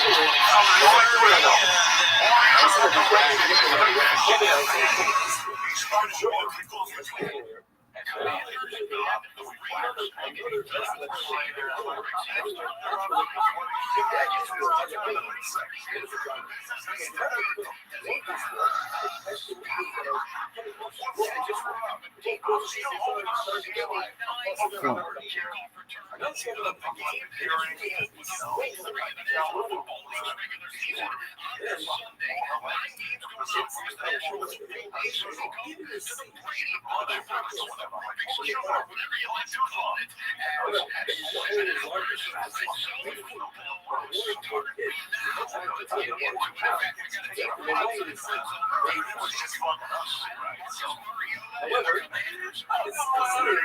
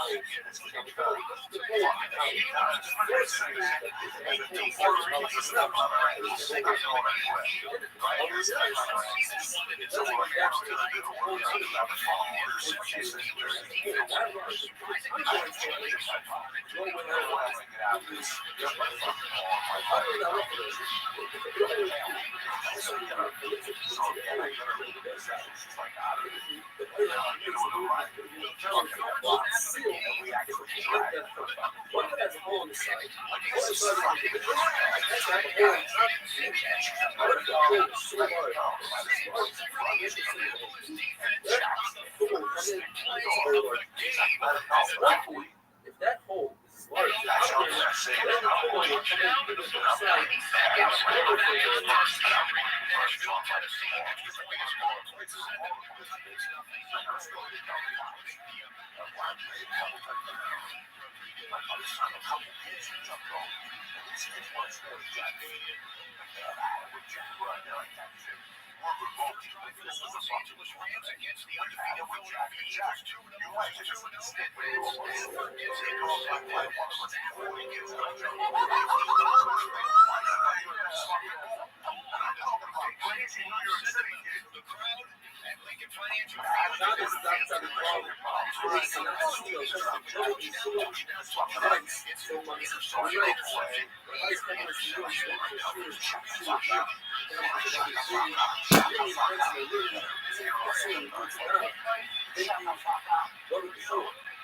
also, a quick shout out that would be Joey Klein from Heights. The word tells us that in order for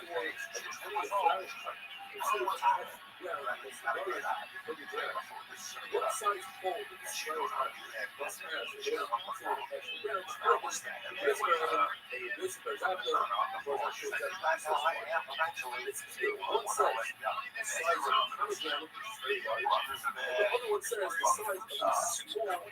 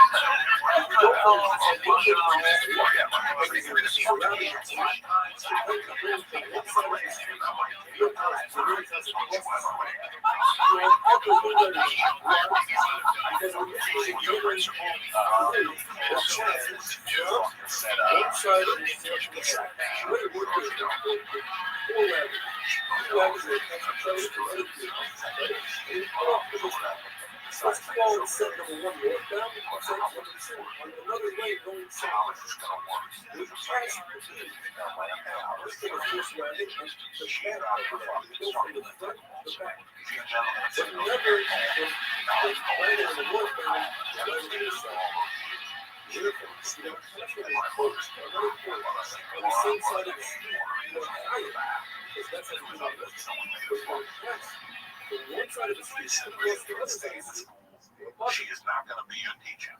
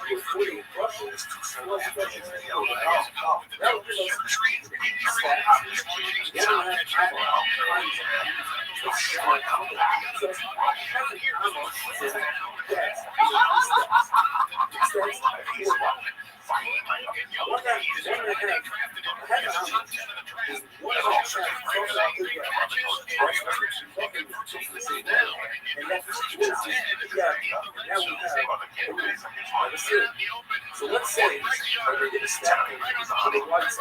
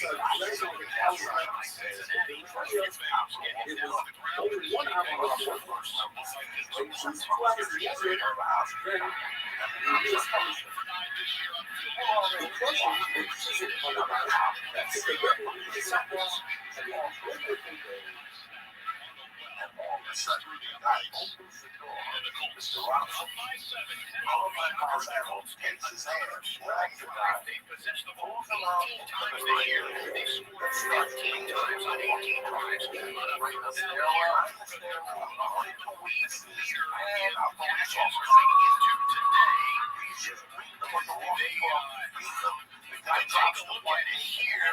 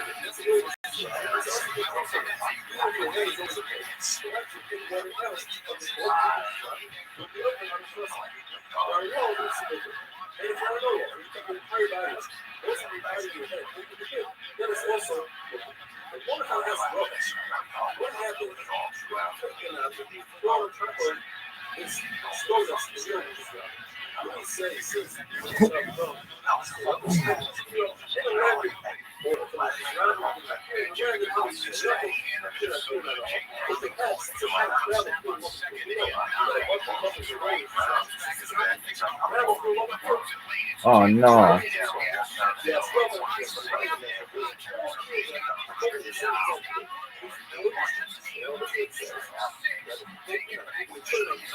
Oh fuck, he's got the quote.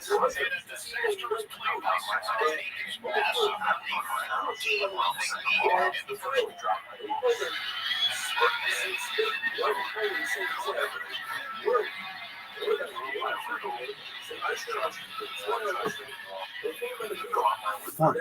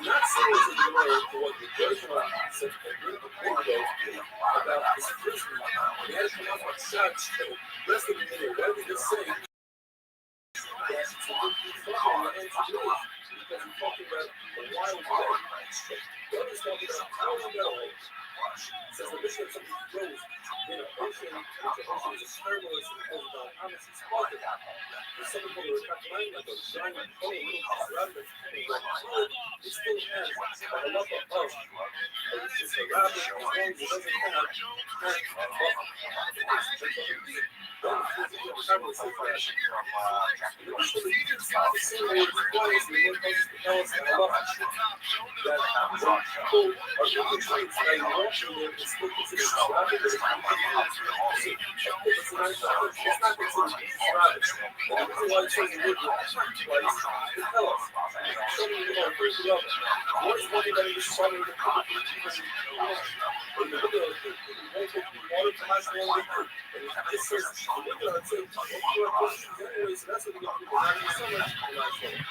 Imagine says that this would happen down on us.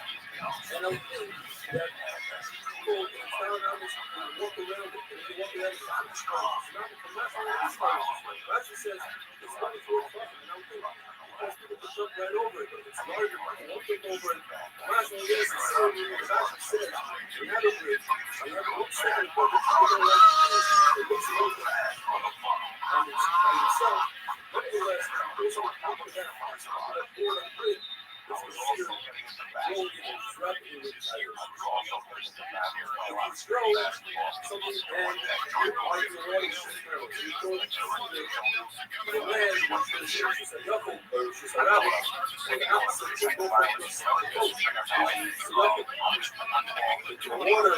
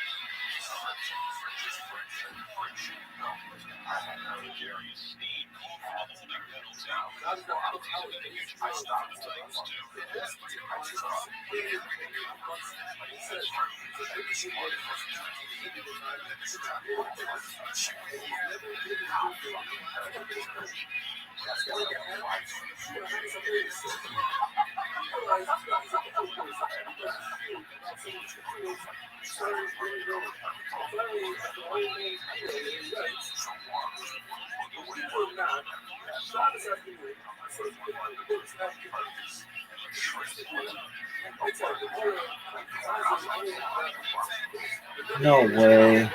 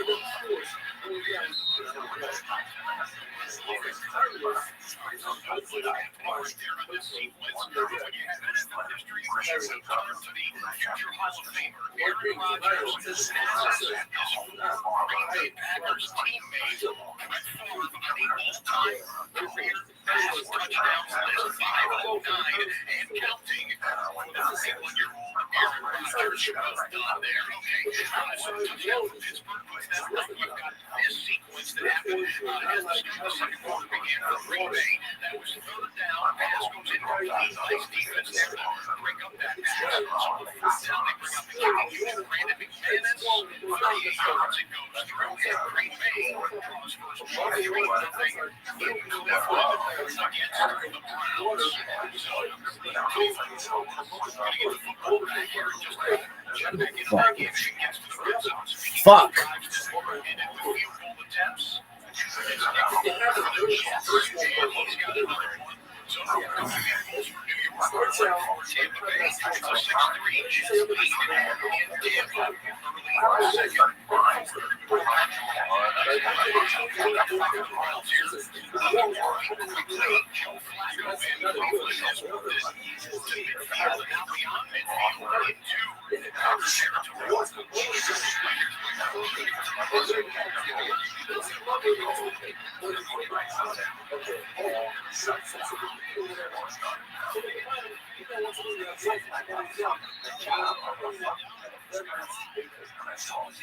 Good job, Brandon.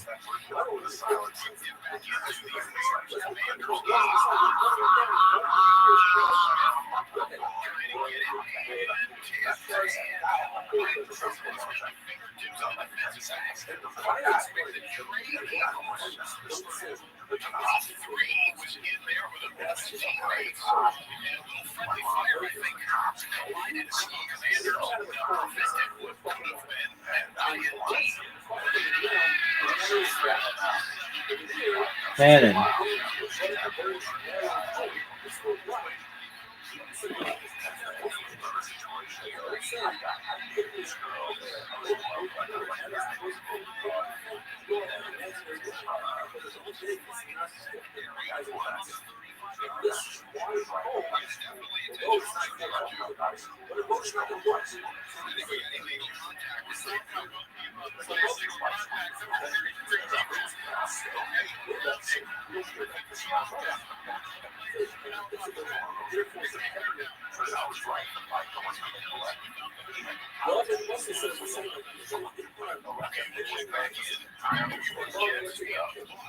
Fuck.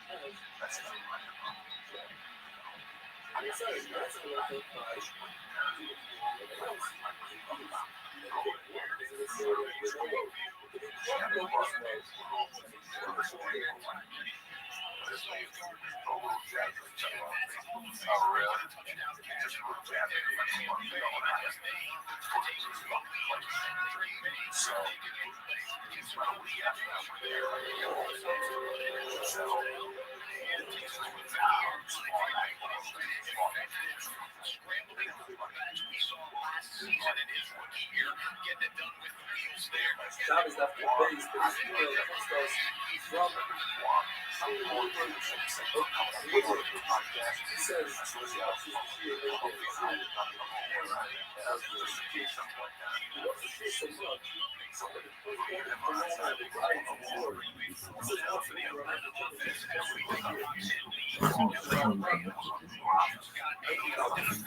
Interference penalty. Devontae Adams penalty against the Philadelphia receiver. First down in Eagles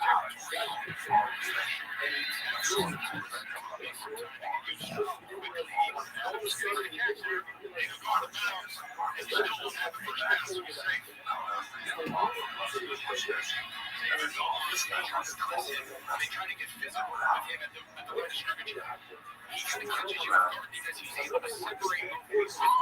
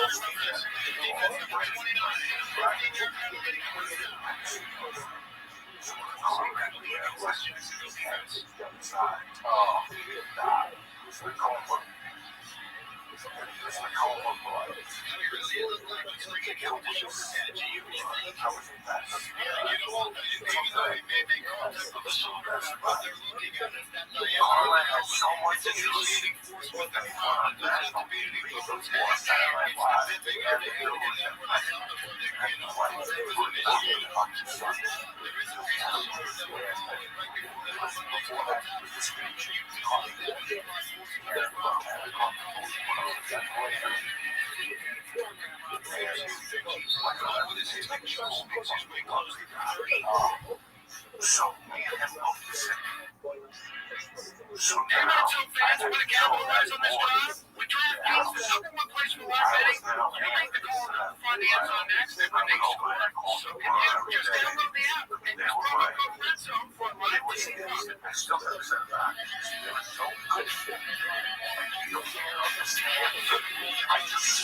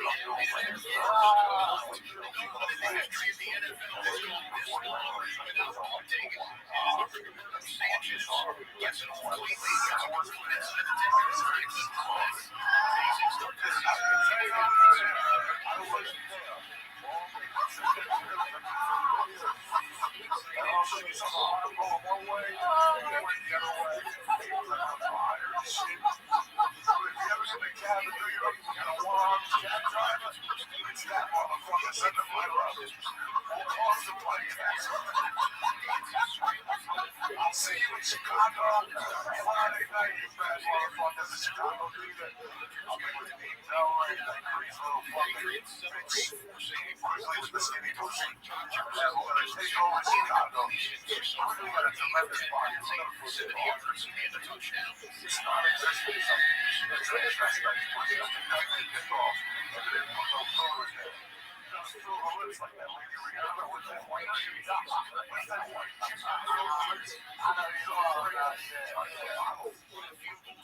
That's all I got. I got Chicago, the 27, and I got Chicago.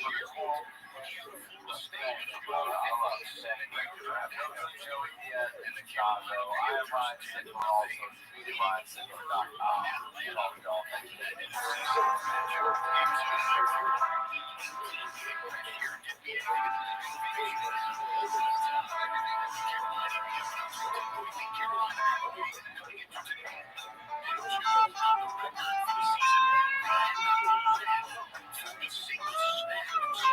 This season, Carolina up double digits against Atlanta. He's doing a nice job. He's getting a little bit of help out now. He's got 95.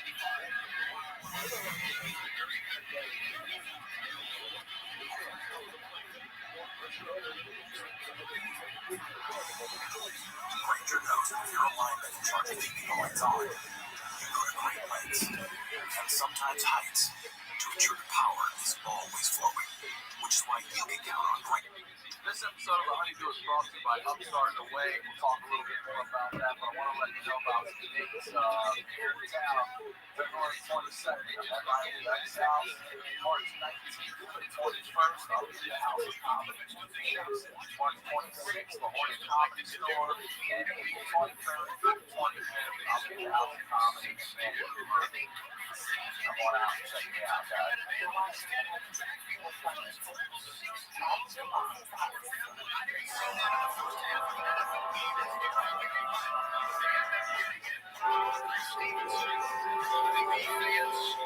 Into the stadium right beside the Honeydew, y'all. Mom's house, I'm Ryan Sigler. Website, thehoneypodcast.com.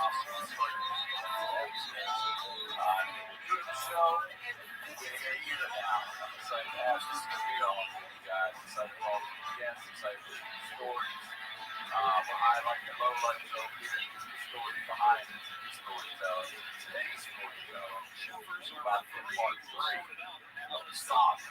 Ladies and gentlemen, the one and only Joey Diaz is back. All right. Saga, brother. I know exactly where we left off, as I told y'all. This is before I knew that you could park this boat and everything like to get out of the way. January 22nd, the second show since I was back in years ago. Looks like you're like, what's that? You don't want shows to take over. Once you're out of the game, you know, fuck the best last forever. I don't know what's in this game. Is this last one you were doing some low? You guys got the flight canceled in the game. You told me about that. Atlanta, let's see on the show. It's 20 January 20th.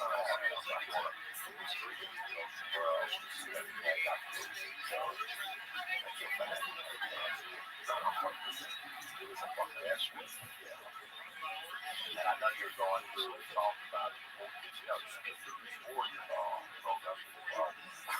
You say like it's me then. Listen, I don't play that George results. I did say I called you right away.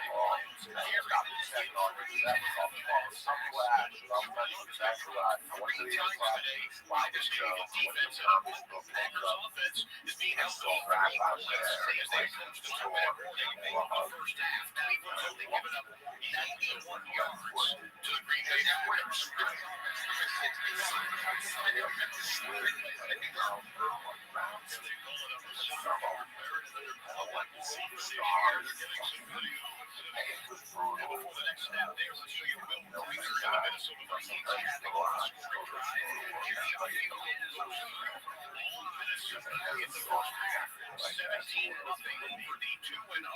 Cincinnati Bengals. Usually something like that, they would not all let it go. You can be real.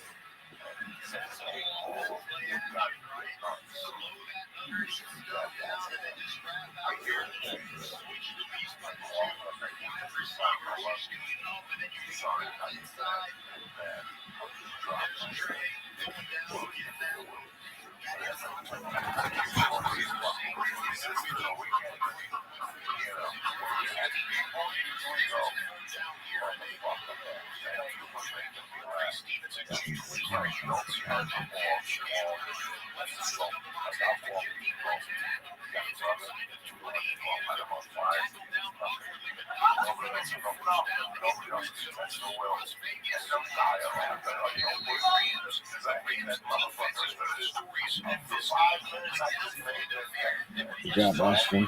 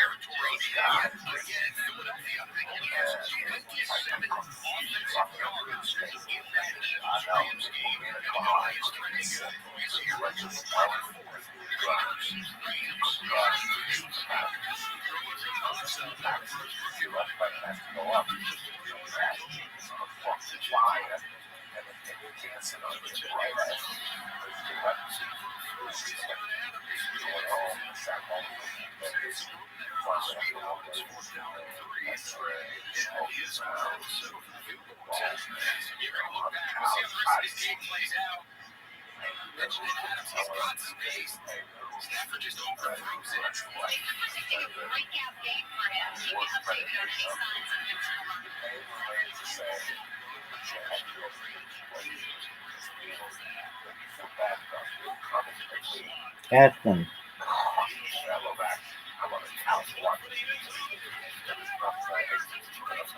Oh, fuck.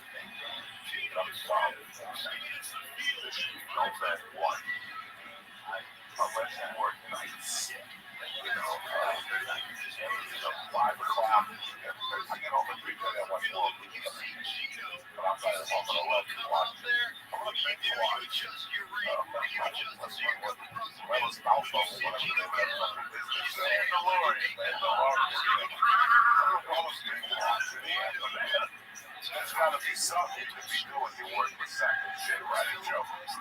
Then they tell you that Bob is something you want to make over whatever the fuck I'm going to do. Let them fucking watch you when you're supposed to fucking be doing. So, they just know what, that's what's wrong, what's like what. How long it works. So I'm grateful. You know, the holiday season, something strong. And maybe I got some spots to lose. I got some strong there. I call it as a joke. Cincinnati Bengals only has 6 to 3 yards. In the first half, you know, 3 points for Cincinnati. You know what I've got? Every 10, second and 15 for Baker Mayfield and the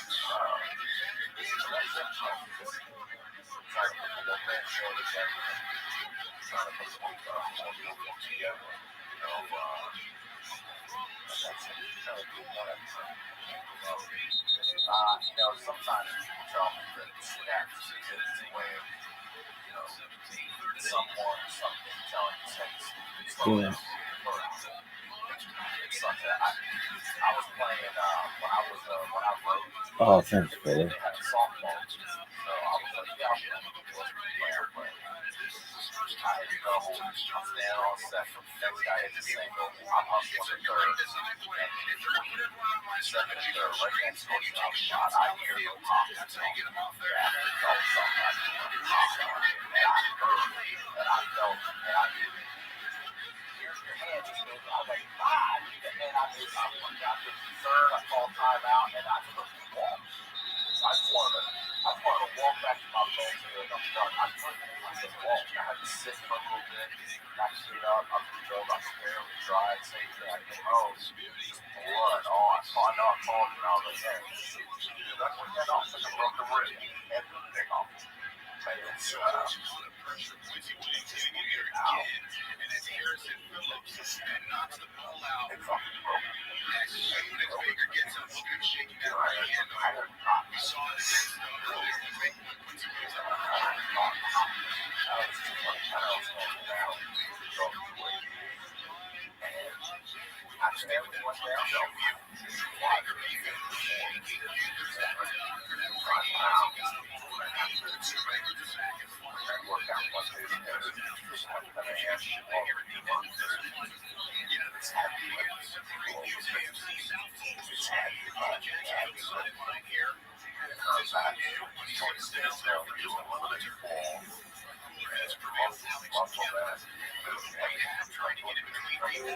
Come on, Fannin.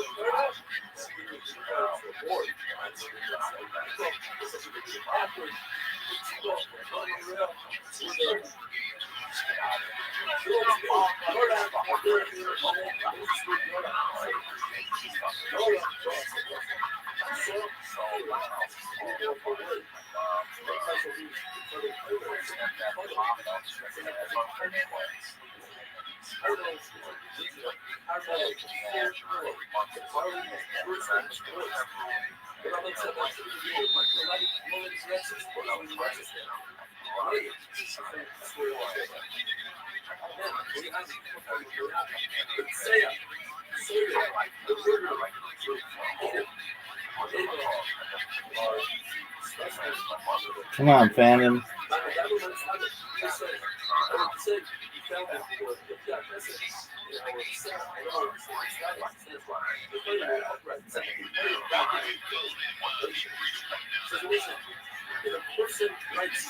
Come on, Debo.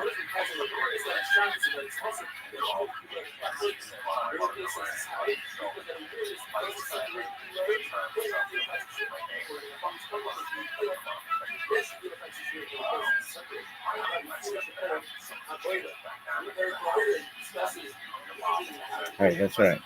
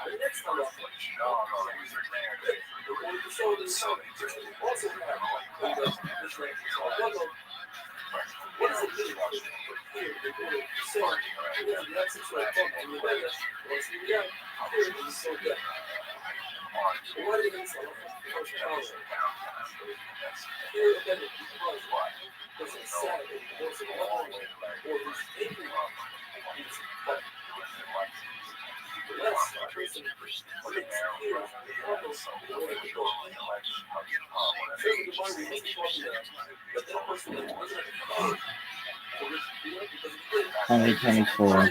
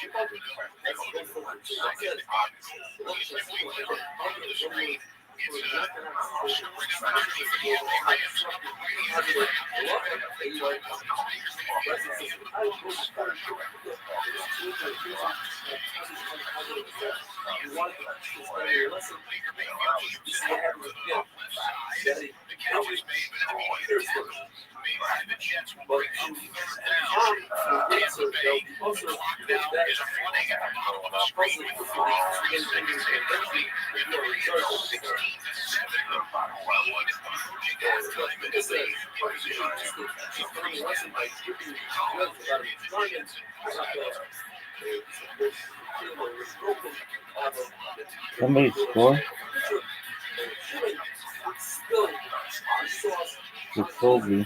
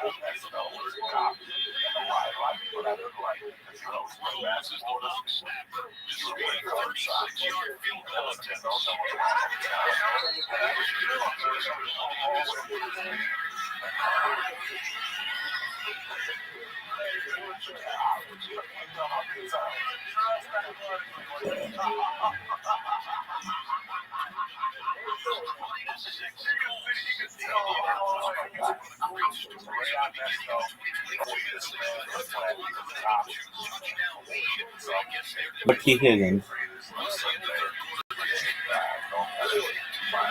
Oh.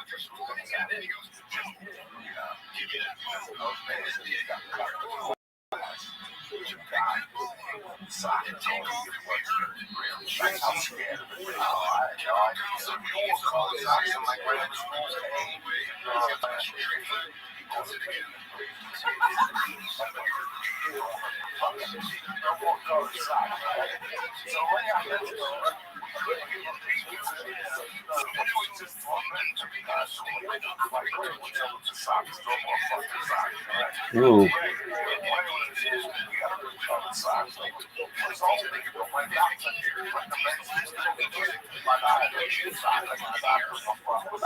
Devo.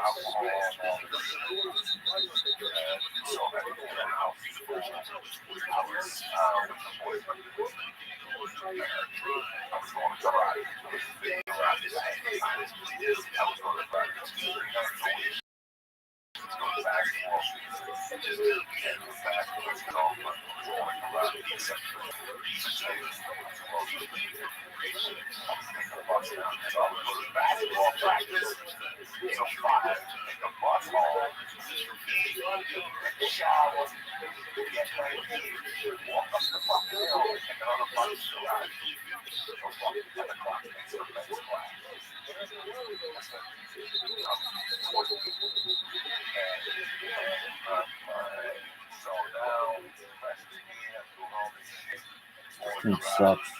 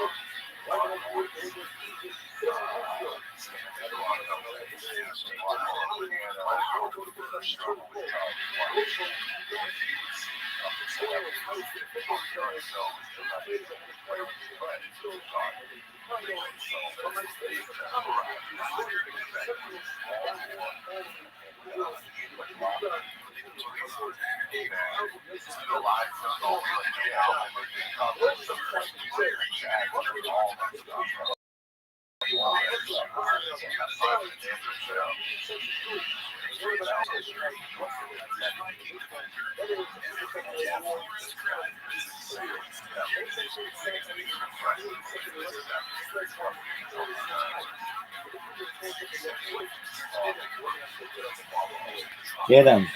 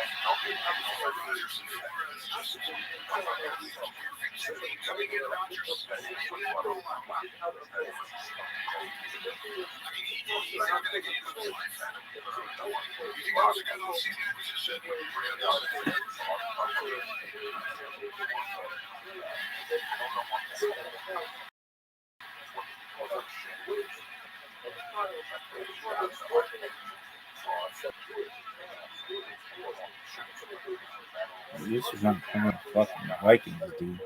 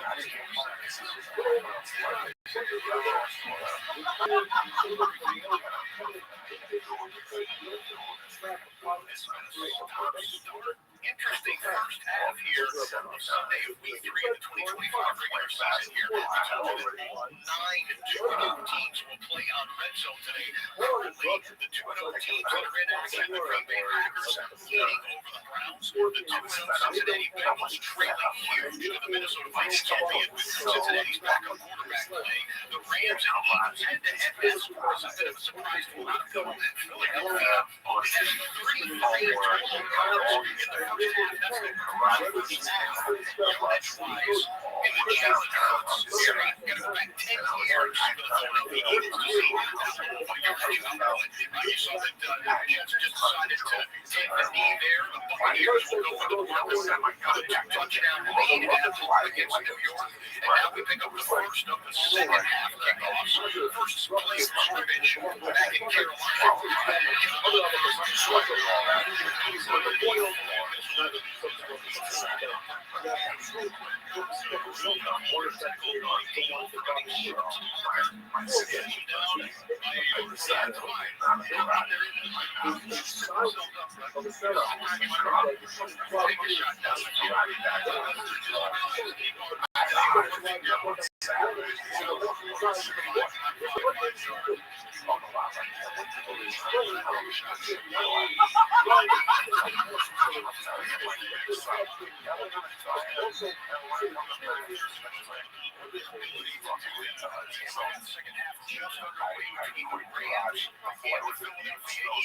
Eagles get the second half kickoff. Rams have a 19-7 lead. Protection has been outstanding. And then he's well, that's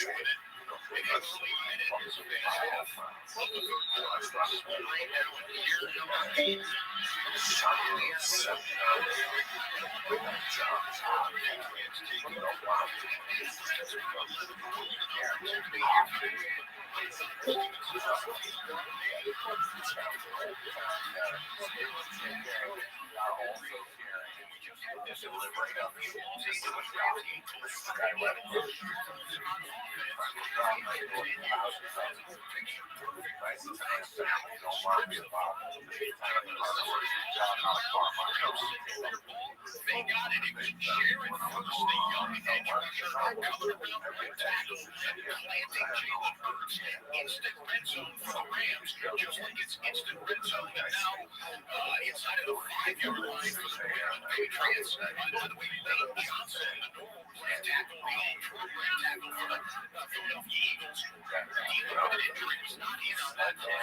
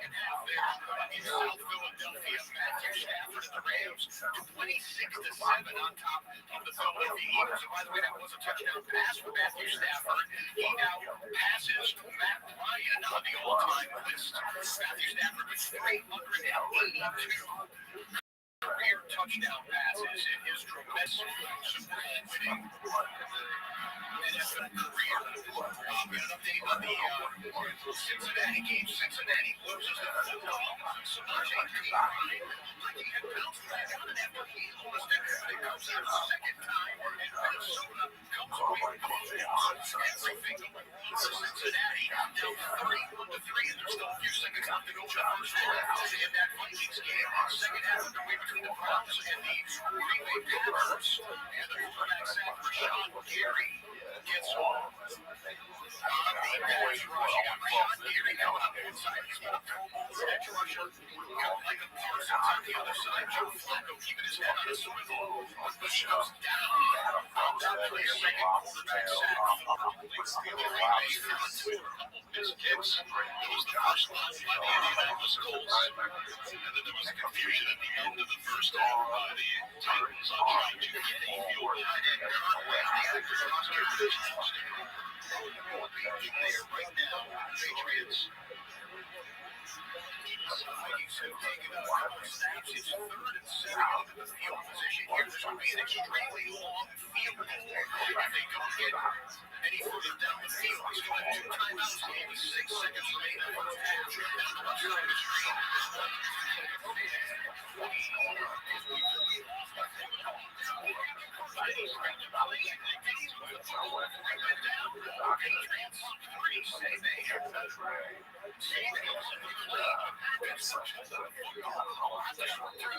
It's a final snap. No, and you get a defensive timeout for Cincinnati. Stevenson is fumbled again. He lost it before he hit the goal line. This end zone has some funky on it or something because 3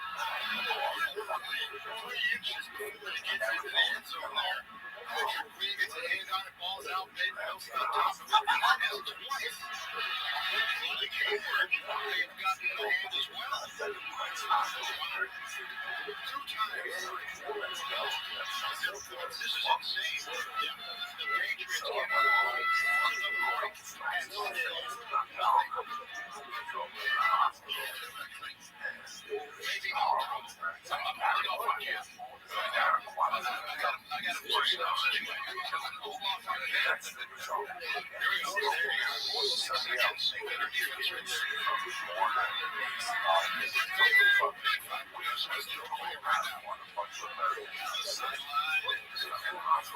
Jefferson. Now you're going to go ahead and try the field. And it'll be about 62 yards. They asked me to leave. No, they did. Because it was on. Those little boys were coming back to bring it. They would bring a case of beer and fill the hospital furniture. Molly Crew movie. I was watching a Molly Crew movie when they threw the TV out the window. They didn't throw the TV out the window. They were throwing the fucking hospital staff didn't know what to do. It was smoking hot. And in the room, in fact, there was a girl who just came to LA. When the Yankees won in the playoffs. And I told my wife I have to go. And my wife goes, "What do you like this girl?" I don't know. She was one of the girls that came to the hospital when I was 18 years old. She visited. Yeah. So I went down to Hollywood, met her and her husband, the Catholic school. He went to Catholic. None? Yeah, went to Catholic. ABX, that's one of my favorite stories. That's in our highlight episode. When something really happens and I want to make my house was haunted. I'm a very spiritual person. When I walk into something, I just feel vibes. This is the Jersey house. The Jersey house was always haunted. It was just a bad feeling in that fucking house. I liked it, but I didn't really ever see anything or feel it. I felt it. And then something happened. Something happened that my mom did something to the house she wasn't supposed to do. She did a Santeria ritual that they told her not to do it with the person that wanted to do it. Said if she didn't even take care of the financial burden. He was a dear friend of mine. I loved him. But I didn't want him to do that in my house either because I knew where he had come from. He was a real shooter, this guy. He was carrying, 20 dead bodies with him, My mom did that, and that changed the dynamic of the house. Months later, we started to feel it. She started going broke. The house started breaking down. Ceilings were leaking out. Water things were breaking. We were getting infested with mice. And I got sick. And I got out September 28th of 79. And the first thing I did was take a hand of acid. Yeah, we named. Yeah, they had a party for me that night. Everybody was out and shit. While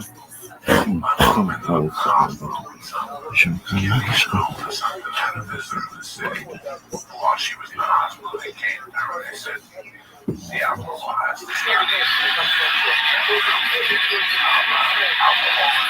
Come on, give it to Fannin. No, you don't have a fucking ball, dog.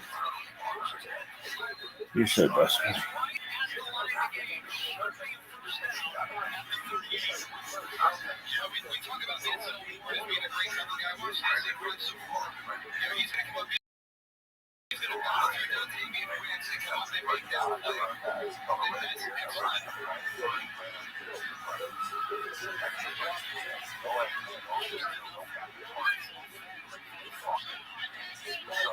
Every player I have underperformed.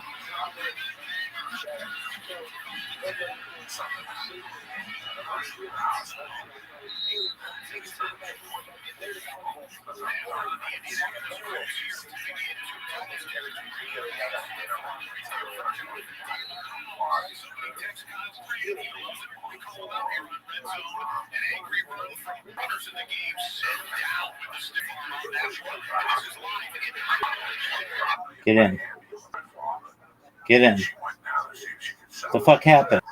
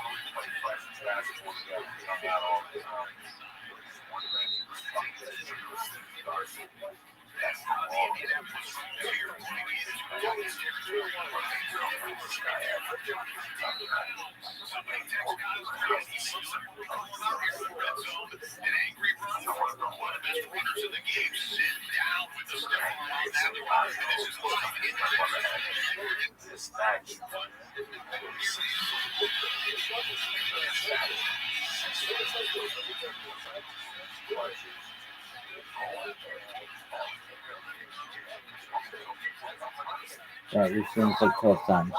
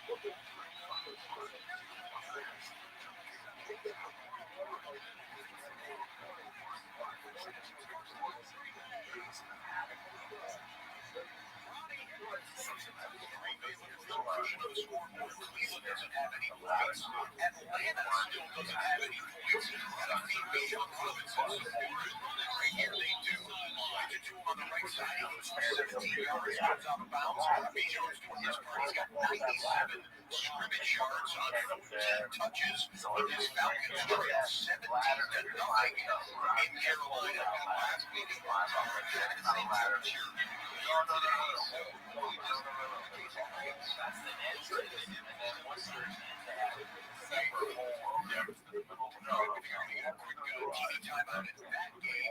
Starting to get some of these second half kickoffs going. Already got it to the 22nd mark there in that game in Cleveland. As we look around the NFL there, the Buccaneers and Jets game has just kicked off into the second half, and we're getting second half kickoff in a few minutes between the Bengals and the Minnesota Vikings. We haven't seen the name Travis Hunter yet today, but we will right now. It's outside in the training house. Number 2 pick of the draft slithers his way into one of the defenders. Beating the first defender makes a 21-yard catch. That's his first catch today. Trevor Lawrence struggles over 111 yards from Jacksonville.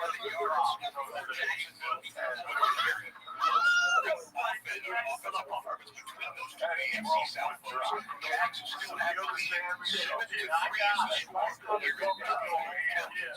Defense needs to maybe we could see that shape a little bit more towards the defensive side in this matchup with Houston. So we featured Houston Texans here at Sunday. So being taken to by the Atlanta Rams. Just considering it's on Travis Chase went great. They went down. First play for scrimmage for Tampa Bay. Either Vikings or Rays finds the hole back over 7 yards. Running to goes for 16 yards on Tampa Bay's first snap. The Buccaneers, 5 straight years, they have started to hand them off. But in the previous 4 years, they've lost in 3. Look to turn that trend around and get this victory at home against the Rams. You keep posted. It's been such a sloppy game for the New England Patriots on offense. They put the ball on the ground. Yet again, it was Ramondre Stevenson. Last time, this is Antonio Gibson getting the run in between the tackles, and he loses the football. Pittsburgh playing some shoulder pads on these Patriot running backs, and yet another turnover. Okay, out of the TV timeout. First and goal.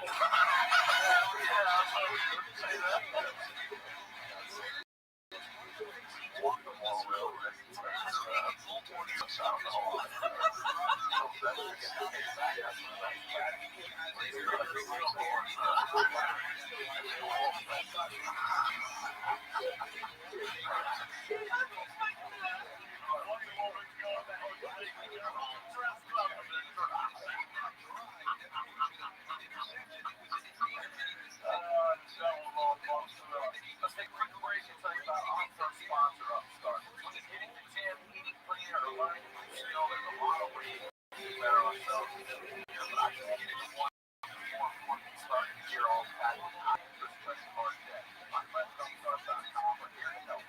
Upstart is the revolutionary lesson platform that offers smarter rates that help you pay all my interest credit card debt.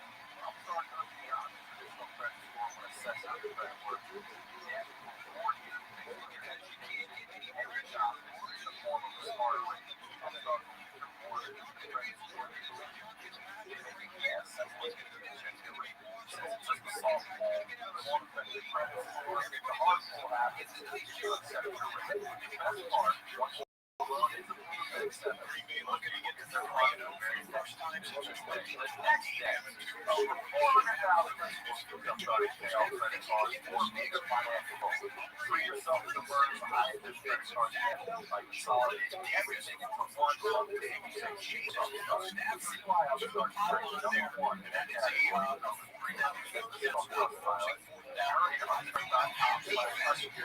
Find out how low your Upstart rate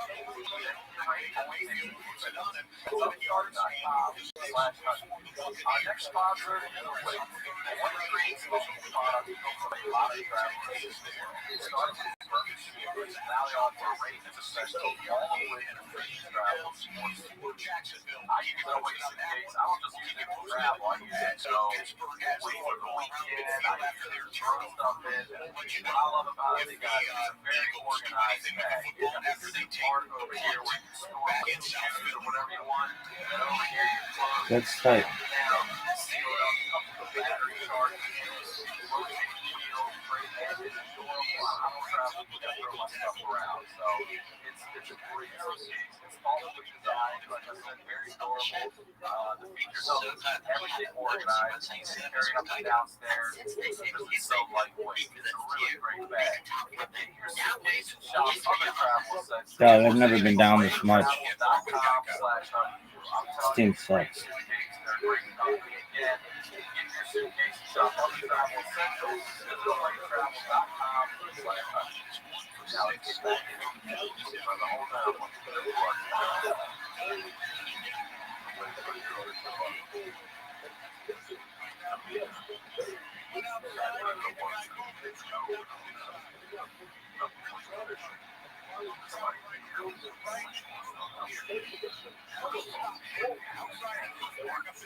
We're bringing the Jacksonville Jaguars, who now have an in-scoring distance, not to the red zone just yet. You see the replay of what just happened. Actually, I wouldn't call it scoring distance just yet. They're over midfield. Here goes a third and 24 for the Jags.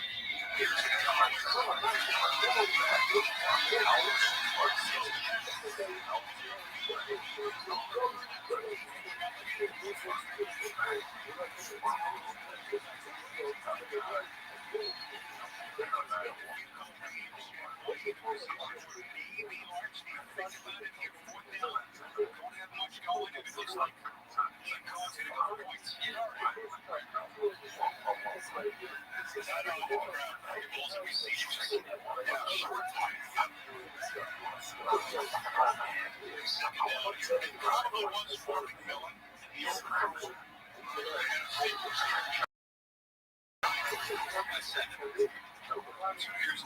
the second-year kicker.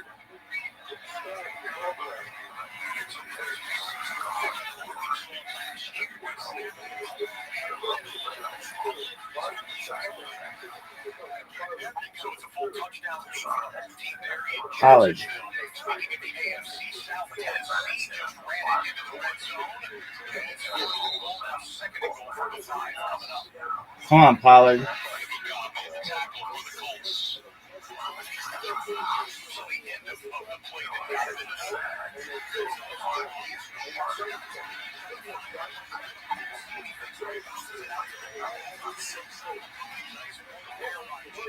backup running back for Tennessee sets up what is now Pollard.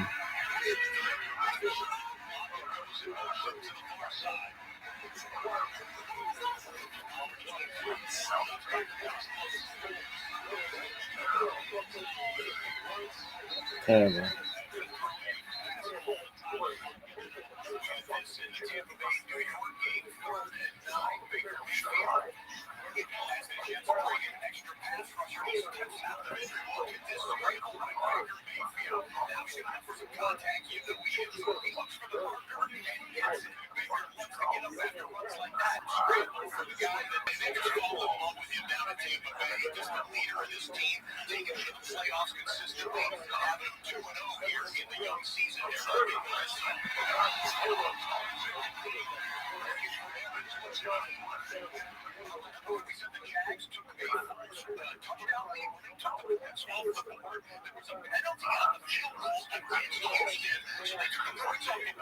This is a fresh and announced now second and up.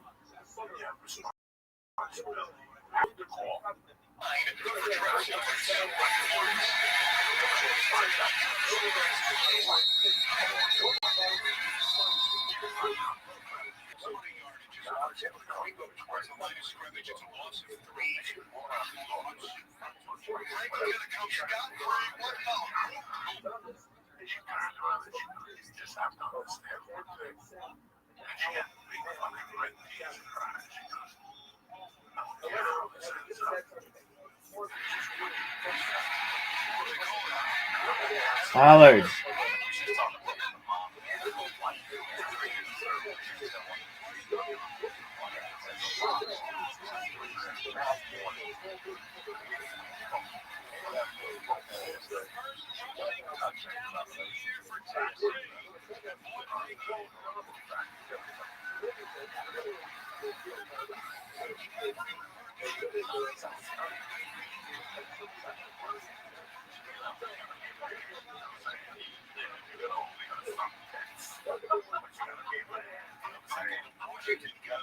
Are you fucking serious?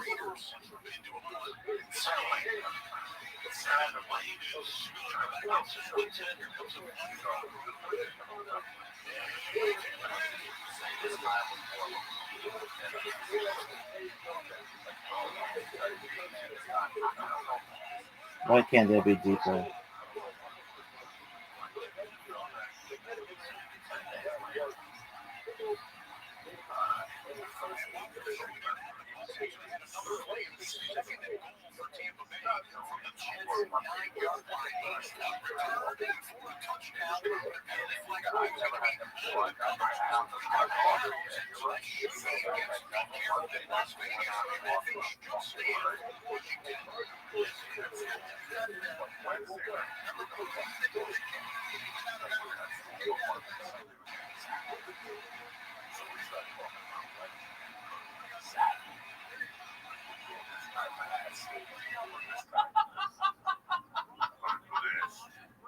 You know, and I'll never forget those days.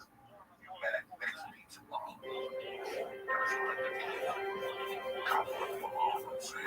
Break it up, make no better. There'd be 100 of us across the street, go like a store, waiting for somebody to get us like that. There was a pinball place next to that, Wizards, and they sold like obscure drugs like heroin, bow and arrows, and shit like that. Bow and arrows, I don't know anything. You want to kill yourself, whatever. They sold that next level drug. Creepy people playing pinball. Wizards was a pinball place. I wasn't a pinball guy. So I didn't go in there, sold my own drug. And we went to this meeting place and got a keg and we were all outside drinking in November. Cold Valley drinking all of a sudden. We see cops with lights. They got the high school fucking surrounded. They do a lot of low party. So I see a hole in the fence. And I grab like 3 of us and we run out. One of the chicks I run out, this chick named Denise. We keep running and we're dodging. I got acid in my pocket. I got beers in my pocket. And I got a beer in my hand. I throw it away. We're running. Finally, we end up on like Smith Avenue. And she goes, the cops are on and they're being blinded with lights. She goes, if you want, we can hide in the backyard. Now, by that time, I have a lot of the body. I'm tripping my head. You said I was wrong. Everybody's walking. It was on fire. So we came out of the backyard and mosquito hunt. We in the 70s had like but anyway, this is like a little small family of 4 sit and eat without mosquitoes bothering you. Yeah, daddy. So we went in there. I'm tripping on that. We need some Ralphie May. Honeydew sucks.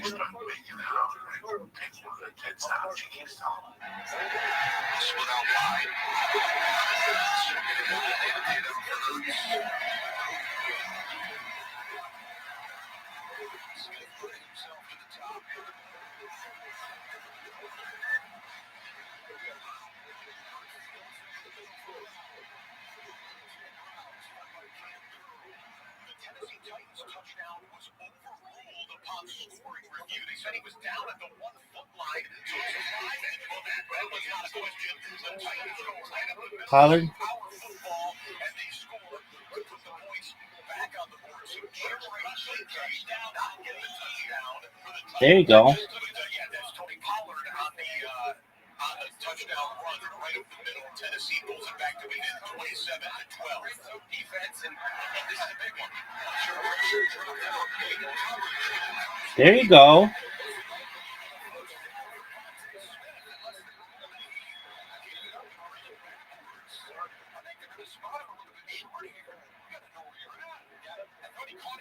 Inside the 10-yard line. Take a look. So the first down is right at the 10.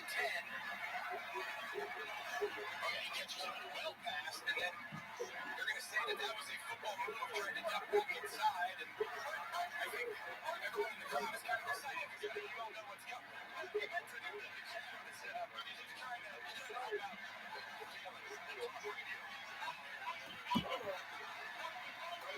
Ralphie May. What is this? $5 in bonus bets. Win or lose, so you can turn that $200 into something bigger.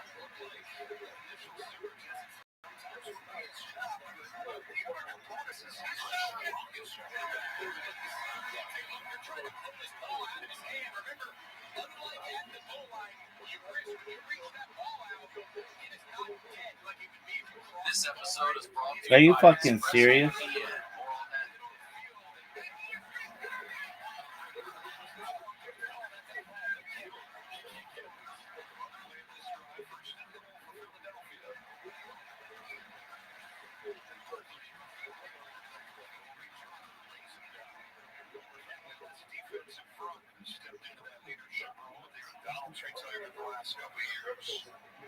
People always said institutional. Let's name those set of the draft room. I am not passing on a guy that I think could be the next great Jared.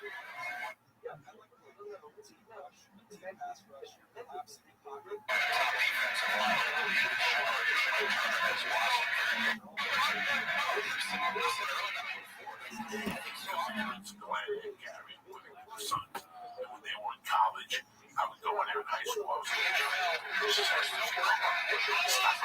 Gentry, 3-yard loss. Fuck.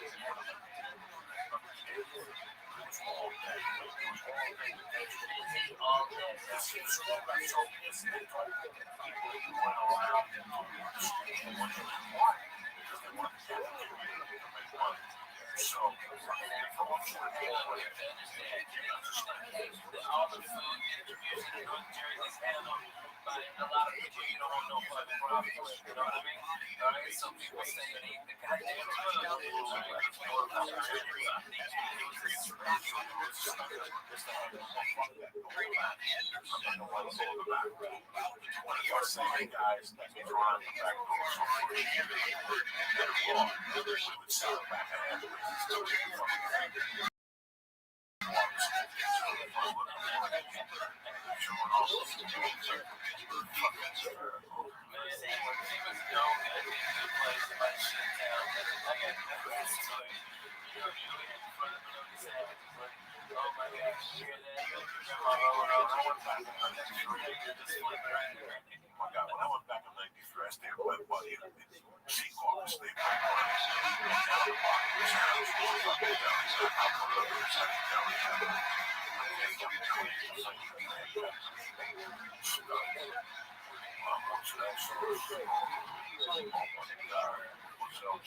Come on, Fannin.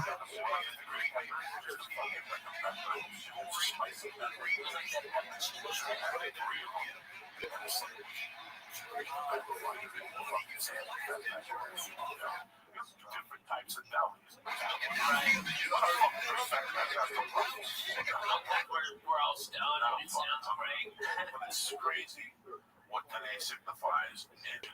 What happened? Well, I mean, our good friend George got. Yeah, we know Tony Pollard. She passed this shit. And, you know, it's hard, man. Uncle Jim passed this shit. It's hard. You know, people in their life that cancer is a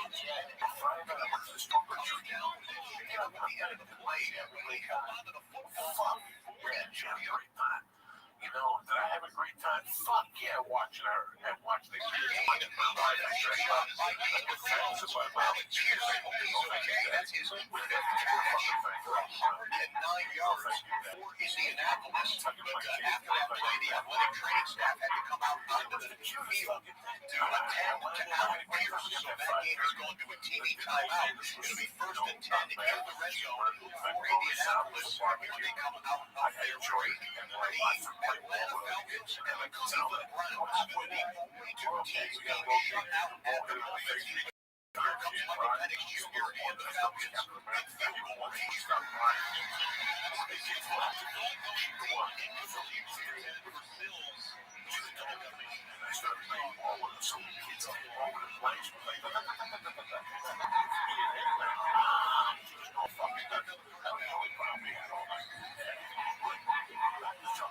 It's like that. Cars get together. It's like a beautiful car show, and they back up and they open their trunks and they hand kids and they sit in front of the trunk with disguises. And I tell you what, Is it like a lowrider club or hot rods and stuff like that? no, it was just all these fucking Studio City people. Oh yeah. You know, whatever they are. I don't know what was. I didn't talk to them. I talked to maybe two parents and the principal. Man, you know, I've done that same thing with Facebook High Clubs, bro. They had the nicest that they had a whole okay. I mean, it was the real deal. All ladies was making tortillas. Okay, they would hand out tortillas and stuff like that. Having a blast, they had a band, a salsa band. It was on, man. I'm telling you. Yeah, that's it. It was a great thing. There's no fucking salsa band. There's no salsa band. There's no Beatles. There's no walking around. What?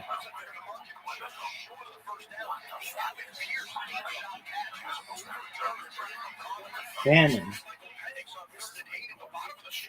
Cannot connect with his intended target. That's a fourth down forced by the Carolina defense, which is having itself on the day. Atlanta, they got 2 touchdowns and 3 passes. They would use the kick here. The Romo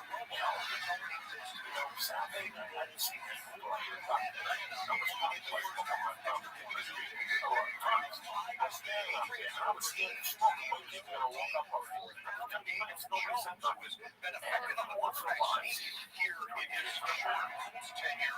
Gets the first down. This is the one we're lining up to for Atlanta.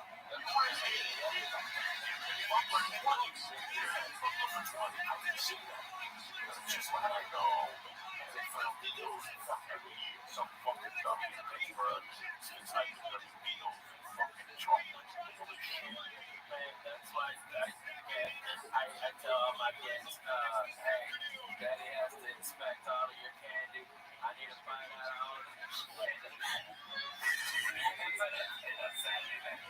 Friday night, I got so high. I went home and opened the bag of candy. I just sit there and I just started He scored?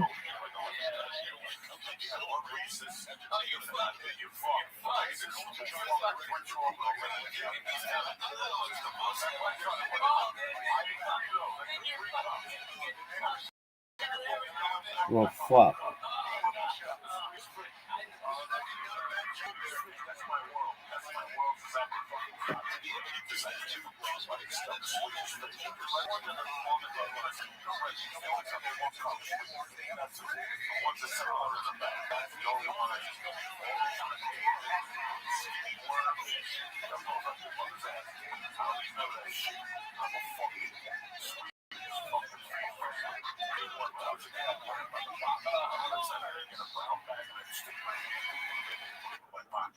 That's something. There was something when I was living in pocket in a bag. In a brown bag. You get there's a big tray of them. Well, that's it. Oh, really? Holy shit. Game over, folks.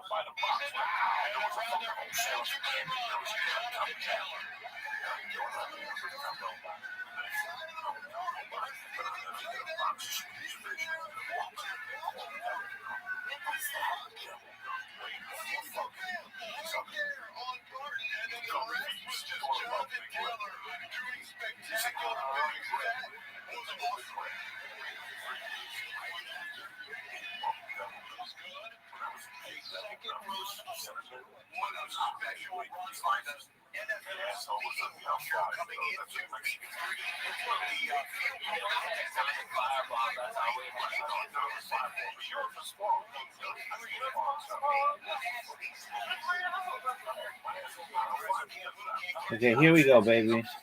Devo.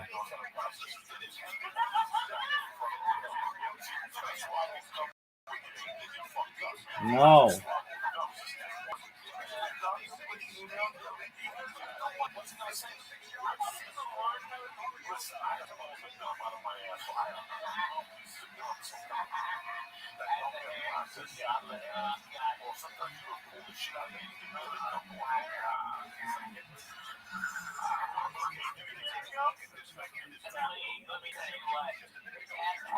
Get down.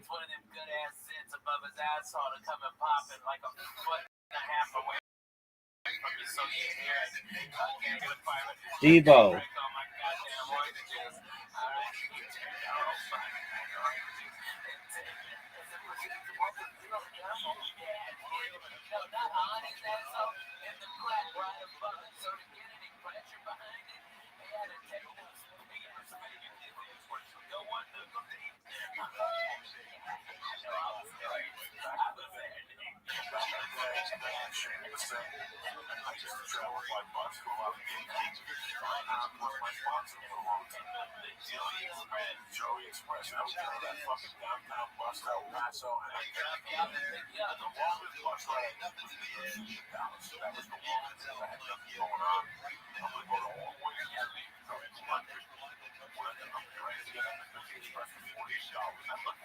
Devo.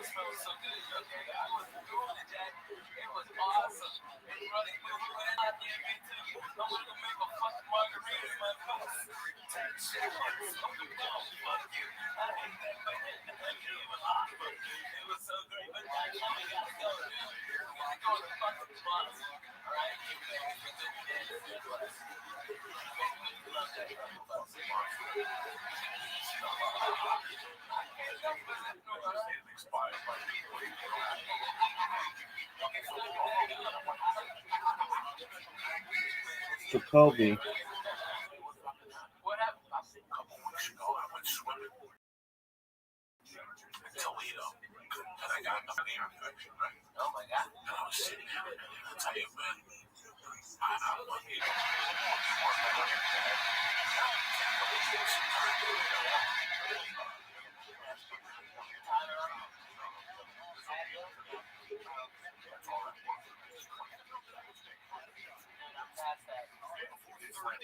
Big picture, 9 games going on around the National Football League. About half of them are now into the fourth quarter. A weird, wild day, kind of some stops and starts. We only have 3 one-possession games at the moment. It's a touchdown difference between the Jags and the Texans, a 5-point difference in the playoff rematch of the 2-0 Rams and the 2-0 Philadelphia Eagles, and a tie game between the Patriots and the Steelers. But ladies and gentlemen, we're reaching into the heart of the show with half of the games into the fourth quarter. It is the witching hour. Time for wins to become losses, and losses to become wins.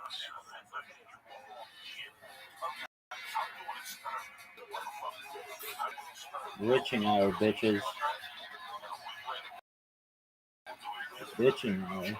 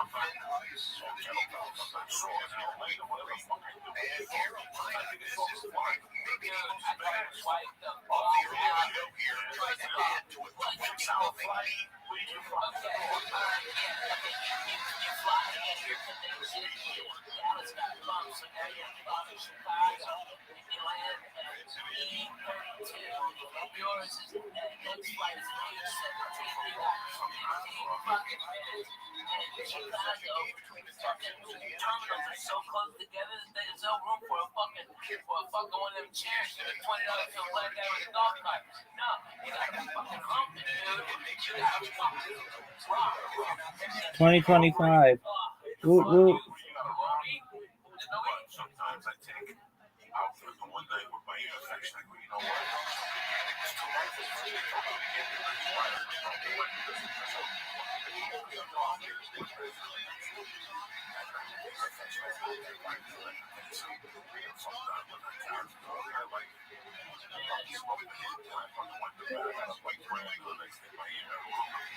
Yo, what up? How are you?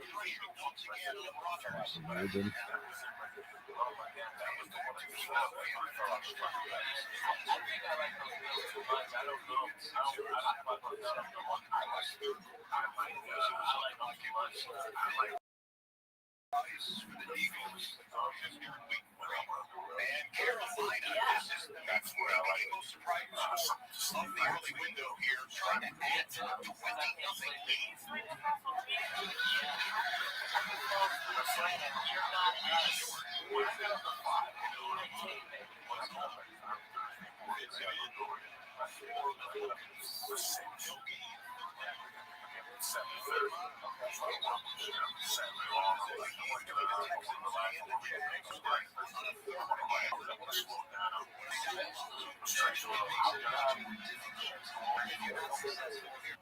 Getting up time management, yeah, with that.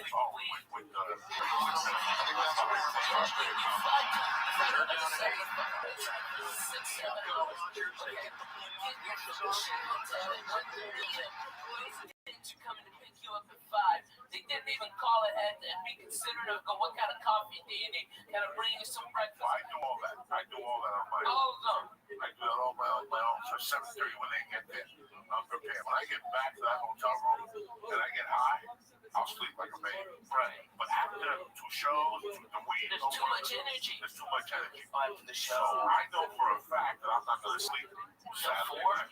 I know for a fact, even this week, I'm going to Portland. My flight, I got to be at the airport at 5:30. I get back to Burbank at 8 a.m. I come out.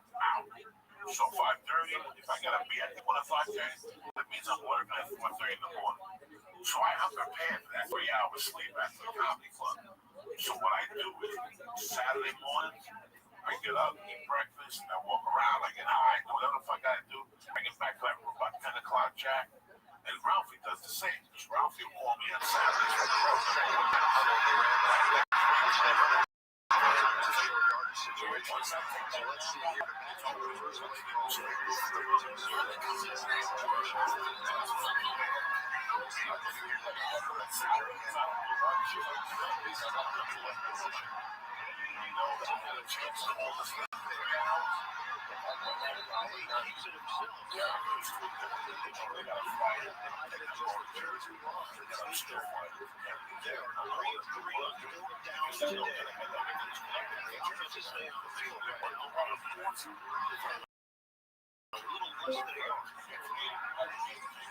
Before the next snap back game, I'll show you Sunday and the 1 yard line. Carolina pops it. Rico Dowdle with the touch from there. Carolina is 11 minutes away from getting their first win of 2025. And then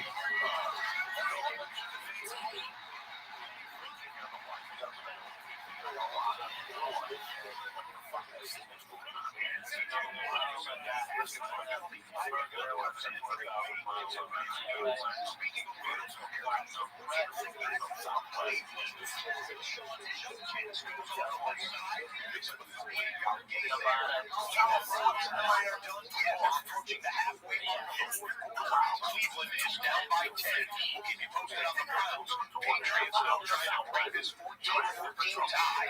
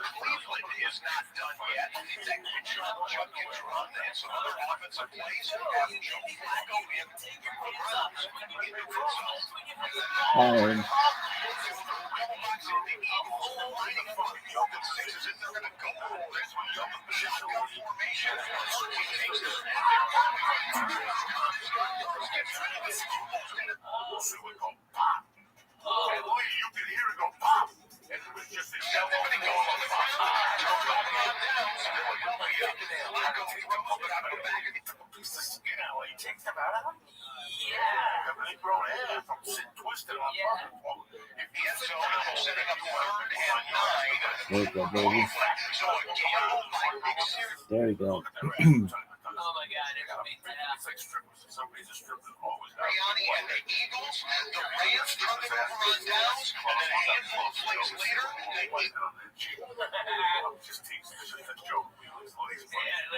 Lee's going in. It's like, really, it's just for the experience.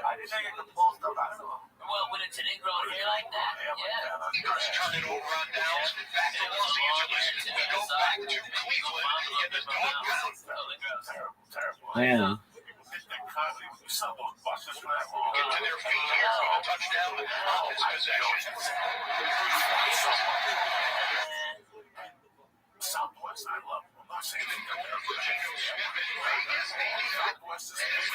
Jacoby. Oh,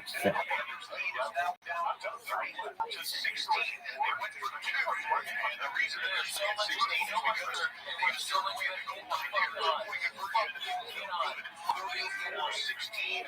Washington.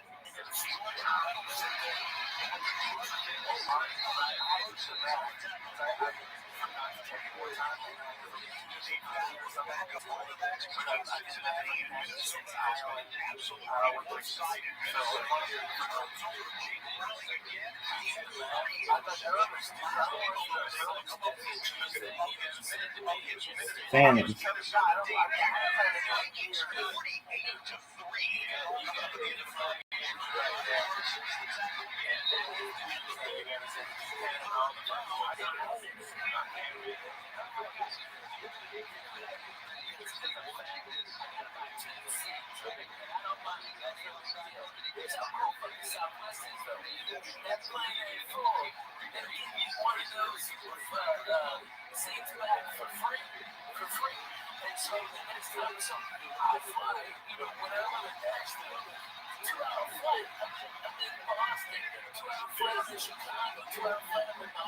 Fanning.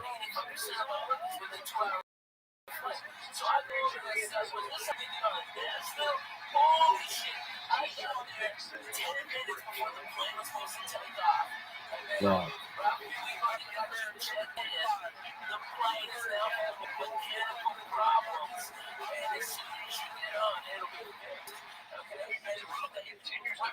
Before the TSA bypass on the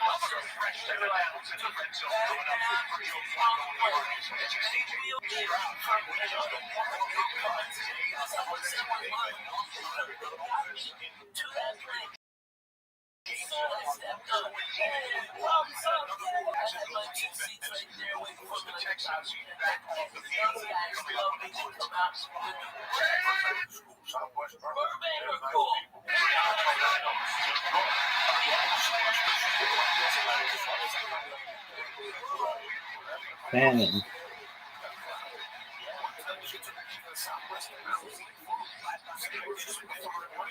Fanning.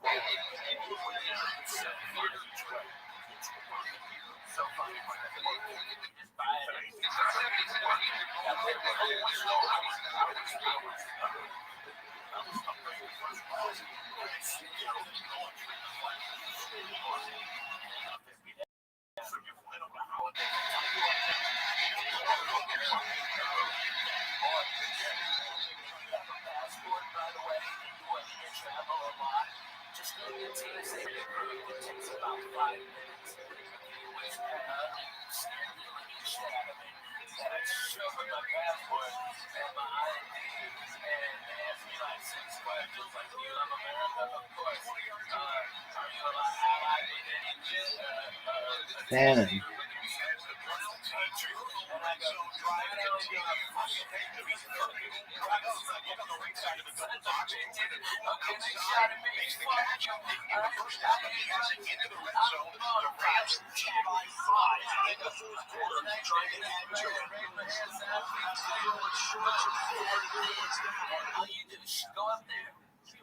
You don't have to take anything off. No shoes, no fucking belt. They emailed me and I showed my wife. Didn't you have to give them like access to your social media or something? No, that's bullshit. What are you talking about? That's bullshit. But you know what?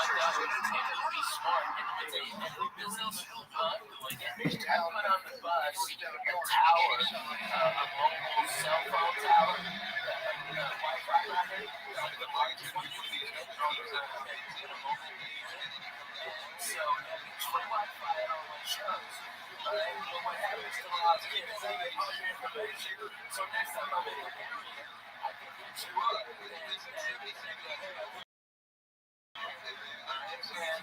hey, that's how I do it. I provide, it costs me a lot of money to do it, but at least I get something in exchange and then get free internet. You know what I mean? It's very cool. That's what you gotta do for people. But this is all around the world. That's what you're doing.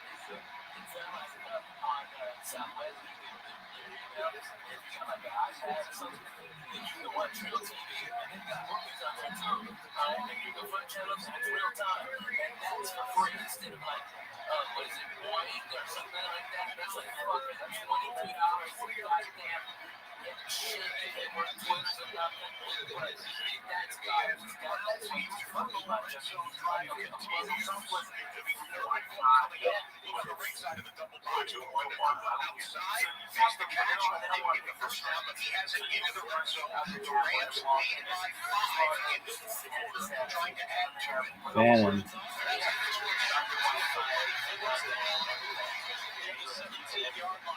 Okay, we got it. Green Bay Packers down. They're going to stop the clock, I think, there on the field. I don't live in a hub of it, but Shot I to the live end in a zone, hub and next Cook to the hub for Southwest. Devontae Adams, the intended target, took back up with it. I took Fourth American down here. now for the Los Angeles Rams. out there at 6:15 on Saturday on Halloween. That was the first one. And then on the Pittsburgh was what I'm going to do. It's a fantastic like that.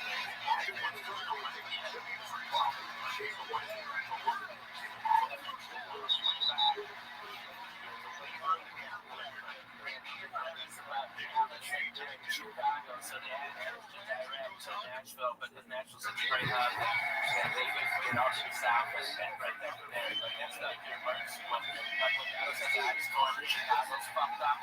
Like they add extra flights to other key cities just so like it's Miami, so they can bring people up to the East Coast. It's crazy. Like that's what they do. It's smart, you know.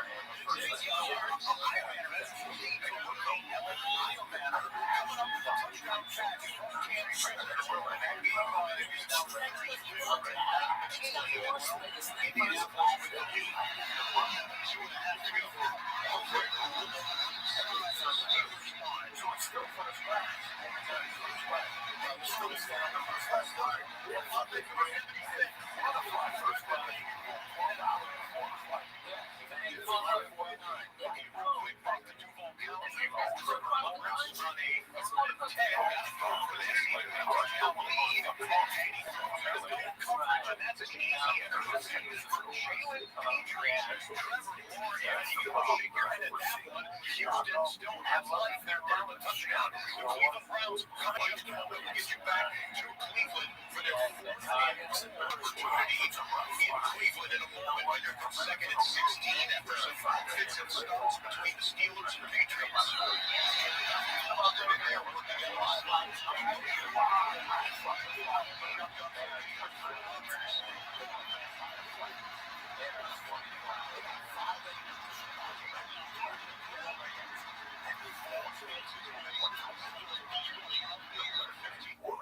Without drugs.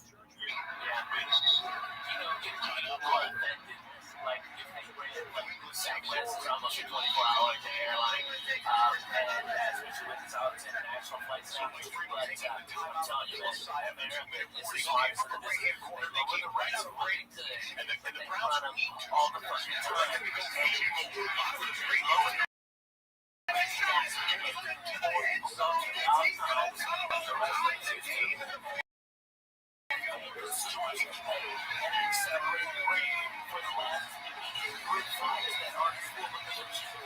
Diverted to the other flight. It's a goddamn beautiful business model. That's how you fucking get money. Like especially, well, there's no fucking reason why they. I mean, all right. If you are the worst person in the fucking world, go work at the airport because no one will expect you. They don't have time to fill out a form. They don't have time to fucking get on your manager. They just don't. They got a plane to catch, so they go, oh, that guy was a dick, and they watch him get plane. It's free. It's so boring.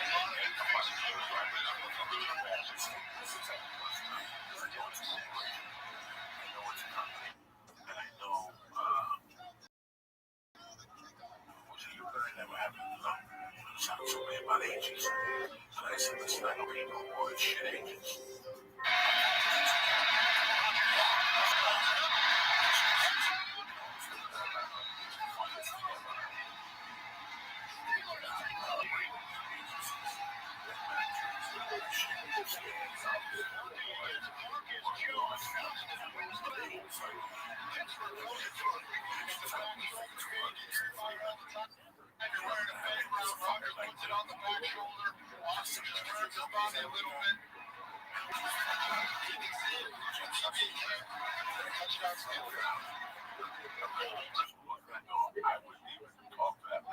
Yeah.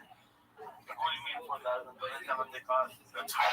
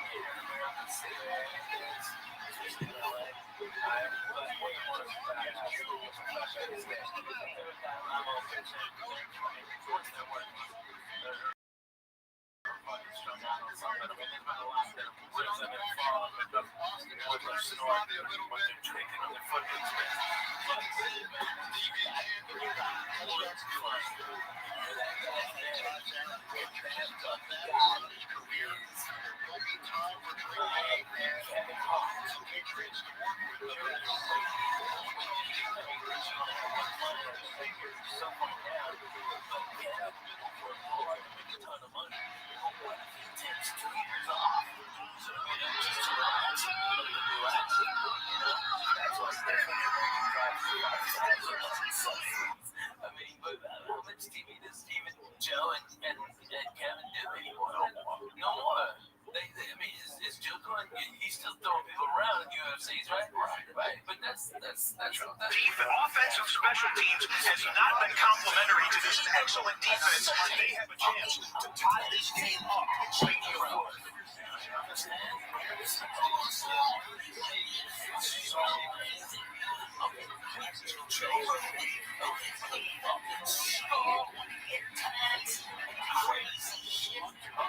Driving a hot ride to the fucking desert for hot bitches. What the fuck? I'm all for that. That fucking nice ass quarter that it is fucked up. Oh, women run to it.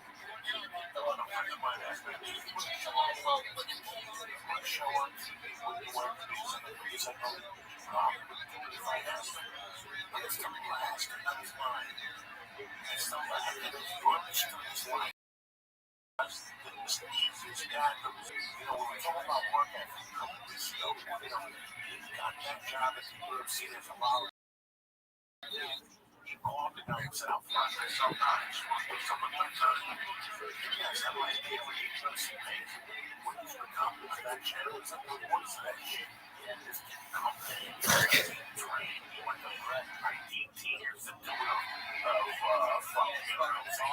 he stepped up. And that's what this whole thing's about.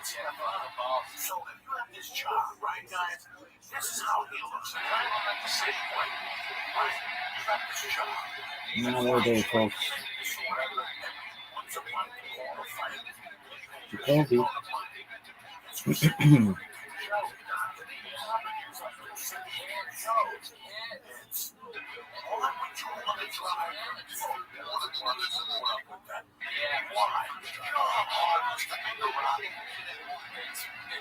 You know how hard it is for me to rock. Because he doesn't know what the fuck he's doing. He's gonna wake up one day and go, first of all, how many needles can I stick in my blood? How many needles can I stick in my head until my kidney blows up? Because that's how the public needs to see you all the time. Went on some show, Monday, I was saying 20 pounds of fish a day. That's all great, man. Okay, but you gotta stick your head in your body for that fucking eggs. Okay, you go to some sushi spots, we gotta go out. We gotta go out. So, I don't know. You got that trade right now. As a family, we just don't want to come down and go, well, you're going to be listening. What do I want? I want the Joey B. show.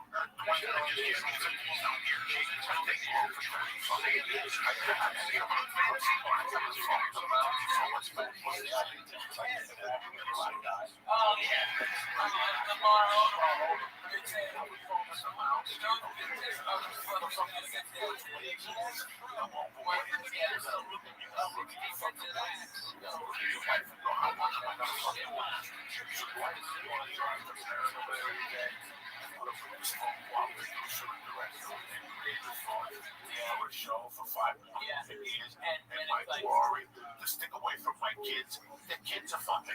He's fine. The UFC is a great man. He goes on the road.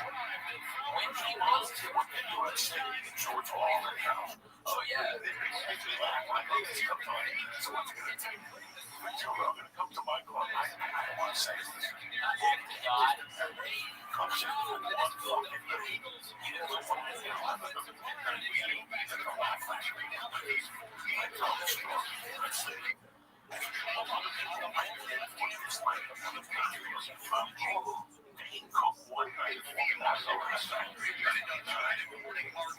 Oh, fuck. Jonathan Taylor scored again.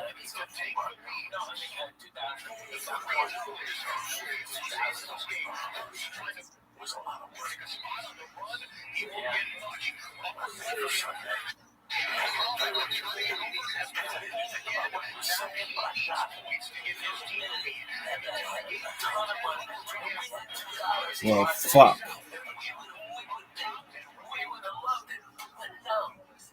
He goes, I just want a bigger place. One show. Put that out there. They're very cheap. Comedy. I saw it happen. Everybody before. From each and everybody. Wednesday through Sunday. Baby, stay in Texas. The drugs are good. Everybody understands. Everybody did it. Fucking was the first one that broke the fucking model. The clubs had control the whole time because it wasn't after comedy died after the 80s and 90s were fucking dead. There were no headliners that were selling tickets. So when comedy started to come back up, the clubs, there was less clubs. This sucks. So they would fucking keep the money down. But now, the dumb fucks, they got greedy like they always do when they fucking start making money. They start putting all these comedy clubs everywhere, and then they go, oh, I got no fucking headliners. And then that's when we got the power. It was fucking Kenny Cook that showed the way. And said, well, fuck you Wednesday. You didn't take on Sunday. I'm doing, no, you know what? I'll come in Thursday for Friday morning radio. And that's it. That's it. And I'm back at home in LA. It's a 3rd and 2 coming up for the Houston Texans, and a 3rd and 13 for Drake May and the New England Patriots. It's a 2-down territory here for the New England Patriots.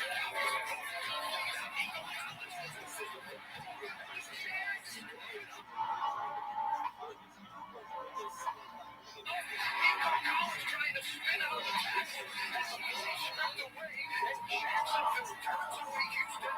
They were in position to take the lead. Philadelphia on the right-hand side, handed off to Barkley, and they snuffed that one out. Jared Cook is there. He needs a first down. They won't get it here. It's 4th and short. The Pittsburgh Steelers can close the game out here if they come up with a defensive stop on 4th and 2. They are 4th now. Taken by the Eagles. What do you think he's ultimately saying? Bad motherfuckers. Make sure they give themselves a best shot at this fourth.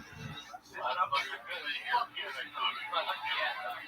It's 18 on the commercial break, so you're not missing anything in that game. We'll go triple box here. Upper right-hand corner, Philadelphia. As we take a timeout. As the 2-minute warning, actually 2-minute warning. So we'll bookmark Philadelphia. We have bookmarked the Green Bay Packers. We're now back and forth between this 10-10 tie.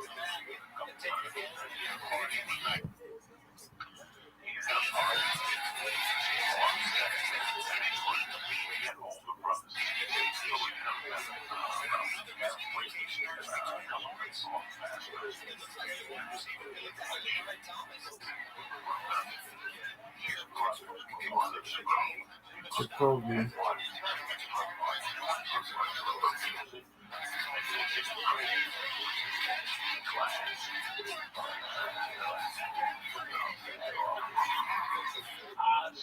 One day, this is way before I was just 75. I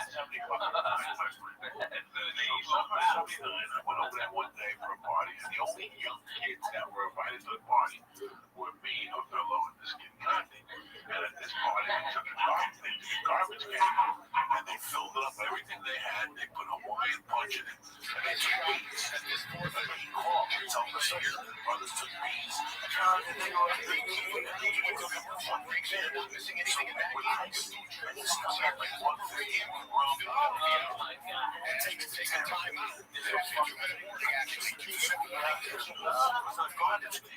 And I had chunks of fruit in it. And I'm back there smoking pot. The next thing you know, I'm getting woken up. And I see Sue in the front yard. And this is Sue. And I'm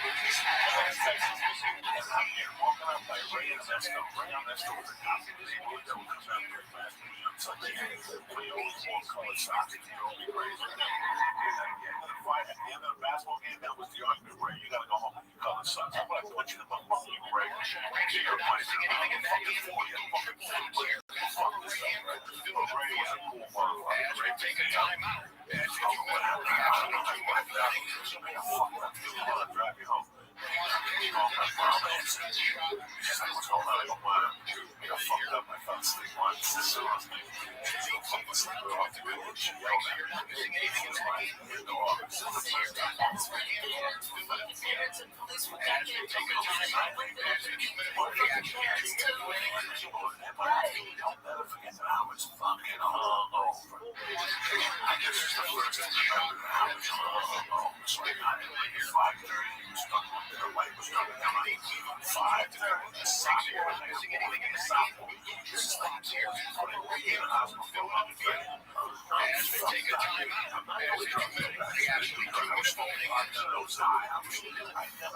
I wasn't a big drinker, but I drank a little while. I drank early. It was a Sunday morning, so I got home like at 5. I passed out. You're not missing anything in that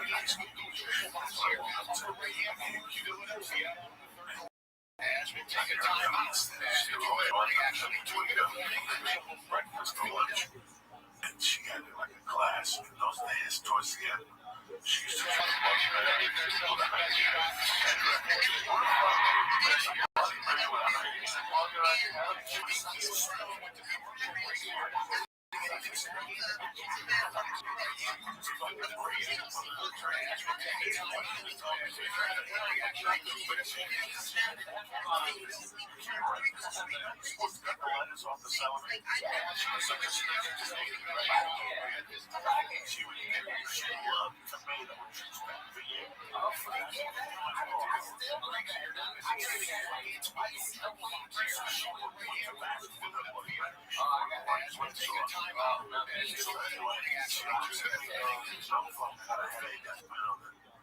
And she goes, "Oh, you go see the by good feet." And she goes, she looked at me for like 5 minutes.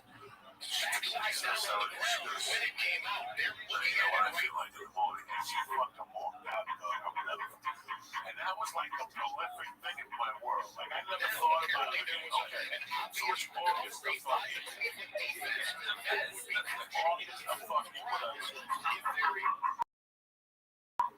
but she said it every time they walk. You know what I feel like in the morning, okay?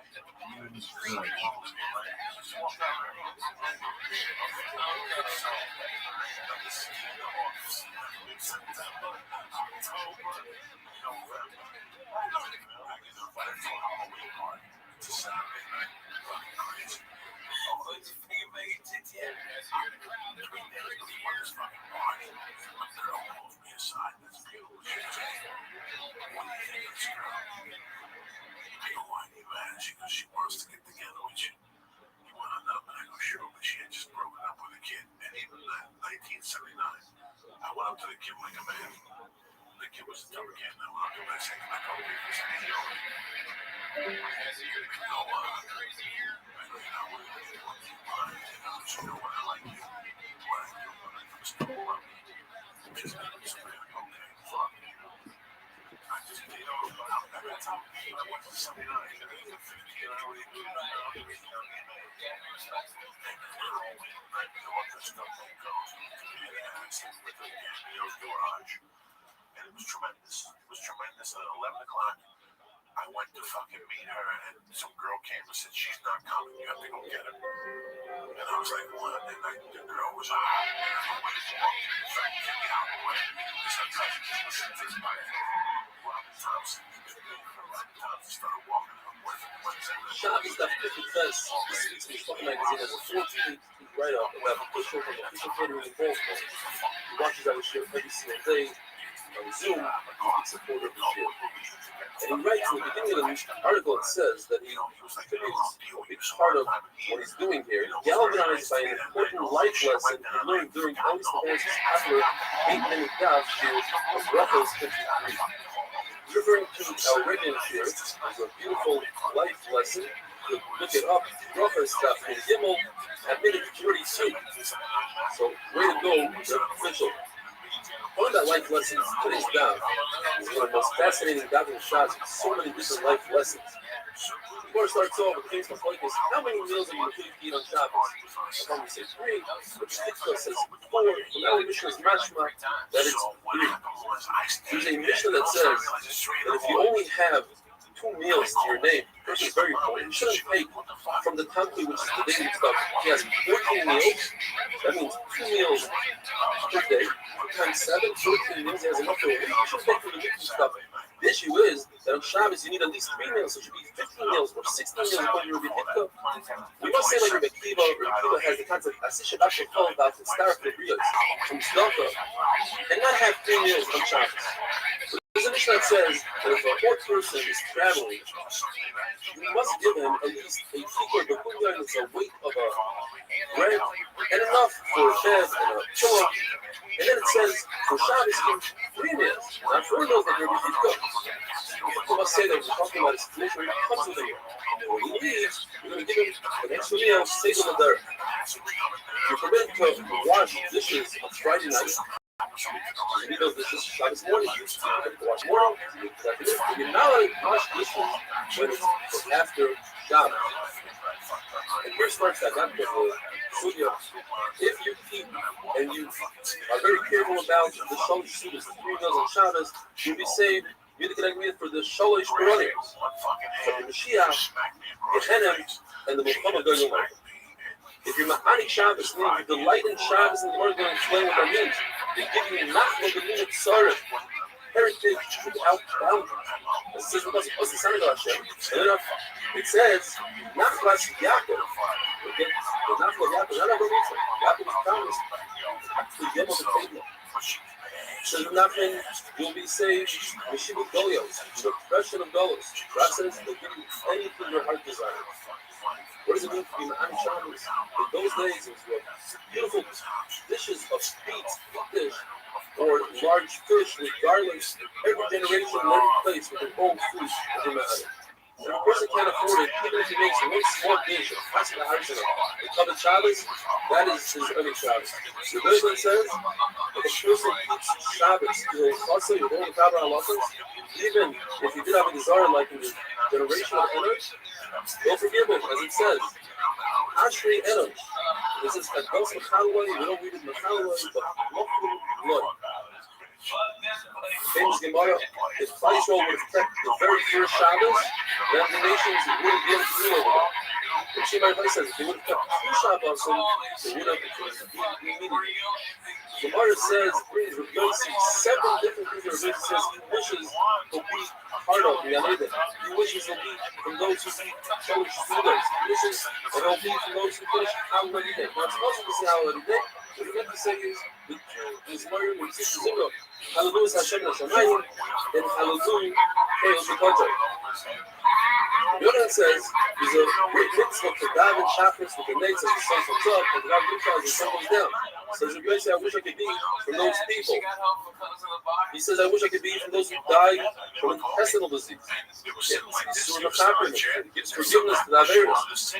He wishes he could die as he's performing a mitzvah, and he wishes he could be from those who accept Shabbos early and let Shabbos out late.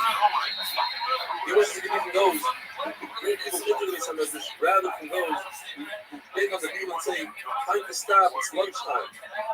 He wishes he could be from those who collect from other people money to get out the stuff rather than to be from those who get out the stuff because you can come into great trouble by making mistakes and giving stuff to the wrong people.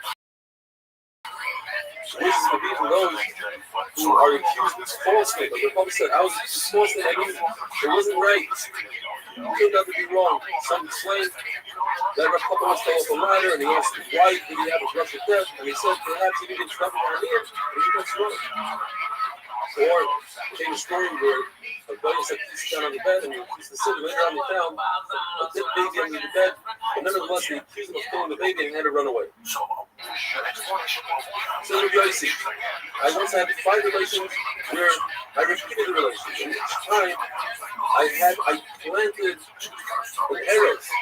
Meaning, Golagar, Rabbi Shmuel, Rabbi Lozer, Rabbi Rabbi Kilas, Rabbi Nachman, Rabbi Yossi, these are all sons of Rabbi Yossi.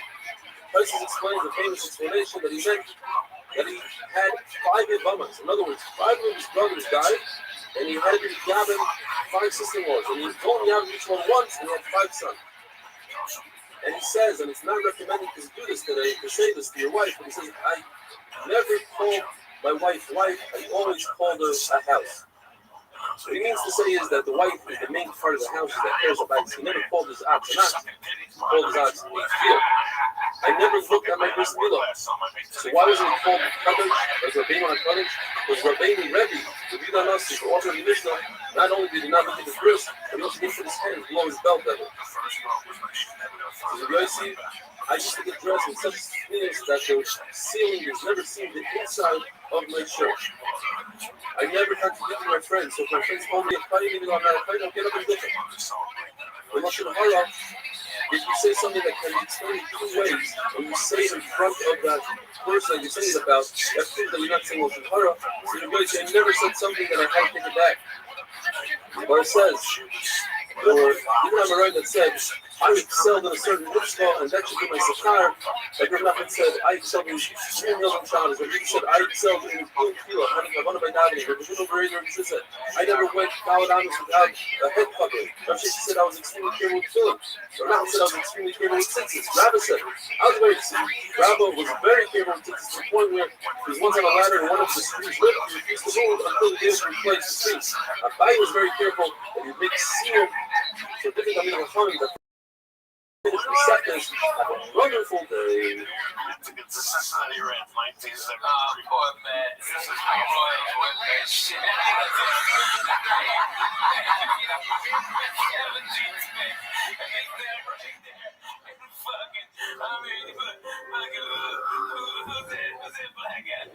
Spike Lee, he took his hat back off. Okay, Jerry Seinfeld was back to his $1 million. Okay. Shabbos that protested email comes to us from T5, a very inspiring email. He says he just recently made out about, and his son Danny from Antonio got stuck in issues. Finally, during Corona, he decided he was forced to stay home and decided to join this year. Now, at the age of 75, I am finally hooked on this year. I make sure to wake up early so I don't miss any of it. On the day that I cannot join live, I listen to it on YouTube. It always amazes me how the people all over the world will make it so interesting and even fun. I hope to be inspired by you from going to come. It's what you find. It's never too late, and it's never too early. And today's a perfect time to start the job. Oh, yeah. We continue with the amazing stories about Kavod Shabbos, Shabbos Kodesh. Rabbi says that I'm a chacham. Judge, he wouldn't go to sleep until he found something to make a source for him and go in his direction. Rabbi Rothschild says, I can't even judge something about him because I am biased towards him. Rabbi Hanina would put on his highest clothing and would go out and would say, Bodi, and then go over the native, because Shabbos HaMalchus will have him meet the Shabbos Queen and the famous singer and singer from the lady, the piano would say, Bodi Chala, Bodi Chala. Rabbi Rothschild would make a tremendous amount of these boiled wafers. We saw with the Abba, he would buy from 13 different butchers, and tell his chefs, be energetic, hurry, make this one, and then I'll bring more meat later. Rabbi Bo, he was very wealthy. He sat on an ivory chair and he fanned out the fire. And would wear black clothing in there for Shabbos to show that even though he's getting dirty, he wants to get dirty in public Shabbos. The famous saying about Safra Macher, Resha, Rava Malach Shvita, Safra would singe the head of the animal that he had ears. Rava, which anybody could do the service that he couldn't want to himself. Rava would salt the fish, with light candles wrapped up with wicks. Rabbi Hizdo would dice the beets. Rabbi and Rabbi Yosef, which with the word of zero, would light the fire. Rabbi Yitzchak would flip around heavy boxes of things for Shabbos. He'd go back and forth. And he said, it's as if Ami or Ravasi would be my guest, wouldn't I be schlepping their things? And the Gemara says, some say that Ami or Ravasi would be schlepping boxes there for Shabbos, and they would say, if the judge was our guest, would we do this? The famous story of Yosef Meiker Shabbos. He was a guy, a wealthy guy who went to the stargazers and he was told that he was going to lose all his belongings. Yosef Meiker Shabbos, he had a trick. He took all his belongings and traded them for one jewel. He put that jewel in his hand, walked over the bridge, the wind came and blew into the water, a fish came and swallowed it. And the fishermen took the fish out right before Shabbos. There was no one to buy the fish. They had a great idea. Let's go to Yosef Meiker Shabbos. We probably traded this unbelievable fish for the fish that he had from so it was. And he became wealthy. He was so that 13 addicts near the gold. But he says that's an exaggeration. So I know these particularly said. The idea is that whoever borrows will come to Shabbos Kodesh, Shabbos is in that. Whereas other people gain wealth in their soul, they have the concept of Aser, which feels for this Aser. You get nicer food, come wealthy. This others you don't have food, you get nicer from. Over here, it's because they are in the Chavi Shabbos. What else the story about? The Abba was a guest in Kutzlar, and they brought out a golden table that needed to be carried by 60 people that's already there. And they had 16 chains of silver with all the beautiful dishes and food and desserts and fragrances. And when they put it down, they said, Hashem ha'aretz and Ulaya. And when they took it away, they said, Hashem Mayim, Hashem ha'aretz and Ulaya. And he asked them, why do you think we resigned for this? And the person said, I used to be a butcher. Any time, an amazing piece of meat, cut a meat finger, I would put it inside the traffic. And so I would do the entire week. It said, Ashkefa, she's a piece of both. I'm not going. She's a Rabbi Rothschild for the Caesar. You smell that unbelievable aroma? That's a very special spice called Shabbos. The only words that we call Shabbos. Because it says, the place of Shabbat Kula, when you get a kipper, you start being having your favorite food, and the Shabbat is a nice, clean clothing. If you buy it though, Rav says that if you eat at a certain time, you should eat the Shabbos meal earlier. Shmuel says that you eat at a certain time, you should eat the Shabbos meal later. But Gemara says, those of us who are used to eating meat and wine during the week, on Shabbos, depending what you do during the week, we eat sometimes earlier, make your meal later. Our shakes in line want to make sure that on even get to the meal on Shabbos at the right time, the morning of the shir, so you put on eating where the sun would cook. In the summer, or the shir would in the winter, they would have to get up and run away and go eat the meal on Shabbos. With zero, who would teach you how eating, arguing, learning, we'd say, please, I'm begging you not to do without Shabbos. Are you talking learning and not enjoying the meal? You're not being the kind of mitzvah of early Shabbos. One says that an individual is saved by Yichud. It's as if he is a part of his Baruch. You don't read it by Yichud, you read it by Yichud together with his Baruch they created the world. We see from the creation of the world that the words have power like action. It says in the Apostle, Dvar Hashem, the word of Hashem, Shemayim Nasu, the skies, the heaven was made. When a person says Yichud, Friday night, they come in. And they put their hands on his head and they say, the Sarah Abinata. One of the malachim is a good malach, the other one is bad. They come and they find the candle lit, and the table is set, and they give a bracha, the good one gives a bracha that you should find us the following week, and the bad malach is forced to say amen. They don't find that he makes the klala, and the good one says amen against his will. A person should set a Shabbos table, even if he's full, and he's not going to eat only kazayas, like a mouth as well. He set the table for like a mouth, to eat hot water, bathe in hot water. When you eat fresh baked bread, hot baked bread, it has powers of healing. The Ravon was a chef, a young calf, a third born calf, so that he, unless the Shabbos he checked it, so that he could be part of the kidneys. So when son of Avinu, when he came over, he said, I don't understand, why didn't you just use the one that you used for Shabbos? I was trying to save the kidney from the Shabbos. So he tried it out, and he put the one animal that he was supposed to chef, almost a Shabbos, he left it alive. And on Shabbos, the lion came and ate that animal. They didn't gain any. So the lady says, the famous saying, whoever says, coming and issue rabbi. The whole culture, really, with all his kavana, with all his intent, they destroyed 7 years of Zardin. If he has some sort of a desire that he did, the Torah says, if you say amen with all your kavana, open up the gates of the Amen. Amen stands for Pelish Mega Negamah. The Lord says that a fire is only found in a place where it's still Shabbos, and it happens on Shabbos where you cannot put it out. Well, there's 7 reasons why your Yerushalayim was destroyed. Because it was Chal Shabbos, they didn't say Krish on the morning evening, they stopped the children from learning Torah, they didn't have precious money, they took bribes, they didn't give each other Musar, they Chaffa, they were Mevayt on Chaffa, the Rav says, when they Mevayt on Chaffa, there's no remedy for that. They stopped being truthful in business. Don't touch. I know the one means that children that they Torah or the Bia al Tareyu is referred to Jesus of Chumim. The world only exists because of the Torah that children learn. And Abaye says that the Torah of adults doesn't appear, and the Torah of the younger ones having a wonderful day. The school is open on Sundays.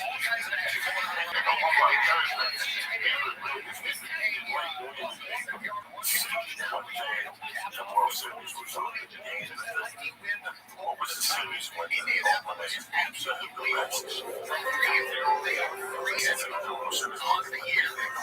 so this is really not because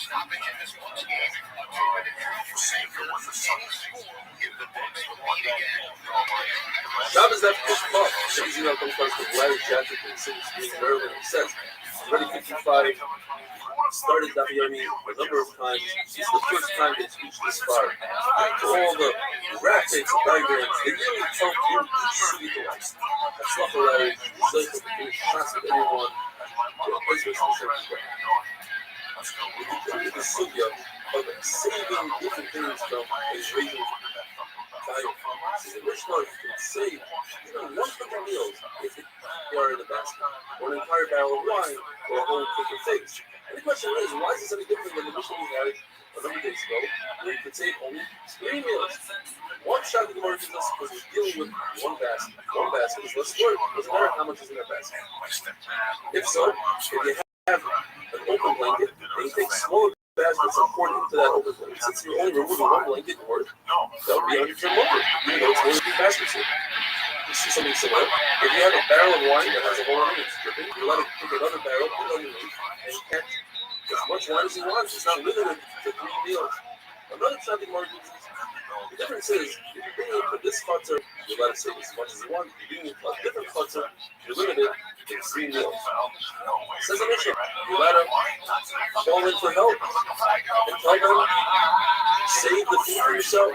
Now, if they were smart about it, they'd give back the food and charge that person for their time. What Jesus says when talking about chassidut, you don't want to take advantage of someone's misfortune. Yes, he's mafkir everything, but he had no choice. He's forced to. So chassidut don't want to take advantage of that. Says Rava, if you're such chassidut, they wouldn't take money for working on Shabbos. Rather, says Rava, we're talking about Yerushalayim, not chassidut. They don't want to take advantage of somebody else. They don't want to take from other people, but they also don't want to work for free. They want to be compensated for the time. They understand local Shabbos. They understand that since all this food is really theirs, when they give it back to the person, all they're asking is to be compensated for their time. And that's not considered Star Shabbos. The mission tells us that in order to save food, it has to be into a culture that has a proper area. The Messiah says, over here, Chacham Later, we said it doesn't have to be a proper area. You can save different items that you have, not necessarily food. And when it comes to clothing, you put on as many of the clothing that you have, you put in 5 coats and pants, walk outside, undress, go back in, and keep on doing this. Jesus says no. You are limited to 18 clothing that were standing in those days and only one time. Now, what are these clothing? The Gemara says it's an outer coat, an inner coat, a belt, a shirt, a robe, a vest, socks, the garters that hold up the socks, shoes, aquilios, a robe, a mask, or a mask, another type of belt, a hat, and even a scarf that goes around the neck so people can clean up their mouth and their eyes open.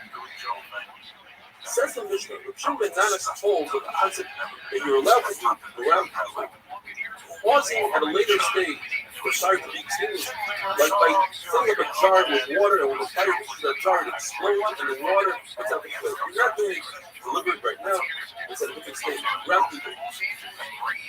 Therefore, he also says, let's say a dresser is ignited to the flame on a dresser, heat the table window, you can take a piece of leather, put it on the other side, and when it reaches it, it cinches the leather, the fire doesn't complete. According to Rabbi Nanas, Rab says, I hold that if there's a fire that's on a piece of garment, you're allowed to pour a liquid on the other part of the garment, and when the fire gets there, it extinguishes itself. If Yossi holds, the Rab people use also. You're not allowed to cause at a later stage a vessel explode or whatever it is, even though the person says the word Asiya doing, and this is not doing, this is at a later stage, this is a concept we have throughout the whole parent. A person acts irrationally when it comes to saving his property, and he might not fix his flame, therefore we live in it. If a person puts a candle on top of a plank of wood, deliberately, that plank of wood becomes a faucet to the candle, and therefore it's also in Shabbos to leave that plank of wood, even just to shake off the candle would be awesome. If you forgot it there, then you are permitted to shake the wood so the candle falls on the ground, even if the candle is lit. The candle might continue burning before it might extinguish itself, but it's not 100%. Therefore, it's welcome. The Brisa says, you're allowed to open up a door, or to ration the candle right by the door, or because since the candle is on the door itself. And if the flame goes out from the wind, then it went out, it's not. Rab first knows to do so, and he said, even according to Rothschild, that's both rubber, shade, and spot, and logo, you don't have any intent for the flame to go out. But in this case, since it's obvious that it's going to go out, that's called a separation, and two points that might take so 100% is going to go out, it is possible. You open up a door, and the wind pokes fire, let's say, a fire pit.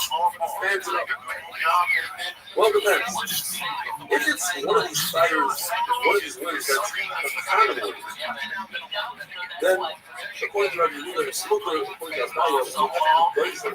That it's also because if it's a wind that's uncommon, that's awesome. So we have to make all winds awesome. We have to explain it Brisa. And say that Brisa has learned upon an older Dutch. That is, the Brisa says, if you build a wall out of vessels that don't contain any water are not going to explode, for instance, a vessel made out of metal, or even earthenware that comes from different places that are very strong, from Egypt, then it's very interesting. If a person has Hashem's name written with ink on his body, well, halacha number one is you're not allowed to stand unclothed in front of Hashem's name. So you have to make sure that it's covered. You're not allowed to go into the bathroom with Hashem's name. And you're certainly not allowed to erase Hashem's name deliberately. However, you're allowed to go into a mikveh, you're allowed to go into a bath, as long as you don't rub the name off and it comes up by itself. That's called a grama, and that would be mutter. You don't go to erase it because it says in the pasuk Beisasa. You're not allowed to use it deliberately, but the grama, it's not. A person has a tradition, let's say he's a zar, and he has to go to the mikveh. Since you now understand unclothed with Hashem's name, he must put something on it, such as a bandage or a bead. But he has to make sure that it's loose, that the water can get through, so that the bandage doesn't create a chatzitza. Don't cover with your hands, because you might forget that you're covering something and you'll take your hand off and it's supposed to name. Now, what if a person doesn't have something to cover for? According to the Chachamim, that even is not go to the mikvah when the time comes. It's a mitzvah, you must go right away. Don't say it's not a mitzvah. Therefore, go around, look for a bandit. But according to the Brisa, that it's a mitzvah to go right now. Therefore, don't look for a bandit. Go in and cover with it. And finally, if the ink is dry, then that creates a chatzitza. Same thing would be with blood, honey, milk, and ink. If it's moist, like in our case, then it doesn't cause a chatzitza. Having a wonderful day. You know what I mean? I like the Houston Astros. I started stand up there at 90. I love them. Me and John Wesley, we went for a foul ball. The kid would go for a foul ball with a stone out of my ball. Instead of me squashing that kid back on the foul ball, I broke the seat.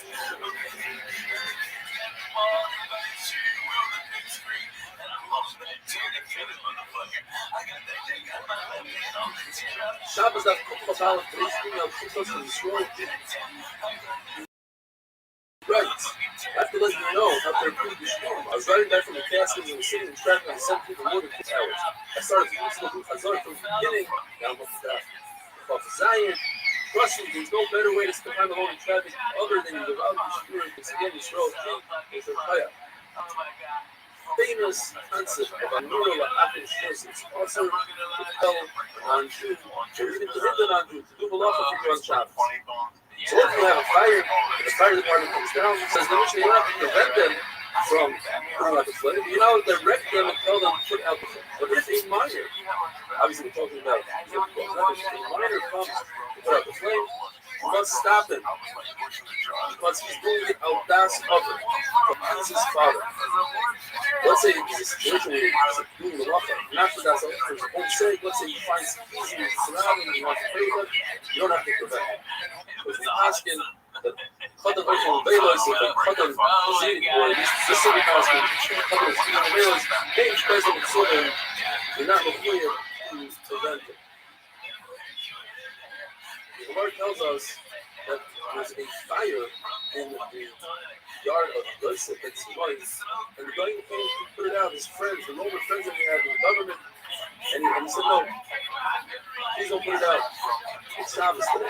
The Lord tells us to phrase it very nicely. And the next happened that rain came and put out the fire. Chacham said, you didn't have to do so. As we went to the Mishnah, when it comes, you don't have to put it out. The Bani says that when it comes to fire, if there's any loss for that matter, you can announce and let it be known that whoever helps you is not going to lose. They will compensate. You don't say so, you say you won't lose. That's the halacha, but you cannot prove it from our Mishnah.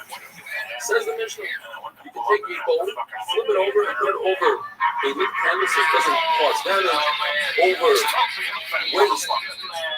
Or to explain, that's chicken waste, which so that the child should touch it, and over the bowl, flip it over, put it over, and trap the scorpion. The word says that according to the Yosef Zakai, he saw somebody do so and trap the scorpion. He says, I'm afraid of the night behind the hackers. You know, it's luxury. So, Yosef Zakai holds like really a child. What does the story that the elder gave a couch to 2 out of 3 guests for a Guido, but not to a Chanan, the son of God. And we try to accept exception to that. And when he heard that other teaching his son, our Mishnah, he said, to not cover the waist of a child so that another child can touch it. He said a very strong lotion. He said, Oven Shakia, Oven is a shaita. And he's teaching Shkusim to his child. Because the feces, the waist of a child is not good to a dog. It's ready for a pills belly. So if we just pick it up and put it in the garden, there's no reason to cover it. And there's no issue with the red life.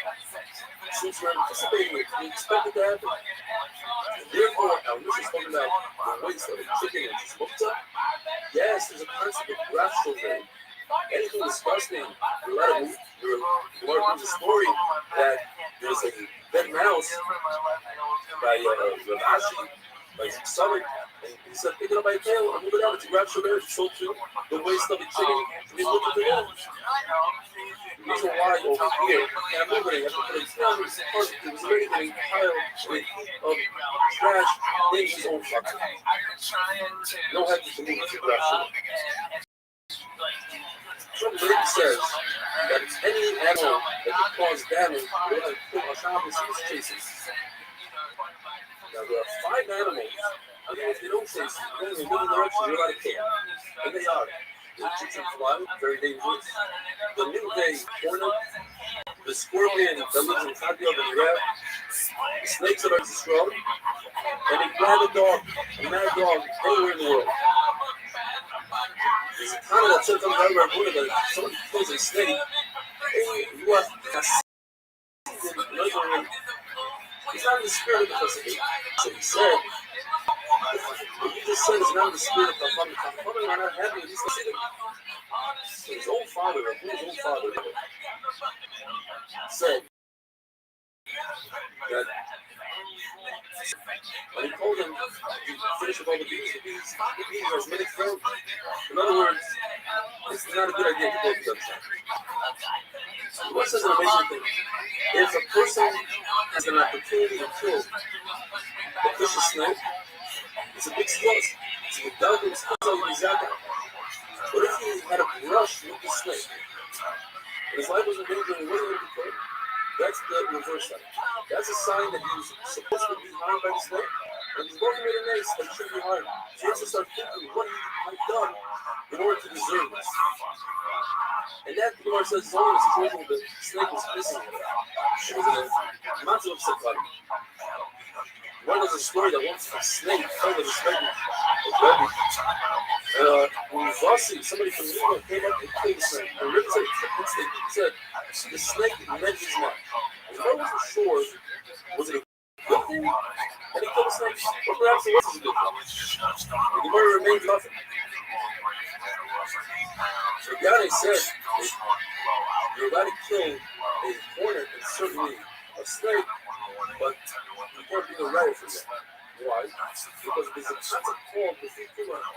If you're walking and a snake passes by, you don't have to go around the snake. You can continue walking in fact, no matter step on it and kill it on purpose. But if you do it, it's just walking, he's not going out of his way to kill it. And that's what the Shulchan Aruch passing. When it comes to still, for instance, the Shulchan Aruch says you do have the concept of the fifth, but you can't have kavanah, you can't do it on purpose. What does the story that Abba Bar Martha owed money to his brothers? So people in his brothers brought him in and they were tormenting him so he should pay back. And it was on Shabbos. And the Rosh noticed that he spit on the floor. So he said, cover the spit. So Abba Bar Martha said, why don't they cover it? You just walk, you keep in mud. And himself, no problem, the boina of Mashkazura, So he goes, these guys have a culture. Let him loose. Don't bother him. Have a wonderful day.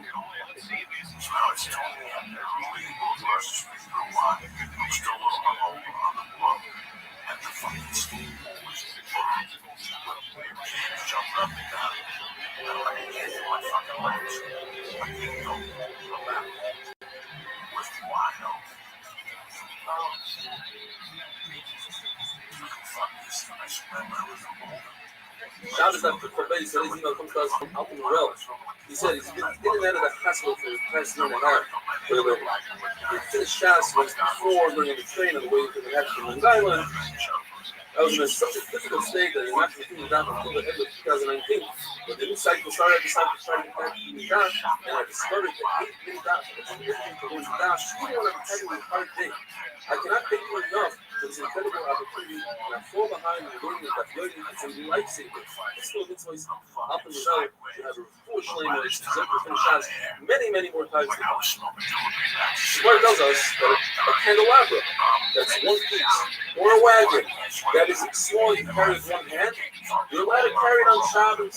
Rabbi Chanina said that wine that comes in on the non-Jewish wagon, even if it has a gold seal, Rebbe's families can drink it. Some of these only Rebbe is the Nasi and the Goy with fear, camping with Oscar one seal. Or perhaps the halacha is like Eliezer, that one seal is enough.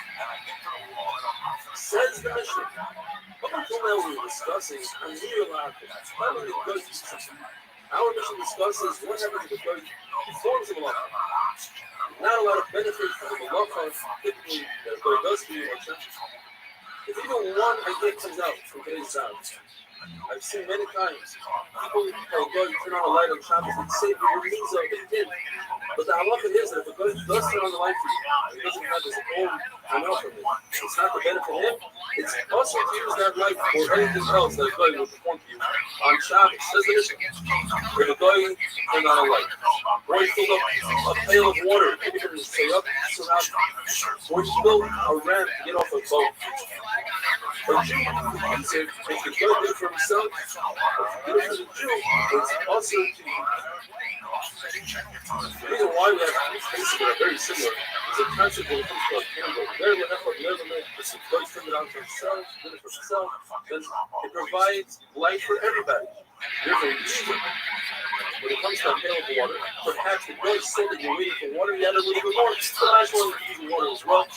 A ramp is the same thing like a candle. A ramp for one person is good enough for 100 people. But the Mishnah tells us a story. When Gamliel and the student were on a boat, which got on Shabbos, and actually used the ramp on Shabbos. The Brisa adds another case. If a guy gathers grasses for an animal and is left over, the Jews use it as long, says the Brisa, the Jew doesn't know the guy. He knows the guy, and he's not allowed to use the grass for him. Now, luckily, you're allowed to take an animal and bring it and put it right over the grass that's attached to the ground. Now, grass that's attached to the ground, for the Jew, it's also a branch, further from the foot. The animal's allowed to eat it, but like you have short funds, it's sorry if he doesn't eat his spices. He's allowed to eat, he's allowed to be cursed. However, it's also for the Jew to bring the animal over cut grass. That's a mitzvah today because it's cut on Shabbos. And the reason is, since it's only a mitzvah, the Rabbanan were concerned that you're going to touch the grass with the animal. If you just lead the animal up to that grass, that's 100% okay. The Gamliel, he used the ramp that the guy built on Shabbos. Either we're talking about that the guy did it not in front of him, he did it through it for him. Or we're using the concept of since the guy already built it and it's just for himself. So it doesn't matter that someone else is going to use it. It's just like a candle. When it comes to a bad place, or even a candle, so it depends. If the bad water was warmed up on Shabbos, but most of the people in the city are guided, you could use it immediately after Shabbos. Most of the people in the city are Jews. You have to make the basic acid enough time after Shabbos that would take it to warm up the water. And benefit from the fact that the guy heated up the water on Shabbos. Now, you must say that the guy did so because he had in mind to do something. Otherwise, it's never the F, never the man. Once he drew up the water, what's the difference? If he's going to use it. But since he did it for the Jew, now we have a problem with different ways that they should ask. What else is the story? A guy came in to the shul. Let's say schools at a certain fancy place and hotel. The guy comes in, turns on the light, and Shmuel did not want to benefit from the light. But once he saw that the guy was reading his newspaper, the light, and he said, okay, the guy is in it for himself, and therefore, so let's remember, not the benefit from the lights that we put on the guy, unless the guy benefits from that light that we finish. How can Allah focus? Says the whole very clear thing. The mission starts off saying that we're going to be discussing different types of muktzah. Now we're talking about Yishin Malakula, a vessel that is designated and designed for something that's allowed to do on Shabbos, allowed to do something with it. So all came that are permitted to do on Shabbos. Not only that, there's doors as well as if you have a passable door. Even if the door is locked, you're allowed to move the door, you have to move the box. But a house door, since the house is moving on target, the door is moving on target. If it came off the hinge, you're not allowed to touch it on Shabbos. The mission starts off. We're going to see the Gemara whether or not we're talking about a hammer to crack open a nut. If you don't crack open a nut, or an axe to cut the figs, a saw to cut cheese to be a sauce, or a hoe, a shovel to shovel out the figs, a pitchfork to feed a small child, or some sort of spindle to spear a piece of fruit to put in a strawberry, says Rashi, or a needle to take out a corn, or a larger needle to those who make sacks to open up a gate. Abaya explains the Mishnah that even though, as I said before, these doors that fell off, even if these doors fell off, early, the Brisa says that a sheet of paper with certain dressers and boxes take the door off, you can't put the door on. So when it comes to chicken food, you can't even take the door off. So Abaya explains that there's a concept when it comes to vessels, we're not allowed to build them on Shabbos, we're not allowed to take them apart on Shabbos. So explain the Brisa, not that he is permitted to take the door, rather the Brisa telling that when the door came off on its own, now what I put that back. But certainly, can't take it off. Can't take it off, you can't put it back on. There's no issue to build on Shabbos and clean and pick up the apart. So therefore, you can take the door off. The only issue is to put the door back on, that's zero. Perhaps if you're better, you put some sort of nail in there, very, very hard, very well. And therefore, that's it. It's not going to happen. That's also having wonderful days.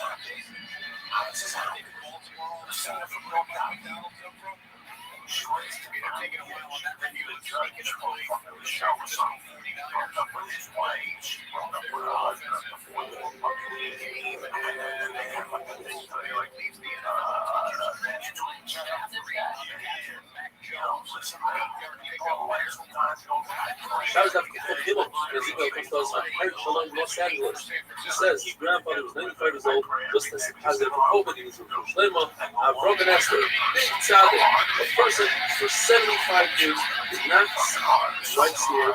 It's always the first one who ever seen it foolishly. In the amazing city of Muktzah, he said that according to Rabbi, from the creation of Akil and Yisrael, designed to do a malacha that you're not doing on Shabbos. You let it such as a hammer. You let it use that hammer if you have a malacha that's looking like you crack open a nut. But so the question is, why is a water pestle which is designed to crush vegetables, that's a creature like this? If so, it should be permitted to move. It's a because you want to use it for a malacha. And that malacha is according to the Brisa. It's only permitted if you have garlic in it. You carry it in the garlic. Versus that was one thing. The Tanya is more strict than the constitution. Listen, it says you're only going to carry a clean for its design purpose. This is not the design purpose for a hammer. It says, Shammai, you are allowed to crush, according to the Silo, with pestle, but you're not allowed to carry it for no reason. And we must say that the shot is that when the new books are called this means that if you have a cleat that has a designated placement and you don't allow people to use it, you're concerned they'll get hurt. That's what you want to say. Yes, that's even more common than fictional operators, such as a spindle for a weaver, mallet, and clothes press. The evidence says that our mission is talking about a goldsmith's hammer. Shimon says our mission is talking about a hammer or a basin that's a person that is perfume. He's more strict because of perfume hammer. You don't want to get dirty because that's not good for the perfume. Very interesting halacha. If you have food, such as a cake that's underneath the pizza cake, or let's say you have a cake that's covered by extinguished coals, which are muktzah. One Manona says the only way you can take that out is if it's sticking out a little bit, you grab it by the mutter, you pull it out, and it falls to the wayside. Another Manona says no, you can actually poke it with a stick or something and pull it out. The fact that it pulls the hay off to the side, that's people on that side. The Rambam says, in fact, that is not right. The problem is, though, Rambam once said, if you have a radish in its ground, you're allowed to pull it out if it's not attached to the ground, provided that it doesn't move the dirt. But if it's upside down, for instance, and you pull it out and all the dirt moves, you're not allowed to. You have to say, Rav Nachman took that back. What Yosef says, the fact that you could take out a splinter from the finger with a needle, you don't need the eye of the needle. The fact is that like Toma, the needle doesn't have an eye, it's not coming out. It's that needle becomes a non-cleat, and the Toma dissipates. Abaye says there's a difference between Toma and Shabbos. By Toma it says clean massive. It has to be a clean top to bottom, that's a complete clean. Rava says, I don't understand. If it's not considered halachically a cleat, when it comes to Tuma, then halachically it should be a cleat by Shabbos. The problem is the Bryce is the exact opposite of Rava. It says there's a big difference between Tuma and Shabbos when it comes to needle. If it doesn't have an eye, it's not a cleat for Tuma, and it is a cleat for Shabbos. So Abaye comes to Rava's rescue and says, perhaps the shot is, yes, it doesn't have an eye, but it's pre-fab, it's before the person had a chance to put the eye into the needle. But let's say the needle had an eye and it broke off, that's much worse. That he already designates it for the recycling bin, and it loses its free designation, and the couple falls off, and it's not a piece of Shabbos. So straightening out a baby's limbs on Shabbos is much. According to Shimon, it's mutter. There's no fixing a body on Shabbos. It's not like a thing that you fix the second one. According to Nachman, it's also just like you're not allowed to take medicine to use stop it, because that fixes the body. So too, you're not allowed to straighten out the baby's limbs. It says in Shimon, what's the connection? To do stop it, that's not the derech. To do so, to straighten out the baby's limbs, that's very much of that. In fact, I have a riot. It says in the you're allowed to take out skin from your finger, and that's fixing the body. But that one says, that's different. Taking out a splinter is fucking. The splinter is right down the surface, ready to be removed, whereas the baby's limbs need a lot of work. Says the Mishnah, if you have a stick that stirs the olives to the cat, sometimes it's intelligent, sometimes not dependent. If that stick has a knot where it's a big stick, people call that stuff. You put the stick into the juice and see if there's enough oil in it, is it ready to go to the press, then it's a clean, it's intelligent. Otherwise, it's specific to it. It's a simple piece of wood, it's not the complicated. Says the Mishnah, there are 22 Yosef. All Kalim are not muktzah, besides those that are muktzah, not necessarily kids. These two examples. A very large saw and the blade of a plow, these are things that you don't think we lend out to other people. You're careful with the things you get for. Or there's other examples, like a one-use riddle, this piece of metal that has a bunch of holes, that you go with a tanner's knife, a butcher knife, and a special tool for carpentry. Once upon a time, there was no muktzah. Everything was wicked for touch. But Chacham saw that people were being relaxed and they were doing Chal Shabbos. Comes along the Femna, the Chachalio, and he says, everything is possible to touch. Besides eating. That is a small knife, a knife to cut, thick cake, and a ladle. Then at different stages, when they saw that people started becoming cheerful, they added more and more until everything became bigger besides basically the initial saw and the blade of plow was not trusted. What exactly do they have and how do they have? What they have is complaints of binary level, what they added on the four stages. And Abaye says one thing and Rabbi adds One more thing. Rob is always one step ahead of everybody.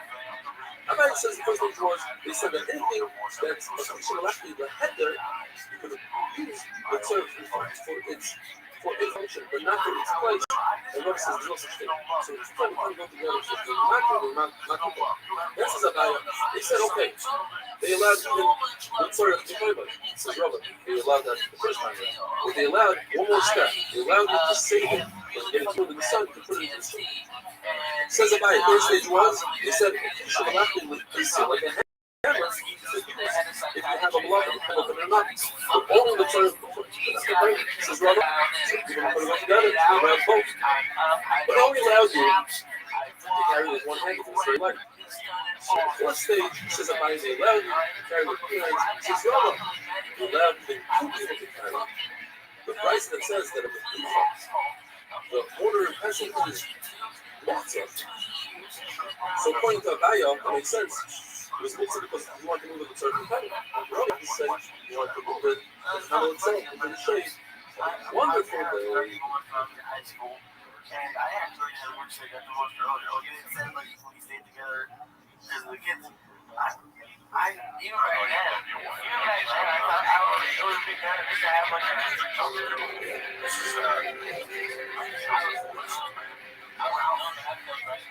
let's get something. Let's get something. That's not it's a great show. And it shows a lot of comics. I'm sure you want to let's what else?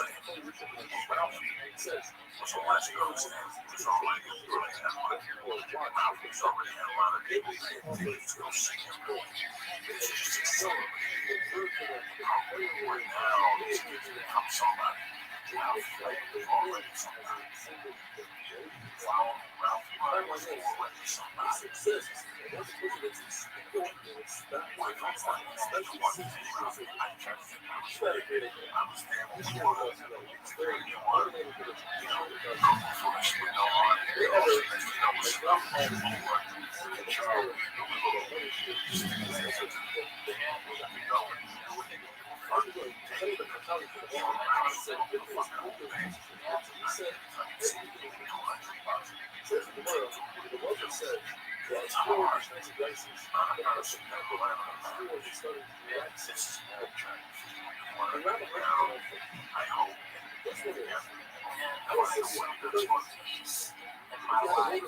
I've got so much less stress, so much anxiety.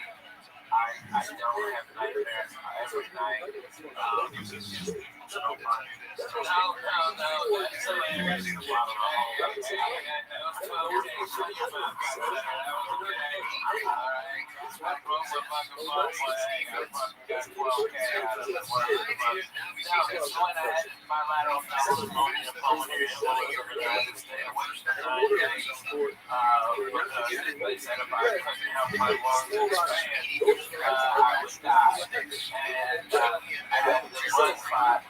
So big that I had pneumonia and I broke into reasons and was coughing. Must have caused a blood clot to go right where it was right here. And they said that the radiologist was going to come in and set it in and enter this vein to go into that and find it right there by the lung. And he goes, you have to be awake. We can't give you any anesthesia. And it's inside you.